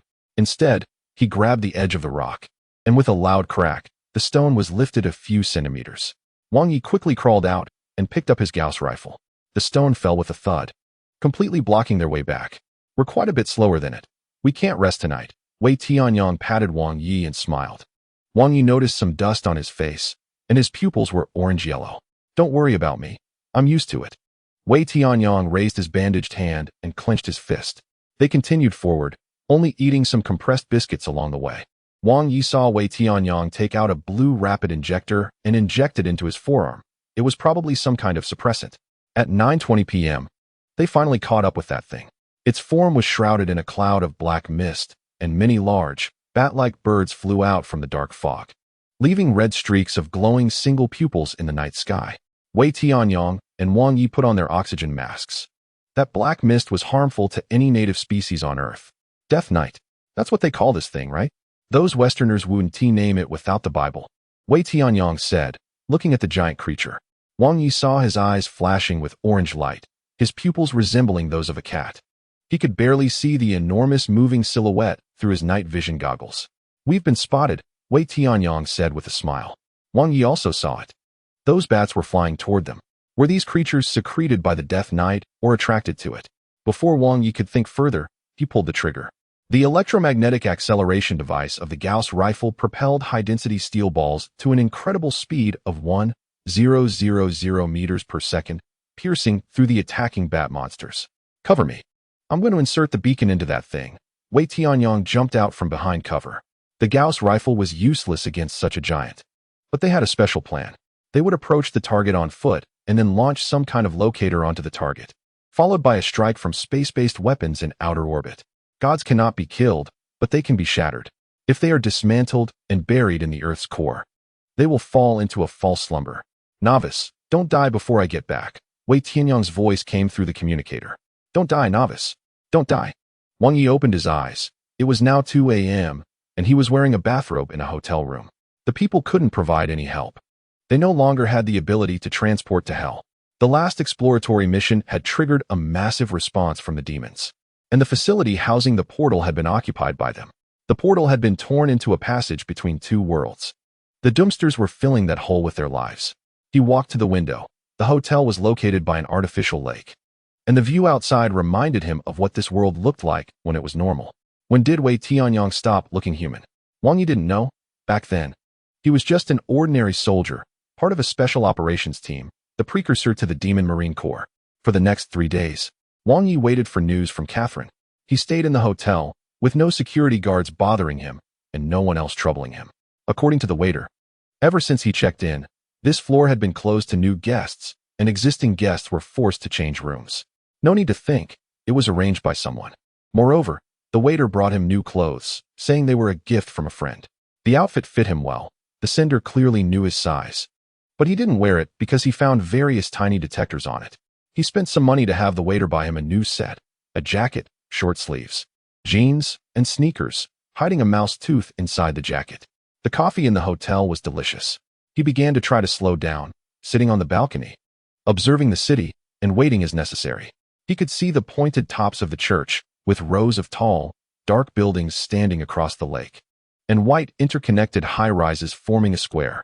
Catherine's news came on the rainy night of the 4th day. She had been meeting with officials and military commanders of the fortress city for the past few days, and some more important matters had delayed her contact with Wang Yi. Wang Yi went to Catherine's residence again, and she stated that the concerns she had before could be set aside for now. She only wanted to make up for her losses. The Doomsters had been preparing for days, and in a couple of days, they would leave. This news made Wang Yi frown. The only force capable of combating demons was actually leaving, which was unexpected. They had their reasons. But at least there was still a strong army here. Catherine didn't care about that. She had her own plans, and was more concerned about what had happened to her mercenaries. Wang Yi told Catherine about the tragedy of Roxanne's mutation and the ruined city being occupied by demons. It seemed she hadn't anticipated such an outcome, and Catherine fell silent for a long time. You must ensure that what you're saying is completely true, Catherine said seriously. I never lie, Wang Yi replied. Catherine paced in the room and then said to her attendant, make arrangements. I want to see the commander. 055 Commander Wang Yi thought Catherine would meet the commander that night, but in fact, they simply went to a pitch-black room and contacted the commander remotely through an internal line. Catherine invited Wang Yi to join the meeting. After all, he was an eyewitness and the messenger of information. She briefly introduced the commander to Wang Yi. His name was Randolph, an old man in his 60s who had experienced 3 joint campaigns between mortal armies and the Doomsters against the Blood Nest, and he was a very tough soldier. Catherine repeatedly reminded Wang Yi not to try to provoke him. After all, anyone who could climb to the top of power in this massive city was not to be trifled with. In a room alone, Catherine turned on the switch of the black box, and then familiar blue light dust floated out, hovering in the air. After a while, the image of the commander appeared before the two, an older man in military uniform, with a mechanical hand on his left arm and exoskeleton structures on both legs to assist him in standing. Wang Yi could guess what intense battles he had experienced. Ms. Catherine, I hope you have an urgent matter for contacting me so late, Randolph said. My mercenaries suffered significant losses in the 927 ruined city, and they also brought back very important information, Catherine replied. I know that place. It's about 100 kilometers from us. Your mercenaries were attacked by the dispersing demons? I regret to hear that, Randolph said casually. That's not what I want to say. The mercenaries who escaped told me that the demons have already established a blood nest there, and it has likely been there for some time. Posing a potential threat to the 9th Fortress City, Catherine responded. Randolph was silent for a moment, stroking his chin as he paced back and forth. His figure disappeared from in front of Wang Yi and Catherine for a while, possibly stepping out of the black box's range, while the blue light dust spun aimlessly in the air. After a while, the light dust gathered again into Randolph's form, hands on his hips. He said, The 927 ruins have always been under our surveillance. Any non-human entering the fortress city gate would be scanned.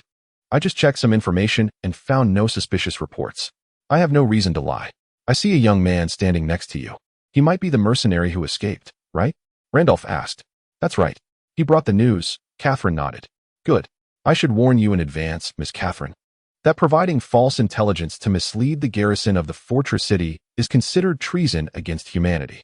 If your information proves to be incorrect, both you and he will face severe punishment, Randolph said. I am well aware of that, Catherine replied, looking at Wang Yi, her gaze seemingly seeking reassurance. I know more about blood nests than you do. I've seen them 3 times, watching the extreme warriors of the Order of Doom tear them apart. My people and I have faced the demons directly. The scene is far from what you imagine. You may want to quickly gain Ms. Catherine's trust or just seek fame. But regardless, the lie you told is not clever. Randolph looked at Wang Yi, clearly skeptical of his words. You are already too late. They have begun to gather, and their numbers are increasing. I killed their priest, but the blood nest has already grown, Wang Yi said at this moment. Randolph's expression darkened upon hearing Wang Yi's words. Just that one sentence contained an astonishing amount of information and could prove that Wang Yi had indeed seen a blood nest. Blood nests are accessible, but those who have not had close contact would never know. Moreover, deep within each blood nest, there is a priest maintaining it. In Randolph's limited battles, he had personally seen the Doomists drag priests out of blood nests and then behead them. Randolph's expression was grim. He believed Wang Yi had seen a blood nest, but did not believe that Wang Yi had killed the priest. These hellish priests are generally inside the blood nests, protected by large numbers of demons. How could he believe that a mercenary group could break into a blood nest, facing such a massive horde of demons, and still carve a bloody path to kill the priest? Randolph thought for a moment. But what if they encountered someone from the Order of Doom halfway? If that were the case, they wouldn't need to say anything. The Order of Doom would have their own countermeasures. Can you elaborate on the entire process? Randolph asked, somewhat puzzled. A few days ago, I was commissioned by Catherine to search for the missing mercenary group. I found the blood nest in the center of the ruins and discovered their abandoned equipment nearby. So I went in to rescue them, Wang Yi explained. And then you went in to rescue them? Randolph's eyes widened. I only rescued 12. The others are probably dead. The priest told me their leader, Roxanne, has already been transformed. So, I could only bring these 12 back, Wang Yi continued. Randolph took a deep breath, clasping his hands behind his back, pacing back and forth. You need not exaggerate, because if the information is true, you will also be rewarded. Randolph looked at Wang Yi. I'm not interested in rewards. You should better inform the Order of Doom about this, Wang Yi said. We have already conveyed the information, Commander Randolph said. Catherine timely interjected the conversation. We will send an armored unit to investigate the situation tomorrow, and I will handle the subsequent matters, Randolph stated. All right, Commander, Catherine slightly bowed. The communication ended, and Catherine looked at Wang Yi, hesitating to speak. Wang Yi did not inquire further. He sensed what Randolph had mentioned earlier, that the gate of the fortress city would scan for non-human life forms, and that the 927 ruins had been under their surveillance all along. Yet such a large blood nest had gone unnoticed. Wang Yi thought of some unsettling possibilities. Is there a traitor within the fortress city? Of course. It shouldn't be thought of so absolutely. Perhaps his physique still falls within the human category in the scanner's view? Or maybe the demons use some method to deceive the monitoring of the 9th fortress city.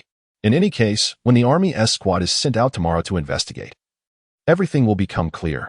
Wang Yi hoped they could quickly reach a conclusion and persuade the Order of Doom to stay, at least until after dealing with the blood nest before leaving.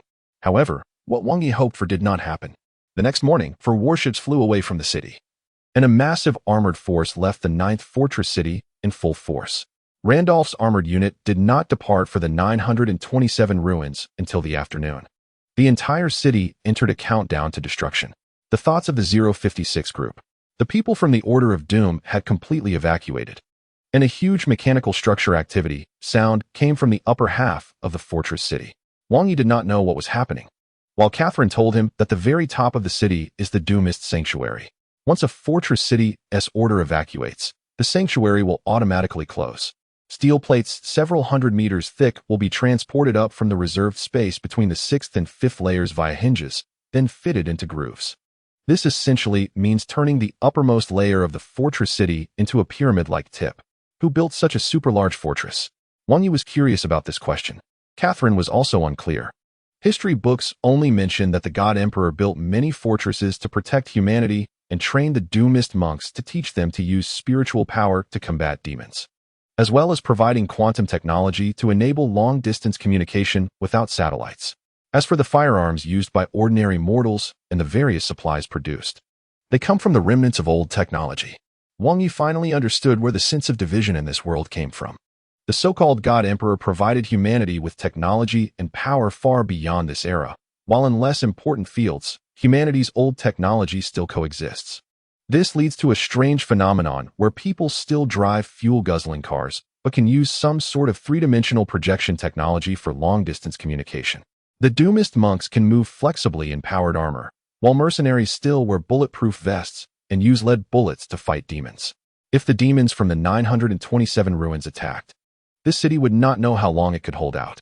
With the departure of the Order of Doom, the demand for demon materials suddenly decreased significantly. Catherine and other gang members held several meetings to discuss the allocation of production tasks for supplies. These meetings were initiated by Commander Randolph, who is now the de facto supreme authority of the fortress. According to Catherine, the armored scout units sent out by Randolph have returned after 2 days of reconnaissance. This unit consists of 20 tanks, 6 four-wheeled vehicles, and 200 infantry, who ventured deep into the urban ruins and discovered a massive blood nest. They were, of course, attacked and resisted by demons, but with the support of heavy firepower, they managed to cope. After losing only 2 tanks and about 20 personnel, the scout unit decided to return. Randolph believes that this blood nest is not yet fully formed and is much weaker than the last 2 he experienced. And the demons have not yet fully gathered. Wang Yi's claims are exaggerated. Catherine found the remaining 12 members of the Roxanne Mercenary Corps, and their accounts matched Wang Yi's. But Randolph did not take them seriously. The commander was devising an offensive plan, hoping to deal with the blood nest before the Doomzer battle group, which was set to occupy the 9th fortress city, arrived.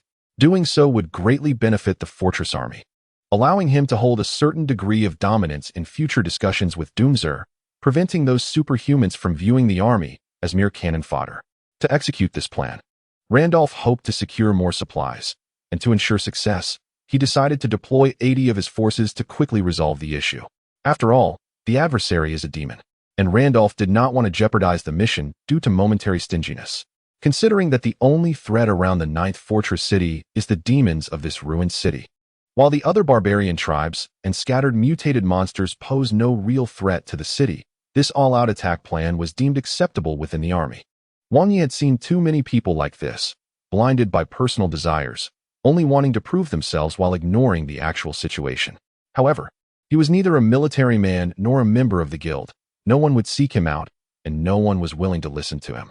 Wang Yi had not considered dealing with these people, as they were too preoccupied with their own problems, having lost their homes and left with only a few loose branches scattered across various fortress cities. But this did not mean that no one was thinking of Wang Yi. Gegrer wanted to find a way out for his brothers and sisters, and since Wang Yi was close to the Iron Lady, they hoped to seize the opportunity. Gegrer encouraged Wang Yi to establish his own mercenary group, anticipating that the 9th fortress city would eventually fall. He also recognized Wang Yi's combat abilities, which could rival those of the Doomzer monks. If Wang Yi could lead a team, Gegrer and his brothers could live well. When the time was right, he hoped Wang Yi would be ready to evacuate before the city fell. Running away was not Wang Ye's character. It was merely a backup option. He had faced worse messes than this, and compared to that, the current situation was not so bad for him. However, the idea of forming his own mercenary group intrigued Wang Yi. He could solve problems alone, but some things required two people to handle. More friends meant more hands. But a team also meant responsibility and burden. Running a mercenary group required resources, ammunition supplies, equipment, food, vehicles, and stable contracts, all of which needed careful consideration. If he were to truly form a team, he could not rely on Gegrer and the others, who were mere mortals, as helpers. Demon materials could be sold for money. But in a situation lacking funds and equipment, taking this group out to hunt demons would only result in losing more people. He thought of Jiang Xiaolin, that witch. Thus, Wang Yi headed to the Iron Shavings District's Iron Maiden nightclub to look for her. Today seemed to be a big day. Wang Yi saw many gang members gathered at the nightclub. He ordered a cheap drink and asked the bartender how the matches were arranged for the night. The bartender recognized him and thought he was there for the match again, so he poured him a better drink. I want to see that short woman-esque match. What a coincidence. It's tonight. And look, all the gang members are here. It should be an important match. Can I place a bet? Of course. Just use your link to our internal network, and you can see the betting information. After a brief exchange with the bartender, Wang Yi found a spot in the corner to sit and waited for nightfall. His super hearing allowed him to catch many interesting things. He only needed to sit there and focus to gather a lot of intelligence. He realized that tonight's match was a fixed fight, with Jiang Xiaolin representing the Calypso family gang and deliberately losing to the Gear gang. This was a result of gang rivalry. The match was merely a formality, and the loser would have to bear the humiliation and wrath of the winner while losing tangible benefits. Moreover, some information Wang Yu overheard revealed that the Calypso family gang had to endure this because of their previous failure to restrain Catherine's Iron Gang. It seemed there were quite a few people wanting to target Catherine. 057 Discussion Wang Ye's super hearing picked up conversations from a distant room through the ceiling and walls. Now was the best opportunity. That old widow should not have been sitting in that position. Yes, after her husband died, she should have distributed all the resources to us. Now that the Doomzer Guild has left, it would be the best time to act. First, take out this woman. Then force the commander to issue a decree recognizing the dissolution of the Iron Gang. That way, her resources can only be redistributed. Exactly. There are too many gangs in the Iron Shavings District. It's better to have one less. But we need to find someone reliable and capable to do this. Who should we send? It's best not to use someone from within the gang. We could hire a mercenary or a fighter. One person to assassinate the leader of the Iron Gang? How many benefits would you have to promise for someone to dare take that commission? Just promise whatever. We won't give it anyway. Exactly. If things go wrong, we'll have that person cut ties completely. If it works, we'll frame them and leave them with no way to escape. Now the problem is finding who to send. The room fell silent, and Wang Yi did not hear them say anything further. After the Doomzer Guild's departure, the power vacuum at the top here was the best time to strike. Gangs could not have large-scale conflicts that would affect production, but that was something the Doomzer Guild had said. Of course, these gangs wouldn't act recklessly at this time. After all, the military was watching, and there would be interest involved. When the new battle group arrives, as long as the commander is willing to speak, those gangs would have to face the consequences. So they still wouldn't engage in open conflict, but would resort to assassination tactics. This method was beyond the commander's control. Everything required evidence. As long as a few gangs cooperated, the commander would not be able to figure out what was going on. In the end, the one taking the blame would be the assassin. Things were getting disgusting. Even in dire straits, humans still fought for their own interests, maintaining a ridiculous and blind confidence. Wang Yi took out his device, connected to the nightclub's network, and automatically downloaded a voting program. Once opened, he could see the profiles of all the fighters for tonight's matches. Jiang Xiaolin was in the third match, and her opponent was a burly black man, with 532 spectators. 467 had bet on her to win, resulting in the black man's odds skyrocketing to 5 times. The remaining bets were all on that black uncle. Tonight's match would make a small portion of people a fortune. Wang Yi directly bet all his more than 10,000 iron coins on the black uncle.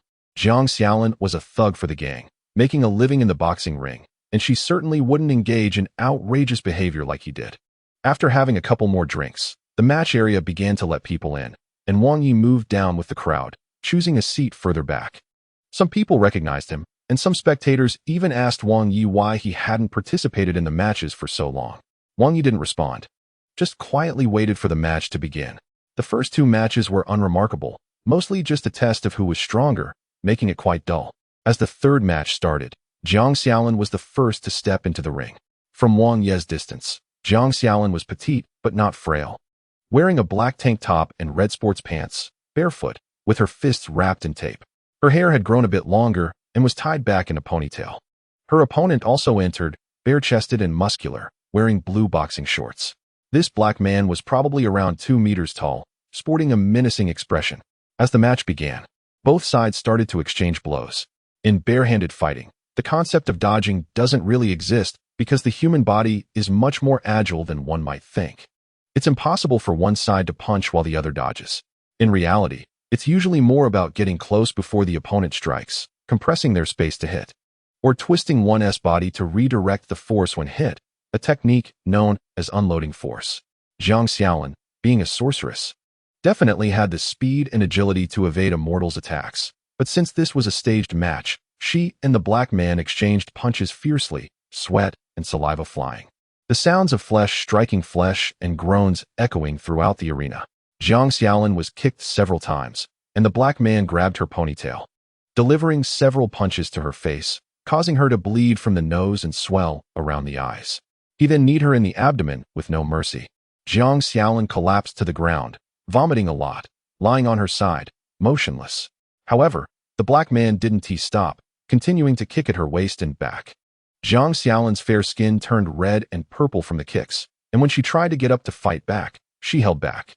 The next moment, a punch landed on her chin, knocking her unconscious. Jiang Xiaolin lay on her back, unconscious, while the black man stomped on her abdomen until the event organizers intervened. Damn it, that little bitch is throwing the match. What the hell? Do you think I'm stupid? Refund. Staged match. Many spectators stood up in protest. It was clear that Jiang Xiaolin had thrown the match, as she hardly fought back and was easily taken down by her opponent, leaving the audience very dissatisfied. Jiang Xiaolin was carried out of the arena as the black man shouted at the booing crowd. Wang Yi squeezed out of the arena and left the nightclub. The second baseline began to discharge wastewater, and it started raining wastewater from above. Wang Yi sheltered under an eave and saw the account information displayed. The coins in his hand surged fivefold, now totaling 50,000. This money was enough for him to travel to other fortified cities or serve as startup capital for a team. He could choose what to do next. Wang Yi waited outside for a while and found Jiang Xiaolin at a noodle stall. She was wearing a sports jacket with the hood up and was eating noodles.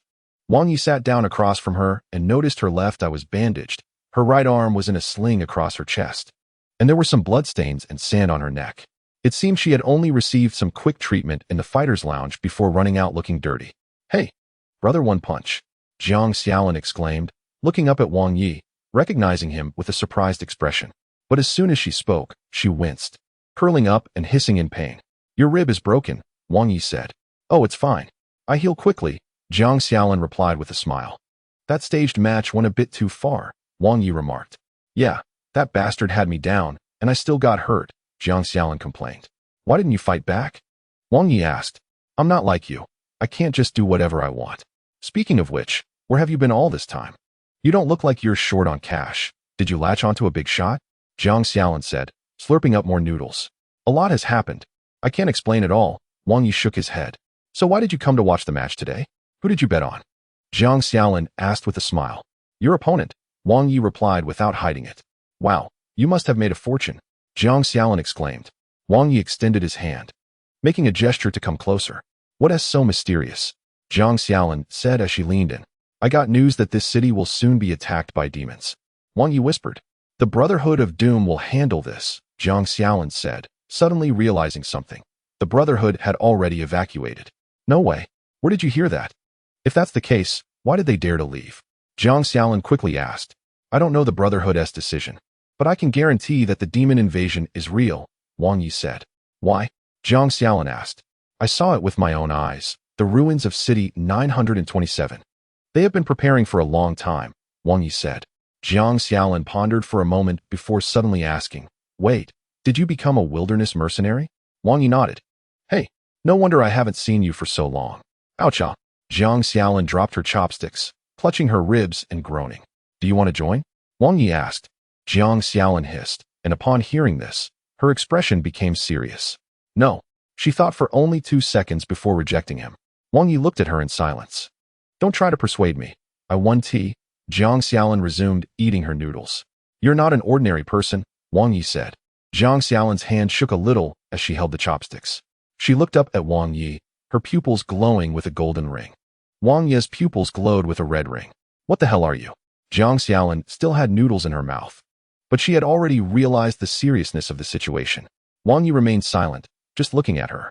Jiang Xiaolin swallowed the noodles, shook her head, and said, Boxing is frustrating, but it's better than dealing with those things outside. Wang Yi understood the dangers of being a mercenary if Roxanne's team went out. They would have been wiped out if Wang Yi hadn't gone to rescue them. You and I are alike. No wonder you can easily defeat these fighters. But you're too reckless. You can't act. Jiang Xiaolin warned. Why act? Wang Yi asked. If you want to make a living here, you can't expose yourself as an illegal psychic. Plus, you have to follow the gang's arrangements. Otherwise, you won't get paid. Do you think I take beatings for fun? I can stay up there, have some spare cash, not deal with demons, and hardly encounter mutated monsters. Isn't that good? Getting beaten up is nothing, Jiang Xiaolin said. I'm not forcing you. Wang Yi sighed. Everyone has their own pursuits and choices. He couldn't make decisions for others. At that moment, a group of people approached, pressing down on Jiang Xiaolin's shoulders and surrounding the table. The leader, a bald man, looked displeased. He rested one foot on the table, leaned down to look at Jiang Xiaolin, and said, Little bitch, you have some guts, throwing a staged match? Do you know how much money you made me lose? 2,000 coins gone. Damn you. Jiang Xiaolin glanced at Wang Yi and then suddenly laughed, saying, There are always wins and losses in matches, right? Sorry, big brothers. My little sister wasn't in good form tonight. Sorry doesn't mean anything. My money is gone. Aren't you supposed to compensate me? The bald man shouted angrily. I'll pay you. Jiang Xiaolin gritted her teeth and took out her money, preparing to transfer it. Not 2,000, but 10,000. I was supposed to win tonight. If it weren't for you throwing the match, I wouldn't have lost. The bald man laughed. Please don't bully me. Little sister is sorry. Jiang Xiaolin smiled apologetically. If you can't pay 10,000, then you can accompany me for a night, the bald man said, grabbing Jiang Xiaolin's arm in a sling and trying to drag her outside. Jiang Xiaolin felt pain and naturally didn't want to go with him. Seeing that he couldn't pull Jiang Xiaolin along, the bald man, in frustration, attempted to flip the table. He grabbed the edge of the table and tried to lift it, but found it was impossible, turning to look at Wang Yi, who had one hand pressed down on the table. Why are you still sitting here? Did your ass grow nails, or did the stool get glued? Get lost.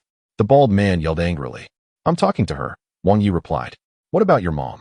The bald man laughed, taking out a gun tucked behind him and waving it in front of Wang Yi. Hey man, don't do this. Put the gun away, it's unnecessary. Jiang Xiaolin immediately tensed up, fearing the bald man would make a fatal mistake tonight. I'm talking to her. You guys leave now, there's still time. Wang Yi said. What about your mom? The bald man chuckled. Wang Yi opened the gun's safety, and his sidekick started laughing as well. This commotion drew a crowd of onlookers. Damn it. Wang Yi stood up, flipping both the person and the table over. A sidekick on the right pulled out a dagger and charged at him. But Wang Yi delivered a powerful kick right to the man's groin, sending him flying over 20 meters. The man soared through the air for a few meters before landing on the ground and sliding for over 10 meters, finally crashing into a concrete wall to stop. He gasped, trying to get up, only to discover he had no feeling in his lower body. He reached down and felt excruciating pain in his pelvis, realizing his lower body was likely separated from his upper body. I'm done for. I'm done for, he cried, seeing Wang Yi make a move. Jiang Xiaolin could no longer hold back. With her right arm in a splint, she swung her elbow into the chest of the guy behind her, shattering his sternum, then bent down and delivered a kick to his chin, sending him flying 5 to 6 meters into the air. Wang Yi grabbed a stool and threw it at a thug in the distance, before the stool even reached him.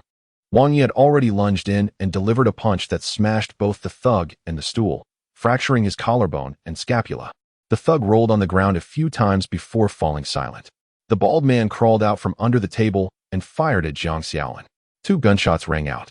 But Jiang Xiaolin created an illusion with her left hand, actually catching the bullets in her palm. Suddenly, a figure flew in and crashed into the thug behind Jiang Xiaolin, breaking several of his ribs as they both collapsed to the ground. The bald man tried to get up and run, but Jiang Xiaolin quickly darted over, jumped up, and delivered a powerful kick to his temple. The bald man spun 180 degrees in midair before crashing to the ground, blood pouring from his nostrils and mouth. After this fight, the two escaped into the dark factory area under the watchful eyes of the crowd. Wang Yi found a secluded hotel and rented a room.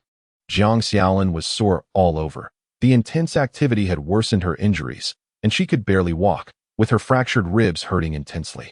Most of the hotel's patrons were workers, so there were some medical supplies for treating injuries. Wang Yi asked the owner for some supplies to tend to Jiang Xiaolin. Leaning against the headboard, she took off her jacket and then her tank top, but Wang Yi grabbed her hand. "It's fine. I'm wearing a sports bra underneath," Jiang Xiaolin explained. She removed her tank top, revealing a layer of oily sweat and numerous bruises, with her abdominal muscles dark and swollen, showing signs of internal bleeding. "Your ribs are definitely broken, and you've probably punctured your liver. You're still alive because you're not an ordinary person," Wang Yi said. "I didn't know you were a doctor," Jiang Xiaolin said with a bitter smile. "I was a medic in the army. I've broken ribs before," Wang Yi replied. "Someone could break your ribs? They must be really tough," Jiang Xiaolin laughed. Wang Yi used bandages and spray to treat Jiang Xiaolin, although it was unnecessary for her. She had mentioned that she healed quickly. "That fight was really satisfying. I've been fed up with this stuff for a long time," Jiang Xiaolin suddenly said. "Fighting is always satisfying," Wang Yi replied. "But I don't want to fight demons, you know? This kind of injury, I could be fine by morning, but demons will kill." Jiang Xiaolin shook her head. "Your companions will look out for you," Wang Yi said. "I've never met anyone who could look out for me. I always have to take care of them," Jiang Xiaolin replied. "Get some sleep, then take a shower." "I'll leave first," Wang Yi said. He stood up to leave, but Jiang Xiaolin suddenly called out to him. She reached out, wanting to exchange contact information with Wang Yi. They bumped hands. "You never know. One of us might suddenly change our mind," she smiled. "Then let's wait and see," Wang Yi said. After saying that, he left the hotel. 059 Killer Jillian had been staying at Catherine's mansion for the past few days. He had run errands a few times and then settled down, knowing nothing. But the instinct of a thief told him that something was happening. Wang Yi had been elusive lately, and Catherine always looked troubled, making him very anxious. The military was gathering on the 4th floor and had begun moving in batches outside the city, as if preparing to deal with some formidable enemy. Mrs. Catherine had been busy with affairs, not only with gang members, but also with military personnel. And there were people who always talked in small rooms for 2 or 3 hours each time. Early this morning, Catherine called Jillian to her room and handed him a package. "Take this to 76th Street, room 1407 of the Doberman Hotel. Don't open it. Be quick and be safe. Don't bump it."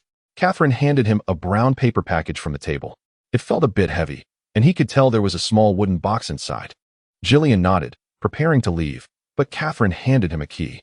Jillian looked at it and saw it was the key to room 1407 of the Doberman Hotel. "Just leave it on the table and go. Don't ask too many questions," Catherine said without further explanation. He nodded, pocketing the key. "Don't take a car. Walk there. And don't use my car. This is a mysterious gift." "Yes, ma'am. I'll go right away," Jillian replied. After saying that, he stuffed the package into his messenger bag and left the mansion without looking back. After leaving the mistress's mansion, he hurried along. It wasn't far to the Doberman Hotel, but it still took some time to walk there. Don't pry into the affairs of big shots. Knowing too much is not good. Although Jillian was just a kid, he understood this point. He weaved through the crowd, lost in thought, and accidentally bumped into a few men in suits. "Watch it, kid." Sorry. He quickly ran away, feeling the package in his bag bouncing around. Jillian reached into the bag. The hard box inside was indeed making a thumping noise. "What is this?" he wondered, but he didn't have the courage to look inside. Suppressing his curiosity, he ran like crazy, wanting to throw this thing away. He arrived at the Doberman Hotel, where the security guard glanced at him. Jillian thought the guard would stop him, but the guard seemed to understand something and pretended not to see him, letting him in. He went up to the 14th floor, found room 1407 in the quiet hallway, pulled out the key, and opened the door. In the silent environment, the package in his bag made a heartbeat-like sound. Jillian didn't dare think too much and tossed the package onto the bed before immediately running out of the room. When Jiang Xiaolin woke up, it was already bright outside. She moved her limbs a bit. The pain was gone. She ran to the bathroom, removed the bandages from her body, and the swelling and bruising were completely gone. She took a shower and then put on her clothes before walking out of the hotel. where she saw members of the Calypso gang waiting for her. "Miss, the boss wants to see you." The car took her to the third level of Fortress City, to a nondescript upper floor of a building set for demolition near the Alpha Pillar, where she met the leader of the Calypso gang, the one-eyed old man Hastings Calypso. He wore a dark brown suit, sat in a chair, and leaned on a black cane like an old gentleman. "Thank you for your hard work during last night's match," Hastings said. "Thank you, boss," Jiang Xiaolin bowed. Hastings gestured, and his minion immediately took out something and handed it to Jiang Xiaolin. She understood right away and quickly took out her own, soon transferring a sum of money. When Jiang Xiaolin saw the amount, 10,000 coins, she felt a surge of excitement, but still kept her expression in check and bowed to Hastings. "You're very reliable, girl, and quite impressive. I've been thinking that someone like you wouldn't just be satisfied with boxing," Hastings said. Jiang Xiaolin realized that Hastings had other plans, but she wasn't keen on getting too deeply involved in gang affairs. She was just happy boxing, making some money, and living a simple life. "I have a big job that needs a trustworthy and capable person," Hastings said directly, not hiding anything. "I'm just a boxer. I can only consider myself half a member of the Calypso family," Jiang Xiaolin replied with a smile. "Your performance has already proven your loyalty. I think it's time for you to step up," Hastings said, leaving no room for Jiang Xiaolin to back out. Jiang Xiaolin suddenly understood that there was no other choice for this meeting. "I want you to kill someone. Your skills are enough for this job," Hastings stated bluntly. "Kill someone? I'll need to think about it." Jiang Xiaolin stepped back a few paces, her back hitting the barrel of a gun. She turned around, and a Calypso gang member pressed a shotgun against her back, saying, "The boss isn't done talking. Listen carefully. The target is the leader of the Iron Cast gang." "Lady Catherine," Hastings began. Jiang Xiaolin frowned. Was she being asked to kill the leader of a rival gang? If this got exposed, she wouldn't be able to survive in this city anymore. "If my actions are discovered, you will abandon me, right?" Jiang Xiaolin asked. "That's not a possibility. As long as you follow our steps strictly, with your capabilities, this can be done easily," Hastings replied. "Why are you so sure I can do it?" Jiang Xiaolin asked. Confused. "You are an illegal psychic. Don't think I can't see through it," Hastings chuckled. Jiang Xiaolin fell silent. No matter how strong her abilities were, if she wanted to survive here, she had to obey.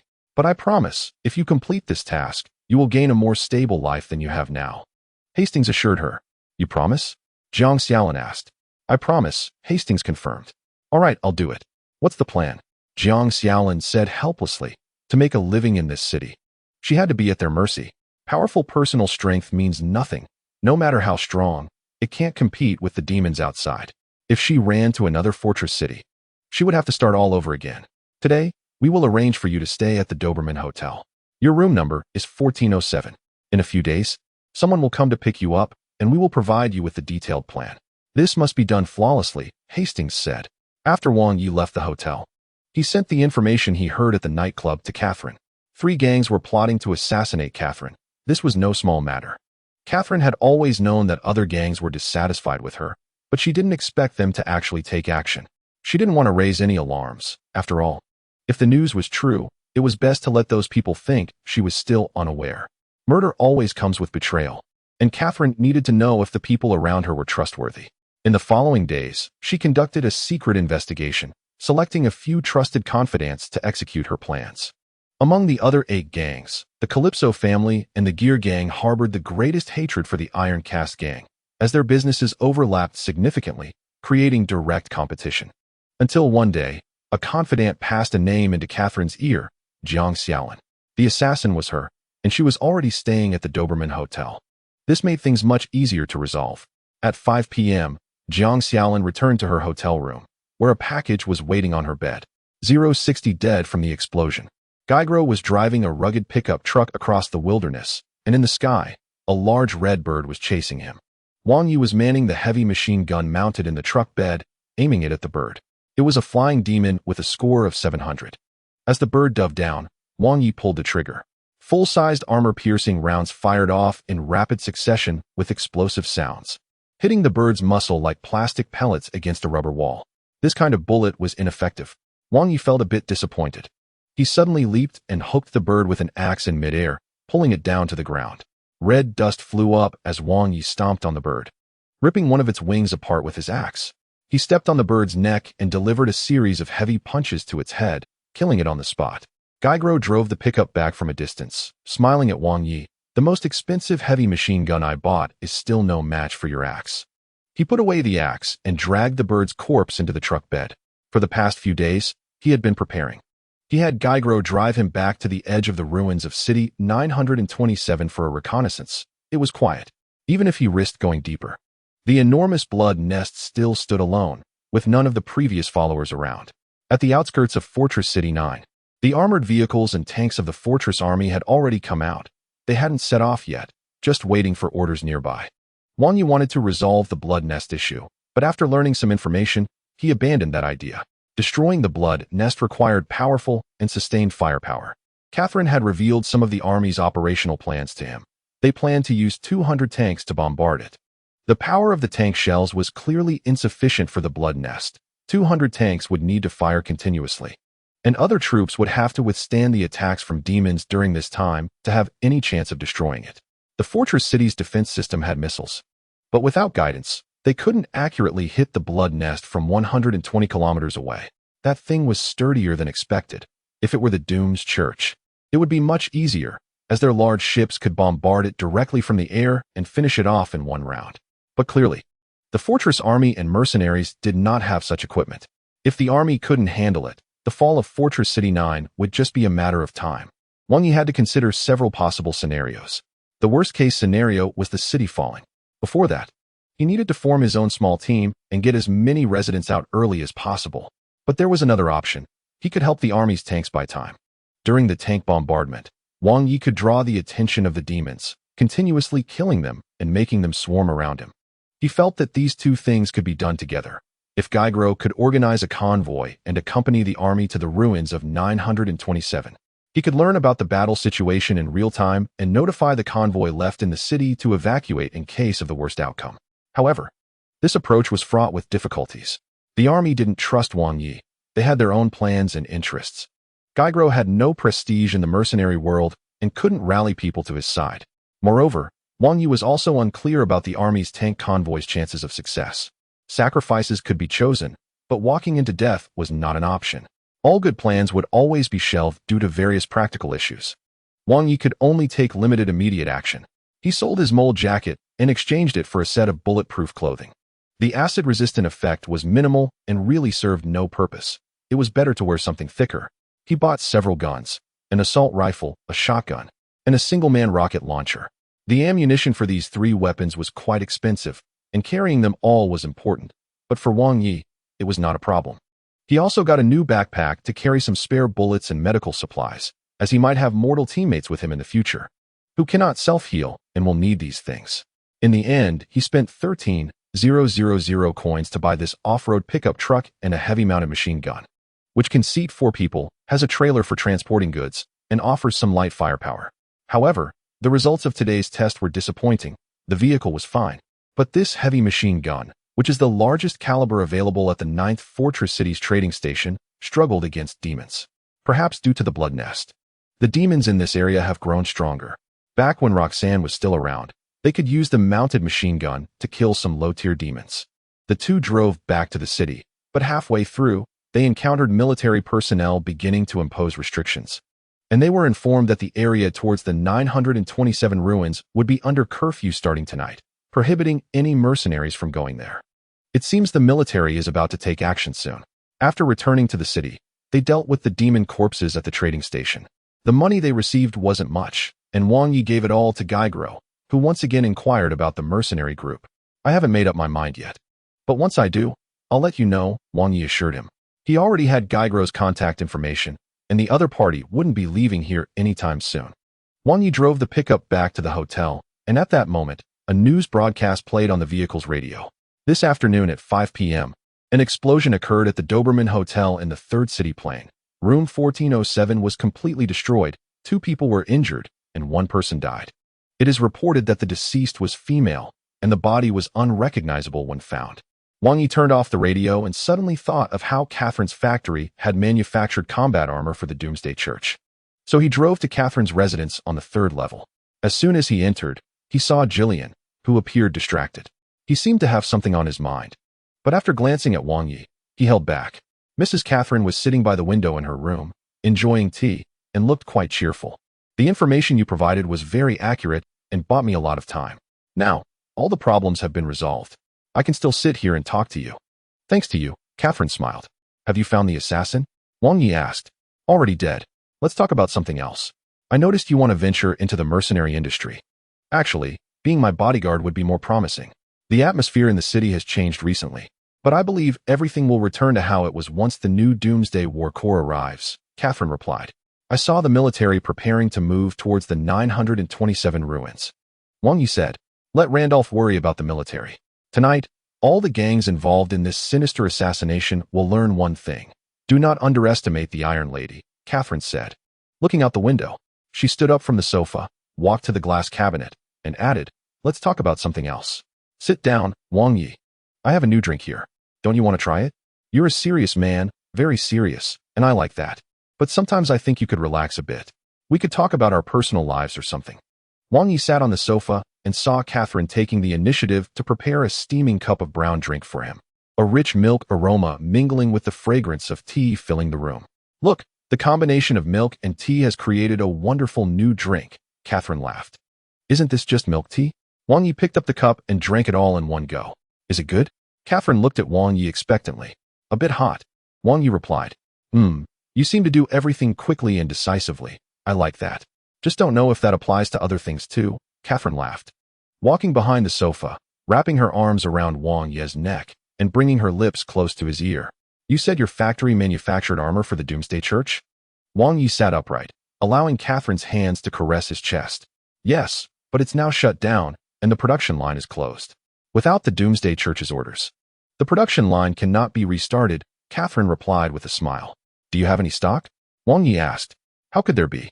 There are prototype armors used as testing platforms, but those things can only be used by Doomsday monks. Others can't wear them, Catherine said, moving around to sit on Wang Yi's lap. I know what you want, but I can't give you this unless you can convince me, Catherine laughed. 061 Mirage. Wang Yi grabbed Catherine's arm, stood up, and twisted it behind her back. She winced in pain as her arms started to exert force. Although Catherine wasn't a weak woman, she couldn't match Wang Yi's strength. He easily pinned her to the floor, her cheek pressed against the carpet. Don't touch me easily without my consent, Wang Yi said. He released Catherine and left the room. Catherine lay on the floor, smoothing her slightly messy hair, cursing, damn it. Wang Yi saw Jillian outside, who seemed lost, wandering on the lawn like a soulless living corpse. He approached, placing a hand on Jillian's shoulder, and the latter finally realized someone was nearby. You have something on your mind, Wang Yi said. Jillian looked at Wang Yi and said, there are some things I'm not sure whether I should say. There's nothing that shouldn't be said. Wang Yi squatted down. Brother Wang, did you see the news? A hotel exploded, Jillian said. I know, Wang Yi nodded. Mrs. Catherine asked me to deliver a package this morning, Jillian whispered. Wang Yi responded with a sound of understanding. Realizing what was happening, she said the assassin is dead. It seems the assassin was hiding in that hotel. Catherine has many subordinates. But choosing to let Jillian handle such dirty work made Wang Yi very displeased. He understood Catherine's intentions. Jillian was still considered part of the Iron Gang. But it depended on Catherine's word. She could say yes or no. Moreover, Jillian was a newcomer in the gang and was a well-known thief in the Iron Shavings district. If the matter got out, with Jillian's identity, Catherine could easily say she didn't know this kid. If it succeeded, there would be no need to pay him. After all, letting Jillian stay on the third level and live with her was, in Catherine's eyes, equivalent to a reward. He had become a pawn that Catherine could use and discard at will. This is why Wang Yi tried not to get too entangled with gang members. They demanded absolute loyalty from their subordinates, but treated them merely as tools. Some things have been happening in the city lately, although no one has told us. We can feel it, Jillian said. This city now feels like a mirage, Wang Yi said. The military is blindly confident, while the truly capable Doomsday Church has completely evacuated. And the 9 gangs that dominate the city's basic production are engaged in infighting. This prosperous city is on the verge of collapse. Brother Wang, I don't want to follow the Iron Lady anymore. Inside this house, it feels like there are many invisible walls. It's so uncomfortable, Jillian said in distress. The path I want to take is filled with terrifying death and eternal battle. Can you accept that? Wang Yi asked. Then you'll have to teach me how to use a gun, Jillian replied. Wang Yi nodded. If Jillian wanted to keep up, he had to become stronger. You can be a sniper, Wang Yi said. Long-range sniper support would allow Jillian to stay away from demons and other dangers. If at that time Jiang Xiaolin could change her mind, she could also provide cover with Gaigro's people. Sniper. That sounds cool. It's settled then. I'll be Brother Wang's sniper from now on. A smile appeared on Jillian's face. I'm preparing for it. For now, you should stay here, Wang Yi said. Sounds like Brother Wang has already decided to leave here. Jillian caught the implication in Wang Ye's words. It's only a matter of time, but not now. Wang Yi nodded. Oh, then we'll just wait, Jillian said with a smile. Meanwhile, Commander Randolph was in the conference room of the Urban Military Command Center at Fortress 9. Only 6 high-ranking military officials attended this secret meeting. The room was dark, and a projector displayed images on the walls, showcasing the ruins of the Blood Nest in the 927 Wasteland City. According to the analysis of the images returned by the armored unit sent for reconnaissance last time, this Blood Nest had existed for over 9 months, a female officer stated. The last team sent out was completely wiped out, right? Randolph asked. Yes, but the internal propaganda claims they returned safely, and all reconnaissance results are classified. The information obtained by lower-level gangs is all fabricated, the female officer replied. Randolph nodded. After all, human power is still limited. It's been 9 months. Why has none of our recent intelligence mentioned this Blood Nest? Randolph asked again. That's the problem, Commander. The female officer adjusted her glasses. The others looked at each other, their expressions grave. The abnormal scanning equipment at the fortress gates has actually malfunctioned and cannot distinguish between pure humans and psychics, the female officer added. Is that so? Randolph said solemnly. We have been infiltrated within these past few months. The gate scanning equipment malfunctioned, and the Blood Nest that went undetected happened to coincide with the time the Doomed Society withdrew, the female officer said. The withdrawal of the Doomed Society was unpredictable. They followed the direct orders of the God Emperor and the battle commander. Randolph shook his head.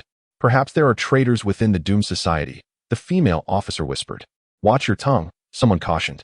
The room fell silent for a moment. Is the combat plan for 200 tanks really effective? Another person asked. They'll probably lose over 90. Randolph replied. If it can solve the problem, then the complete annihilation of the tank forces is acceptable.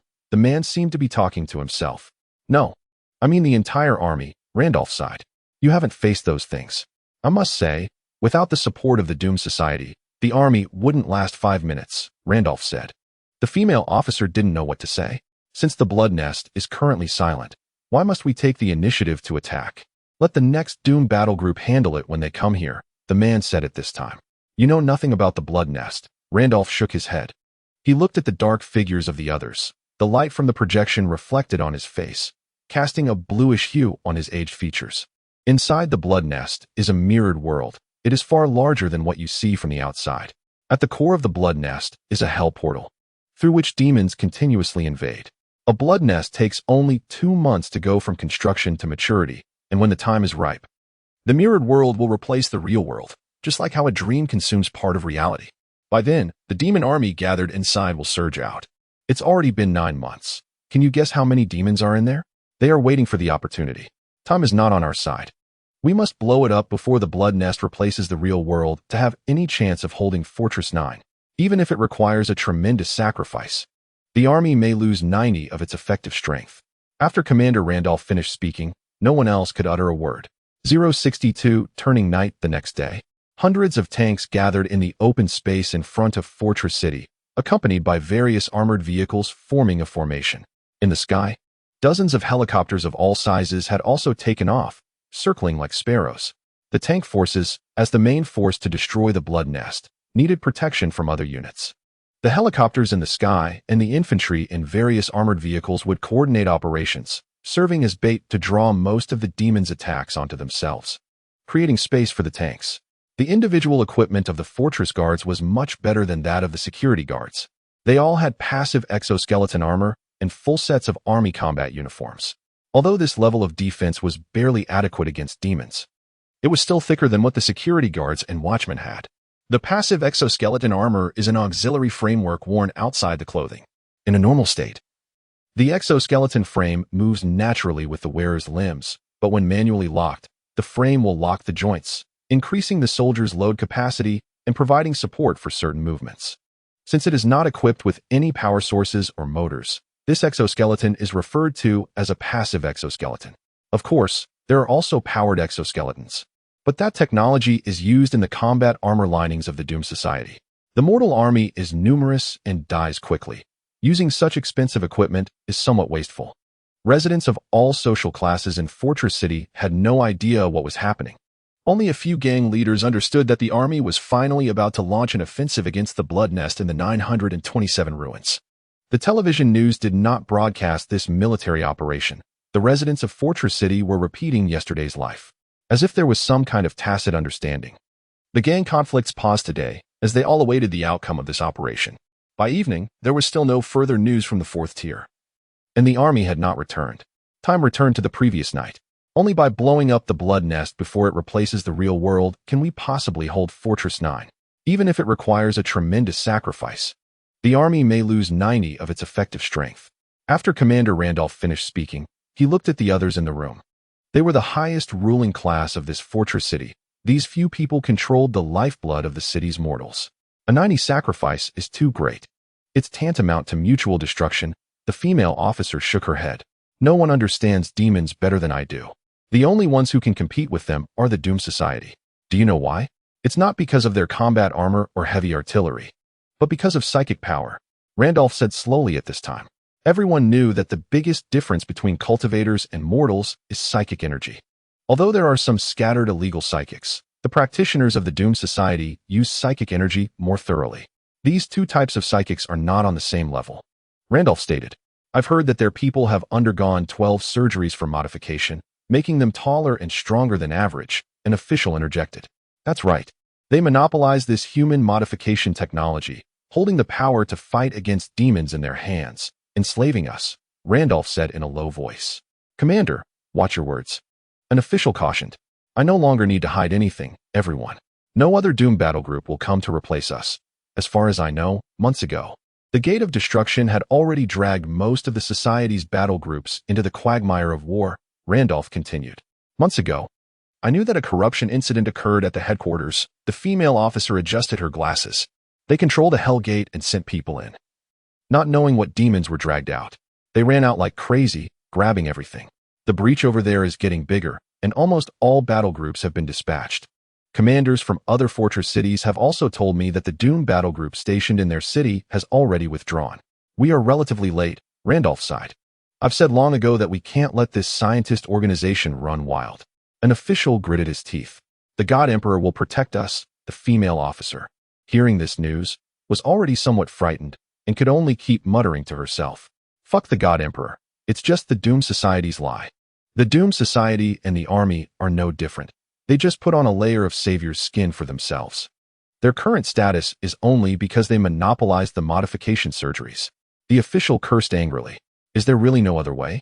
Sitting and waiting is not a solution. And rushing to fight is not a plan either. Are we just waiting to die?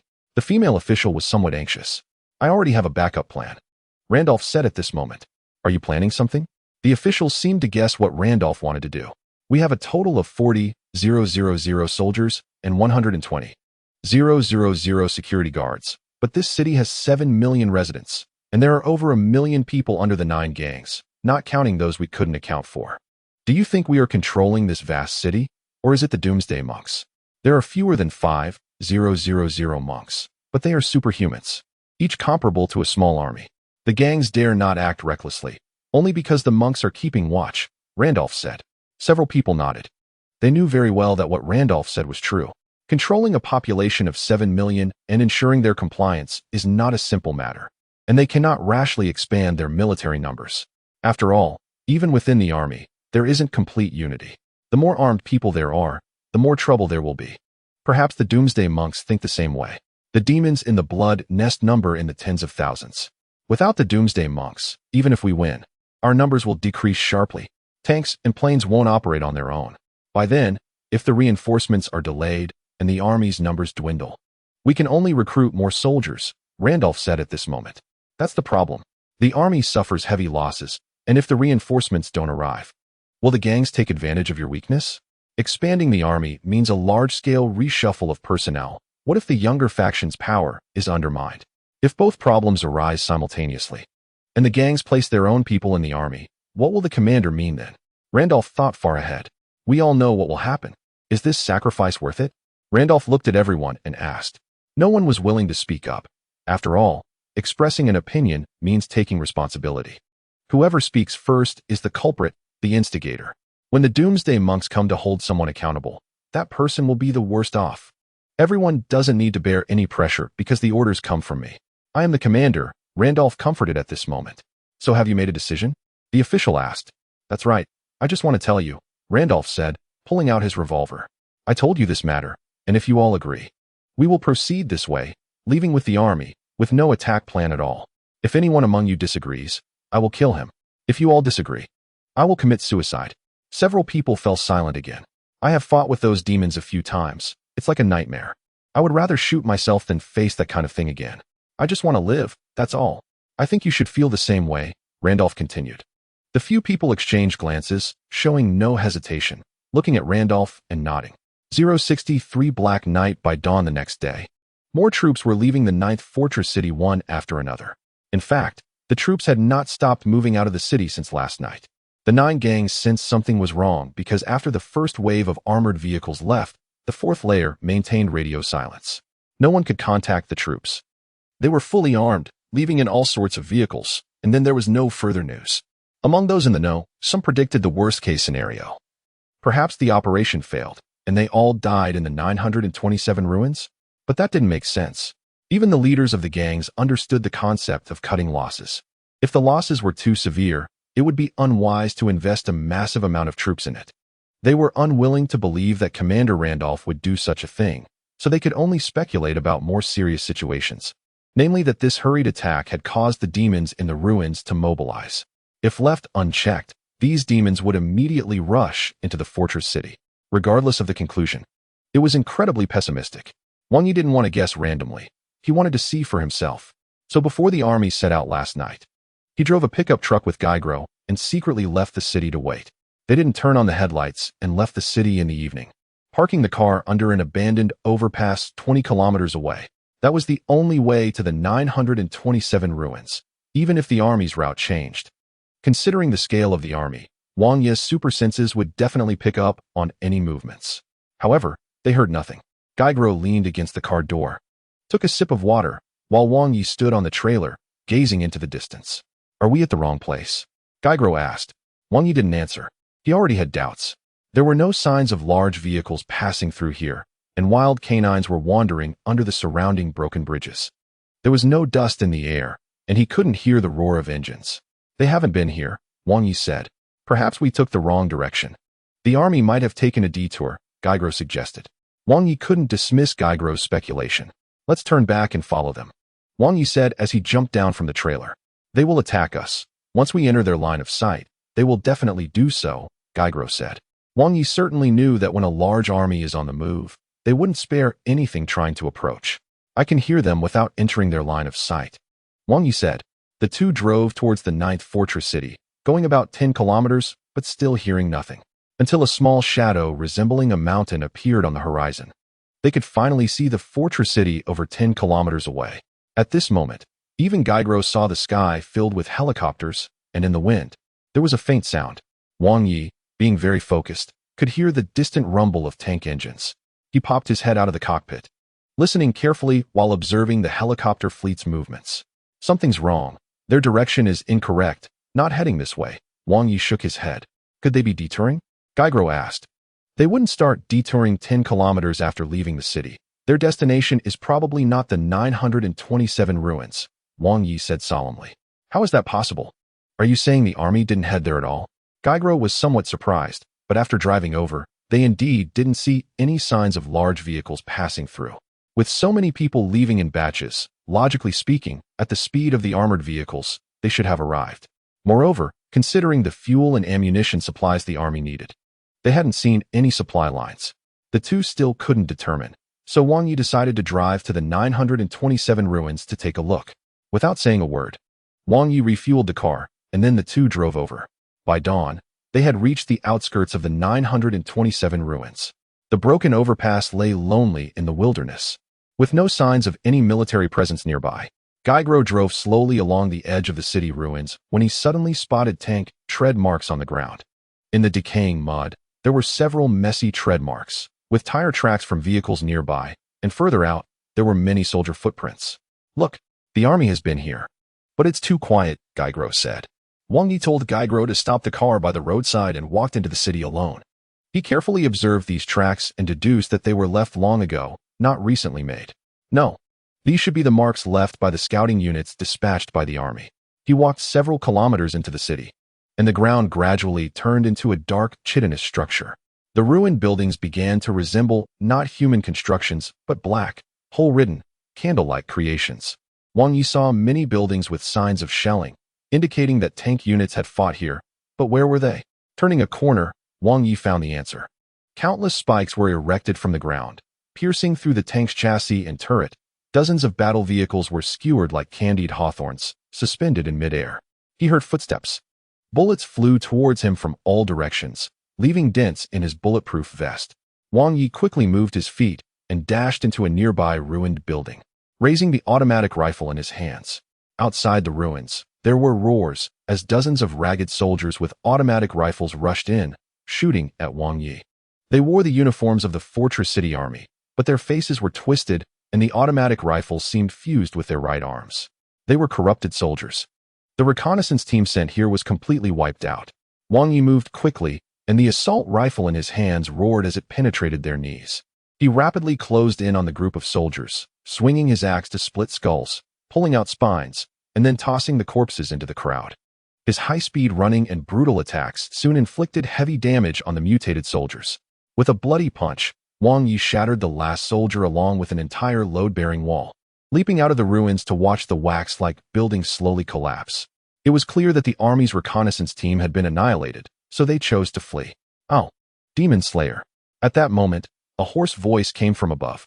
Wang Yi looked up and saw a humanoid creature clad in black armor, wearing a full helmet shaped like the skull of some terrifying, unknown creature, standing on the roof of a 5-story building, watching him. One hand held a great sword, while the other held a heavy pistol, pacing back and forth on the rooftop. He had seen this thing in the underground containment facility as well, a warrior from hell. But he didn't know it could speak human language. Type: Demon, Psychoenergy rating, 4,000. Information appeared in Wang Yi's vision. This one was stronger than the last he had seen, and the armor seemed to have slight variations. Perhaps it was a captain or something. "They say you're impressive." The voice of the black-armored demon had an insect-like tone mixed with human speech. "Soon, I will know whether the legends are true." The black-armored demon laughed. Wang Yi waited for it to jump down, but it did not. "This is just a small prologue to this war. After occupying that city, I will obtain the Medal of Telamon, if I can take your head back." The black-armored demon seemed to have already begun to indulge in the glory of his fantasies. "You know me?" Wang Yi was curious as to why both the Hell's Priest and this black-armored demon referred to him as the Demon Slayer. "You are a hypocritical legend, Demon Slayer, and I will end your legend. Remember my name, Black Knight Nefeok. Go back and wait for me to take your head," said the black-armored demon. Wang Yi did not want to wait, but just as he was about to step forward, Nefeok retreated into a red portal and disappeared. 064 Wang Yi has a plan. As Wang Yi and Gaigro drove back to Fortress City 9, the sky was already brightening. After a night of rushing, both Gaigro and Wang Yi were still quite energetic. Wang Yi was essentially a superhuman, while Gaigro, having been a mercenary for many years, was accustomed to night travel. And knowing that the army had fled put him in an inexplicably excited state. The demon's attack was only a matter of time. Now was the time to make a decision.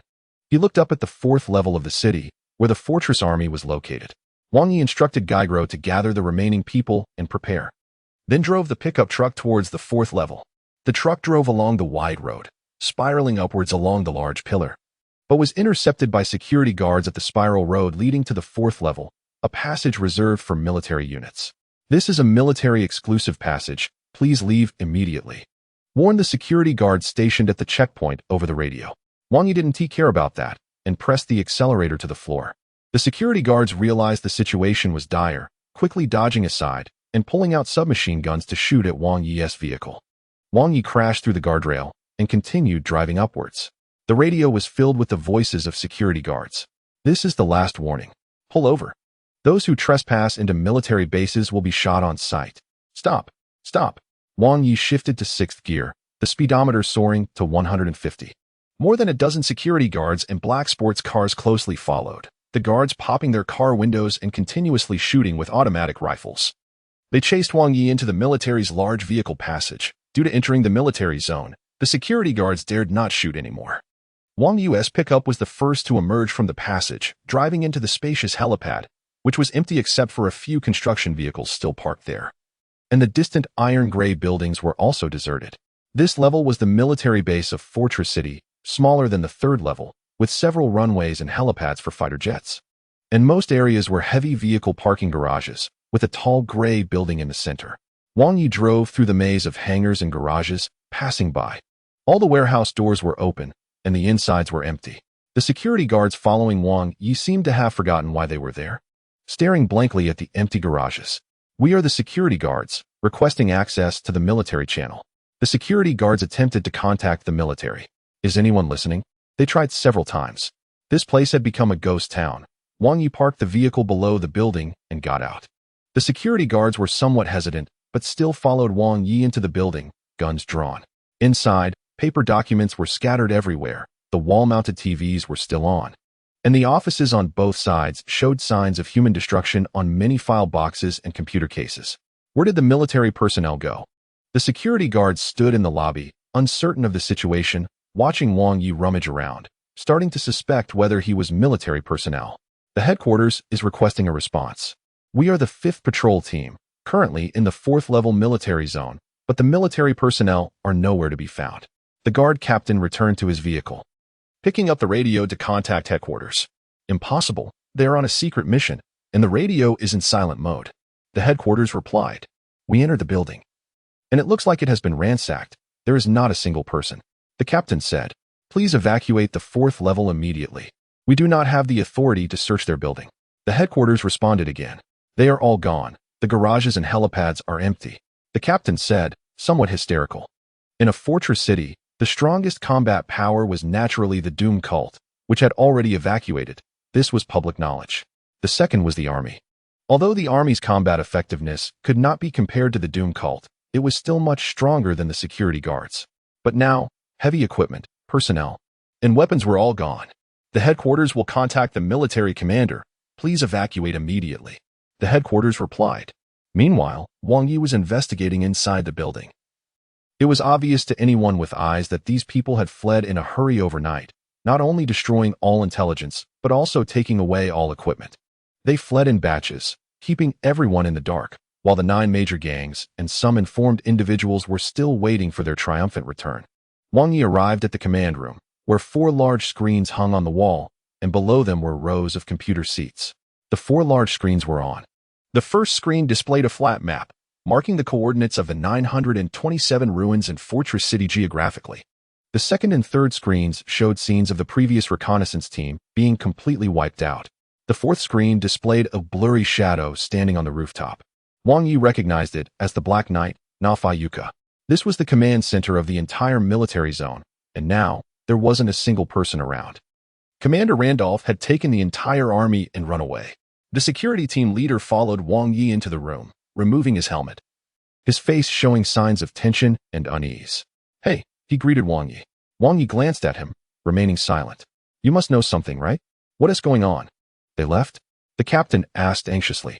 Wang Yi replied, "You should run for your life. Take as many people as you can." "What do you mean? What happened?" the captain pressed. "You already know the answer. You just don't want to accept it," Wang Yi said. The captain was breathing rapidly. Wang Yi was right. He had seen the large screen as soon as he entered, and the images displayed were all too clear. "How long until they come?" the captain asked. "I don't know, but there isn't much time," Wang Yi responded. "God Emperor, please protect us," the captain said, leaning against the table, unable to bear the pressure. Wang Yi understood this kind of stress well. Demons were not enemies that ordinary people could easily contend with. Now, with the army and the doomed society gone, they had been abandoned. To run? Or to fight? Wang Yi needed to make a choice. This was never a story about a small character climbing up in a big city. It was a cruel world where you could only choose a way to die. Among the millions of people left in the city, only the security guards and gang members could fight, and even then, there was less than a 10% chance of winning. No, Wang Yi never ran away, but he also never fought battles without a chance of winning. He had a plan that would kill many but could also save many.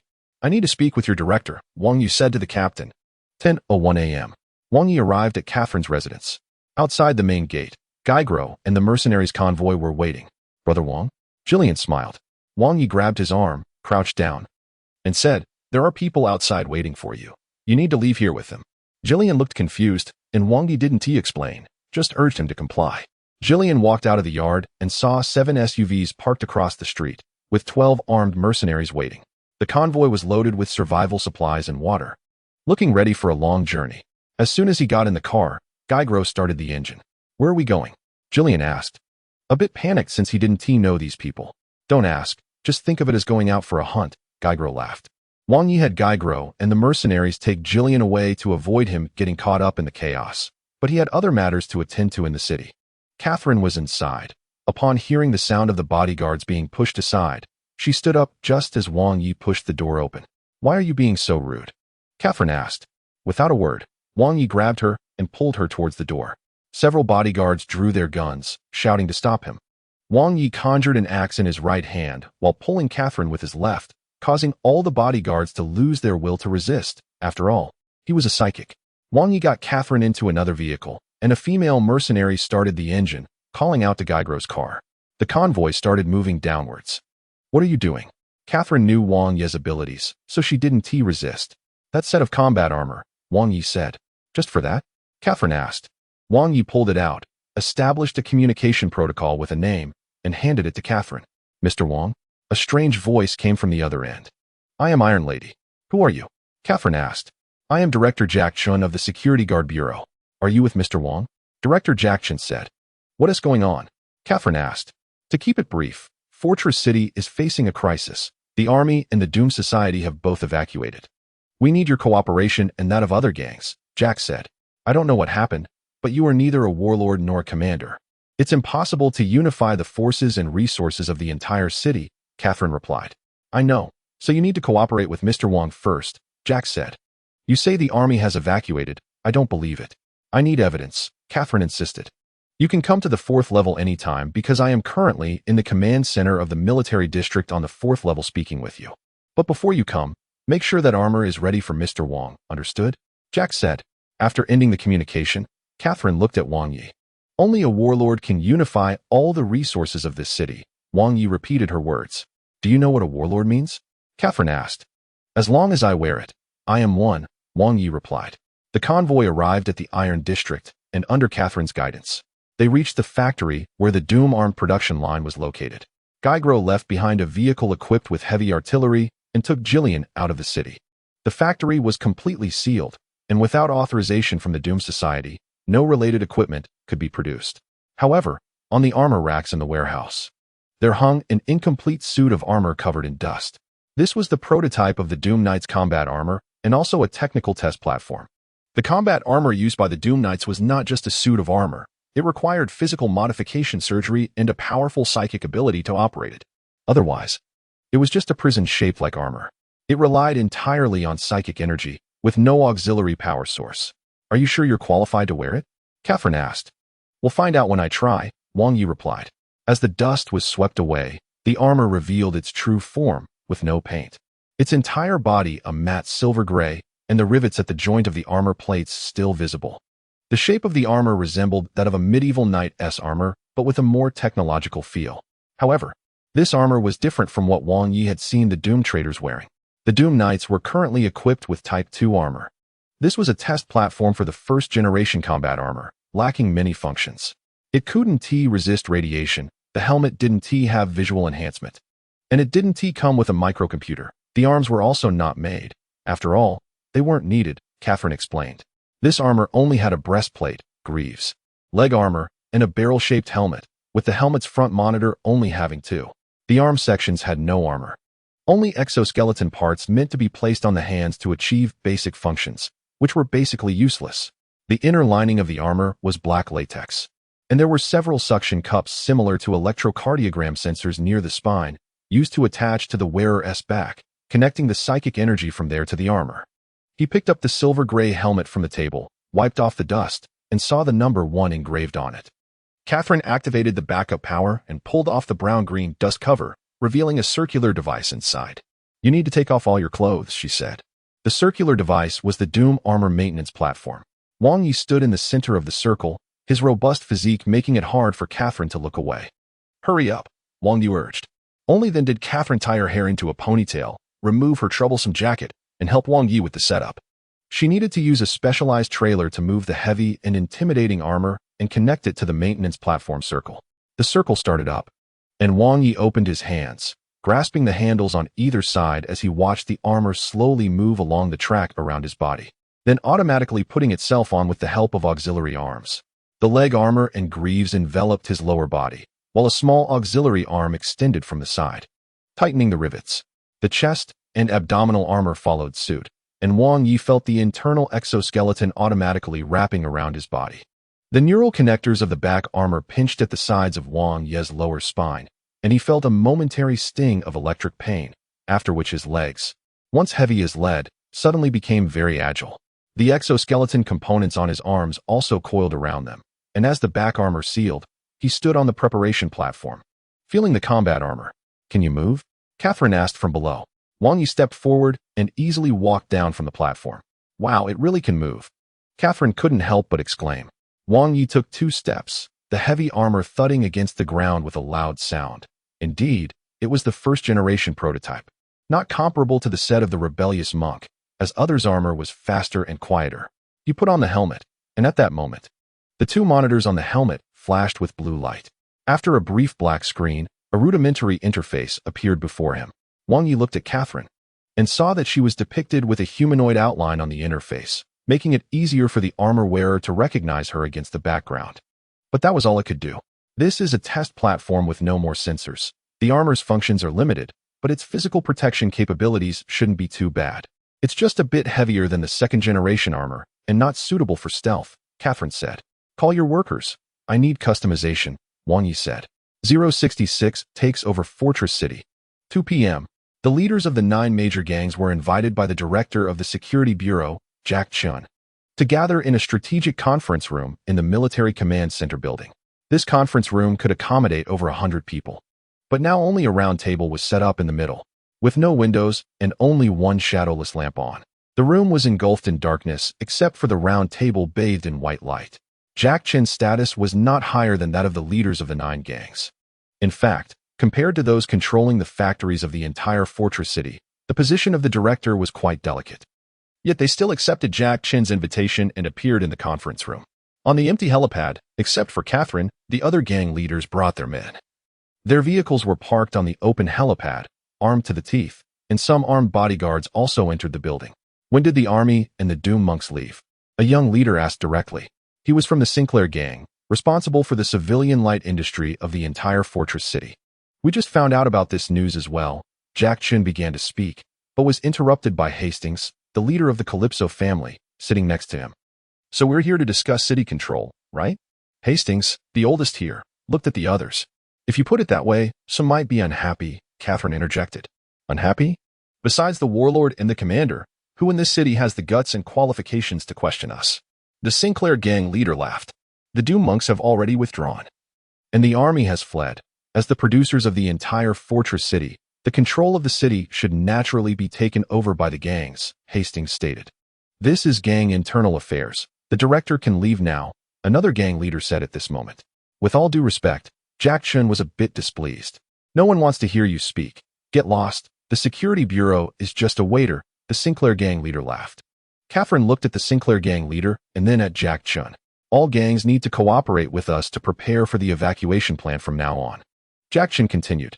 After Jack Chun finished speaking, the conference room fell silent for a moment before bursting into hearty laughter.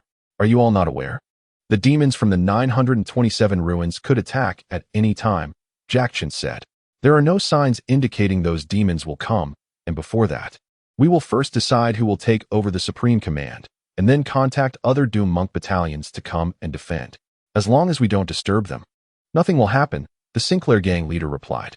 What if we can't wait for the Doom battalion? Jack Chun asked. That possibility doesn't exist. The warships of the Doom battalion are not something ground vehicles can compare to.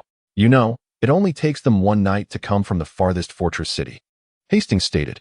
We must evacuate because, Jack Chun began. Evacuate. Do you have any idea how many people are in the city? Do you want me to tell you? The Sinclair gang leader laughed. How do you plan to move over 7 million people? Where will you go after leaving? No one has the right to issue that order. And we won't follow your command. The Security Bureau is not within the scope of command rotation, Hastings asserted. We came here at your invitation, not to flatter you.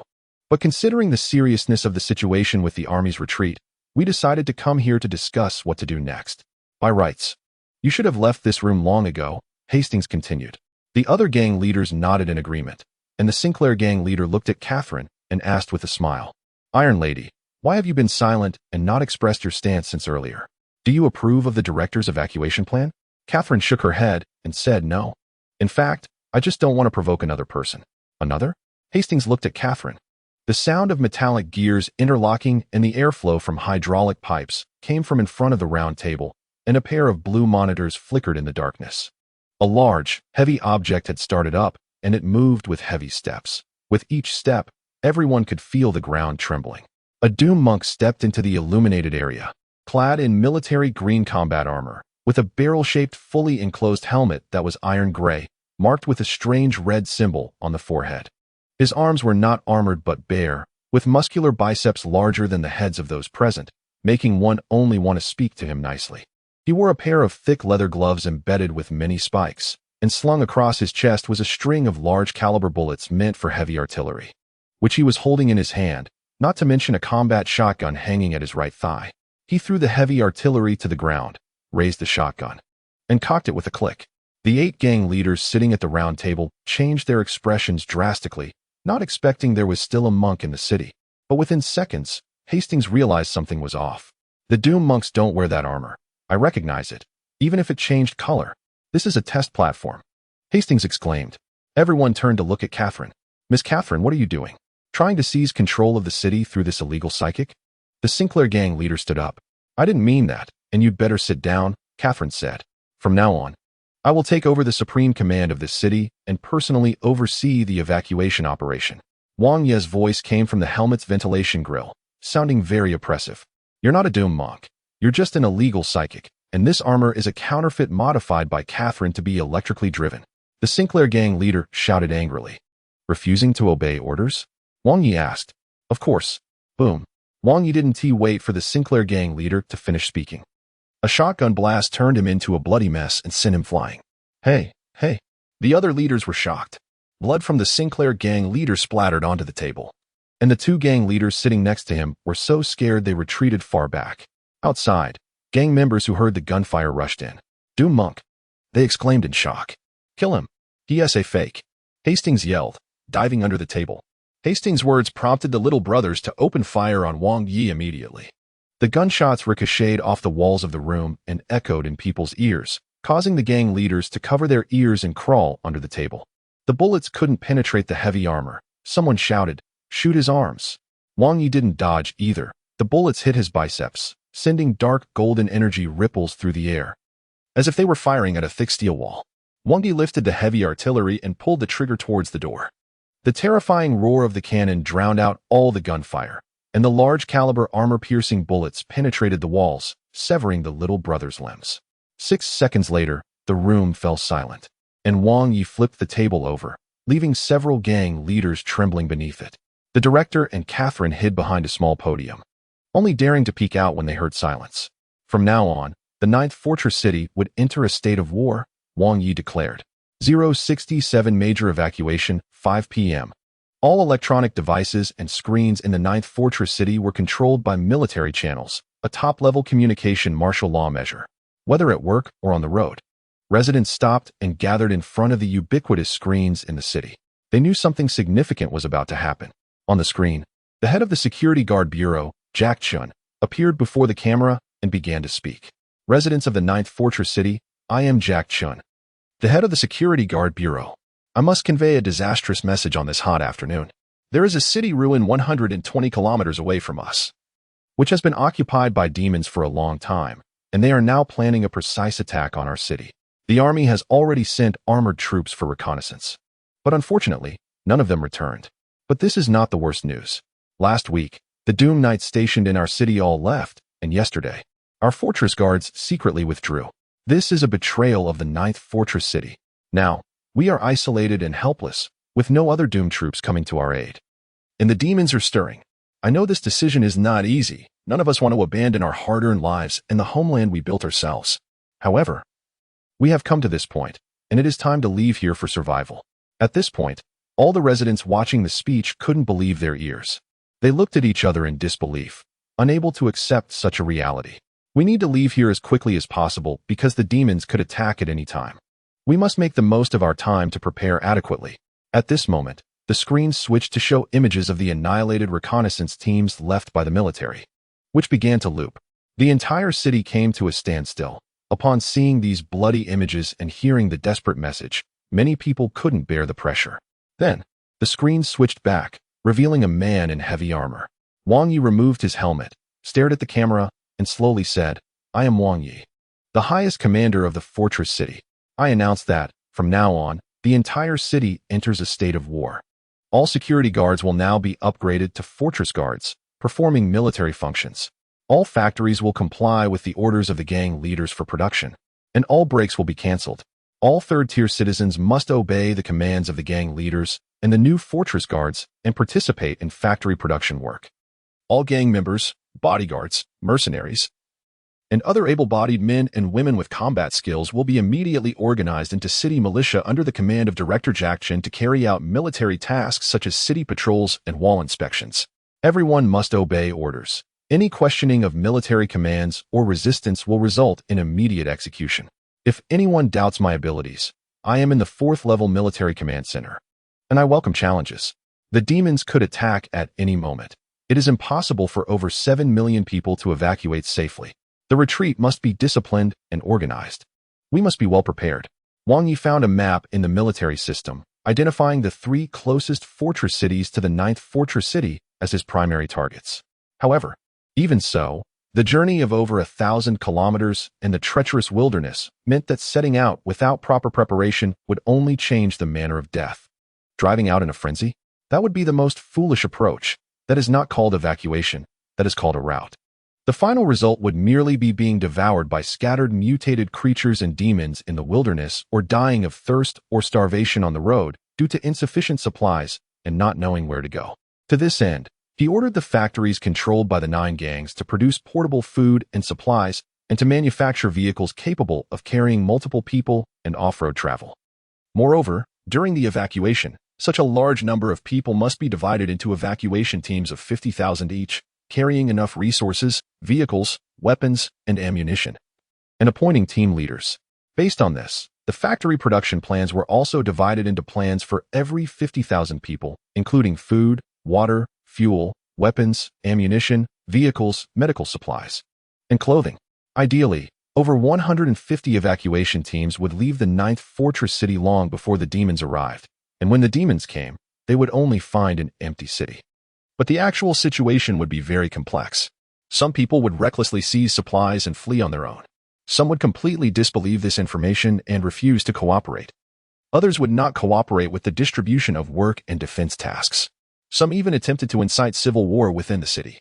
Wang Yi had anticipated these issues. Human groups would encounter such problems.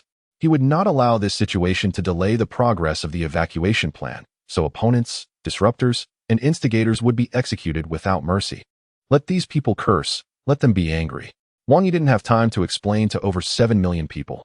To avoid extinction, he had to act. Losing humanity means losing much. Losing beastliness means losing everything. There were indeed challengers. They came up to the 4th level to find Wang Yi, but never returned. Protests and localized skirmishes erupted in the city, but they were suppressed, resulting in over 100,000 casualties. In this high-pressure state, many gang members began to conspire to usurp power, attempting to assassinate their leaders to seize the opportunity. Wang Yi personally intervened, executing them, and broadcast the torture process through military channels as a deterrent. Besides the residents in the city, Wang Yi naturally did not forget those beneath the city. He set out to find the Rat King in the sewers, providing his subjects with an opportunity. Wang Yi also found Lexa and formed a team of commanders for the evacuation, sharing the coordinates of the nearby fortress cities with them. However, he could never find Jiang Xiaolin, no matter where he looked. On the 6th day after Wang Yi took control of the city, the first batch of evacuation teams set out, totaling 12 teams, each consisting of over 50,000 people, leaving in a grand convoy of dozens of vehicles, heading to the nearest fortress city for refuge.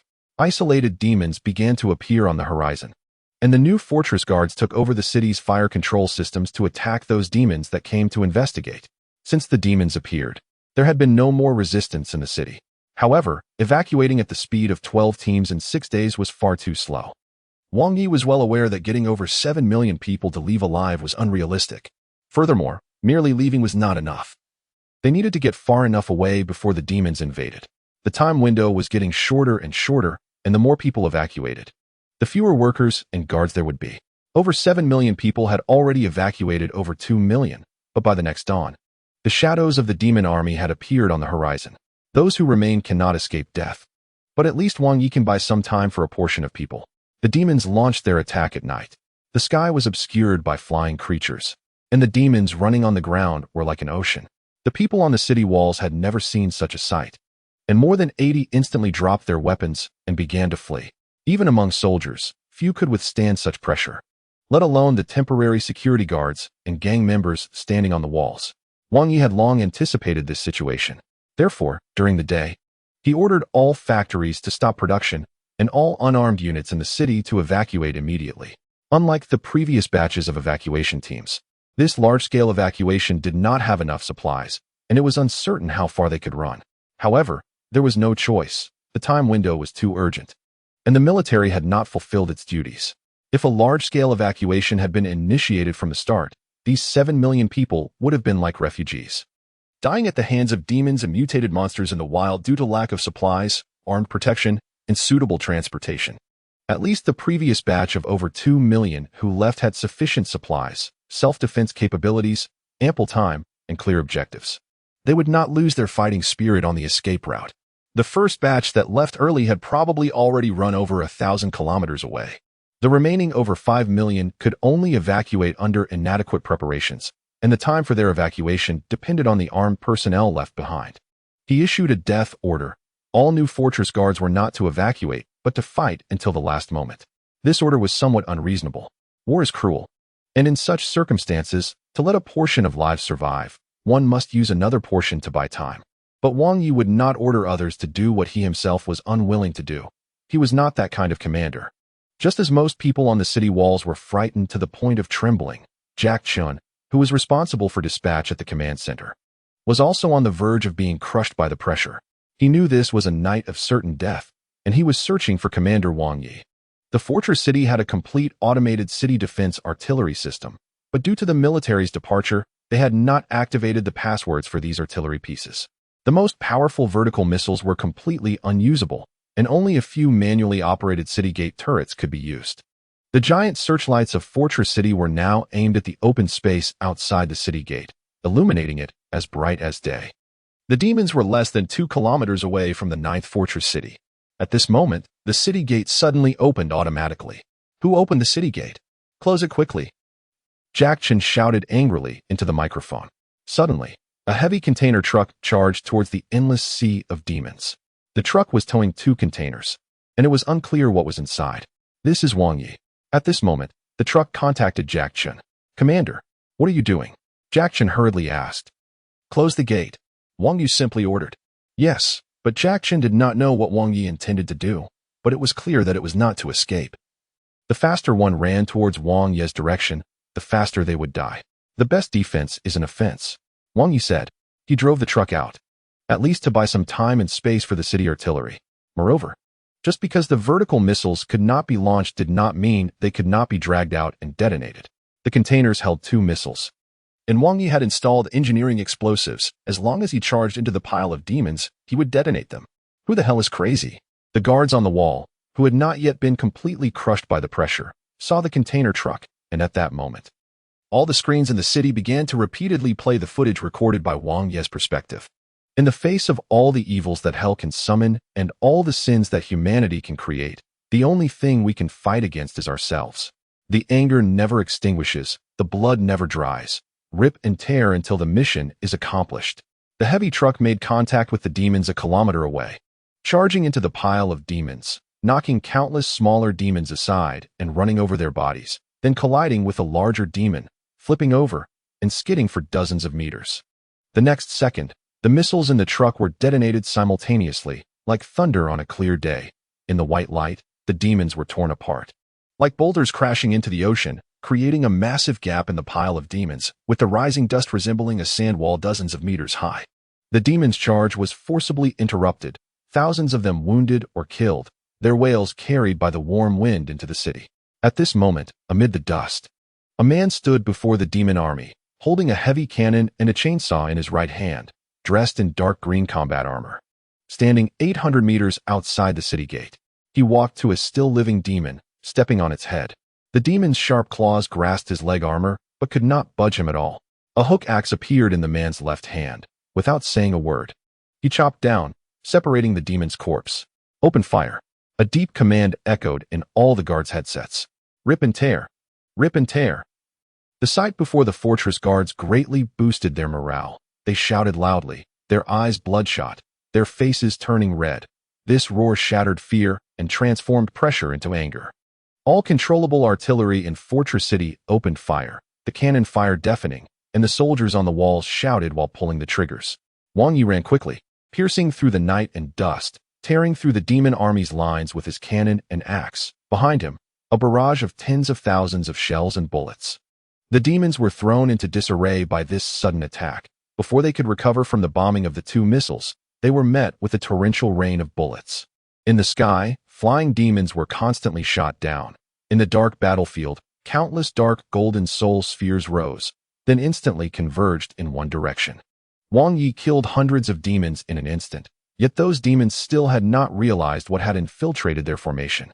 He is definitely a Doom Priest. Absolutely. Jack Chen in the command center tightly gripped the microphone, his fear swept away, and for a moment, he had the illusion that they could win this battle. This was a brutal battle to buy time for the evacuees, but the opening felt as if they were attacking the demons' homeland. Move fast. We need to retreat. Hurry. Lexa, holding an assault rifle, was directing the evacuation team from the back gate of Fortress City. She did not know what had happened, but she knew Wang Yi was still here. Lexa, get in the car too. The heavy loaded truck was ready to leave, and the driver shouted to her. No, you go first. I still have a mission to fulfill. Lexa said. Outside the walls, the battle continued, the ground stained blood red, countless demons braving the hail of bullets. Surging in one direction, piles of demon corpses lay shattered on the ground, gradually accumulating into a small mountain. As the demons reached the foot of the corpse mountain, they saw their companions' bodies rolling down. Looking up, they could only roar in anger but dared not advance. Wang Yi stood at the top of the corpse mountain, holding a demon that had been sawed in half, with only its upper body remaining. He was covered in blood, his combat armor unrecognizable. Only the two blue lights on his helmet visible, looking like a blood-soaked figure. His chest armor bore 3 claw marks, and his back and abdominal armor were riddled with dense battle damage. But overall, the armor was still fairly sturdy. The chainsaw in Wang Yi's hand was still hanging with the demon's intestines, and their innards were scattered all over the ground, splattered on his thigh and abdominal armor. The number of demons has sharply decreased, with 1/3 killed by 2 missiles, 1/3 slaughtered by him, leaving the last third with no numerical advantage. A few demons on the ground began to retreat slowly, cursing in a language Wang Yi couldn't understand. Their beastly eyes filled with terror and anger as they looked at him. The demons retreated to the horizon, and some flying types crossed the fire line into the city. But their numbers were too few. The vast majority had been moved to the scrap iron area in preparation for evacuation. There were still a few security guards on the 4th level coordinating and commanding, so the casualties should not be too great. Commander Jack Chen contacted Wang Yi. This is just the first wave. Their commander has not come, Wang Yi said. They have commanders too? Jack Chen was somewhat surprised. Get ready, Wang Yi instructed. The Knight from Hell and the mutated Roxanne have not yet appeared. This wave of demons is just cannon fodder meant to exhaust the city's defensive ammunition. The real threat is still behind. He immediately rushed back to the city. During this rare gap, Wang Yi needed to set up some traps in the wild. The demons would eventually break through the defenses and enter the city, but the real threat was not them. It was the enormous figure of the mutated Roxanne in the blood nest. That was what Wang Yi had been wary of all along. It was too large, and without missiles or similar weapons, it couldn't be harmed at all. Wang Yi had 12 security guards drive container trucks to drag the last 8 missiles out of the city. placing them 2 kilometers outside the city and setting up remote explosives on the warheads. The detonation range of these remote explosives was only over 200 meters, so Wang Yi had to be nearby when he detonated them. Having killed so many demons, at least 1,000, he urged the security guards to hurry back. He then found an open space in the wild and lit a bonfire. Before the dust raised by the missile explosions had settled, Wang Yi sat in front of the bonfire and suddenly vanished. When he opened his eyes, he was back in the deep realm. Power is awakening. Power has increased. Personal psychic energy score increased to 2,000. Dark gold coding limit 400. Current value 900. He leveled up 4 times in a row. Now, Wang Yi's bare psychic energy score had already reached over 2,000. The chainsaw and hook axe stored in his inner space would also increase his psychic energy score. He glanced at his score, which changed to 2,000,3320, with a collection of 5,320. This set of armor was not psychic equipment, so it temporarily provided no bonuses. At this moment, the red shadow appeared again, looking at the bloody Wang Yi and laughing.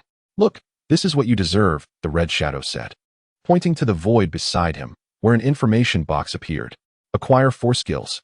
Annihilation System, Explode. Annihilation System, Thunder of Wrath. Kill System, Blood Fist 2. Dark Energy System, Book of the Undead. Dark Energy System, Black Fury. Dark Energy System, Dark Chains. Select 4 out of 6. There are many powerful things he hasn't seen before. Wang Yi looked at the Book of the Undead. Dark Energy System, Book of the Undead. Trigger condition, passive ability. Permanent, skill effect. Information of defeated demons will be recorded in the Book of the Undead. The more you kill, the more detailed the information will be. This ability would allow Wang Yu to gain an intelligence advantage. Although he didn't know exactly what the so-called information contained, having information was better than having none. Annihilation System, Thunder of Wrath Level 1. Trigger condition, consumes psychic energy. Skill effect, releases a bolt of burning lightning that scorches and shocks up to 3 targets within a distance of no more than 20 meters of each other. Damage decreases in order. The first has a damage value of 100, the second 70, and the third 30. This was a one-to-many ability, and it was the first ability that required psychic energy to activate. Thunder of Wrath and the upgraded area attack Blood Fist at level 2 would be very useful in the current situation. He then looked at the newly appeared ability, Explode. Annihilation System, Explode. Trigger condition, consumes all dark gold coating. Skill effect, releases the dark gold coating, exploding outward from oneself as the center, with damage equal to the current value of the dark gold coating. This was equivalent to self-detonation, and to achieve maximum damage, it was best to release it when the dark gold coating was full. Dark Energy System, Black Fury. Trigger condition, once every 120 hours. Duration, 50 seconds. Skill effect, enters a state of rage. Unarmed damage equals 10 times one's psychic energy score. After the Black Fury state is lifted, one's psychic energy score is halved for 1 hour. This was a high-risk, high-reward ability. Once the Black Fury state was activated, one's combat power would increase tenfold. However, this tenfold damage could only be delivered with bare hands. Firearms, weapons, and skills wouldn't work. Dark Energy System, Dark Chains. Trigger condition, no consumption. Skill effect, throws out an energy chain up to 50 meters long, used for grabbing and dragging. A rope that could be used infinitely without consumption. Wang Yi thought for a moment and chose the Book of the Undead, Thunder of Wrath, Black Fury, and Dark Chains. Intelligence, area damage, a desperate burst, and a useful rope. These 4 abilities would allow him to respond more flexibly to various battle situations. At this moment, a blue bar appeared in the lower left corner of his vision. Was that psychic energy? He looked at his hands. The veins in his forearms were faintly blue. The Dark Chains in the Book of the Undead required no challenges, but the remaining 2, are you ready? The red shadow asked. I'm in a hurry, let's do it together. Wang Yi said. The red shadow did not reply, its figure disappearing into the deep realm. The next second, a large group of white, burning spherical objects surged from all directions. Wang Yi picked up the heavy cannon and fired, but the bullets hit the spheres without any reaction. Behind the spheres, another Wang Yi emerged. Let me see if you've made any progress during this time. The red shadow borrowed Wang Yi's body, removing the helmet to reveal a grotesque face. 070. This generation of humans is useless. You will never become me, Wang Yi said. He dropped the heavy cannon, raised his right hand, and a bolt of red electricity leapt out, igniting the white spheres, which shattered like eggs. At that moment, he saw a small book icon flashing in the upper right corner of his vision. Presumably, the information of the spheres was recorded. The red shadow entered the black fury state, its head transforming into a mass of black shadow, appearing like a headless figure from a distance. It quickly approached Wang Yi, moving much faster than Wang Yi himself. This was Black Fury, a drastic increase in speed and power, but it could only be maintained for 50 seconds. Wang Yi tried to dodge, but his speed was no match for the red shadow and Black Fury, which tightly seized his right arm. The red shadow gripped his thick bicep and squeezed hard, causing it to burst like a squashed persimmon, blood and flesh flying. Wang Yi cried out in pain and quickly turned to deliver a blood fist to the red shadow, but in the next second, the red shadow actually caught Wang Yi's fist with its bare hands. Finally, I finally have the chance to kill you, and then I can use your body to resurrect. Ha ha ha. The red shadow laughed, delivering a knee strike to Wang Yi's abdominal armor, creating a dent in the armored plate. Wang Yi spat blood as the red shadow tore off his right arm, then delivered a left hook to his right cheek. He was sent flying, blood splattering, and skidded 4 meters on the ground before standing up again. Black Fury was indeed powerful. Wang Yi's personal score was 5,320. Under Black Fury, it reached 53,000. He felt as if his insides had shattered, his right arm reduced to just a shoulder, and in just a moment, he had lost half his life. This feeling was unprecedented. This was the sensation of being on the brink of death. Wang Yi's eyes radiated red light as white spheres bounced towards him from all directions. These spheres themselves were not lethal, but they were incredibly heavy, each weighing over 10 tons, enough to crush a person just by their weight. Wang Yi unleashed a thunder of wrath and jumped, running across these spheres to the other side, while the red shadow leaped high, releasing red lightning to carve a path through the spheres. The red shadow broke through the barrier formed by the spheres, suddenly throwing out a black energy chain that wrapped around Wang Yi's calf. Wang Yi pulled out his axe to chop at it, but the axe passed through the energy chain, indicating that it was something that could not be touched by physical means. The red shadow yanked hard, causing Wang Yi to fall to the ground, and then it descended from the sky, stomping down. Wang Yi rolled over, and a loud crash was heard behind him. That stomp would have felt like a cold chill. The red shadow turned around and lunged at him, claws aimed at his heart. At that moment, a black misty hand sprouted from Wang Yi's severed right arm, grabbing the red shadow by the neck. He removed his helmet, and his head turned into a mass of black smoke, within which flickered 2 points of crimson light. "You have 10 seconds left," Wang Yi said. He pulled the red shadow's neck and slammed it down onto the ground, again and again, each impact echoing loudly, leaving a large pool of dark blood where the red shadow fell. He threw out an energy chain with his left hand, wrapping it around the red shadow's waist, then tossed him away. Wang Yu yanked on the chain, swinging him into a sphere. At the same time, burning lightning leapt from his left arm, igniting the red shadow. The red shadow's black rage state was now lifted, and within an hour, his abilities were halved, now just waiting for Wang Yu to come and slaughter him. The red shadow was engulfed in flames and torn apart by the explosive force of the thunder of wrath, with currents jumping from his body to the white spheres, instantly killing a large number of them, leaving the ground of the deep realm covered in various liquids. The red shadow screamed in agony, lying on the ground, his body in tatters. Wang Yi approached, grabbing his shoulder and squeezing his head. "Next time, I will definitely kill you," the red shadow said, blood covering his face.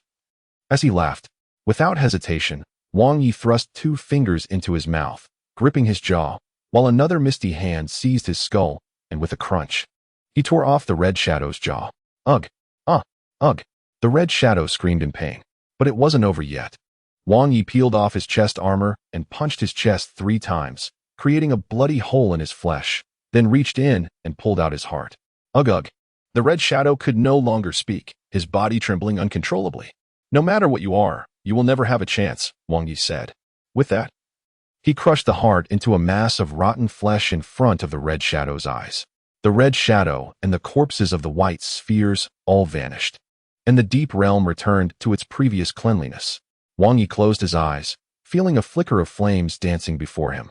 When he opened his eyes, he found himself back in front of the campfire, his body intact, the armor still dripping with blood. "Commander! Commander!" Jack Chen was urgently calling over the military channel. "Received," Wang Yi replied. "A big thing is coming," Jack Chen hurriedly said. Wang Yi placed his hand on the ground, concentrating, and felt a slight tremor. Something very large was approaching. How many demons are in the city? Wang Yi asked. Not many. The guard can handle it. But many people have still died. Jackson replied. What's the evacuation situation? Wang Yi asked again. Thanks to you blocking the first wave of attacks, 200,000 people have just evacuated. Jackson answered. Too few. Supplies have been halved. Accelerate the evacuation, Wang Yi said. Yes, Jackson replied.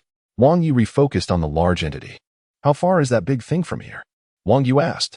It's already visible at the height of the 4th level of the fortress city. It's a person. But very large, Jackson answered. Wang Yi knew what it was. Prepare yourselves, Wang Yi said. Roxanne, the transformed mercenary dice, as that hellish priest said. She is coming now. Engaging with these entities is not scary. What's terrifying is becoming one of them. Wang Yi had long anticipated her arrival. She would definitely come. So he was already prepared. That thing was at least the size of a building. Even for Wang Yi, it wouldn't be easy to handle. So he had a plan. He always had a plan. Primary objective, kill Roxanne. Step 1, blow off her legs. Step 2, climb to her chest. Step 3, destroy the heart. A target was listed in the upper left corner of his vision. This plan would definitely work. The Black Rage was prepared for this, with a combat power of 50,000, and in 50 seconds, he would kill Roxanne. After that, he needed to retreat to the city to regroup for the next hour. As for the remaining demons, he could only leave them to the city guard. Death and loss were inevitable, but he had at least saved over 2 million people. If the 1,000 brothers from the Demon Marine Corps were here, things would be much simpler. Even having army personnel here would provide more options. But now he only had the city guard, a mix of safety guards and gangs. This was the only card he had. This generation of humans is useless. 071 evil symbol as the footsteps drew closer. The huge entity finally came into Wang Yi's line of sight. On the dark horizon, a silhouette was slowly walking towards him. And at its feet was another group of demons. The second wave of assaults did not wait long. The ruin's blood nest continuously teleported a demon army. And unless it was blown up, this battle would never end. Wang Yi extinguished the campfire, standing in the wilderness, facing the demon army head-on. A dense mass of demons rushed towards him like a tide, quickly overwhelming him. In the dark night, sparks flew, the sound of chainsaws drowned out the demons' roars. And men danced amidst the horde of demons. Behind, the guards on the city wall had not rested long before they plunged back into battle, with artillery and bullets raining down like a curtain. Below the city wall, large trucks were continuously delivering ammunition, but some took the opportunity to flee. The once starry third-level urban plain was now shrouded in darkness, with some floors of buildings still lit. Matt stared at the screen, watching Wang Yi's battle. Others had evacuated. But he questioned staying. 6661 is definitely not human, nor is it a demon. Its structure is far more complex than either, Matt muttered to himself, continually recording on his tablet. The energy modification surgery of Brother Dumas cannot compare with its own bodily structure. If we could master this complex method of energy usage. He shook his head. Can 6661's abilities be replicated? Can they be shared? These are all unknowns. Even after researching it for so long in the containment facility, the source and operation of 6661's powers were still unclear. Just like hell and the origins of humanity, 6661 is mystery. Perhaps it is some kind of balance. A manifestation of the law of conservation in the universe. Matt didn't want to think that way, but all technological means could not explain the phenomenon that is 6661. What Matt could do now was to continuously observe, to keep collecting all information regarding 6661, its motives, its actions, its emotions. At this moment, Wang Yi had already killed his way to the big entity's front, and the top of his helmet displayed a huge female silhouette. Evil symbol, type, demon, energy rating, 47,000. In her eyes, the information about the demons was enriched. The figure before her was probably over 20 stories tall, with very smooth, bright red skin. The face had lost all human features, with the skull and mouth exposed, and her eyes were pitch black. Her chest had exposed skeletal protection, and the muscles in her abdomen and thighs were terrifyingly solid. From her calves to her feet, they did not resemble human legs, but rather had a structure similar to that of avian creatures, with backward-bending joints. Wang Yi wrapped the hooked axe with dark energy chains and leaped suddenly, throwing the axe forward. The axe struck deep into the thigh muscles of the evil symbol, and Wang Yi pulled himself up, gripping the axe handle. With his left hand, he threw out another chain, wrapping it around the little finger of the evil symbol. Climbing all the way up, he reached the back of this massive evil entity and detonated an engineering bomb. A violent explosion erupted, and a missile was triggered soon after, raising large clouds of dust from the ground. The light of the explosion flickered amid the dust, and the demon below was blown apart. Wang Ye's helmet also displayed a series of crisis alerts. The missile was powerful enough to deal with demons. But the evil symbol merely staggered and sensed something clinging to her, powerful claws reaching around her back. Wang Yi quickly shifted to another position, sliding down her spine to her rounded backside. Looking down, he saw that the creature's calf was heavily injured, flesh and bone protruding, but still unbroken. The missile was not enough. Wang Yi needed more. Suddenly, the evil symbol's back began to swell, two bulges forming like inflated balloons, and with a pop, two large wings burst forth from her body. She could fly. The blood wings of the evil symbol spread out, spanning the width of a football field. The massive muscular wings flapped once, sending a rush of hot air that blew away a large area of sand and dust on the ground. Wang Yi felt his body shoot up, following the evil symbol into the night sky. The wings did not conform to the principles of flight, as they did not flap excessively, resembling neither birds nor insects. She flapped her wings after a long interval, but each flap propelled her higher. Soon, they flew into the clouds, and Wang Yi gripped the energy chains tightly, ensuring he stayed firmly attached to the creature. Passing through the mist, he saw the scene above the 4th level of the fortress city. The 5th to 7th levels were encased in heavy structures, resembling the tip of a pyramid, with intricate reliefs carved into the smooth slopes, inscribed with the words, Eternal God Emperor. The evil symbol stopped descending and began to dive down, landing on the 6th level. Her claws gripping the slope as she slid down, her wings acting like blades to assist her hands in grasping the gaps in the iron plates to maintain balance. Sensing that this heavy protective structure was indestructible, the evil symbol slid down to the 4th level military fortress. Commander, that thing is coming down from above. It's invading the military level. Jack Chen's terrified voice came through the earpiece. No rush. I'm with her, Wang Yi replied. Huh? Jack Chen exclaimed in shock. Fire a missile at her, Wang Yi ordered. We don't have permission to operate the missile silos, and it's too close. Jack Chen didn't understand Wang Yi's intent. You know there are other ways, Wang Yi reminded him. After a moment of silence, Jack Chen responded, I understand. Commander, you've got the missile situation figured out. Wang Yi replied. The evil symbol climbed into the 4th level, flipped over, and jumped down onto the landing pad. With a sweep of her blood wings, she sliced through the surrounding buildings.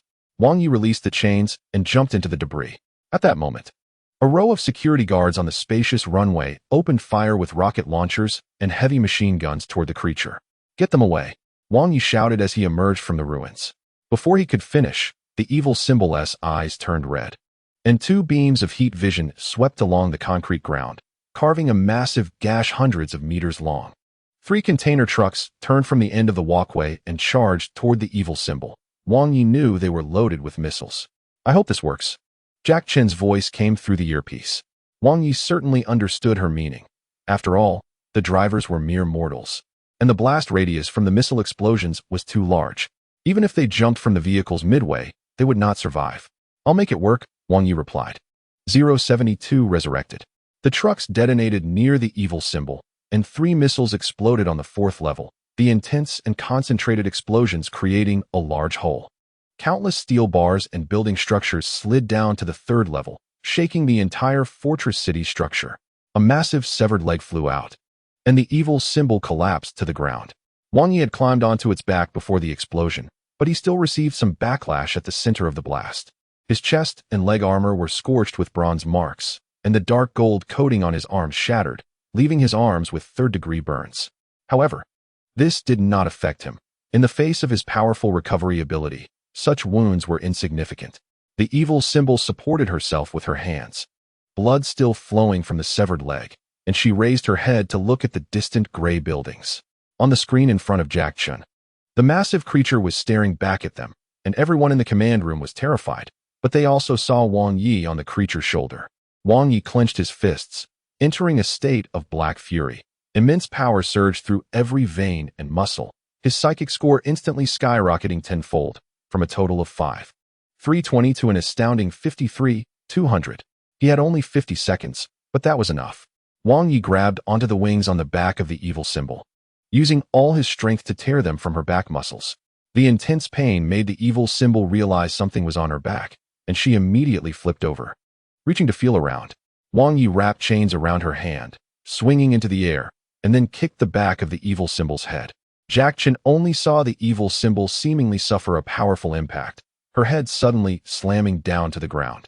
Wang Yi stepped on her spine, moving to her neck, and his fists came down like a pile driver, striking 5 times until the evil symbol's neck bones were broken. She collapsed to the ground, half her body sliding into the hole created by the missile explosion. Wang Yi did not stop. He tore open her muscles, breaking the last remaining bone inside, jumped down, and began to pummel her face. Under the relentless assault of his iron fists, the evil symbol's cheekbone shattered, and one of her eyeballs burst into dark red blood. Wang Yi unleashed dark chains, wrapping them around her eye socket and shattered cheekbone, pulling hard to rip her head clean off her body. A massive soul sphere floated up from her corpse, and after Wang Yi absorbed it, his progress bar rose to 80. Incredible! You killed it. Jack Chen's voice came through the earpiece. Wang Yi ignored it. As his black fury state ended, his legs suddenly went weak, and he knelt on the ground. After Black Fury, his abilities were halved for an hour, but despite clenching his fists, he still felt somewhat weak, a wave of fatigue washing over him. With all his muscles aching, this wasn't just a reduction in ability, but also a weakening of his physical condition and mental state.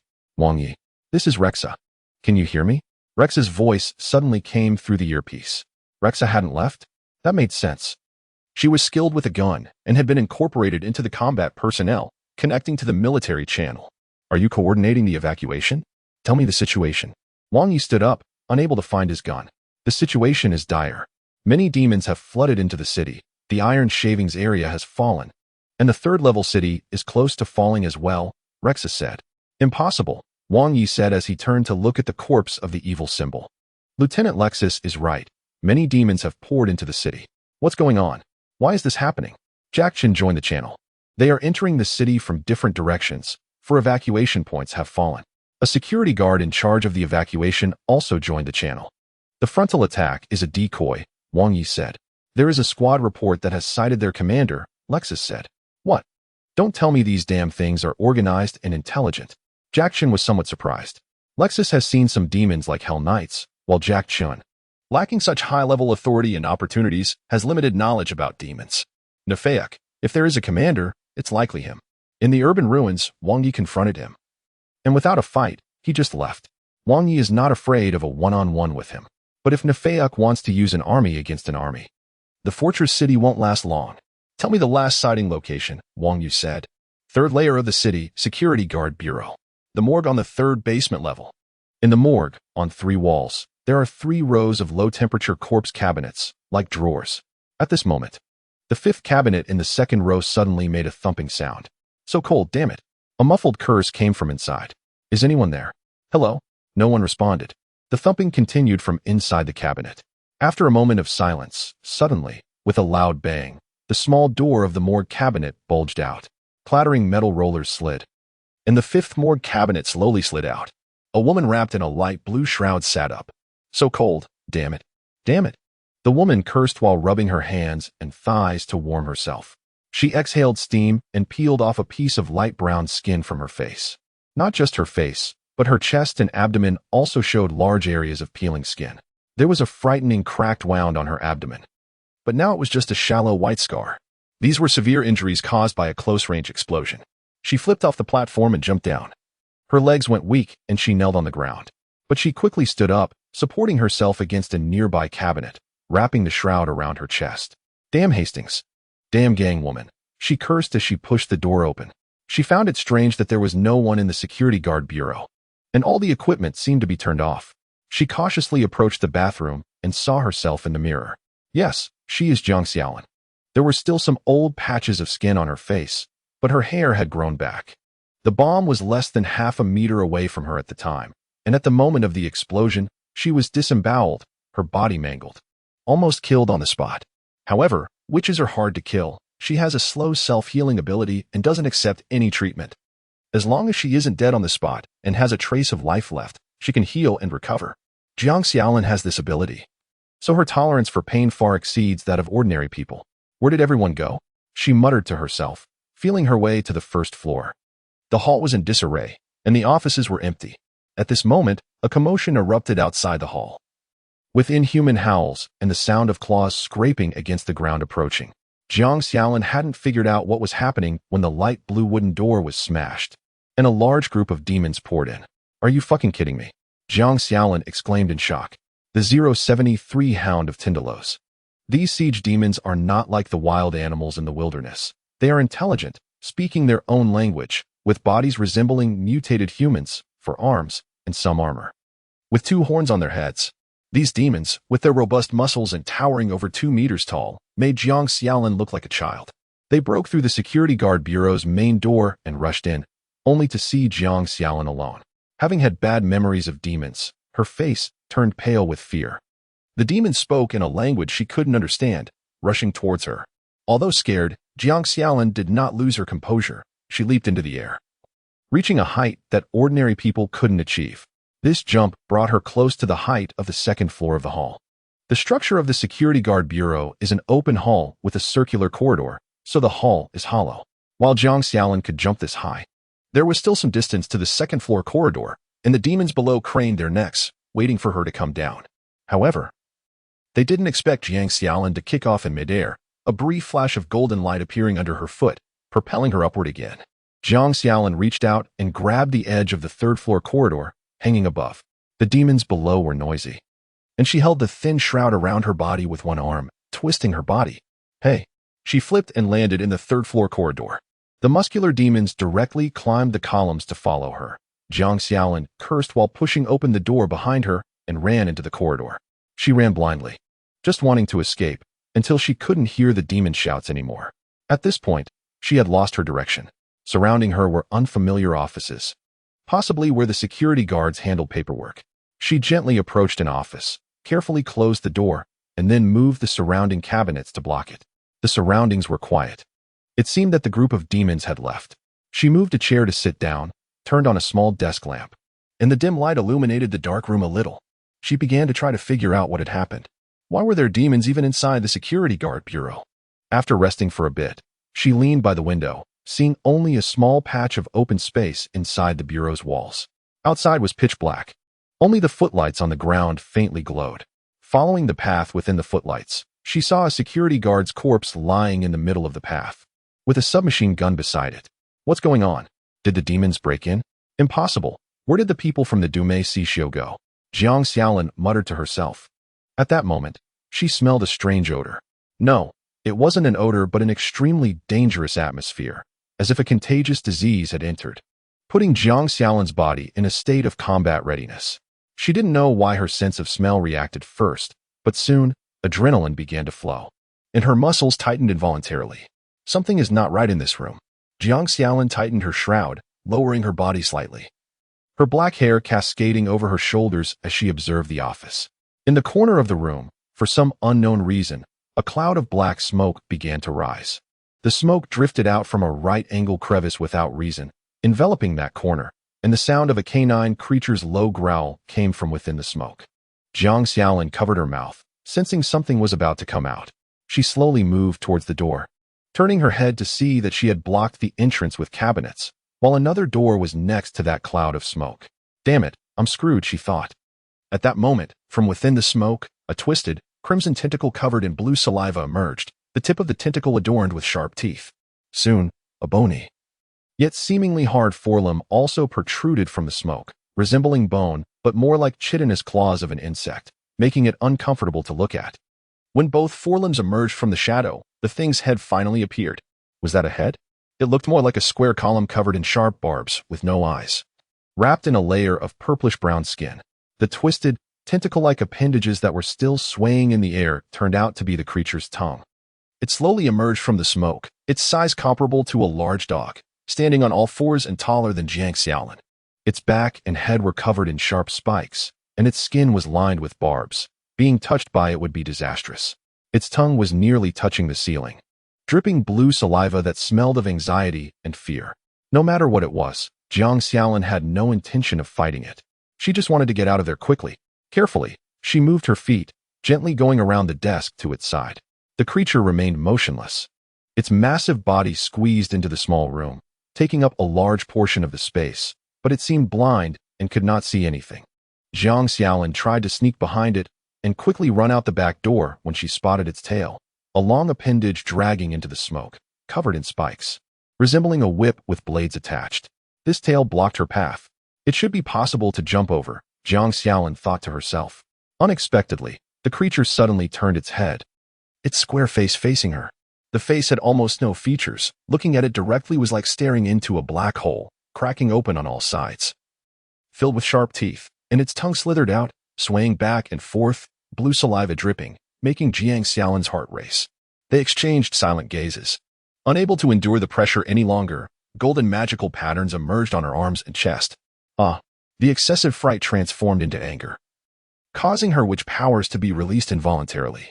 She thrust her palm toward the monster's gaping mouth, instinctively adopting a posture suitable for a palm strike. It was as if a hurricane swept through the office, a brilliant light instantly illuminating the space, and the desk was forcefully thrown aside.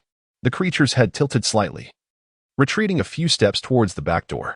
After delivering the palm strike, the magical patterns disappeared from her body, and fear took over once more.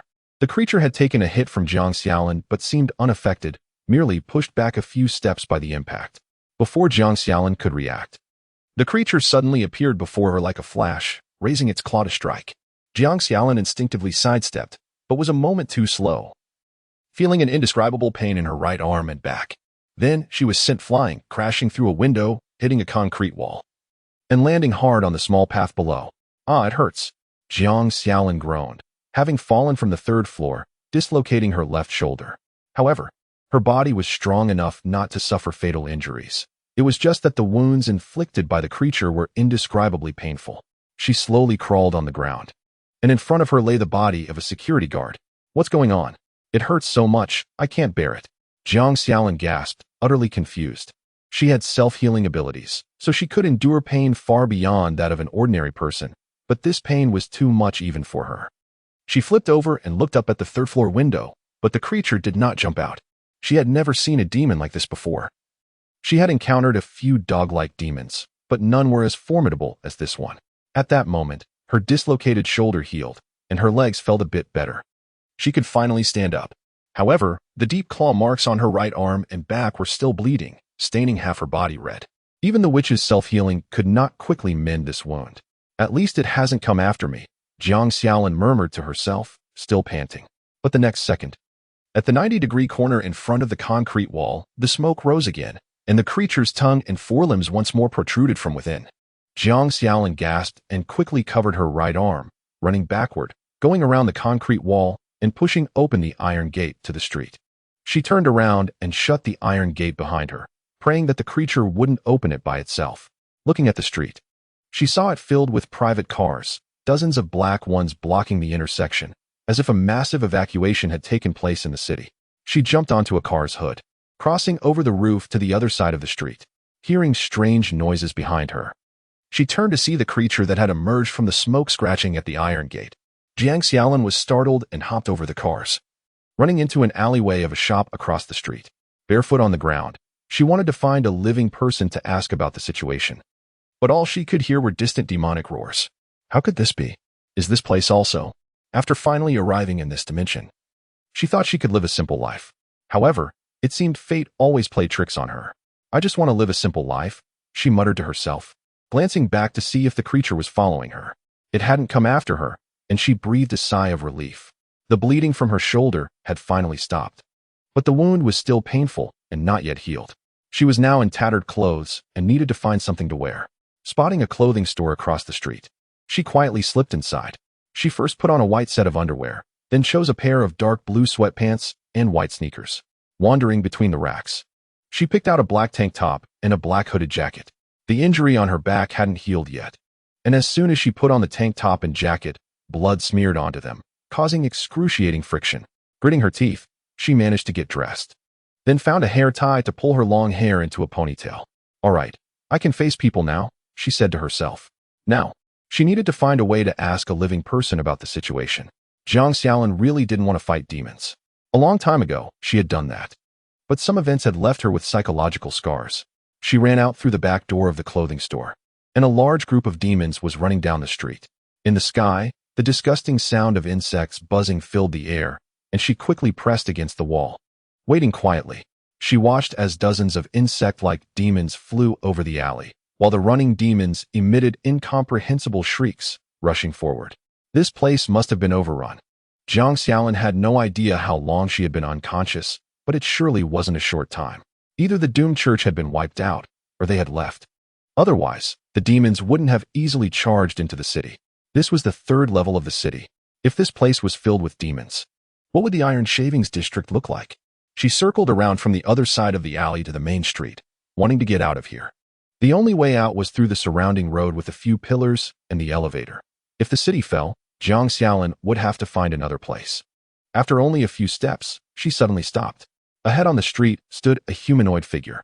It was clad in a full set of black armor, leaning on a large sword and holding a heavy handgun in its left hand. The armor had handwritten scriptures affixed to the legs, shoulder pads, and chest plate, and the large sword was intricately engraved with scripture. It seemed to have been waiting here for a long time. The scent of a witch, it said, turning around. The helmet's faceplate resembled a human skull, with a slight bulge on the forehead and 3 pointed decorative spikes on the chin. Demon Knight, Jiang Xiaolin thought. Feeling a sense of dread, unpleasant memories flooded her mind, and she instinctively assumed a fighting stance, but her thoughts were on escape. The coward is hiding here, in this hypocritical world. If I can take you back, I might earn a Turamon medal, the Demon Knight chuckled. You can't take me back, Jiang Xiaolin retorted. The denial in her words felt powerless. If you had the ability to refuse, why would you need to hide? And no one can help you now, can they? The Demon Knight said. I still have friends, Jiang Xiaolin replied, momentarily taken aback. The weak always try to make others believe they possess what they do not. The Demon Knight stated. Your betrayal is known to the world. I did not betray him, Jiang Xiaolin exclaimed angrily. No need for more words, witch. I will take you back to the grasp of Turamon, where you belong. You will continue to endure eternal torture. The demon gods remember their hatred for the demon knights. You won't be able to do those things to me, Jiang Xiaolin shouted, her entire body radiating golden light as her hair danced. Her figure vanished in place, flickering twice and quickly closing in on the demon knight, delivering a strike to its chest. The demon knight used its sword as a shield, and Jiang Xiaolin's 5 fingers struck the base of the sword, causing a shock wave of golden energy that shook the surrounding cars, forcing the demon knight back 2 steps. It took advantage of the moment, half-turned its body, steadied itself on its back foot, and swung its great sword in a horizontal cut, while simultaneously raising a heavy pistol in its left hand and pulling the trigger towards Jiang Xiaolin's knee. Jiang Xiaolin did not bend to dodge. Instead, she flickered away twice, only to hear gunfire erupt, 3 bullets leaving huge craters in the ground. These were not ordinary pistol bullets, but explosive rounds, akin to grenades, that would turn a body into a mangled mess upon impact. That strike had drained all her courage. The demon knight's words stirred the deepest fears within her, and her mind was filled with images of bloody hooks, iron nails piercing through her bones, the Iron Maiden torture device, red-hot spiked iron bars, and the deep wells. Those nightmarish years left her in a daze, her body trembling uncontrollably. You can't escape. The demon slayer is dead, and his sins will be repaid by you. My brothers will destroy this place. You have nowhere to run. The demon knight laughed. Jiang Xiaolin kept flickering, panicking, and at a loss. She covered her ears, her eyes brimming with hot tears, just wanting to find a place to hide. I am Nefakro, the Black Knight of the Nafas clan's glory. Tonight, I will bring back the witch who escaped punishment for my clan, and I will earn the glorious badge of Turamon, and my clan will shine before the great lord. Nefakro seemed to be boasting, shouting as it hefted its great sword and chased after Jiang Xiaolin. The heavy black iron armor on Nefakro felt weightless, thudding against the ground. Jiang Xiaolin squandered her witch energy, flickering 18 times before the golden glow around her dimmed. However, the footsteps behind her were quickly approaching. She was on the brink of collapse. The cruel memories and the oppressive presence of Nefakro shattered her psychological defenses. At that moment, Jiang Xiaolin was no longer a witch, nor a fighter, but just a girl. Nefakro grinned wickedly, raised the heavy pistol, and shot at Jiang Xiaolin's leg, fully aware of the witch's self-healing abilities. A broken leg wouldn't stop her. On the contrary, a witch with severed limbs was more suitable to be mounted on the wheel of torment. only needing to preserve her body and head. The screams of witches were the favorite melody of demons. With that thought, Nefakro received a punch to the face, its entire body flying to the left, crashing through a concrete wall, shelves, desks, toilets, and trash cans, before sliding across the ground and finally coming to a stop. Jiang Xiaolin turned to look back and was surprised to see a doom myth. Finally encountered a doomsmith. Hope ignited in her heart, but this doomsmith was not fully armored. With both arms exposed, and his armor was covered in blood, with signs of having been burned. Where have you been these days? The doomsmith's voice came from the helmet's ventilation grill, sounding somewhat familiar. Who are you? Jiang Xiaolin asked, tears in her eyes and a trembling voice. One Punch Man. The doomsmith replied. Wang Yi. Jiang Xiaolin's face lit up with joy. Not only had she encountered a living person, but it was also someone she knew, which slightly eased her overwhelming emotions. I've been looking for you lately, Wang Yi said. It's a tragic story. It's not convenient to talk about it now. Jiang Xiaolin shook her head. Have you found their commander? At that moment, a voice from Lexa came through Wang Yi's earpiece. I found him, Wang Yi said. Nefakro emerged from the hole in the wall, dragging its great sword and adjusting its helmet. Black Knight, type, demon, psycho energy rating, 4,000? Can you defeat it? Jiang Xiaolin hid behind Wang Yi. Seeing the armored figure before it, Nefakro said, You little drug dealer. Wang Yi remained silent, simply pacing in front of Nefakro, sizing it up.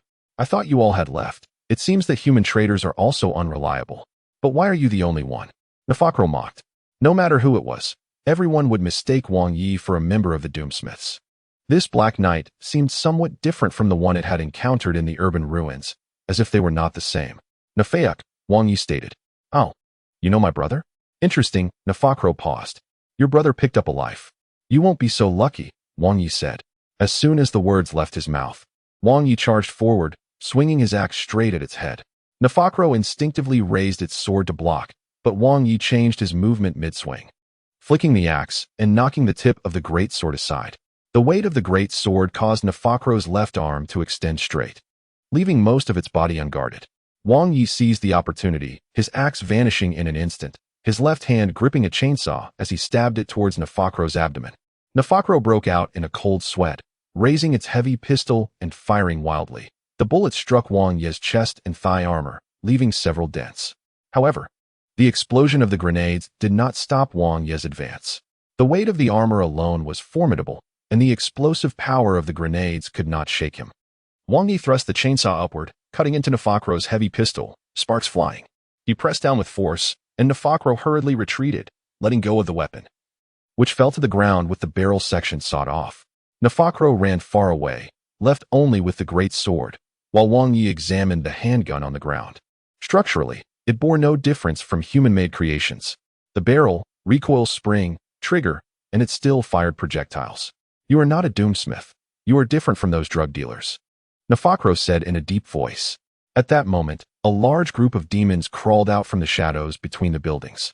After encountering Wang Yi, this Black Knight realized that a one-on-one fight might not be feasible, so it prepared to use numbers to overwhelm Wang Yi. Wang Yi turned around, grabbed Jiang Xiaolin's arm, and said, This place isn't safe.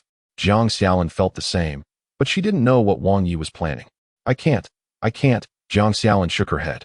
Wang Yi understood that, in her current state, even with witch powers, Jiang Xiaolin was useless. It was better to evacuate her from the battlefield first.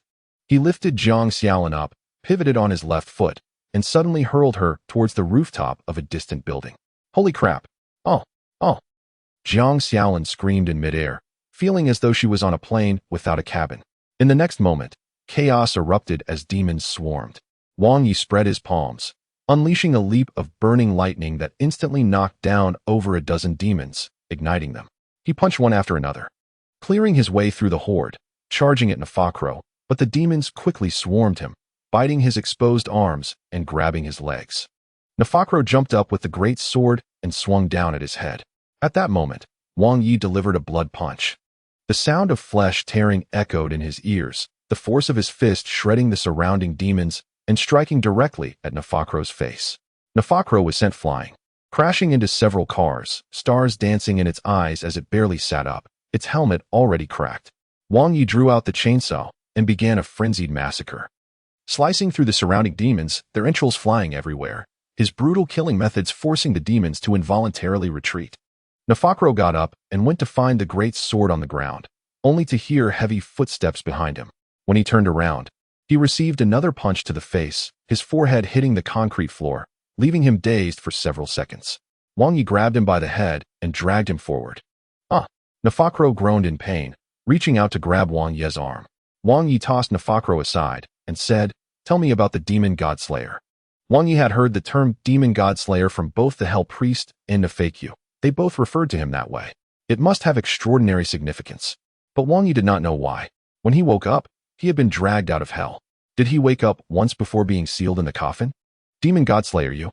Nefakro spat blood. That last blood punch was not enough to kill him, but it was still quite dangerous. Your brothers call me that, Wang Yi said. Upon hearing this, Nefakro let out a meaningless roar.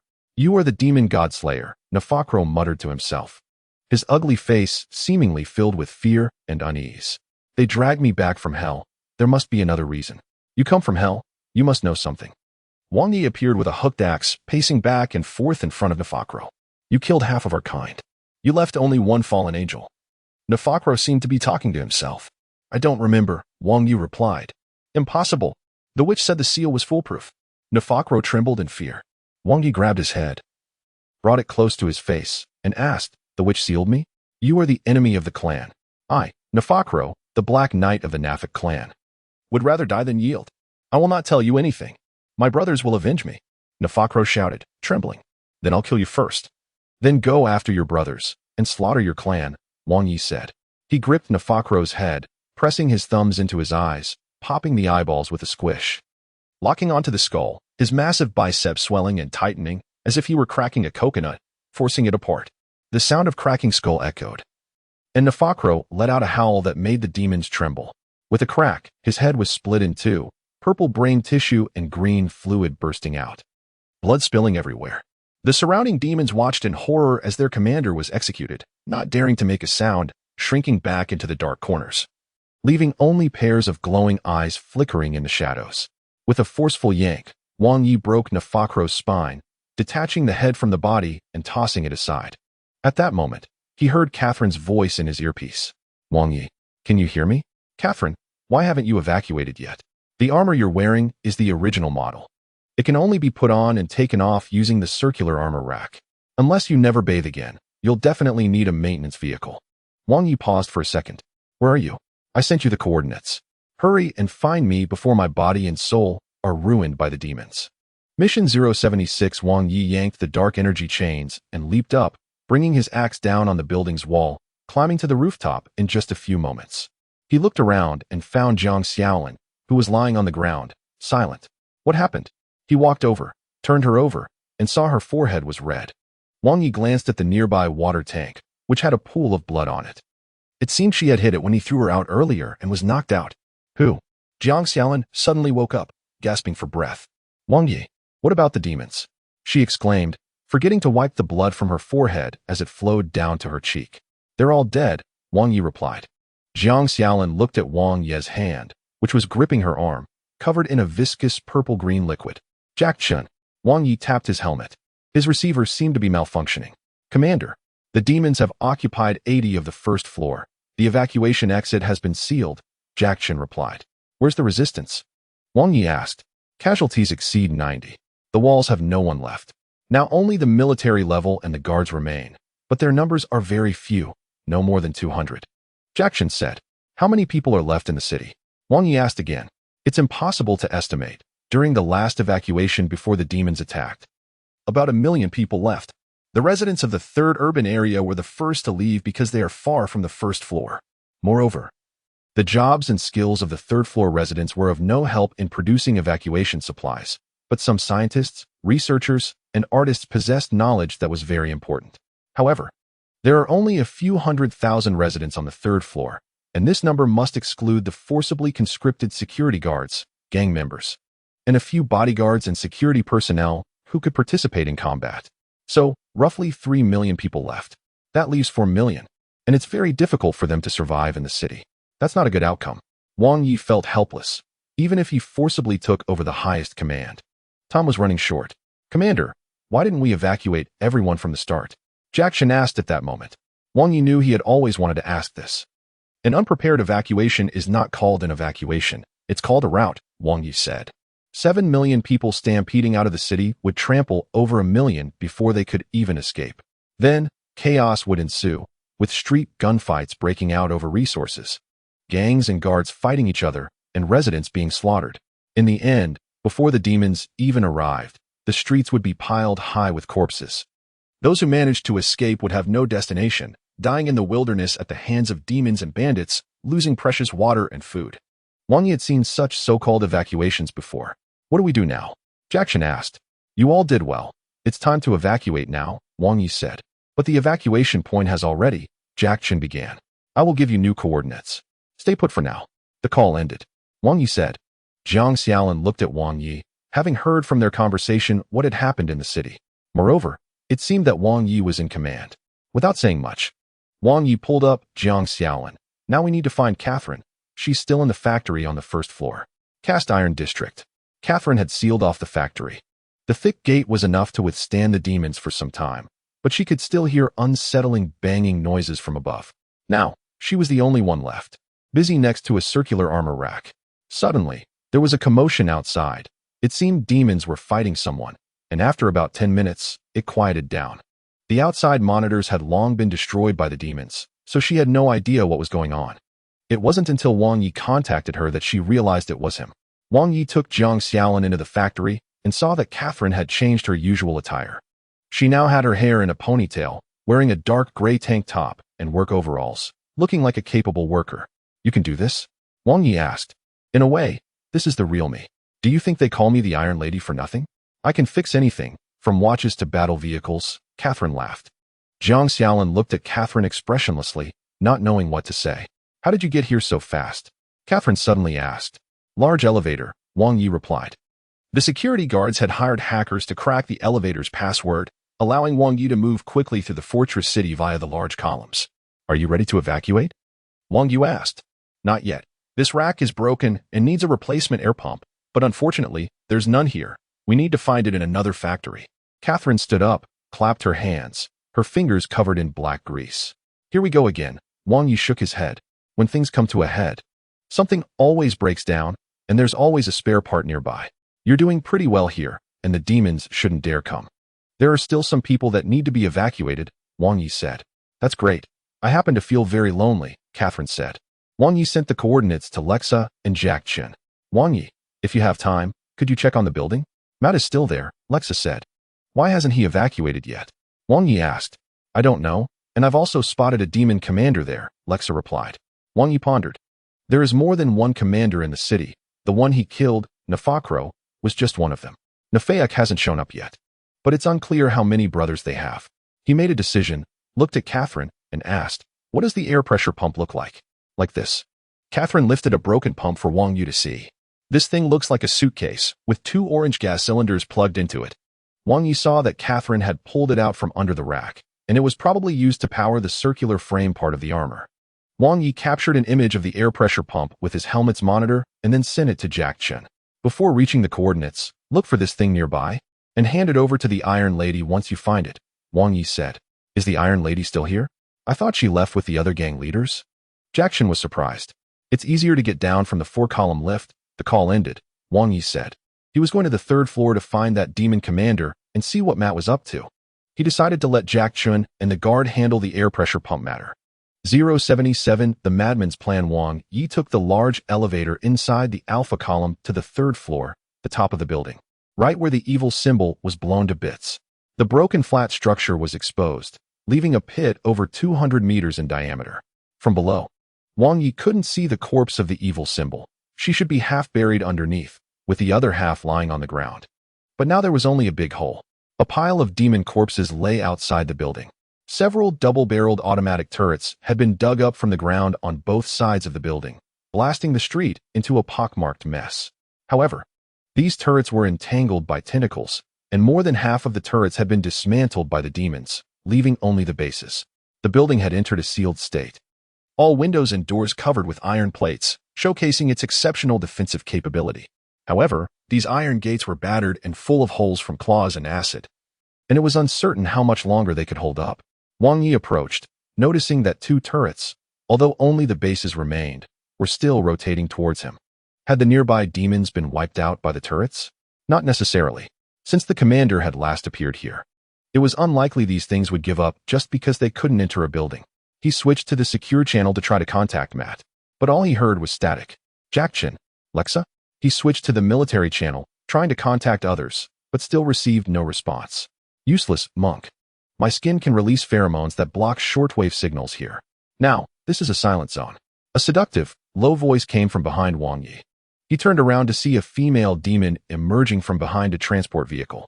This female demon was tall, muscular, and sexy, standing over 2 meters high. Her armor was not as tight as her brother's, and her solid gray muscles were covered in layers of patterns. Black iron armor encased her upper body, exposing a third of her large spherical breasts and revealing her 10 block-like hard abdominal muscles. Armor plates made from some unknown biological shell were strapped to her thighs, and she wore long boots made of the same material.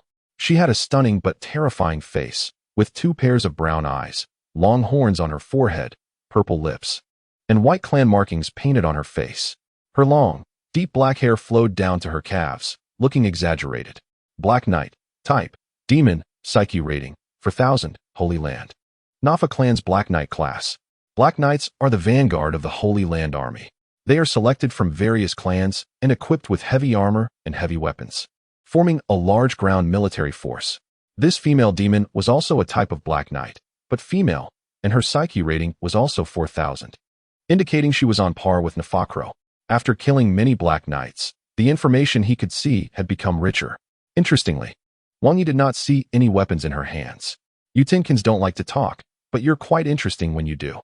Once I peel you out of this tin shell and tear your body into pieces, I'll know what you sound like when you scream, the female demon said, flicking out her long tongue like a snake. Your brother is dead, Wang Yi said.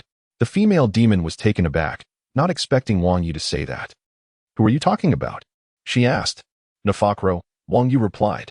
Humph, trash killed by humans doesn't he deserve to be my brother? The female demon laughed contemptuously. You're no different from him, Wang Yi said. The female demon got a bit angry upon hearing this.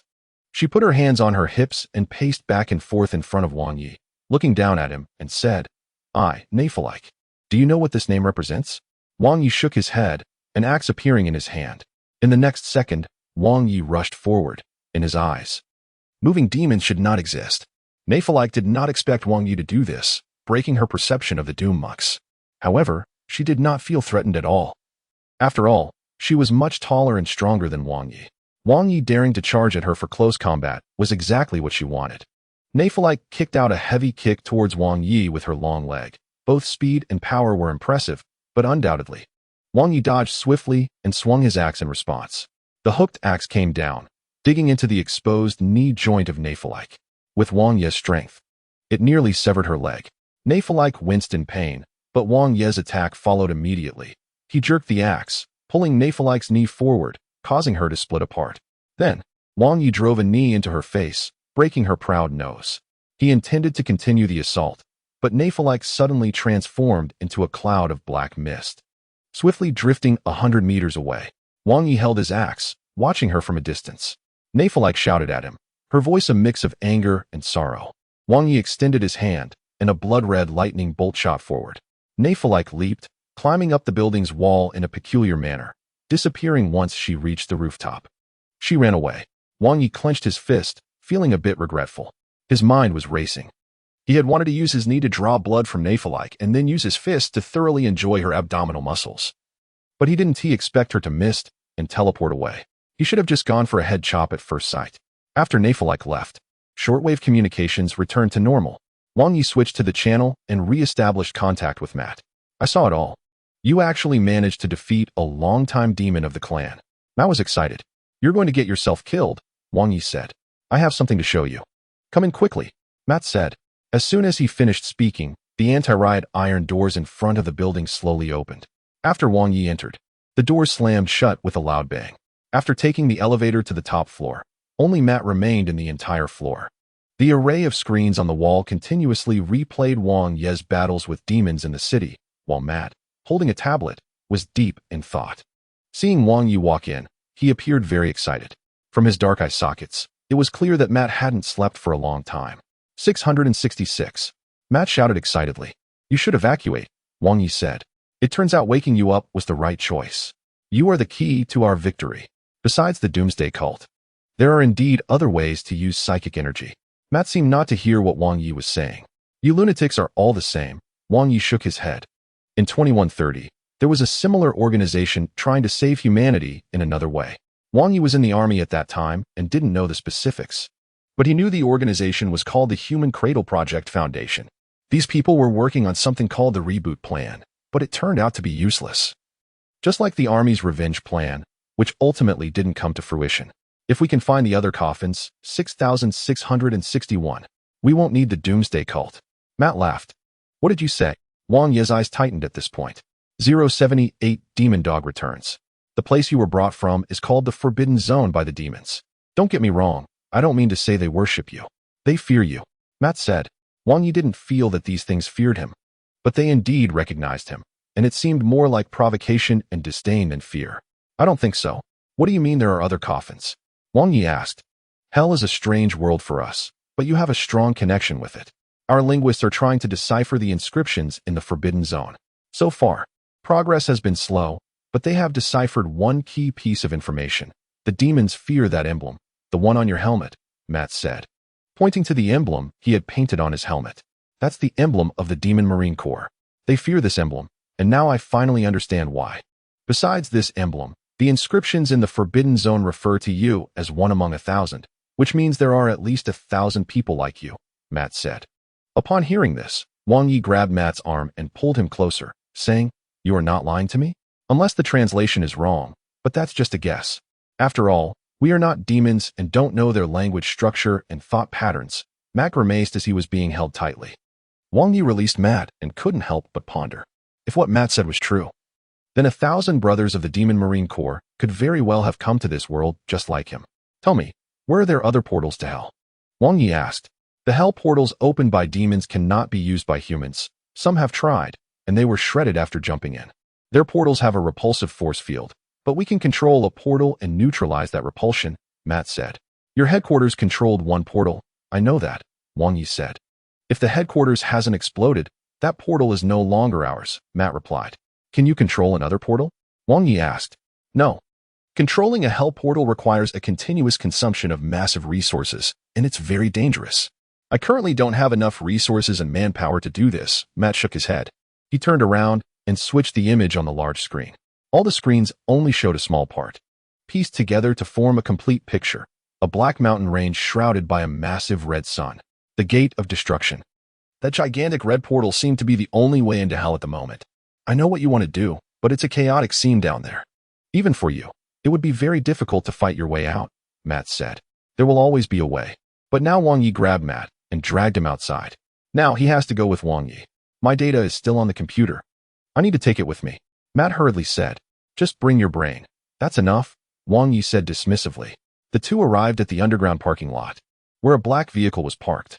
Driving down from the elevator of the Alpha Pillar, Wang Yi and Matt returned to the factory area. Unlike when they came before, over 200 armed guards led by Jack Chun had fortified the factory. The vehicle entered the courtyard, and the iron gate rumbled shut immediately after. The not-so-large workshop was now filled with people. Jack Chun was talking to Catherine. Some injured individuals sat in the corner, and Jiang Xiaolin was sitting alone on the armored platform. Commander, Jack Chun walked up. Is this all the people who can still use guns? Wang Yi asked. These are all I could contact. The rest either ran away or... Jack Chun shook his head. Wang Yi looked around. Among the guards, there were security guards, bodyguards, and a few gang members. But the security guards were in the majority, with over half injured and ammunition running low, with the ammo bags mostly empty. You all did well. We'll retreat soon, Wang Yi said. At this moment, Jack Chun pulled Wang Yi aside and said quietly, The demons have blocked all exits, and we don't have much medicine left.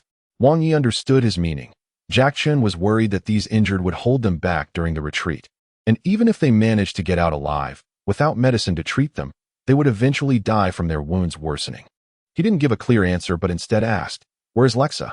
Wang Yi had been trying to contact Lexa in the car, but she had never responded. Our communication with her has been cut off. We have to prepare for the worst. Jack Chun shook his head. Where was she during the last contact? Wang Yi asked. They communicated via the city's shortwave channel. I can see everyone's location from the command center. She was near the evacuation point at that time, Jackson replied. You all stay here. I'll go find her, Wang Yi said. Lexa? She's still alive? I thought she died during the first wave. Mao was a bit surprised. Wang Yi shot him a glance. I didn't mean anything by it. She's very reckless, and in this situation, her chances of survival aren't high, Matt quickly added. If you don't hurry, that girl will really die, Catherine said, sitting on a large iron frame with her ponytail hanging in front of her chest. Wang Yi walked around, borrowed 2 guns from the security guards, 1 assault rifle and 1 single-man rocket launcher. The rocket launcher was empty, and the assault rifle only had half a magazine left. But for Wang Yi, this was not a problem. The bloodstains on his armor and arms had dried, and he now looked like a clay figure. Just as he was about to leave, Wang Yi sensed an ominous presence. Something is coming in. Wang Yi scanned the corners of the workshop. Catherine noticed Wang Yi's expression and also felt uneasy, quickly saying, Wang Yi? What's going on? Stand guard, Wang Yi ordered. Hearing Wang Yi, everyone picked up their weapons and began to be on alert. A thick black mist began to rise from the corner of the factory, slowly drifting up to the top of the workshop.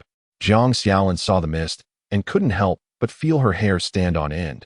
She suddenly jumped up and shouted, Be careful! It's that thing! No sooner had she spoken than a massive canine creature covered in spikes leaped out of the black mist, pouncing on a security guard.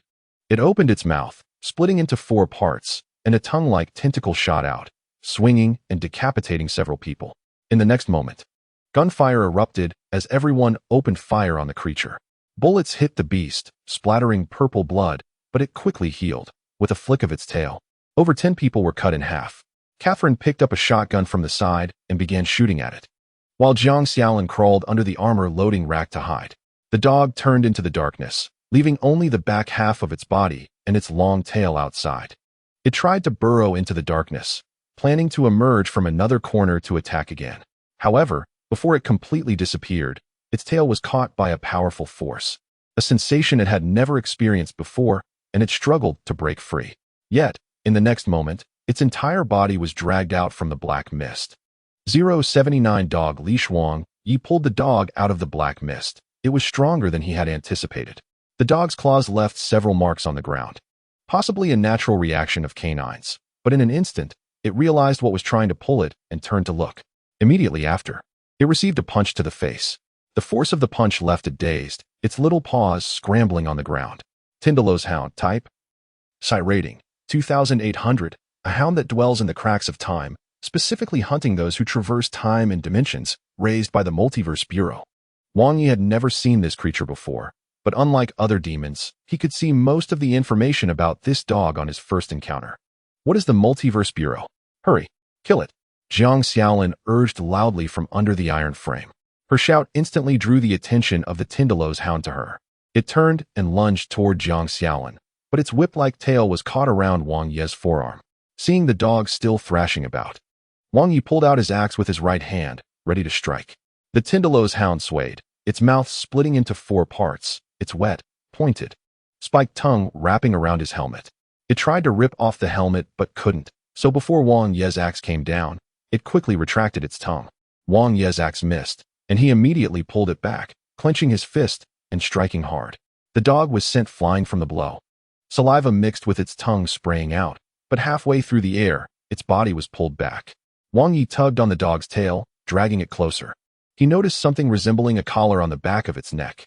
Wanting to take a closer look, the dog started to squirm again. Wang Yi stepped on its back, gripping the spikes on its back, and leaned in for a closer inspection. He saw that the collar on the dog's neck was wrapped around a silver electronic device, about the size of a watch, with no display screen, but with a row of 3 small lights flashing green. He kicked the dog in the belly, then stepped on its side, using the axe to pry the collar into his hand. Without the collar, the dog suddenly changed its demeanor. It was no longer aggressive and curled up on the ground, whimpering softly. Seeing that the dog was subdued, the bystanders gathered around. Wang Yi, what is this thing? Catherine asked. I don't know, but someone raises it, Wang Yi replied. The small device in Wang Yi's palm appeared to be made of stainless steel or something similar, with perfect craftsmanship and no visible seams. Moreover, after the Tindalow's hound lost this device, its temperament changed dramatically. This thing was likely some kind of command generator. Kill it. Wang Yi, this thing is very dangerous, Jiang Xiaolin continued urging from outside the crowd, seemingly very disapproving of the creature. Is this a demon? Jack Chen also chimed in. Wang Yi shook his head. The classification of this thing was a question mark in his eyes. Jiang Xiaolin had been hesitant to approach, staring intently at the Tindalow's hound. Wang Yi sensed she was hiding something, but there were too many people around to ask, so he drew his axe to behead the dog. However, just before he acted, he suddenly thought of something. This bizarre and terrifying dog had become docile after losing the collar, suggesting it might be capable of being tamed. Wang Yi recalled a black-backed dog he had raised during his time in the army. They had spent half a year together before it was blown to pieces by a landmine in Eastern Europe. Thinking of this, Wang Yi retracted his axe and summoned dark chains. He wrapped the chains around the dog's neck and then released its tail, trying to tug on it. Seeing Wang Yi loosen the dog, the people who had gathered stepped back cautiously. I don't think that's a good idea. It's a demon. You can't tame a demon, Catherine said. Some guards were also hesitant to say anything, while Jack Chen tried to offer a few words of caution. The commander should just kill it. This creature might be pretending right now. Be careful it doesn't attack us when you're not paying attention. It will be a good dog. Wang Yi ignored their doubts. If this dog could be useful to him, he would keep it by his side. If not, killing it wouldn't be a hassle. I'm going to find Lexa. You all stay here and don't move, Wang Yi said. Understood, Jack Chen nodded. Has that frame been repaired? Wang Yi asked Catherine again. Director Chen found the air pump and brought it to me. Just give me a little more time, and I can fix it, Catherine replied. What about supplies and vehicles? How much can we take with us? Wang Yi looked at Jack Chen. The nearby factories have been occupied by demons, but we can still salvage some supplies. There's a container truck and 4 pickup trucks parked outside, and the fuel tanks are still full.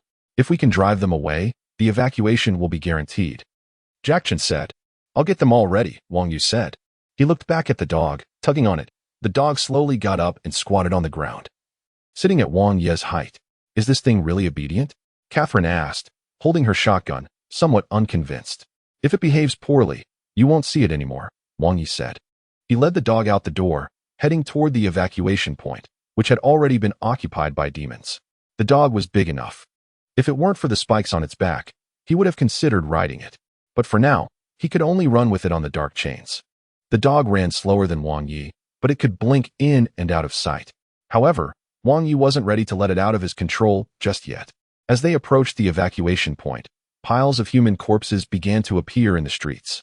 Most were people waiting in line to evacuate, while some were soldiers responsible for guarding.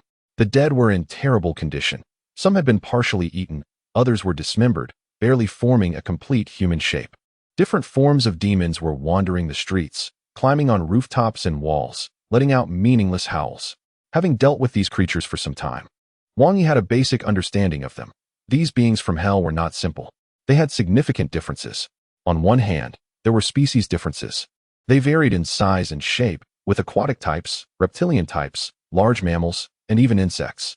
On the other hand, there were intelligence differences, and the gaps in intelligence were quite large.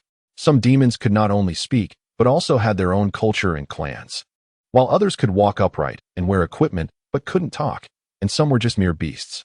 Lastly, there was social class. Demons surely had social hierarchies. Or else those black knights wouldn't constantly mention wanting to obtain certain badges, and they all seemed to come from the same clan. In Wang Yi's view, this hell was entirely different from the one he had read about in books. 080 demon god. The corpses in the street were piling up, eventually accumulating to the point where the thick river of blood made the road beneath their feet sticky and gooey. Wang Yi had seen such a scene before.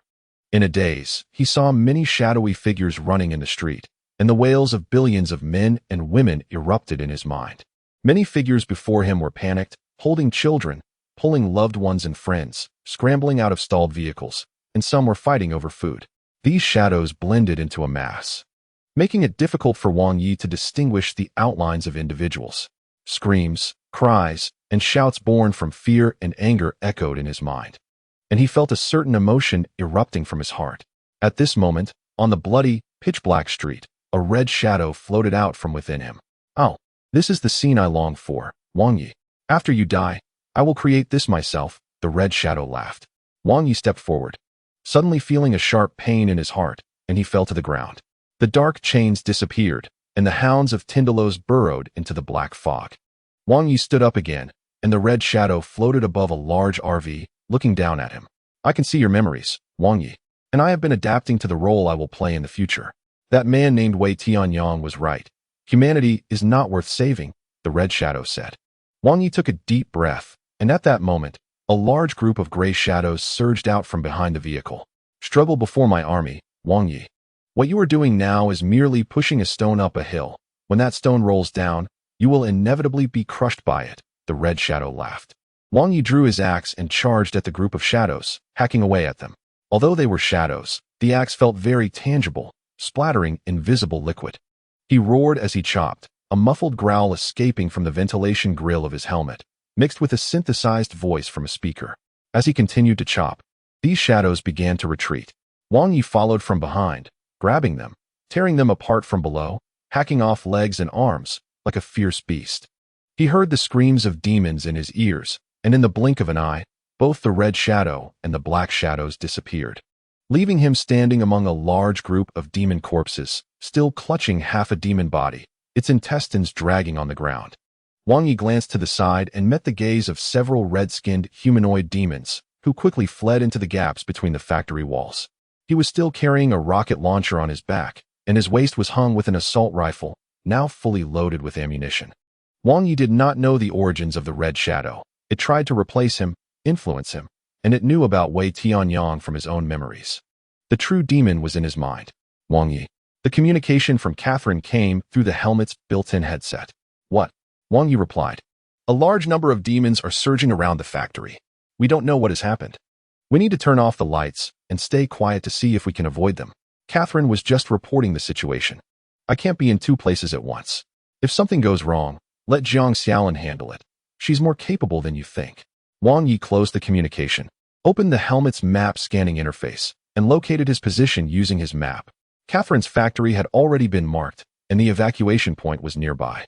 He circled around a mountain of corpses and saw a huge cockroach lying on the side of a city pillar. That cockroach was more than 20 meters long. And information appeared in his view.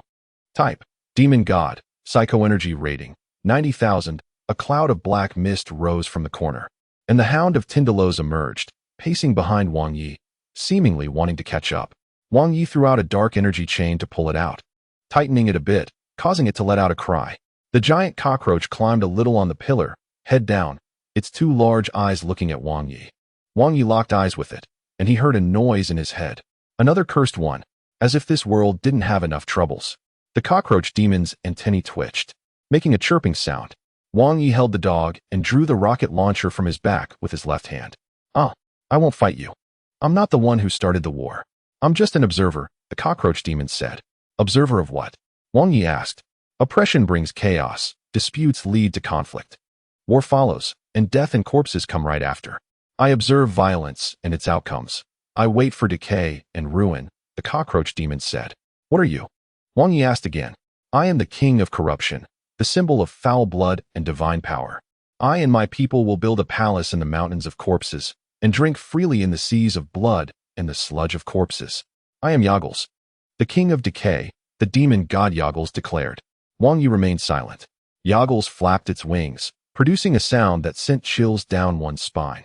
Just then, a figure emerged from the alley across from Wang Yi. It was Lexa. Wang Yi? Who are you talking to? She exclaimed, startled upon seeing the Hound of Tindalos behind him. Wang Yi quickly rushed in front of Lexa and gripped her gun barrel. We don't need to deal with it for now, Wang Yi said. He then looked toward the pillar, where Yagles had vanished.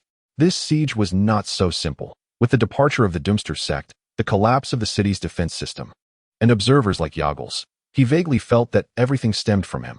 Wang Yi, what is that? Lexa asked, still a bit uneasy as she looked at the dog. A pet, Wang Yi replied. You can't keep a demon. Lexa frowned. If I don't feed it, it doesn't count as keeping it, Wang Yi said. All right. You better know what you're doing. We need to evacuate immediately, Lexa said. Wang Yi looked into the alley and asked, how many people did you bring? Lexa gestured into the alley, and a dozen civilians walked out. This is the last group. The others weren't so lucky, Lexa said. Is there a demon commander here? Wang Yi asked. I've seen one, but it left with its subordinates. If we want to leave, now is the opportunity. The gate is open, Lexa said. Just then, the Hound of Tindalos suddenly became alert, looking around, its tail raised, sharp spikes waving in the air. The civilians behind Lexa were a bit frightened. What's going on? Wang Yi. Lexa asked anxiously. Something is nearby, Wang Yi replied. He loosened the chain, and the hound dashed out, charging into the darkness of the opposite alley. After a while, it returned, its long hollow tongue carrying several mice. 081 Demon Lord something ran across the factory roof, and the people inside the workshop hid behind cover, crouching low, aiming their guns upwards. Now, it was pitch black here, all lighting turned off, and Jack Chin directed the remaining guards to monitor all entrances and exits of the factory. The bodies of dozens of people killed by the Hound of Tindalos were still lying on the ground, emitting a disgusting smell of blood and decay. Catherine worried that this smell would attract demons. Outside the factory, things became quite lively. Everyone knew they were surrounded by demons, but they didn't know why they were not coming inside. In the darkness, the squeaking of mice could be heard from above the factory, and compared to the humans below, they were quite safe. Shut up. A roar came from outside the factory, and it immediately fell silent. Who is it? Do demons also talk? Someone among the guards asked curiously. Shoo, Jack Chin signaled. Then, heavy footsteps could be heard outside the factory, and everyone inside held their breath, pointing their guns toward the factory door. Dozens of guards crept up from both sides toward the factory entrance, hoping to gain an advantageous position. Bang! The door was struck by something, creating a bulge. The guards stepped back slightly, and then there was another blow. This time, the right half of the door was directly bent inward. Then came another strike, and the tons of heavy iron door flew out with a clang. The streetlights and flames outside illuminated the dark workshop, where three massive figures stood at the entrance, with a chaotic swarm of demons behind them. Shoot! Shoot! Jack Chin shouted. Hundreds of assault rifles and rocket launchers fired simultaneously, bullets sparking off the armor of the three demon commanders. You said he was here. The bullets rained down, but the large demon in the center showed no concern at all. It was Nefayuk, the Black Knight of the Nafa clan. Nefakro has already been killed by him, Nefalik replied. At that moment, the big guy standing to Nefayuk's right spoke. He was taller and more muscular than his brother, holding a terrifyingly large shotgun with a folding serrated blade attached to the front. He killed our brother, so we'll kill his people. Don't kill them all, Nafahade. Leave some. He will definitely come back, Nefalik laughed. After saying that, the three large demons charged into the workshop, and blood and flesh flew everywhere. Wang Yi prepared to take Lexa back, only to see the dog bring back a string of mice, dropping them at his feet and wagging its tail at him. Wang Yi kicked at the mice, thinking of someone. The Rat King. Is there a guy who calls himself the Rat King still around? Wang Yi asked. Rat King? I've never heard of him. Lexa shook her head. It made sense. The Rat King lived in the sewers, and it was not surprising that people above ground didn't know him. Perhaps the Rat King and his people had already left during the earlier evacuations. Now, the headless swarm of rats could only slowly adapt to the humans above turning into demons. Wang Yi couldn't find the demon commander here, and the military channel in his earpiece was also silent, which was somewhat unusual. I've lost contact with Catherine and Jack Chin. You know what that means, Wang Yi said. Lexa remained silent. She understood what Wang Yi meant. The guards had no chance to fight back. Against ordinary demons, they could at least fight 10 for 1. But facing these armored, weapon-wielding large demons, they were like grass under a scythe. Jack Chin pinned Catherine to the ground, charging forward with an assault rifle. But after just 2 steps, everything spun around him, and from a very low angle, he saw his body running ahead of him before collapsing. Nefalik's weapon was her hair. With a gentle flick, her hair sliced through countless heads like blades. She dove into the mist and reappeared on the other side. Her hair hardened into a spear, piercing through the bodies of 12 guards in one go. Nafahade's shotgun was like a meat grinder, turning a pile of people into minced meat with every shot, while Nefayuk wielded his large sword, slaughtering people in batches within the workshop. Suddenly, a golden flash exploded from the crowd.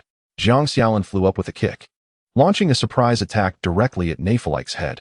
The force of this strike was immense, sending the unprepared Nefalik flying over 10 meters, crashing into a discarded lathe. The sudden counterattack surprised the 3 large demons, but Nefalik quickly regained her composure. The kick left a cut on her face, but caused no further damage. She wiped the blood off her face and smiled. I smell the scent of a witch. I didn't expect there to be a witch hiding here. The witch is the traitor next to the demon god killer? Nefayuk asked. Not quite. The legendary traitor can pierce through thousands of troops, but this witch is so weak. Nefalik said. Kill her before she becomes strong. Nafahade said darkly. Dream on. Jiang Xiaolin shouted, taking a horse stance and quickly charging in. gathering all her strength into her fist and striking at Nefeok. Nephalike flicked her hair, catching Jiang Xiaolan's calf and slamming her against the ground repeatedly, hitting her so hard that she became dizzy and dislocated her shoulder. After more than 20 strikes, Jiang Xiaolan was bleeding profusely and starting to lose her senses, suspended in the air by her hair. Nefeok approached to cut her in half, but Nephalike stopped him. Witches have self-healing abilities. This will be fun, Nephalike said as she stroked Jiang Xiaolan's face. I get it. Take your time. The rest of these people will do. We will wait here. Nefeok didn't stop Nephalike.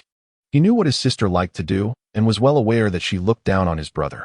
The seeds of betrayal would eventually sprout, but for now, cooperation and mutual benefit were most important. Don't rush, my brother, and be careful. I've faced the demon god killer. He's really powerful, and he has already killed Nefakro. When he comes, the three of us must work together, leaving no blind spots. If we go solo, none of us can match him, Nephalike said. Legends always have exaggerations. Maybe you're just not as skilled, Nafahade said, lacking Nefeok's smoothness. Be careful, he might come for you first. I won't help, Nephalike laughed. I'd love to smash his chest, cut open his belly, and stomp on his heart. Nafahade said disdainfully. That's right. If you can do it, the badge will be yours, Nefeok snorted. 082 striking east to attack west. The demons patrolled around the factory, with Nefeok sitting across from Catherine, observing the woman with great interest. The remaining dozen or so guards had their weapons confiscated and were cornered by several demons in the workshop. Nafahade stood at the door, eager to face the legendary demon god killer at the first opportunity. Your friend is our clan's nemesis. Tonight is the moment of his downfall, Nefeok said to Catherine. Catherine didn't dare to speak. She had no experience facing demons, and her mature, beautiful face was filled with fear and confusion. Moreover, not far behind her, Jiang Xiaolan was being tortured by Nephalike, and her screams made Catherine's heart race and ache. Nephalike had her hair wrapped around Jiang Xiaolan's neck and wrists, suspending her in midair. Jiang Xiaolan slightly opened her mouth, making gasping sounds, and after a while of kicking her legs, she fainted due to asphyxiation. Nephalike dropped Jiang Xiaolan to the ground, waiting for her to revive before wrapping her up again. The strands of hair pierced through Jiang Xiaolan's top, penetrating her abdominal muscles and internal organs, then emerging from her back, dripping with sticky blood and juices from her organs. Jiang Xiaolan gritted her teeth, enduring for a while before fainting again. After a few minutes, Jiang Xiaolan woke up again. Her abdominal wound had slightly healed, the flesh hole turning into a light pink dot. Nephalike lifted her up and punched her in the left side of her waist and abdomen twice, the sounds echoing in the factory like meat being crushed, shattering her liver and pancreas. Jiang Xiaolan spat blood and fainted once more. This should be a fatal injury, but as long as the witch isn't completely killed, she can slowly recover by herself. See, isn't this very interesting? Nephalike laughed, tossing Jiang Xiaolan aside and continuing to wait for her to recover. I have an idea. When he arrives, kill this witch in front of him, Nafahade said as he walked in. Good idea. This little witch has a nice figure, although she's far inferior to mine, Nephalike said, striking a pose to flaunt her tall, strong, and voluptuous body. Humph, disgusting body, Nefeok mocked. You didn't think so when you were with me, Nephalike retorted. That was the command of the matriarch and the great lord. I cannot disobey. They want to use your belly to give birth to the clan's offspring. And I am the best one, Nefeok said. One of the best at most. Nephalike laughed. Nafahade remained silent, walking past them. The demons had suffered heavy losses in the past. The massacre left only one fallen angel, and more than half of the demon race had vanished. The demon scriptures record that a human warrior destroyed the demon lord's paradise, seeking revenge against all non-humans. His rage was inexplicable. His power grew day by day. The more he killed, the stronger he became. He never rested. A single person was like an entire army. But Nefeok believed it was just a false legend meant to unite the demon clans. Humans did not possess powerful bodies. Even the modified Doomslayer monks couldn't compare to demons in physical strength. A single person walking in hell, exterminating fallen angels, was undoubtedly a great joke. Whoosh! Bang! A rocket flew across the night sky, exploding among the demon army. It was a shell fired from a single anti-vehicle rocket launcher, powerful enough to turn some small demons into meat paste, while even large demons would at least lose an arm or a leg. Nefeok immediately stood up. He is coming. Nefeok said, I'll take the witch out, force him to surrender, and then I'll slowly torment him. Nephalike said with a laugh. She wrapped her hair around Jiang Xiaolin's legs, dragging her across the ground all the way to the main entrance. Nefeok also pulled Kaiselin out, taking these two women as hostages. If the demon slayer refused to yield, they would be killed before his eyes. The three great demons exited the factory's main door and saw a large group of demons rushing toward them. The sound of automatic rifles echoing from the roof of the factory on the other side. Hearing the noise, they looked over and saw flickering flames in the darkness. Coming from that direction? Hey, quickly call his name. Make him stop. Nefeok pulled Kaiselin down to kneel before him. Kaiselin was so scared that tears flowed down her face. Smudging her smoky makeup, black tears streaming down her cheeks, trembling so much she could hardly speak. Useless female, Nafahade mocked. Seeing that Kaiselin couldn't call out, Nefeok shouted into the darkness, "Show yourself. We're right here. Let me see what you're capable of." In the next moment, Nefeok suddenly sensed a strong killing intent. Her muscles tensed reflexively, and she heard the sound of air being sliced. Instinctively, she lunged forward a great distance, only to feel a sharp pain in her right arm. Turning back, she saw that one of her arms was gone. Wang Yi jumped out from behind the factory. That previous axe strike had aimed for her head. But the opponent had sensed it, so only her arm was severed. The other two great demons were right beside her. "Wang Yi, I can only help you here." Lexa, carrying a rocket launcher, crouched on the factory roof, her position now exposed and needing to leave quickly. This tactic of feinting had disrupted the demon's formation. With Nefeok losing an arm, she turned to warn her brothers, but Wang Yi had already attacked Nefeok on the right side. Nefeok sensed the danger. Almost at the same time Nefeok dashed out, he raised his heavy pistol to search for the enemy's trace, but immediately after, he was struck hard in the back. His armor cracking, his body propelled forward by the force, sliding over a dozen meters. Wang Yi leaped up and aimed a chop at his head. Nefeok sidestepped, his ear along with half of his face being cleanly severed. Nafahade had just raised his shotgun when a large black hound sprang from the corner, its long tongue wrapping around his arm. Nefeok, clutching her severed arm, had her hair grow longer, resembling spikes aimed at Wang Yi. He suddenly sidestepped, producing an assault rifle in his hand, and unleashed a barrage at Nefeok's solid 10-pack abs. The bullets hit her abs like rubber pellets against a concrete wall, but this action still made Nefeok instinctively dodge. She transformed into black mist and flashed to a distance. Taking advantage of this moment, Wang Yi stepped on Nefeok's chest and brought down his axe, severing his head. Nafahade shook off the Tindalow's hound and raised his terrifying shotgun to fire at it. Seeing the danger, the hound immediately vanished into the black mist. "You killed Nefeok. These two women won't live either," Nefeok shouted, her hair lunging at Jiang Xiaolin, who lay on the ground. Wang Yi extended his hand and threw out a dark chain, wrapping it around Jiang Xiaolin's arm. A pull brought her to his feet. Seeing that killing Jiang Xiaolin was unachievable, Nefeok turned to attack Kaiselin. Wang Yi didn't want to waste more time. He clenched his fists, his entire head transforming into a mass of black mist. It was time to send them back to hell. 083 Traitor Kaiselin seized the moment of chaos and hurriedly escaped into the factory.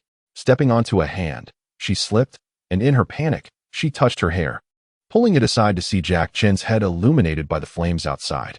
After battling her inner fear, she stabilized after 3 seconds, grabbed Jack Chen's assault rifle, and ran toward the factory's back door. At that moment, several demons jumped down from the roof to block her way. Just as they were about to pounce on Kaiselin, they were intercepted by a large black dog. Meanwhile, Wang Yi entered a state of black fury, focusing on beating Nefeok. Her sharp hair couldn't stop his advance. He dodged a couple of times, using his left arm to block the attack. The dark gold defensive coating was scraped off more than half, but it brought him closer to the evil demoness. Wang Yi unleashed an immensely powerful right hook, shattering Nefeok's rock-hard abs, turning muscle tissue and internal organs into mush. His fist entered through her front abdomen and exited through her back. Nefeok coughed up a mouthful of purple blood, her 4 eyes bulging out.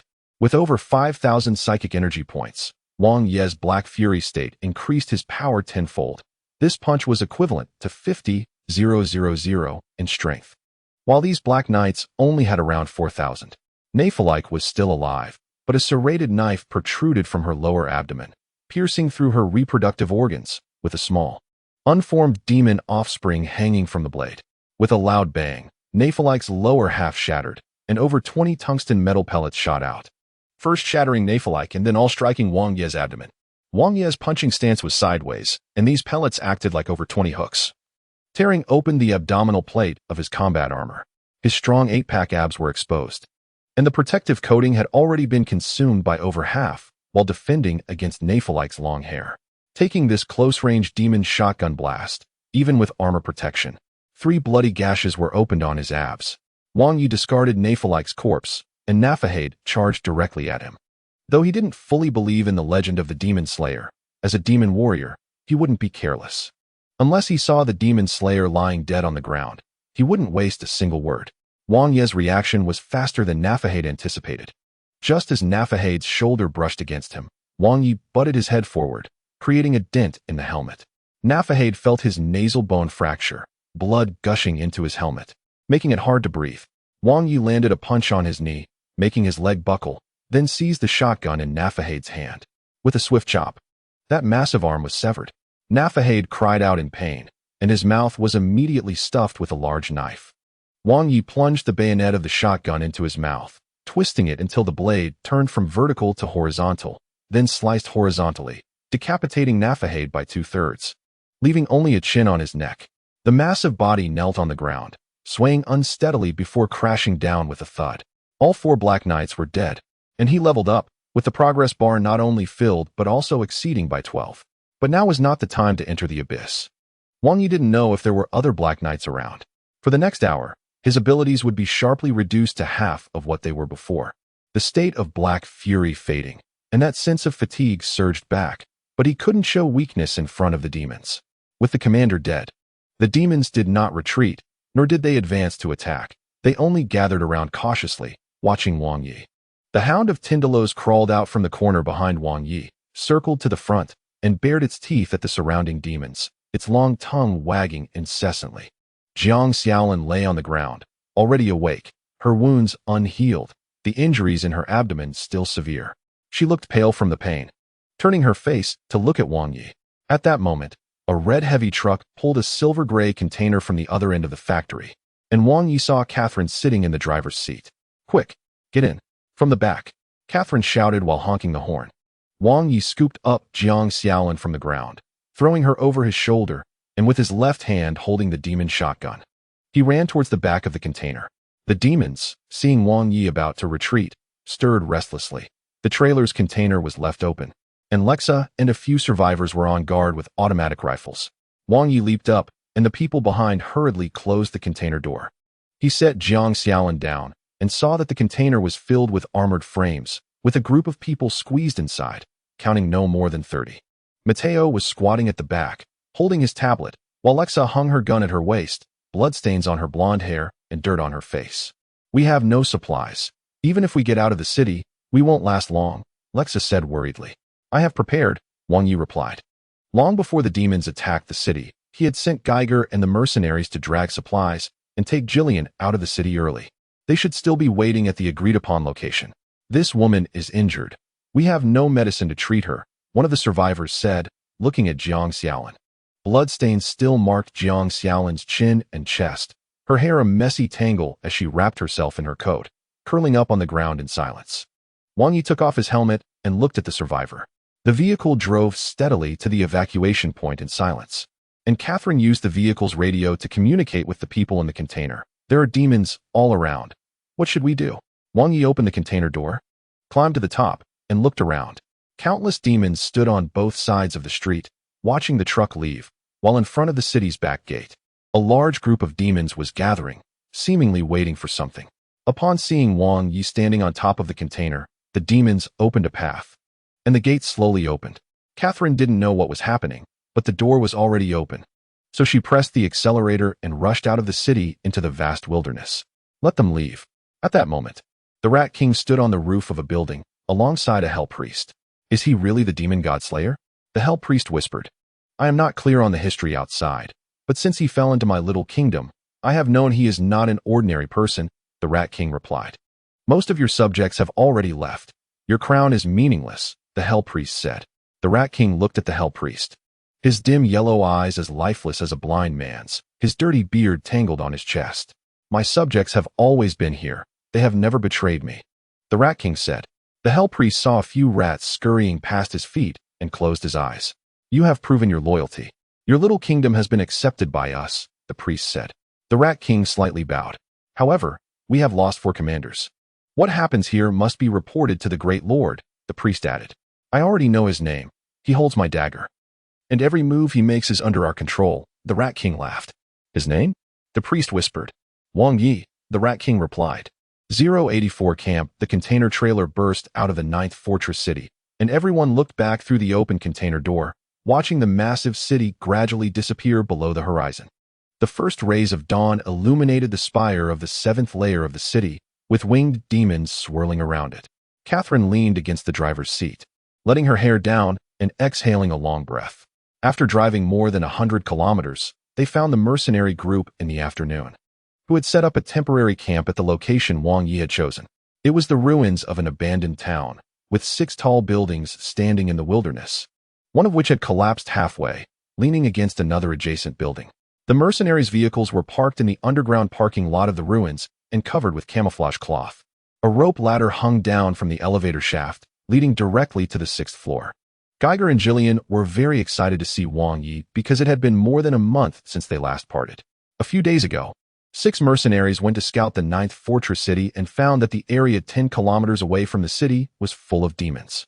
Including 12 mercenaries and the last survivors of the town, there were now 47 people living in this camp.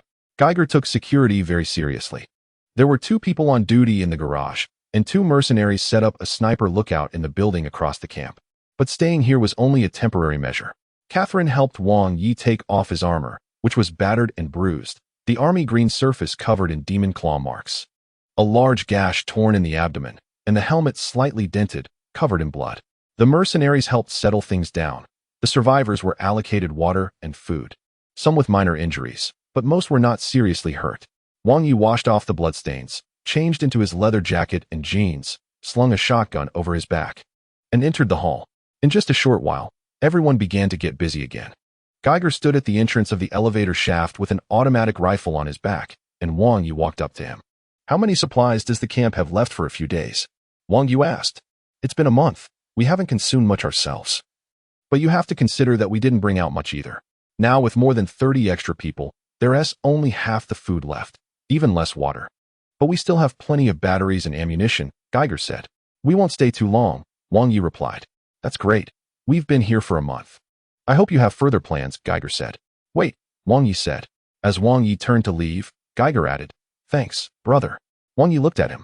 The companions who went to scout told me that the area around the fortress city is full of demons. I can't imagine what would have happened if we were still inside, Geiger said. Wang Yi nodded. He passed by several mercenaries, who gestured to him. And then he found Lexa, who was talking with a few mercenaries. Wang Yi, Lexa greeted him. Lexa, Wang Yi replied. You saved everyone's life here.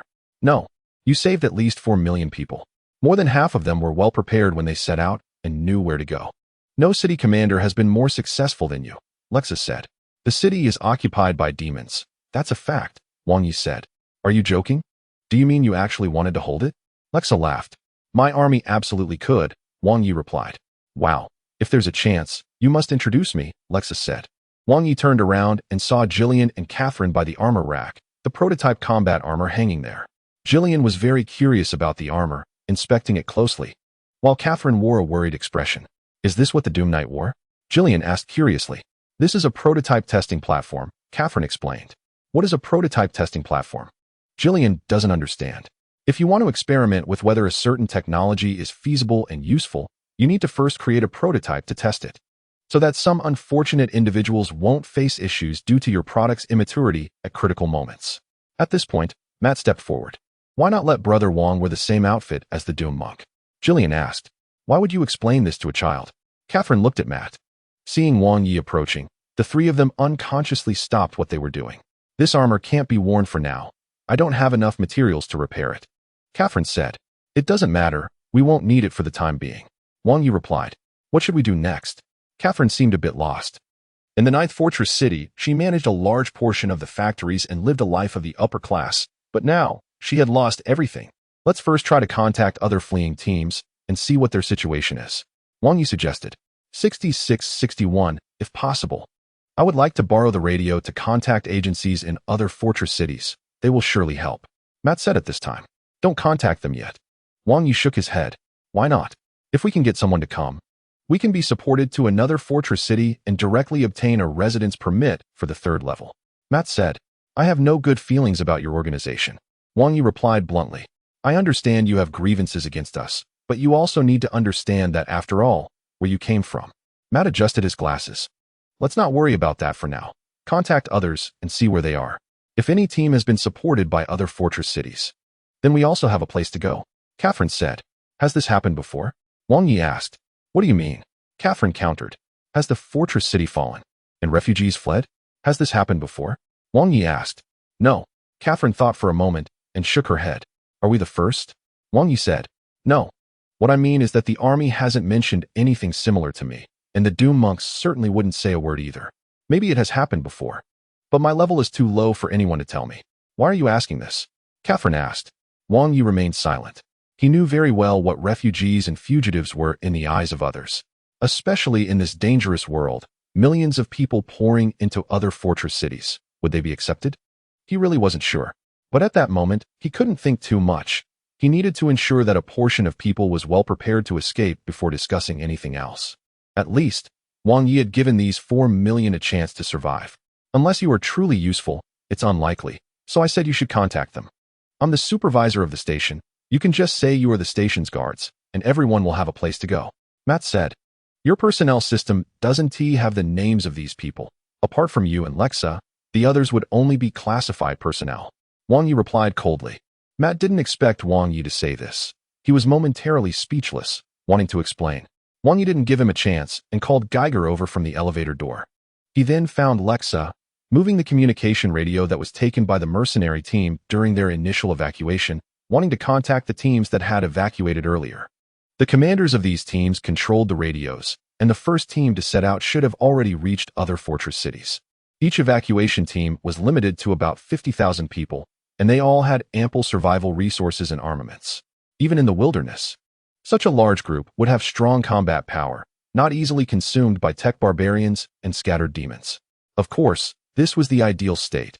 Psychological conditions of personnel, significant casualties, internal strife, and chain reactions triggered by fear could all lead to the disintegration of a group from within. They specifically went to an empty place without people. Lexa put on her headphones, entered a specific frequency band, and tapped into the military channel of the 9th Fortress City to start calling. This is the mobile command center of the 9th Fortress City. Please respond if your team hears this. Lexa started speaking, ready for a potential surge of hundreds of thousands of replies. The number of teams that left earlier was over 2 million, with one radio per 50,000 people, which was more than a legion. There should be a total of 40 radio frequencies in this military channel. But Lexa heard no response. She looked back at Wang Yi, who signaled her to continue. This is the mobile command center of the 9th Fortress City. The city has fallen. Please respond immediately if your team hears this and report your situation. Lexa said again. Still no one answered. It seems no one is manning the radio. Should we try a different time slot? Geiger suggested. Wang Yi frowned. It shouldn't be like this. They had been at the radio all day, from the afternoon until dawn the next day, without a single response. After 2 million people left, it was as if they had evaporated. If that were true, it would be too cruel. Even one person responding would be good. They even tried to search for radio signals, but there was no result. Lexa, still groggy, felt very frustrated upon learning of the lack of responses. This isn't a solution. Wang Yi asked a mercenary for a map of the nearby area and spread it out on the table. The closest fortress cities to the 9th Fortress City are Fortress City number 12 and Fortress City number 14, located 300 kilometers and 800 kilometers away, respectively. One is to the south, and the other is to the southwest. Geiger pointed at the map. This map is an old European map, still marked with the names of previously existing countries and provinces. So that's it, Wang Yi thought to himself. It turns out he is currently in Europe. No wonder when he first entered the 9th Fortress City, people said it was hard to see someone with his skin color here. He examined the map carefully, wanting to know exactly which country he was in, but found that the country names on the map were unfamiliar to him.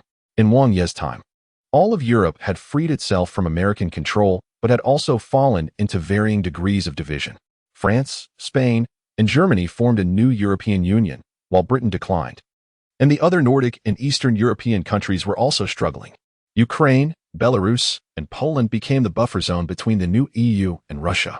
But proxy wars and mutual economic sanctions were continuously taking place in the background. However, the country names on this map were different from what he remembered. Instead of England, France, and Germany, he only saw Fran, Inga, and Prussia. Below Europe was Asia, and to the right was Russia. How did it become the Workers' Union? Looking further down, there was no sign of his homeland in Asia. Instead, it was replaced by the People's Republic of Labor. This left Wang Yi baffled. Geiger marked 4 red crosses on the map, representing the 4 fortress cities. It can be seen that the 9th fortress city is within Fran, while the 12th and 14th fortress cities are on the territory of the Republic of Xenia, which should have been where Spain was. The 4th fortress city is Fortress City number 10, located to the north of the 9th fortress city, within a country called Basque, which is just east of Fran. Unlike the 9th fortress city, the other 3 fortresses are built close to the coastline, with Fortress City number 10 near the sea that should be called the Baltic Sea, while the 12th and 14th fortress cities are by what should be called the beaches of Barcelona and Bilbao. Only the 9th fortress city stands in the inland of southwestern Fran, in a place called Zaluzi. Wang Yi had some hypotheses about this world. First, he confirmed he was not back in the past. The people here were not his ancestors. But he had not completely ruled out the connection between this world and his own. Perhaps he had returned to a different timeline, like a parallel universe? Perhaps the contact between humans and deities occurred 50 years too early, and due to some uncontrolled events, a tremendous change took place? Now, he believes that this place has nothing to do with him. It feels like another planet. One must understand that renaming a country is not a hasty matter. Given the current situation in this world, the demons did not give them much time to experience a tremendous change in a country before changing its name.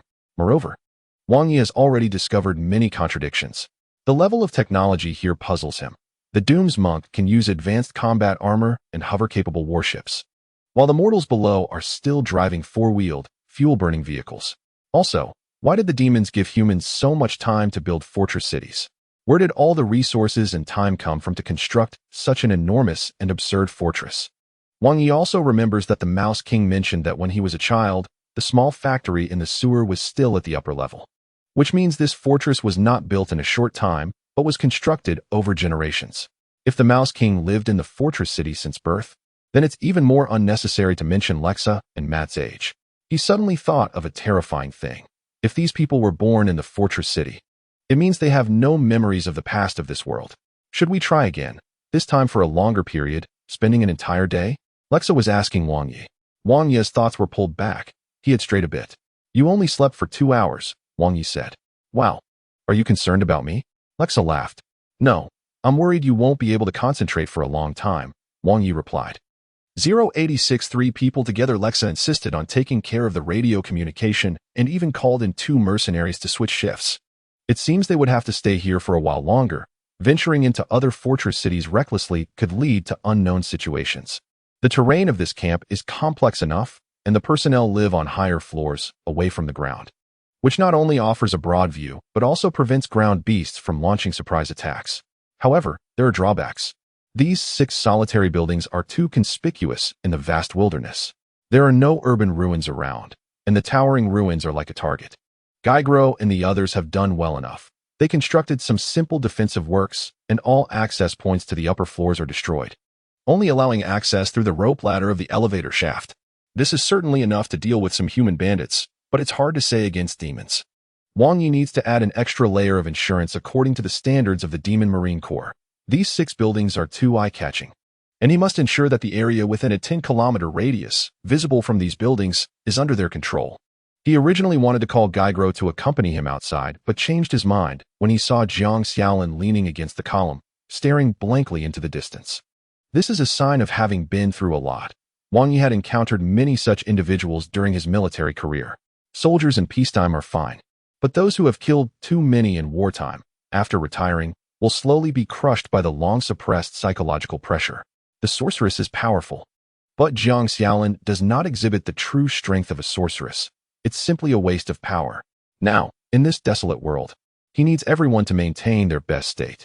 Jiang Xiaolin changed into a deep blue sports hoodie pre-prepared by the mercenary group, which was somewhat ill-fitting. The neckline was a bit large, and the pants were baggy. Wang Yi told her to come along, and after hesitating for a moment, she agreed. Gaigro, Give me a sniper rifle, Wang Yi said. Without a word, Gaigro looked at one of the mercenaries and said, Chris, give me your defender. The mercenary handed a black sniper rifle to Gaigro, then picked up an assault rifle equipped with a 4x scope from the side. Wang Yi took the gun, and some information appeared in his view. Type, basic firearm, damage, 45, max magazine, 5. The damage is too weak. It might work against demons, but against larger ones. He would need to land many shots. If he encounters something like a Black Knight, he would be in trouble. Aren't you usually using an axe? Gaigro asked curiously. Not for myself, Wang Yi replied. At this moment, he looked at Jillian sitting nearby and said, Come down with me. Jillian was surprised. You said you wanted me to teach you how to use a sniper. Now is the time, Wang Yi said. Jillian was so excited that he couldn't speak and jumped off the table immediately. Little brother, have you used a gun before? Gaigro asked with a smile. We learn things quickly. When we come back from this trip, I'll definitely be more accurate than you. Jillian said. Wang Yi, you should also take a gun with you. I feel like something is missing without one, Gaigro said. Wang Yi nodded, but he didn't need the mercenaries' guns. He had one of his own. He walked to the corner, where a terrifying shotgun was leaning against the wall. Type, demon firearm, damage, 9,000, max magazine. 4. Human penalty, damage 90. This is a large shotgun used by Nafahide. It has no stock. Just a large square iron gray box covered in unrecognizable runes, and the grip is made of a heavy material resembling wood, with the trigger exposed without a guard. The barrel is single, with a frighteningly large caliber, about the size of a soda can, and underneath the barrel is a huge folding bayonet, with the spring mechanism for loading positioned on the side to make room for the bayonet. Rather than a shotgun, it's more like a handheld cannon.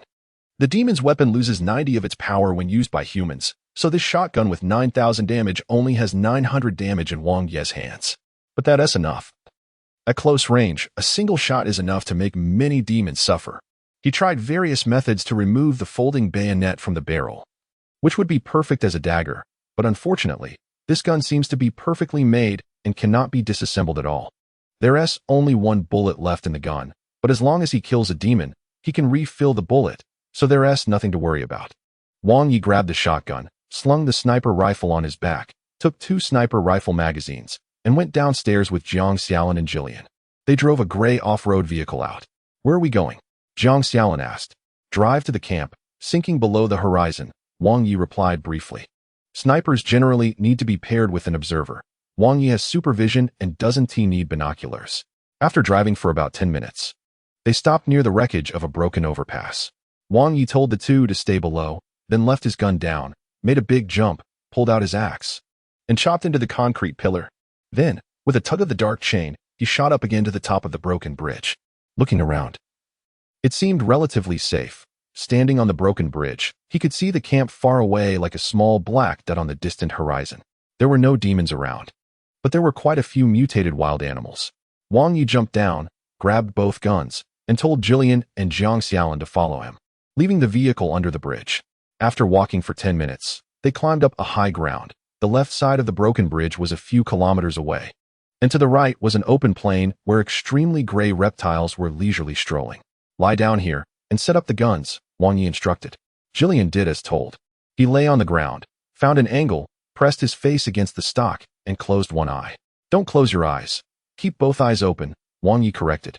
Is the scope broken? It's so dark, Jillian frowned. Your head's angle is wrong. You're seeing the inside wall of the scope, Wang Yi said. Jiang Xiaolin laughed from the side. Ah, it's pressing down on my little bird. Jillian shifted his body and brushed it off. That's enough, Jiang Xiaolin laughed, covering her mouth. Have you found the focus? Wang Yi asked. I see it, but I can't see anything, Jillian said again. Twist this. First adjust the focus to get closer to the target, and then zoom in after finding it. Wang Yi reached out and turned the knob a few times. Hey, I see it. What the hell is that? Jillian trembled with fear. Wang Yi raised his gun and looked at the gray reptile. It resembled a rhinoceros overall, but its head was an enlarged human head, with a curved horn on its forehead and an expression as if someone owed it millions. It's a mutated creature, but it can still be killed, Wang Yi said. It looks really scary from here, Jillian said, a bit intimidated. Their lives are in your hands now, Wang Yi said. When Wang Yi said this, Jiang Xiaolin seemed to recall something and shivered slightly. 087 No difference. Jillian lay on the ground, his index finger resting on the sniper rifle's trigger, his right hand holding the stock as Wang Yi had taught him, using one eye to look through the scope while the other kept an eye on the surrounding environment. After aiming for a long time, Wang Yi urged him, "Are you going to pull the trigger?" "I'm afraid I won't hit it," Jillian replied. "You're definitely going to miss, but it's important to take the first shot," Wang Yi said. Since Wang Yi said so, Jillian tried to pull the trigger. He pressed his index finger down hard, but found the trigger's resistance much greater than he expected. "It's so tight," Jillian muttered to himself. Changing his posture to try and pull the trigger, Wang Yi watched but didn't point it out. This situation was common among many new recruits. Pulling the trigger requires strength, and the process of exerting force can lead to changes in aiming posture and vision, which is a subconscious behavior that can't be corrected without long-term training. That's also why snipers are an elite branch. Jiang Xiaolin couldn't help but laugh, covering her ears as she stood aside, her long hair draped over her shoulders. And when she raised her hands, her collar appeared even larger, exposing her delicate pink collarbones. "Are you ready?" Jiang Xiaolin urged. Bang! As soon as she finished speaking, the sniper rifle roared, slipping from Jillian's control and recoiling half a step back, the stock hitting Jillian's shoulder and the scope smashing into his nose. "Ouch!" Jillian cried out in pain, covering his nose and crawling to the side, squatting down and rubbing it nonstop. Wang Yi looked at the gray rhinoceros-like mutated creature. Clearly, the shot had missed. The bullet flew toward the horizon, perhaps to land in the ground after flying over 1,000 meters. "You missed," Jiang Xiaolin said, shielding her eyes from the sun as she looked into the distance. Jillian turned his head, a streak of blood appearing on his nose. "You should throw the gun away," Wang Yi said, crossing his arms. "It hurts so much. This gun has so much kick," Jillian complained. "Wait, Wang Yi, that thing is charging over." Jiang Xiaolin pointed in that direction. The gray rhinoceros monster charged toward them, followed by two more. As it ran, it kicked up a cloud of dust. "Pick up the gun. You don't have much time," Wang Yi said calmly. "Big brother Wang, they're coming." Jillian thought Wang Yi hadn't noticed. "Time waits for no one," Wang Yi said again. Jillian understood Wang Yi's meaning, grabbed the sniper rifle, and lay back down to get into position. The rhinoceros monster was only 300 or 400 meters away, and each second was closing the distance. Jillian's palms were sweating as he watched the rhinoceros monster grow larger in the scope, becoming flustered and only focusing on adjusting the scope's distance. But every time he got it right, the monster would be much closer, and he'd have to readjust. "Oh no, you're really stupid." Jiang Xiaolin was getting anxious, ready to run back. Wang Yi shook his head, disappointed in Jiang Xiaolin's subconscious decision. The three rhinoceros monsters were now right in front of them, and they could feel the vibrations from the monsters running beneath their feet. Jillian hurriedly raised the gun, half kneeling and shooting from the waist. After the gun fired, the heavy sniper rifle slipped from his hands again, and the stock jabbed into his stomach, forcing a muffled groan from him as he curled up on the ground. The bullet grazed the back of the rhinoceros monster, flying into the sky, leaving only the last 50 meters. Wang Yi moved, instantly charging forward. He swung his axe horizontally, slicing the head of the leading rhinoceros monster, which had a human face, in half, sending it tumbling more than 10 meters away. Then, dark chains wrapped around the neck of another one. Wang Yi's biceps bulged as he pulled, stopping the rhinoceros monster in its tracks, its lower body going limp as it fell to the ground. Finally, he jumped up, landing on the back of the rhinoceros monster with a thud, causing it to collapse.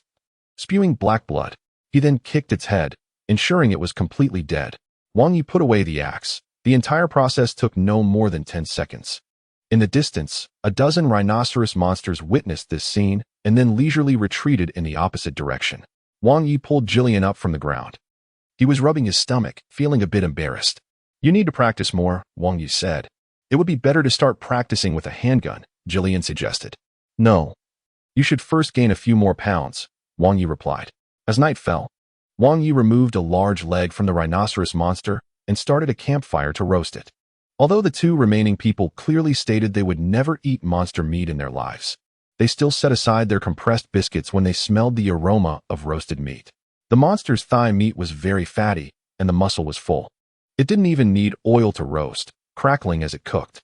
Wang Yi used the small dagger given to him by Jigil to cut many slits in the meat, sprinkling some salt he had brought along. Fire and salt were all the seasoning needed for the roasted meat. Nothing else was required. Jillian closed his eyes and took a big bite, while Jiang Xiaolin watched him, confirming that he swallowed without spitting it out before using the dagger to cut a piece for herself. Wang Yi took a bite as well. An information appeared in the corner of his eye. New recipe unlocked. Nightmare roast meat. Effect: within 2 hours. All psychic melee weapon damage increases by 50. Ingredients: he focused and looked at the ingredient list.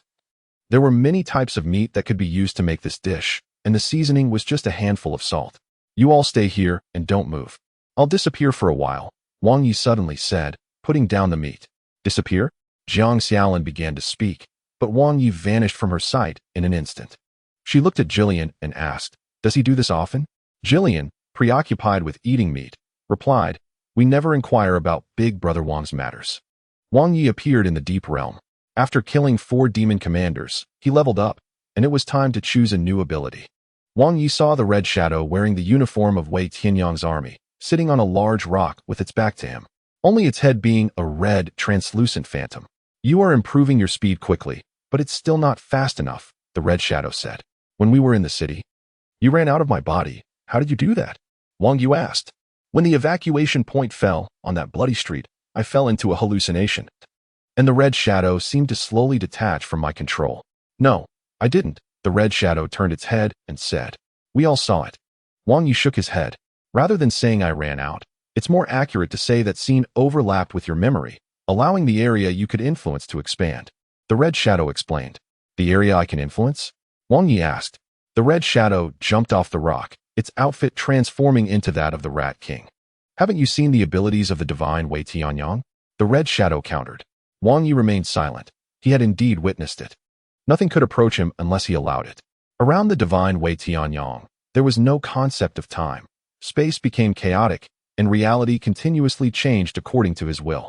Where he was his territory. Wang Yi, you are no different in essence from him. How to put it, if he is an elephant? You are just an atom right now, the red shadow laughed. 088 Subjective reality, power is reviving, power is restless. New organ acquired. Personal psychic score increased to 2,500. Dark gold coding limit 600. Current value 1,500. Information surfaced before Wang Yi, and at the same time, he felt some changes in his body. However, he didn't feel like anything strange had grown, so he began to explore his body with his hands. The red shadow signaled him to take off his clothes.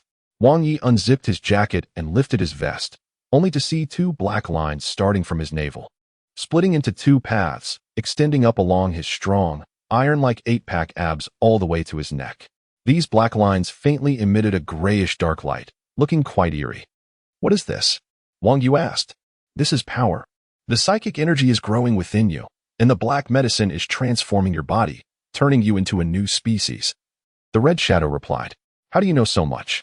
Wang Yi inquired. Have you forgotten? I possess all your memories, but I am different from you. You will forget some things and overlook others, but I won't. I remember all your experiences, the red shadow explained. Wang Yi fell silent for a moment, suddenly realizing something. He grabbed the red shadow and asked, so, you must also remember why I was put into the coffin. The red shadow shook its head, indicating that it didn't know. You're lying, Wang Yi said. I have no need to lie. I can see your past memories, but I was born after you injected the black medicine. I cannot know what you do not know, the red shadow replied. Wang Yi released the red shadow. What it said seemed reasonable, and even if it was lying, he had no way to deal with it right now. Earlier you said that the area I can influence has grown larger. What does that mean? Wang Yi asked again. You may have noticed that this planet is vast for humans, but too small for the gods. Have you ever thought about where they would be when they are not wandering in front of humans? The red shadow asked. This is the sensory limitation of humans. This universe is far larger than what humans can see. Unfortunately, you are just a soldier, not a scientist. Your memories are filled with bloody battles and countless killing techniques. But there is not a hint of exploration and contemplation about the essence of the world and the universe. The red shadow shook its head and transformed into a white-clothed female doctor. Wang Yi remembered this doctor. She was from the Human Cradle Project Foundation, which had a brief collaboration with the army. Wang Yi and Wei Tianyang had escorted her to Africa to search for the remains of a deity. Her name seemed to be Lin Yan. Objective reality is the world passively contacted by low-sensory species, while subjective reality is the world actively sought and understood by higher species. They are right there, like a new continent. Those who cannot build ships will never know how vast the world is. The sensory limitations of humans are significant, which is why their understanding of time and space is very limited. They can only touch and see things that exist objectively and cannot change or utilize the rules of the universe around them. But we are different. We are human Azura Wang Yi, and our toes have already stepped into the door of the subjective world, the red shadow continued. The street was piled high with the incomplete bodies of refugees, reminding Wang Yi of what happened in New Seoul. It was a failed evacuation where the United Human Army lost the entire peninsula. The higher the dimension you access, the stronger your ability to use psychic energy will be. High-sensory species can also use their influence to distort the surrounding objective reality and create their own domains. This subjective reality is equivalent to a private domain, which is what you achieved before. Low-sensory species cannot understand the subjective world. They can only be passively drawn into it. As for the gods, they are part of the rules. Your soul houses fragments of the souls of 10,000 gods. Now, they have become me. I am them, and you are also them. But clearly, although you have the ability to grow into a high-sensory species, the logic in your mind is still that of a human. But I am different. I was born a high-sensory species. I just lack a body, which is why I am more suited to this body than you, the red shadow said. On that street where blood flowed like a river, you already demonstrated the ability to distort the world. You didn't change the surrounding environment. But you gave me a brief moment of freedom, the red shadow added. There won't be a next time, Wang Yi said. Don't be so heartless. At least until you are strong enough, I won't let you die easily. Wang Yi, listen to me. We are human Azura. Those people are not worth saving, and besides, you have already tried to save them. We owe them nothing. This power. Enjoy this power, Wang Yi. If we join forces, the entire universe will be our playground. The red shadow tempted, gripping Wang Yi's arm. Wang Yi tightened his grip around the red shadow's neck, exerted force, and crushed it. Then, he punched its stomach twice with fierce strength, causing the female doctor's abdomen to split open. He threw the red shadow to the ground and pulled out its intestines. The red shadow twisted in pain, groaning continuously, and the transformed appearance of the female doctor gradually reverted to a mass of red shadow before it disappeared. Wang Yi chose to upgrade his blood fist this time. Now the blood fist had become level 2, with a wider range for close-range attacks, capable of functioning like a shotgun. Since it was an ability upgrade, he no longer needed to fight those things again. After selecting his ability, Wang Yi suddenly returned to the campfire, where the meat was still roasting and had already been mostly eaten. Jillian had eaten too much and was lying on the ground to sleep, while Jiang Xiaolin sat by the campfire, staring blankly at the burning flames. When she saw Wang Yi suddenly appear, Jiang Xiaolin was startled. Wang Yi, what exactly are you? Jiang Xiaolin asked curiously. You tell me first. Your story, Wang Yi replied. Jiang Xiaolin smiled, brushed aside the hair from her cheek, looked aside, and said, I'm just someone who fights in underground boxing. Wang Yi took the remaining half of the roasted leg meat from the makeshift rack and tossed it toward the nearby bridge pier. The Tindalow's hound emerged from the right-angle crevice, biting the roasted meat in one gulp. Jiang Xiaolin looked at the hound, its massive black shadow pacing back and forth beneath the bridge pier before it jumped into the black mist and disappeared. From Jiang Xiaolin's perspective, the Tindalow's hound had run into the black mist and vanished, but now Wang Yi could see that the dog was still wandering nearby, just walking on a reddish-brown sandy ground, a gap in time and space, a subjective world beyond objective reality. If you don't want to talk now, I won't force you, Wang Yi said. Jiang Xiaolin sighed in relief, stood up, and said, let's go back. Wang Yi also stood up, looked up at the sky. Gazing at the countless stars and a bright moon, his expression slightly changed. The stars and the moon are fake. 089 total annihilation. The dark blue night sky, mixed with dark red spots, had a white energy sphere as the moon. Wang Yi squinted, trying to observe, and discovered that it seemed there was a humanoid figure inside the light sphere. Those stars were merely spots of light, formed by gathered energy. However, Jiang Xiaolin couldn't see this. To her, the moon was just the moon, with nothing special about it. Wang Yi woke Jillian, threw the sniper rifle and the demon shotgun into the off-road vehicle, and started the engine. They didn't head back, but drove southwest. As Wang Yi had said earlier, they were going to draw circles around the camp with a radius of 10 kilometers to investigate the situation. After driving for half an hour, Wang Yi stopped the car, took a fuel barrel from the trailer to refuel the vehicle. The red rear lights illuminated the ground, and he noticed the uneven ground beneath his feet, covered in large vehicle tire tracks. He tossed the fuel barrel back into the trailer, followed the tire tracks for a few steps, then pulled out a powerful flashlight. With a casual sweep, He found they were in the midst of a large number of tire tracks. He identified the tracks as belonging to armored vehicles, tanks, and small vehicles, all heading southwest. From Wang Ye's perspective, the traces were chaotic and disordered. The large vehicles and small vehicles seemed to be constantly vying for lanes, with the military convoy having tanks in one row and small vehicles in another, with the small vehicles leading and the large ones trailing. Thus, he deduced that this was an army in retreat.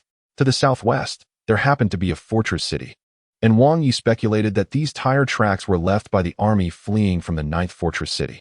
In the following half hour, what Wang Yi saw confirmed his suspicions. He drove along the tire tracks for half an hour and discovered the ground was pockmarked with many shell craters, while the road ahead was littered with numerous charred vehicle wrecks.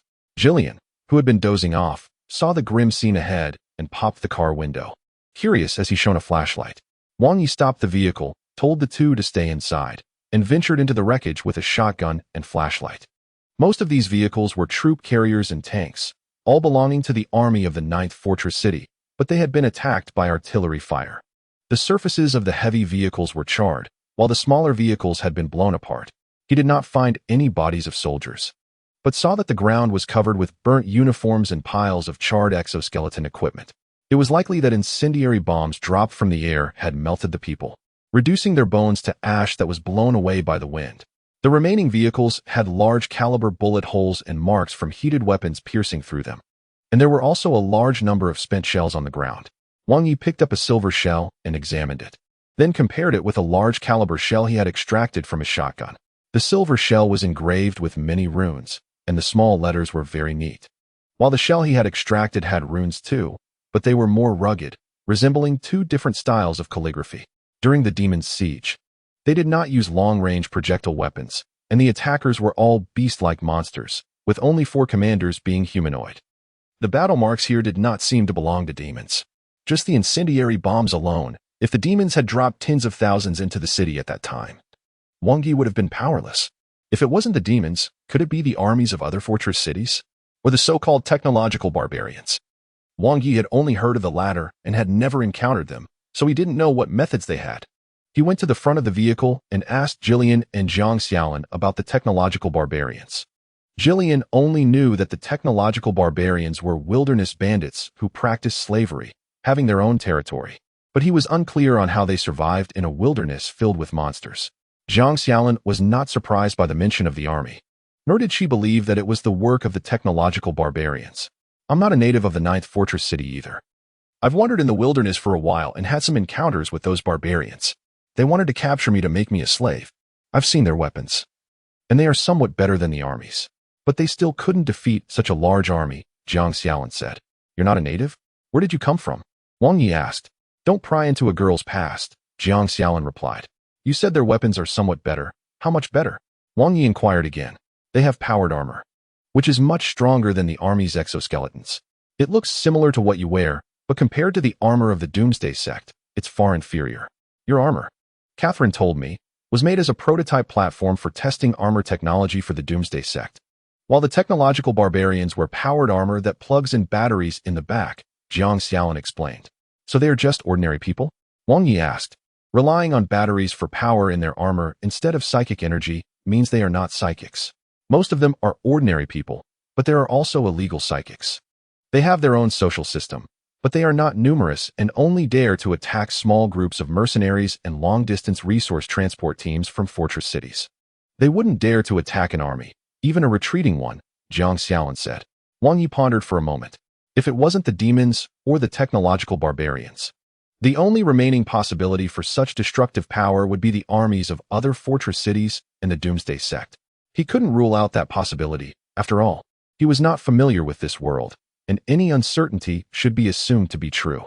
If the technological barbarians had powered armor, they would pose a significant threat to the camp, although it was unlikely they could wipe out the army completely. The engraved runes on the shells also fit the usual style of armies with religious connotations like the demons and the Doomsday sect. Moreover, Wang Yi had seen the defection of the Doomsday sect soldiers. If they were indeed responsible, the situation would be quite serious. The possibility of an entire battle group defecting was not out of the question. Wang Yi tried to find more clues among the wreckage, but after a long time, he found nothing more to observe. The other side had eliminated all traces, leaving no bodies behind. The vehicles were all destroyed, and weapons were melted down. To escape from the demons, the army abandoned 7 million citizens and evacuated the 9th fortress city overnight, ultimately failing to escape the fate of annihilation. Seeing the army's grim condition, Wang Yi was somewhat worried. Those who had evacuated earlier had not responded. Could they have also been slaughtered like this? If that were the case, Wang Yi would be powerless. He had done all he could. No one could demand more from him. Relying on hope to deliver salvation was unrealistic. This was a cruel world. To survive, there was only one option: strike first. 090 technological barbarians. Wang Yi continued to drive in other directions. The nearby area still seemed relatively peaceful, at least in the 10-kilometer range to the southwest of the camp. There were no threats that needed to be eliminated, except for the unknown forces attacking the army. On the way back, it was already dawn, and Jiang Xiaolin and Jillian were fast asleep. Wang Yi did not intend to stop, planning to rest for a bit, and then take Gaigro to the northeast to have a look. Upon reaching the residential area of the camp, Lexa waved to Wang Yi, and judging by her appearance, she must have been cultivating last night. Wang Yi, a team has responded to our signal, Lexa said. Wang Yi quickly walked over. When did this happen? He asked. Around 11 p.m. last night. It was the evacuation team that set out a month before the siege, Lexa replied. Did they send a safety code? Wang Yi asked. Lexa nodded. Each team is assigned a safety code, and they report the code during communication, which was something Wang Yi had requested earlier. I wanted to contact you last night, but the prompt indicated we were out of communication range, Lexa explained. At that moment, Catherine walked over, resting her hand on the back of a chair. The signal is provided through the communication tower of the fortress city. We have already left the coverage area of the communication tower, and the demons may have already destroyed the city's communication devices. This thing is now just electronic waste. What is the shortwave communication of the radio based on? Satellites? Wang Yi asked.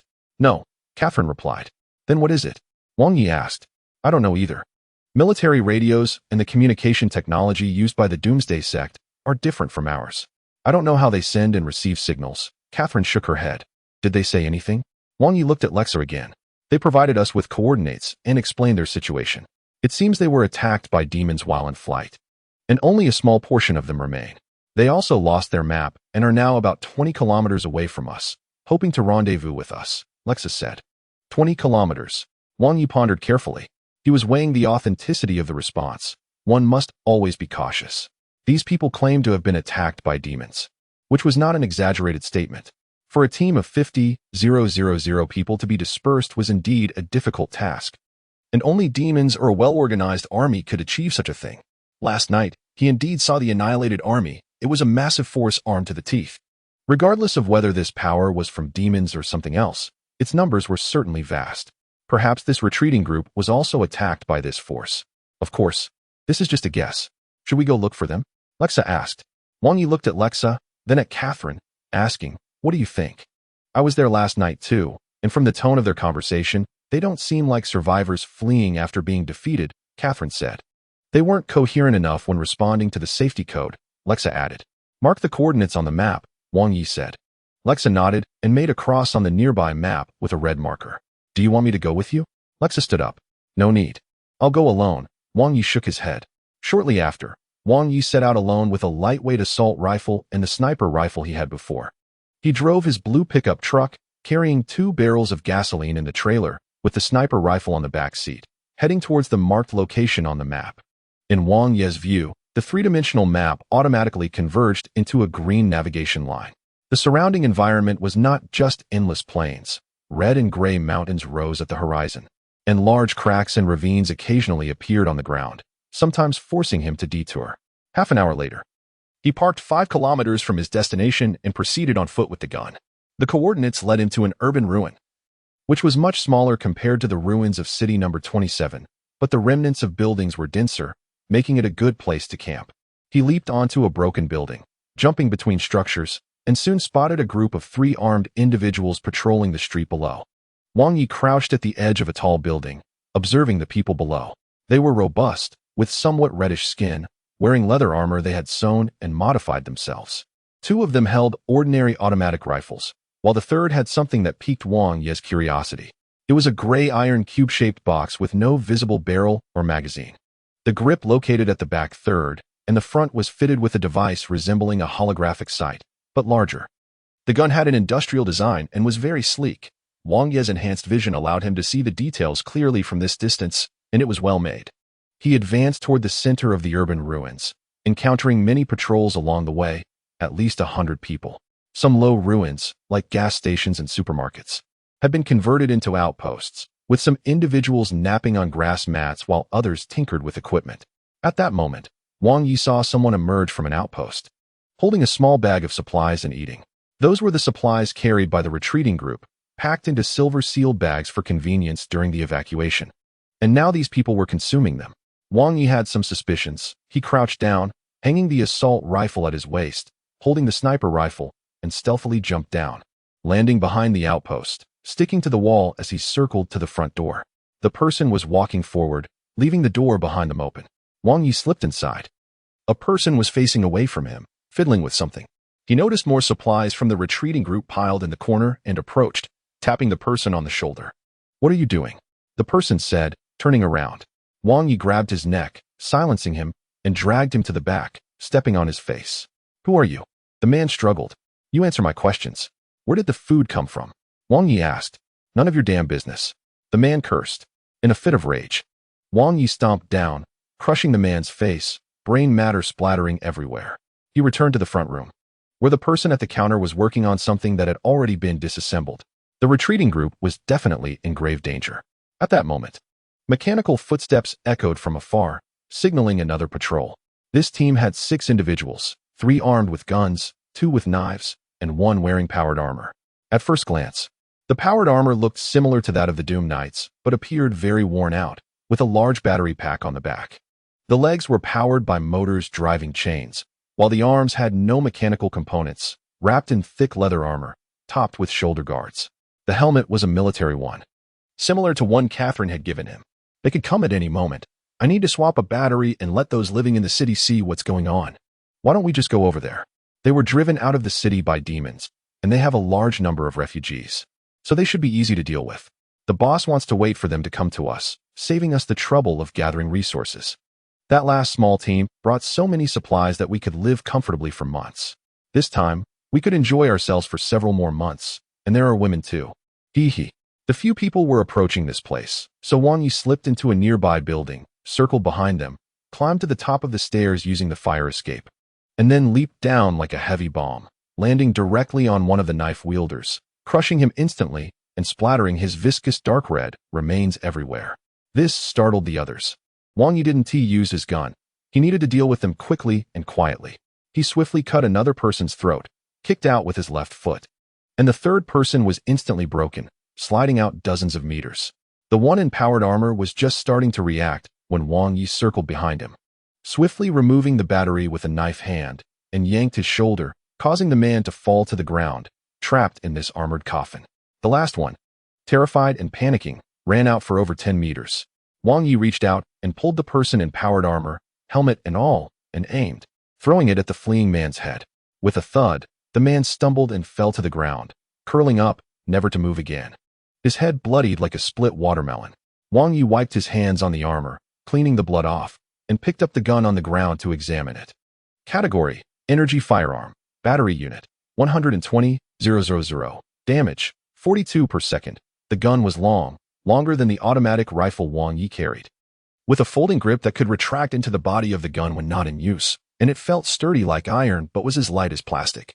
Wang Yi inspected the muzzle. It had a small square opening, only as big as a thumb. The back of the gun had a slight color difference from other parts, and when he felt a seam, he twisted the back of the gun, surprisingly managing to open it, revealing a deep blue block battery inside. He examined the battery closely, finding a circle of Chinese characters, People's Army Armed. Wang Yi squinted. This name looked like it belonged to a national military. He carefully turned the gun over, but unfortunately, there were no serial numbers on it. The powered armor, although old, also indicated it was some sort of standard military equipment, but had suffered severe damage and was poorly repaired by these people for continued use, making it appear like a patchwork of junk. The technological level of this equipment lay between the Doom Knights and the Fortress Army, very suspicious. Coupled with the moon he saw last night, Wang Yi had developed many doubts about this world. He discarded the assault rifle he had brought and strapped the new gun to his waist, then continued deeper into the ruins with the sniper rifle. Wang Yi arrived at a small open space surrounded by several buildings. There were some people gathered in the open space, leaning against a few iron frames. He sneaked into a tall building and killed several guards, stacking their bodies in a row, then crouched by a shattered floor-to-ceiling window to look down. Several naked people, both men and women, were hanging on the iron frames, covered in wounds, while a few strong men were beating them, and the onlookers watched their suffering for entertainment. Beside the open space was a pile of clothing, which Wang Yi recognized as the uniforms of the 9th Bastion urban security guards. Below, there were more than 40 technological barbarians holding 12 captives, and Wang Yi was calculating the most efficient order to kill them to clear the area. After considering various options, he concluded that one person would be too difficult. Even if he acted quickly, a few would scatter and inevitably expose him. If he were exposed, it would alert others and complicate the operation. Sometimes, one had to give up. He turned and left, walking deeper into the area. The ruins of the city were not large, and soon Wang Yi reached the central location. There, he found a relatively well-preserved building, with snipers positioned on the high ground around it, and surprisingly, a dozen very old tanks deployed on the ground. Where did their equipment come from? Wang Yi did not believe it was their own, as these were Chinese-style weapons, and these technological barbarians were Caucasian.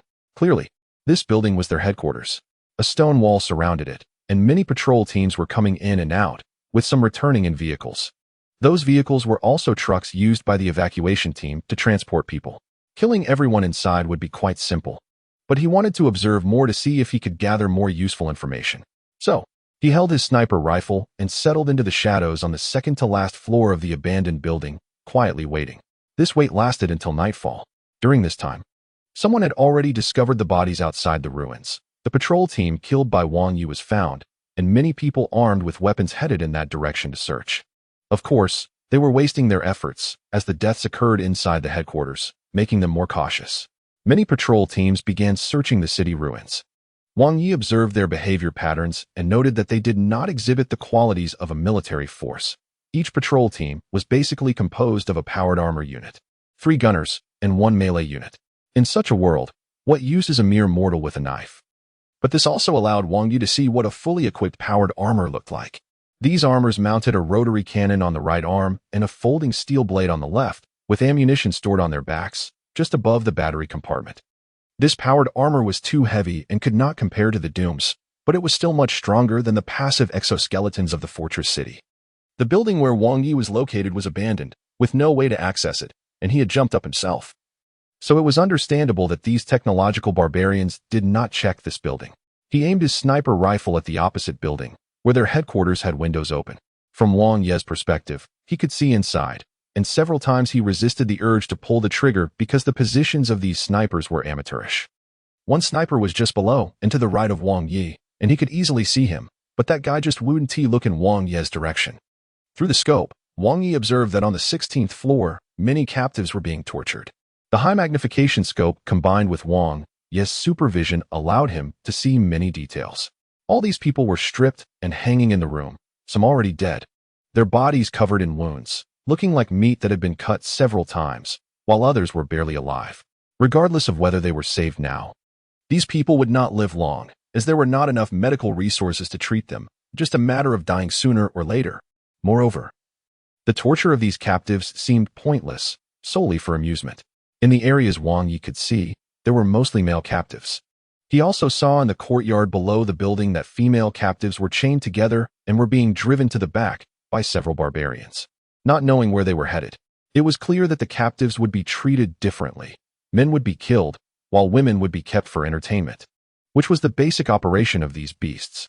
After observing for a long time, Wang Yi did not see any leaders appearing. What did their boss look like? This made Wang Yi very curious. He was considering whether to act now and rescue those female captives being taken to the back. At that moment, a black armored personnel carrier entered his view. He recognized it from when the Doom's priests were evacuating from the fortress city, as many vehicles and ships left the city. This vehicle was indeed the transport vehicle of the Doom's order. 2 Doom's priests got out of the personnel carrier, wearing different colored combat armor. One of the priests wore gray iron armor, with a deep blue ribbon wrapped around his waist. Through the sniper scope, One you could see a wolf head pattern on the ribbon. The other wore blue armor, with a purple ribbon around his waist, which had a beetle pattern on it. The different colors of the armor represented two different teams, or possibly two different types of troops. Wang Yi was unclear about the internal structure of the Doom's Order. But what were these two priests doing in the camp of the technological barbarians? This was the biggest incongruity. These two forces should have no connection whatsoever. When the personnel carrier stopped, a tall man walked out of the building. He was shirtless, wearing a bulletproof vest and military pants, with sunglasses on, followed by an Asian woman with black hair dressed in a black business suit. Wang Yi's gaze swept over the woman.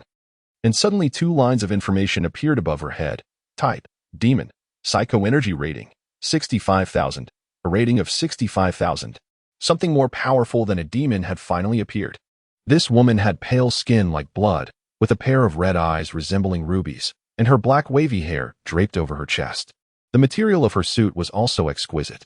Even with his black rage activated, it was uncertain whether he could handle her within 59 seconds.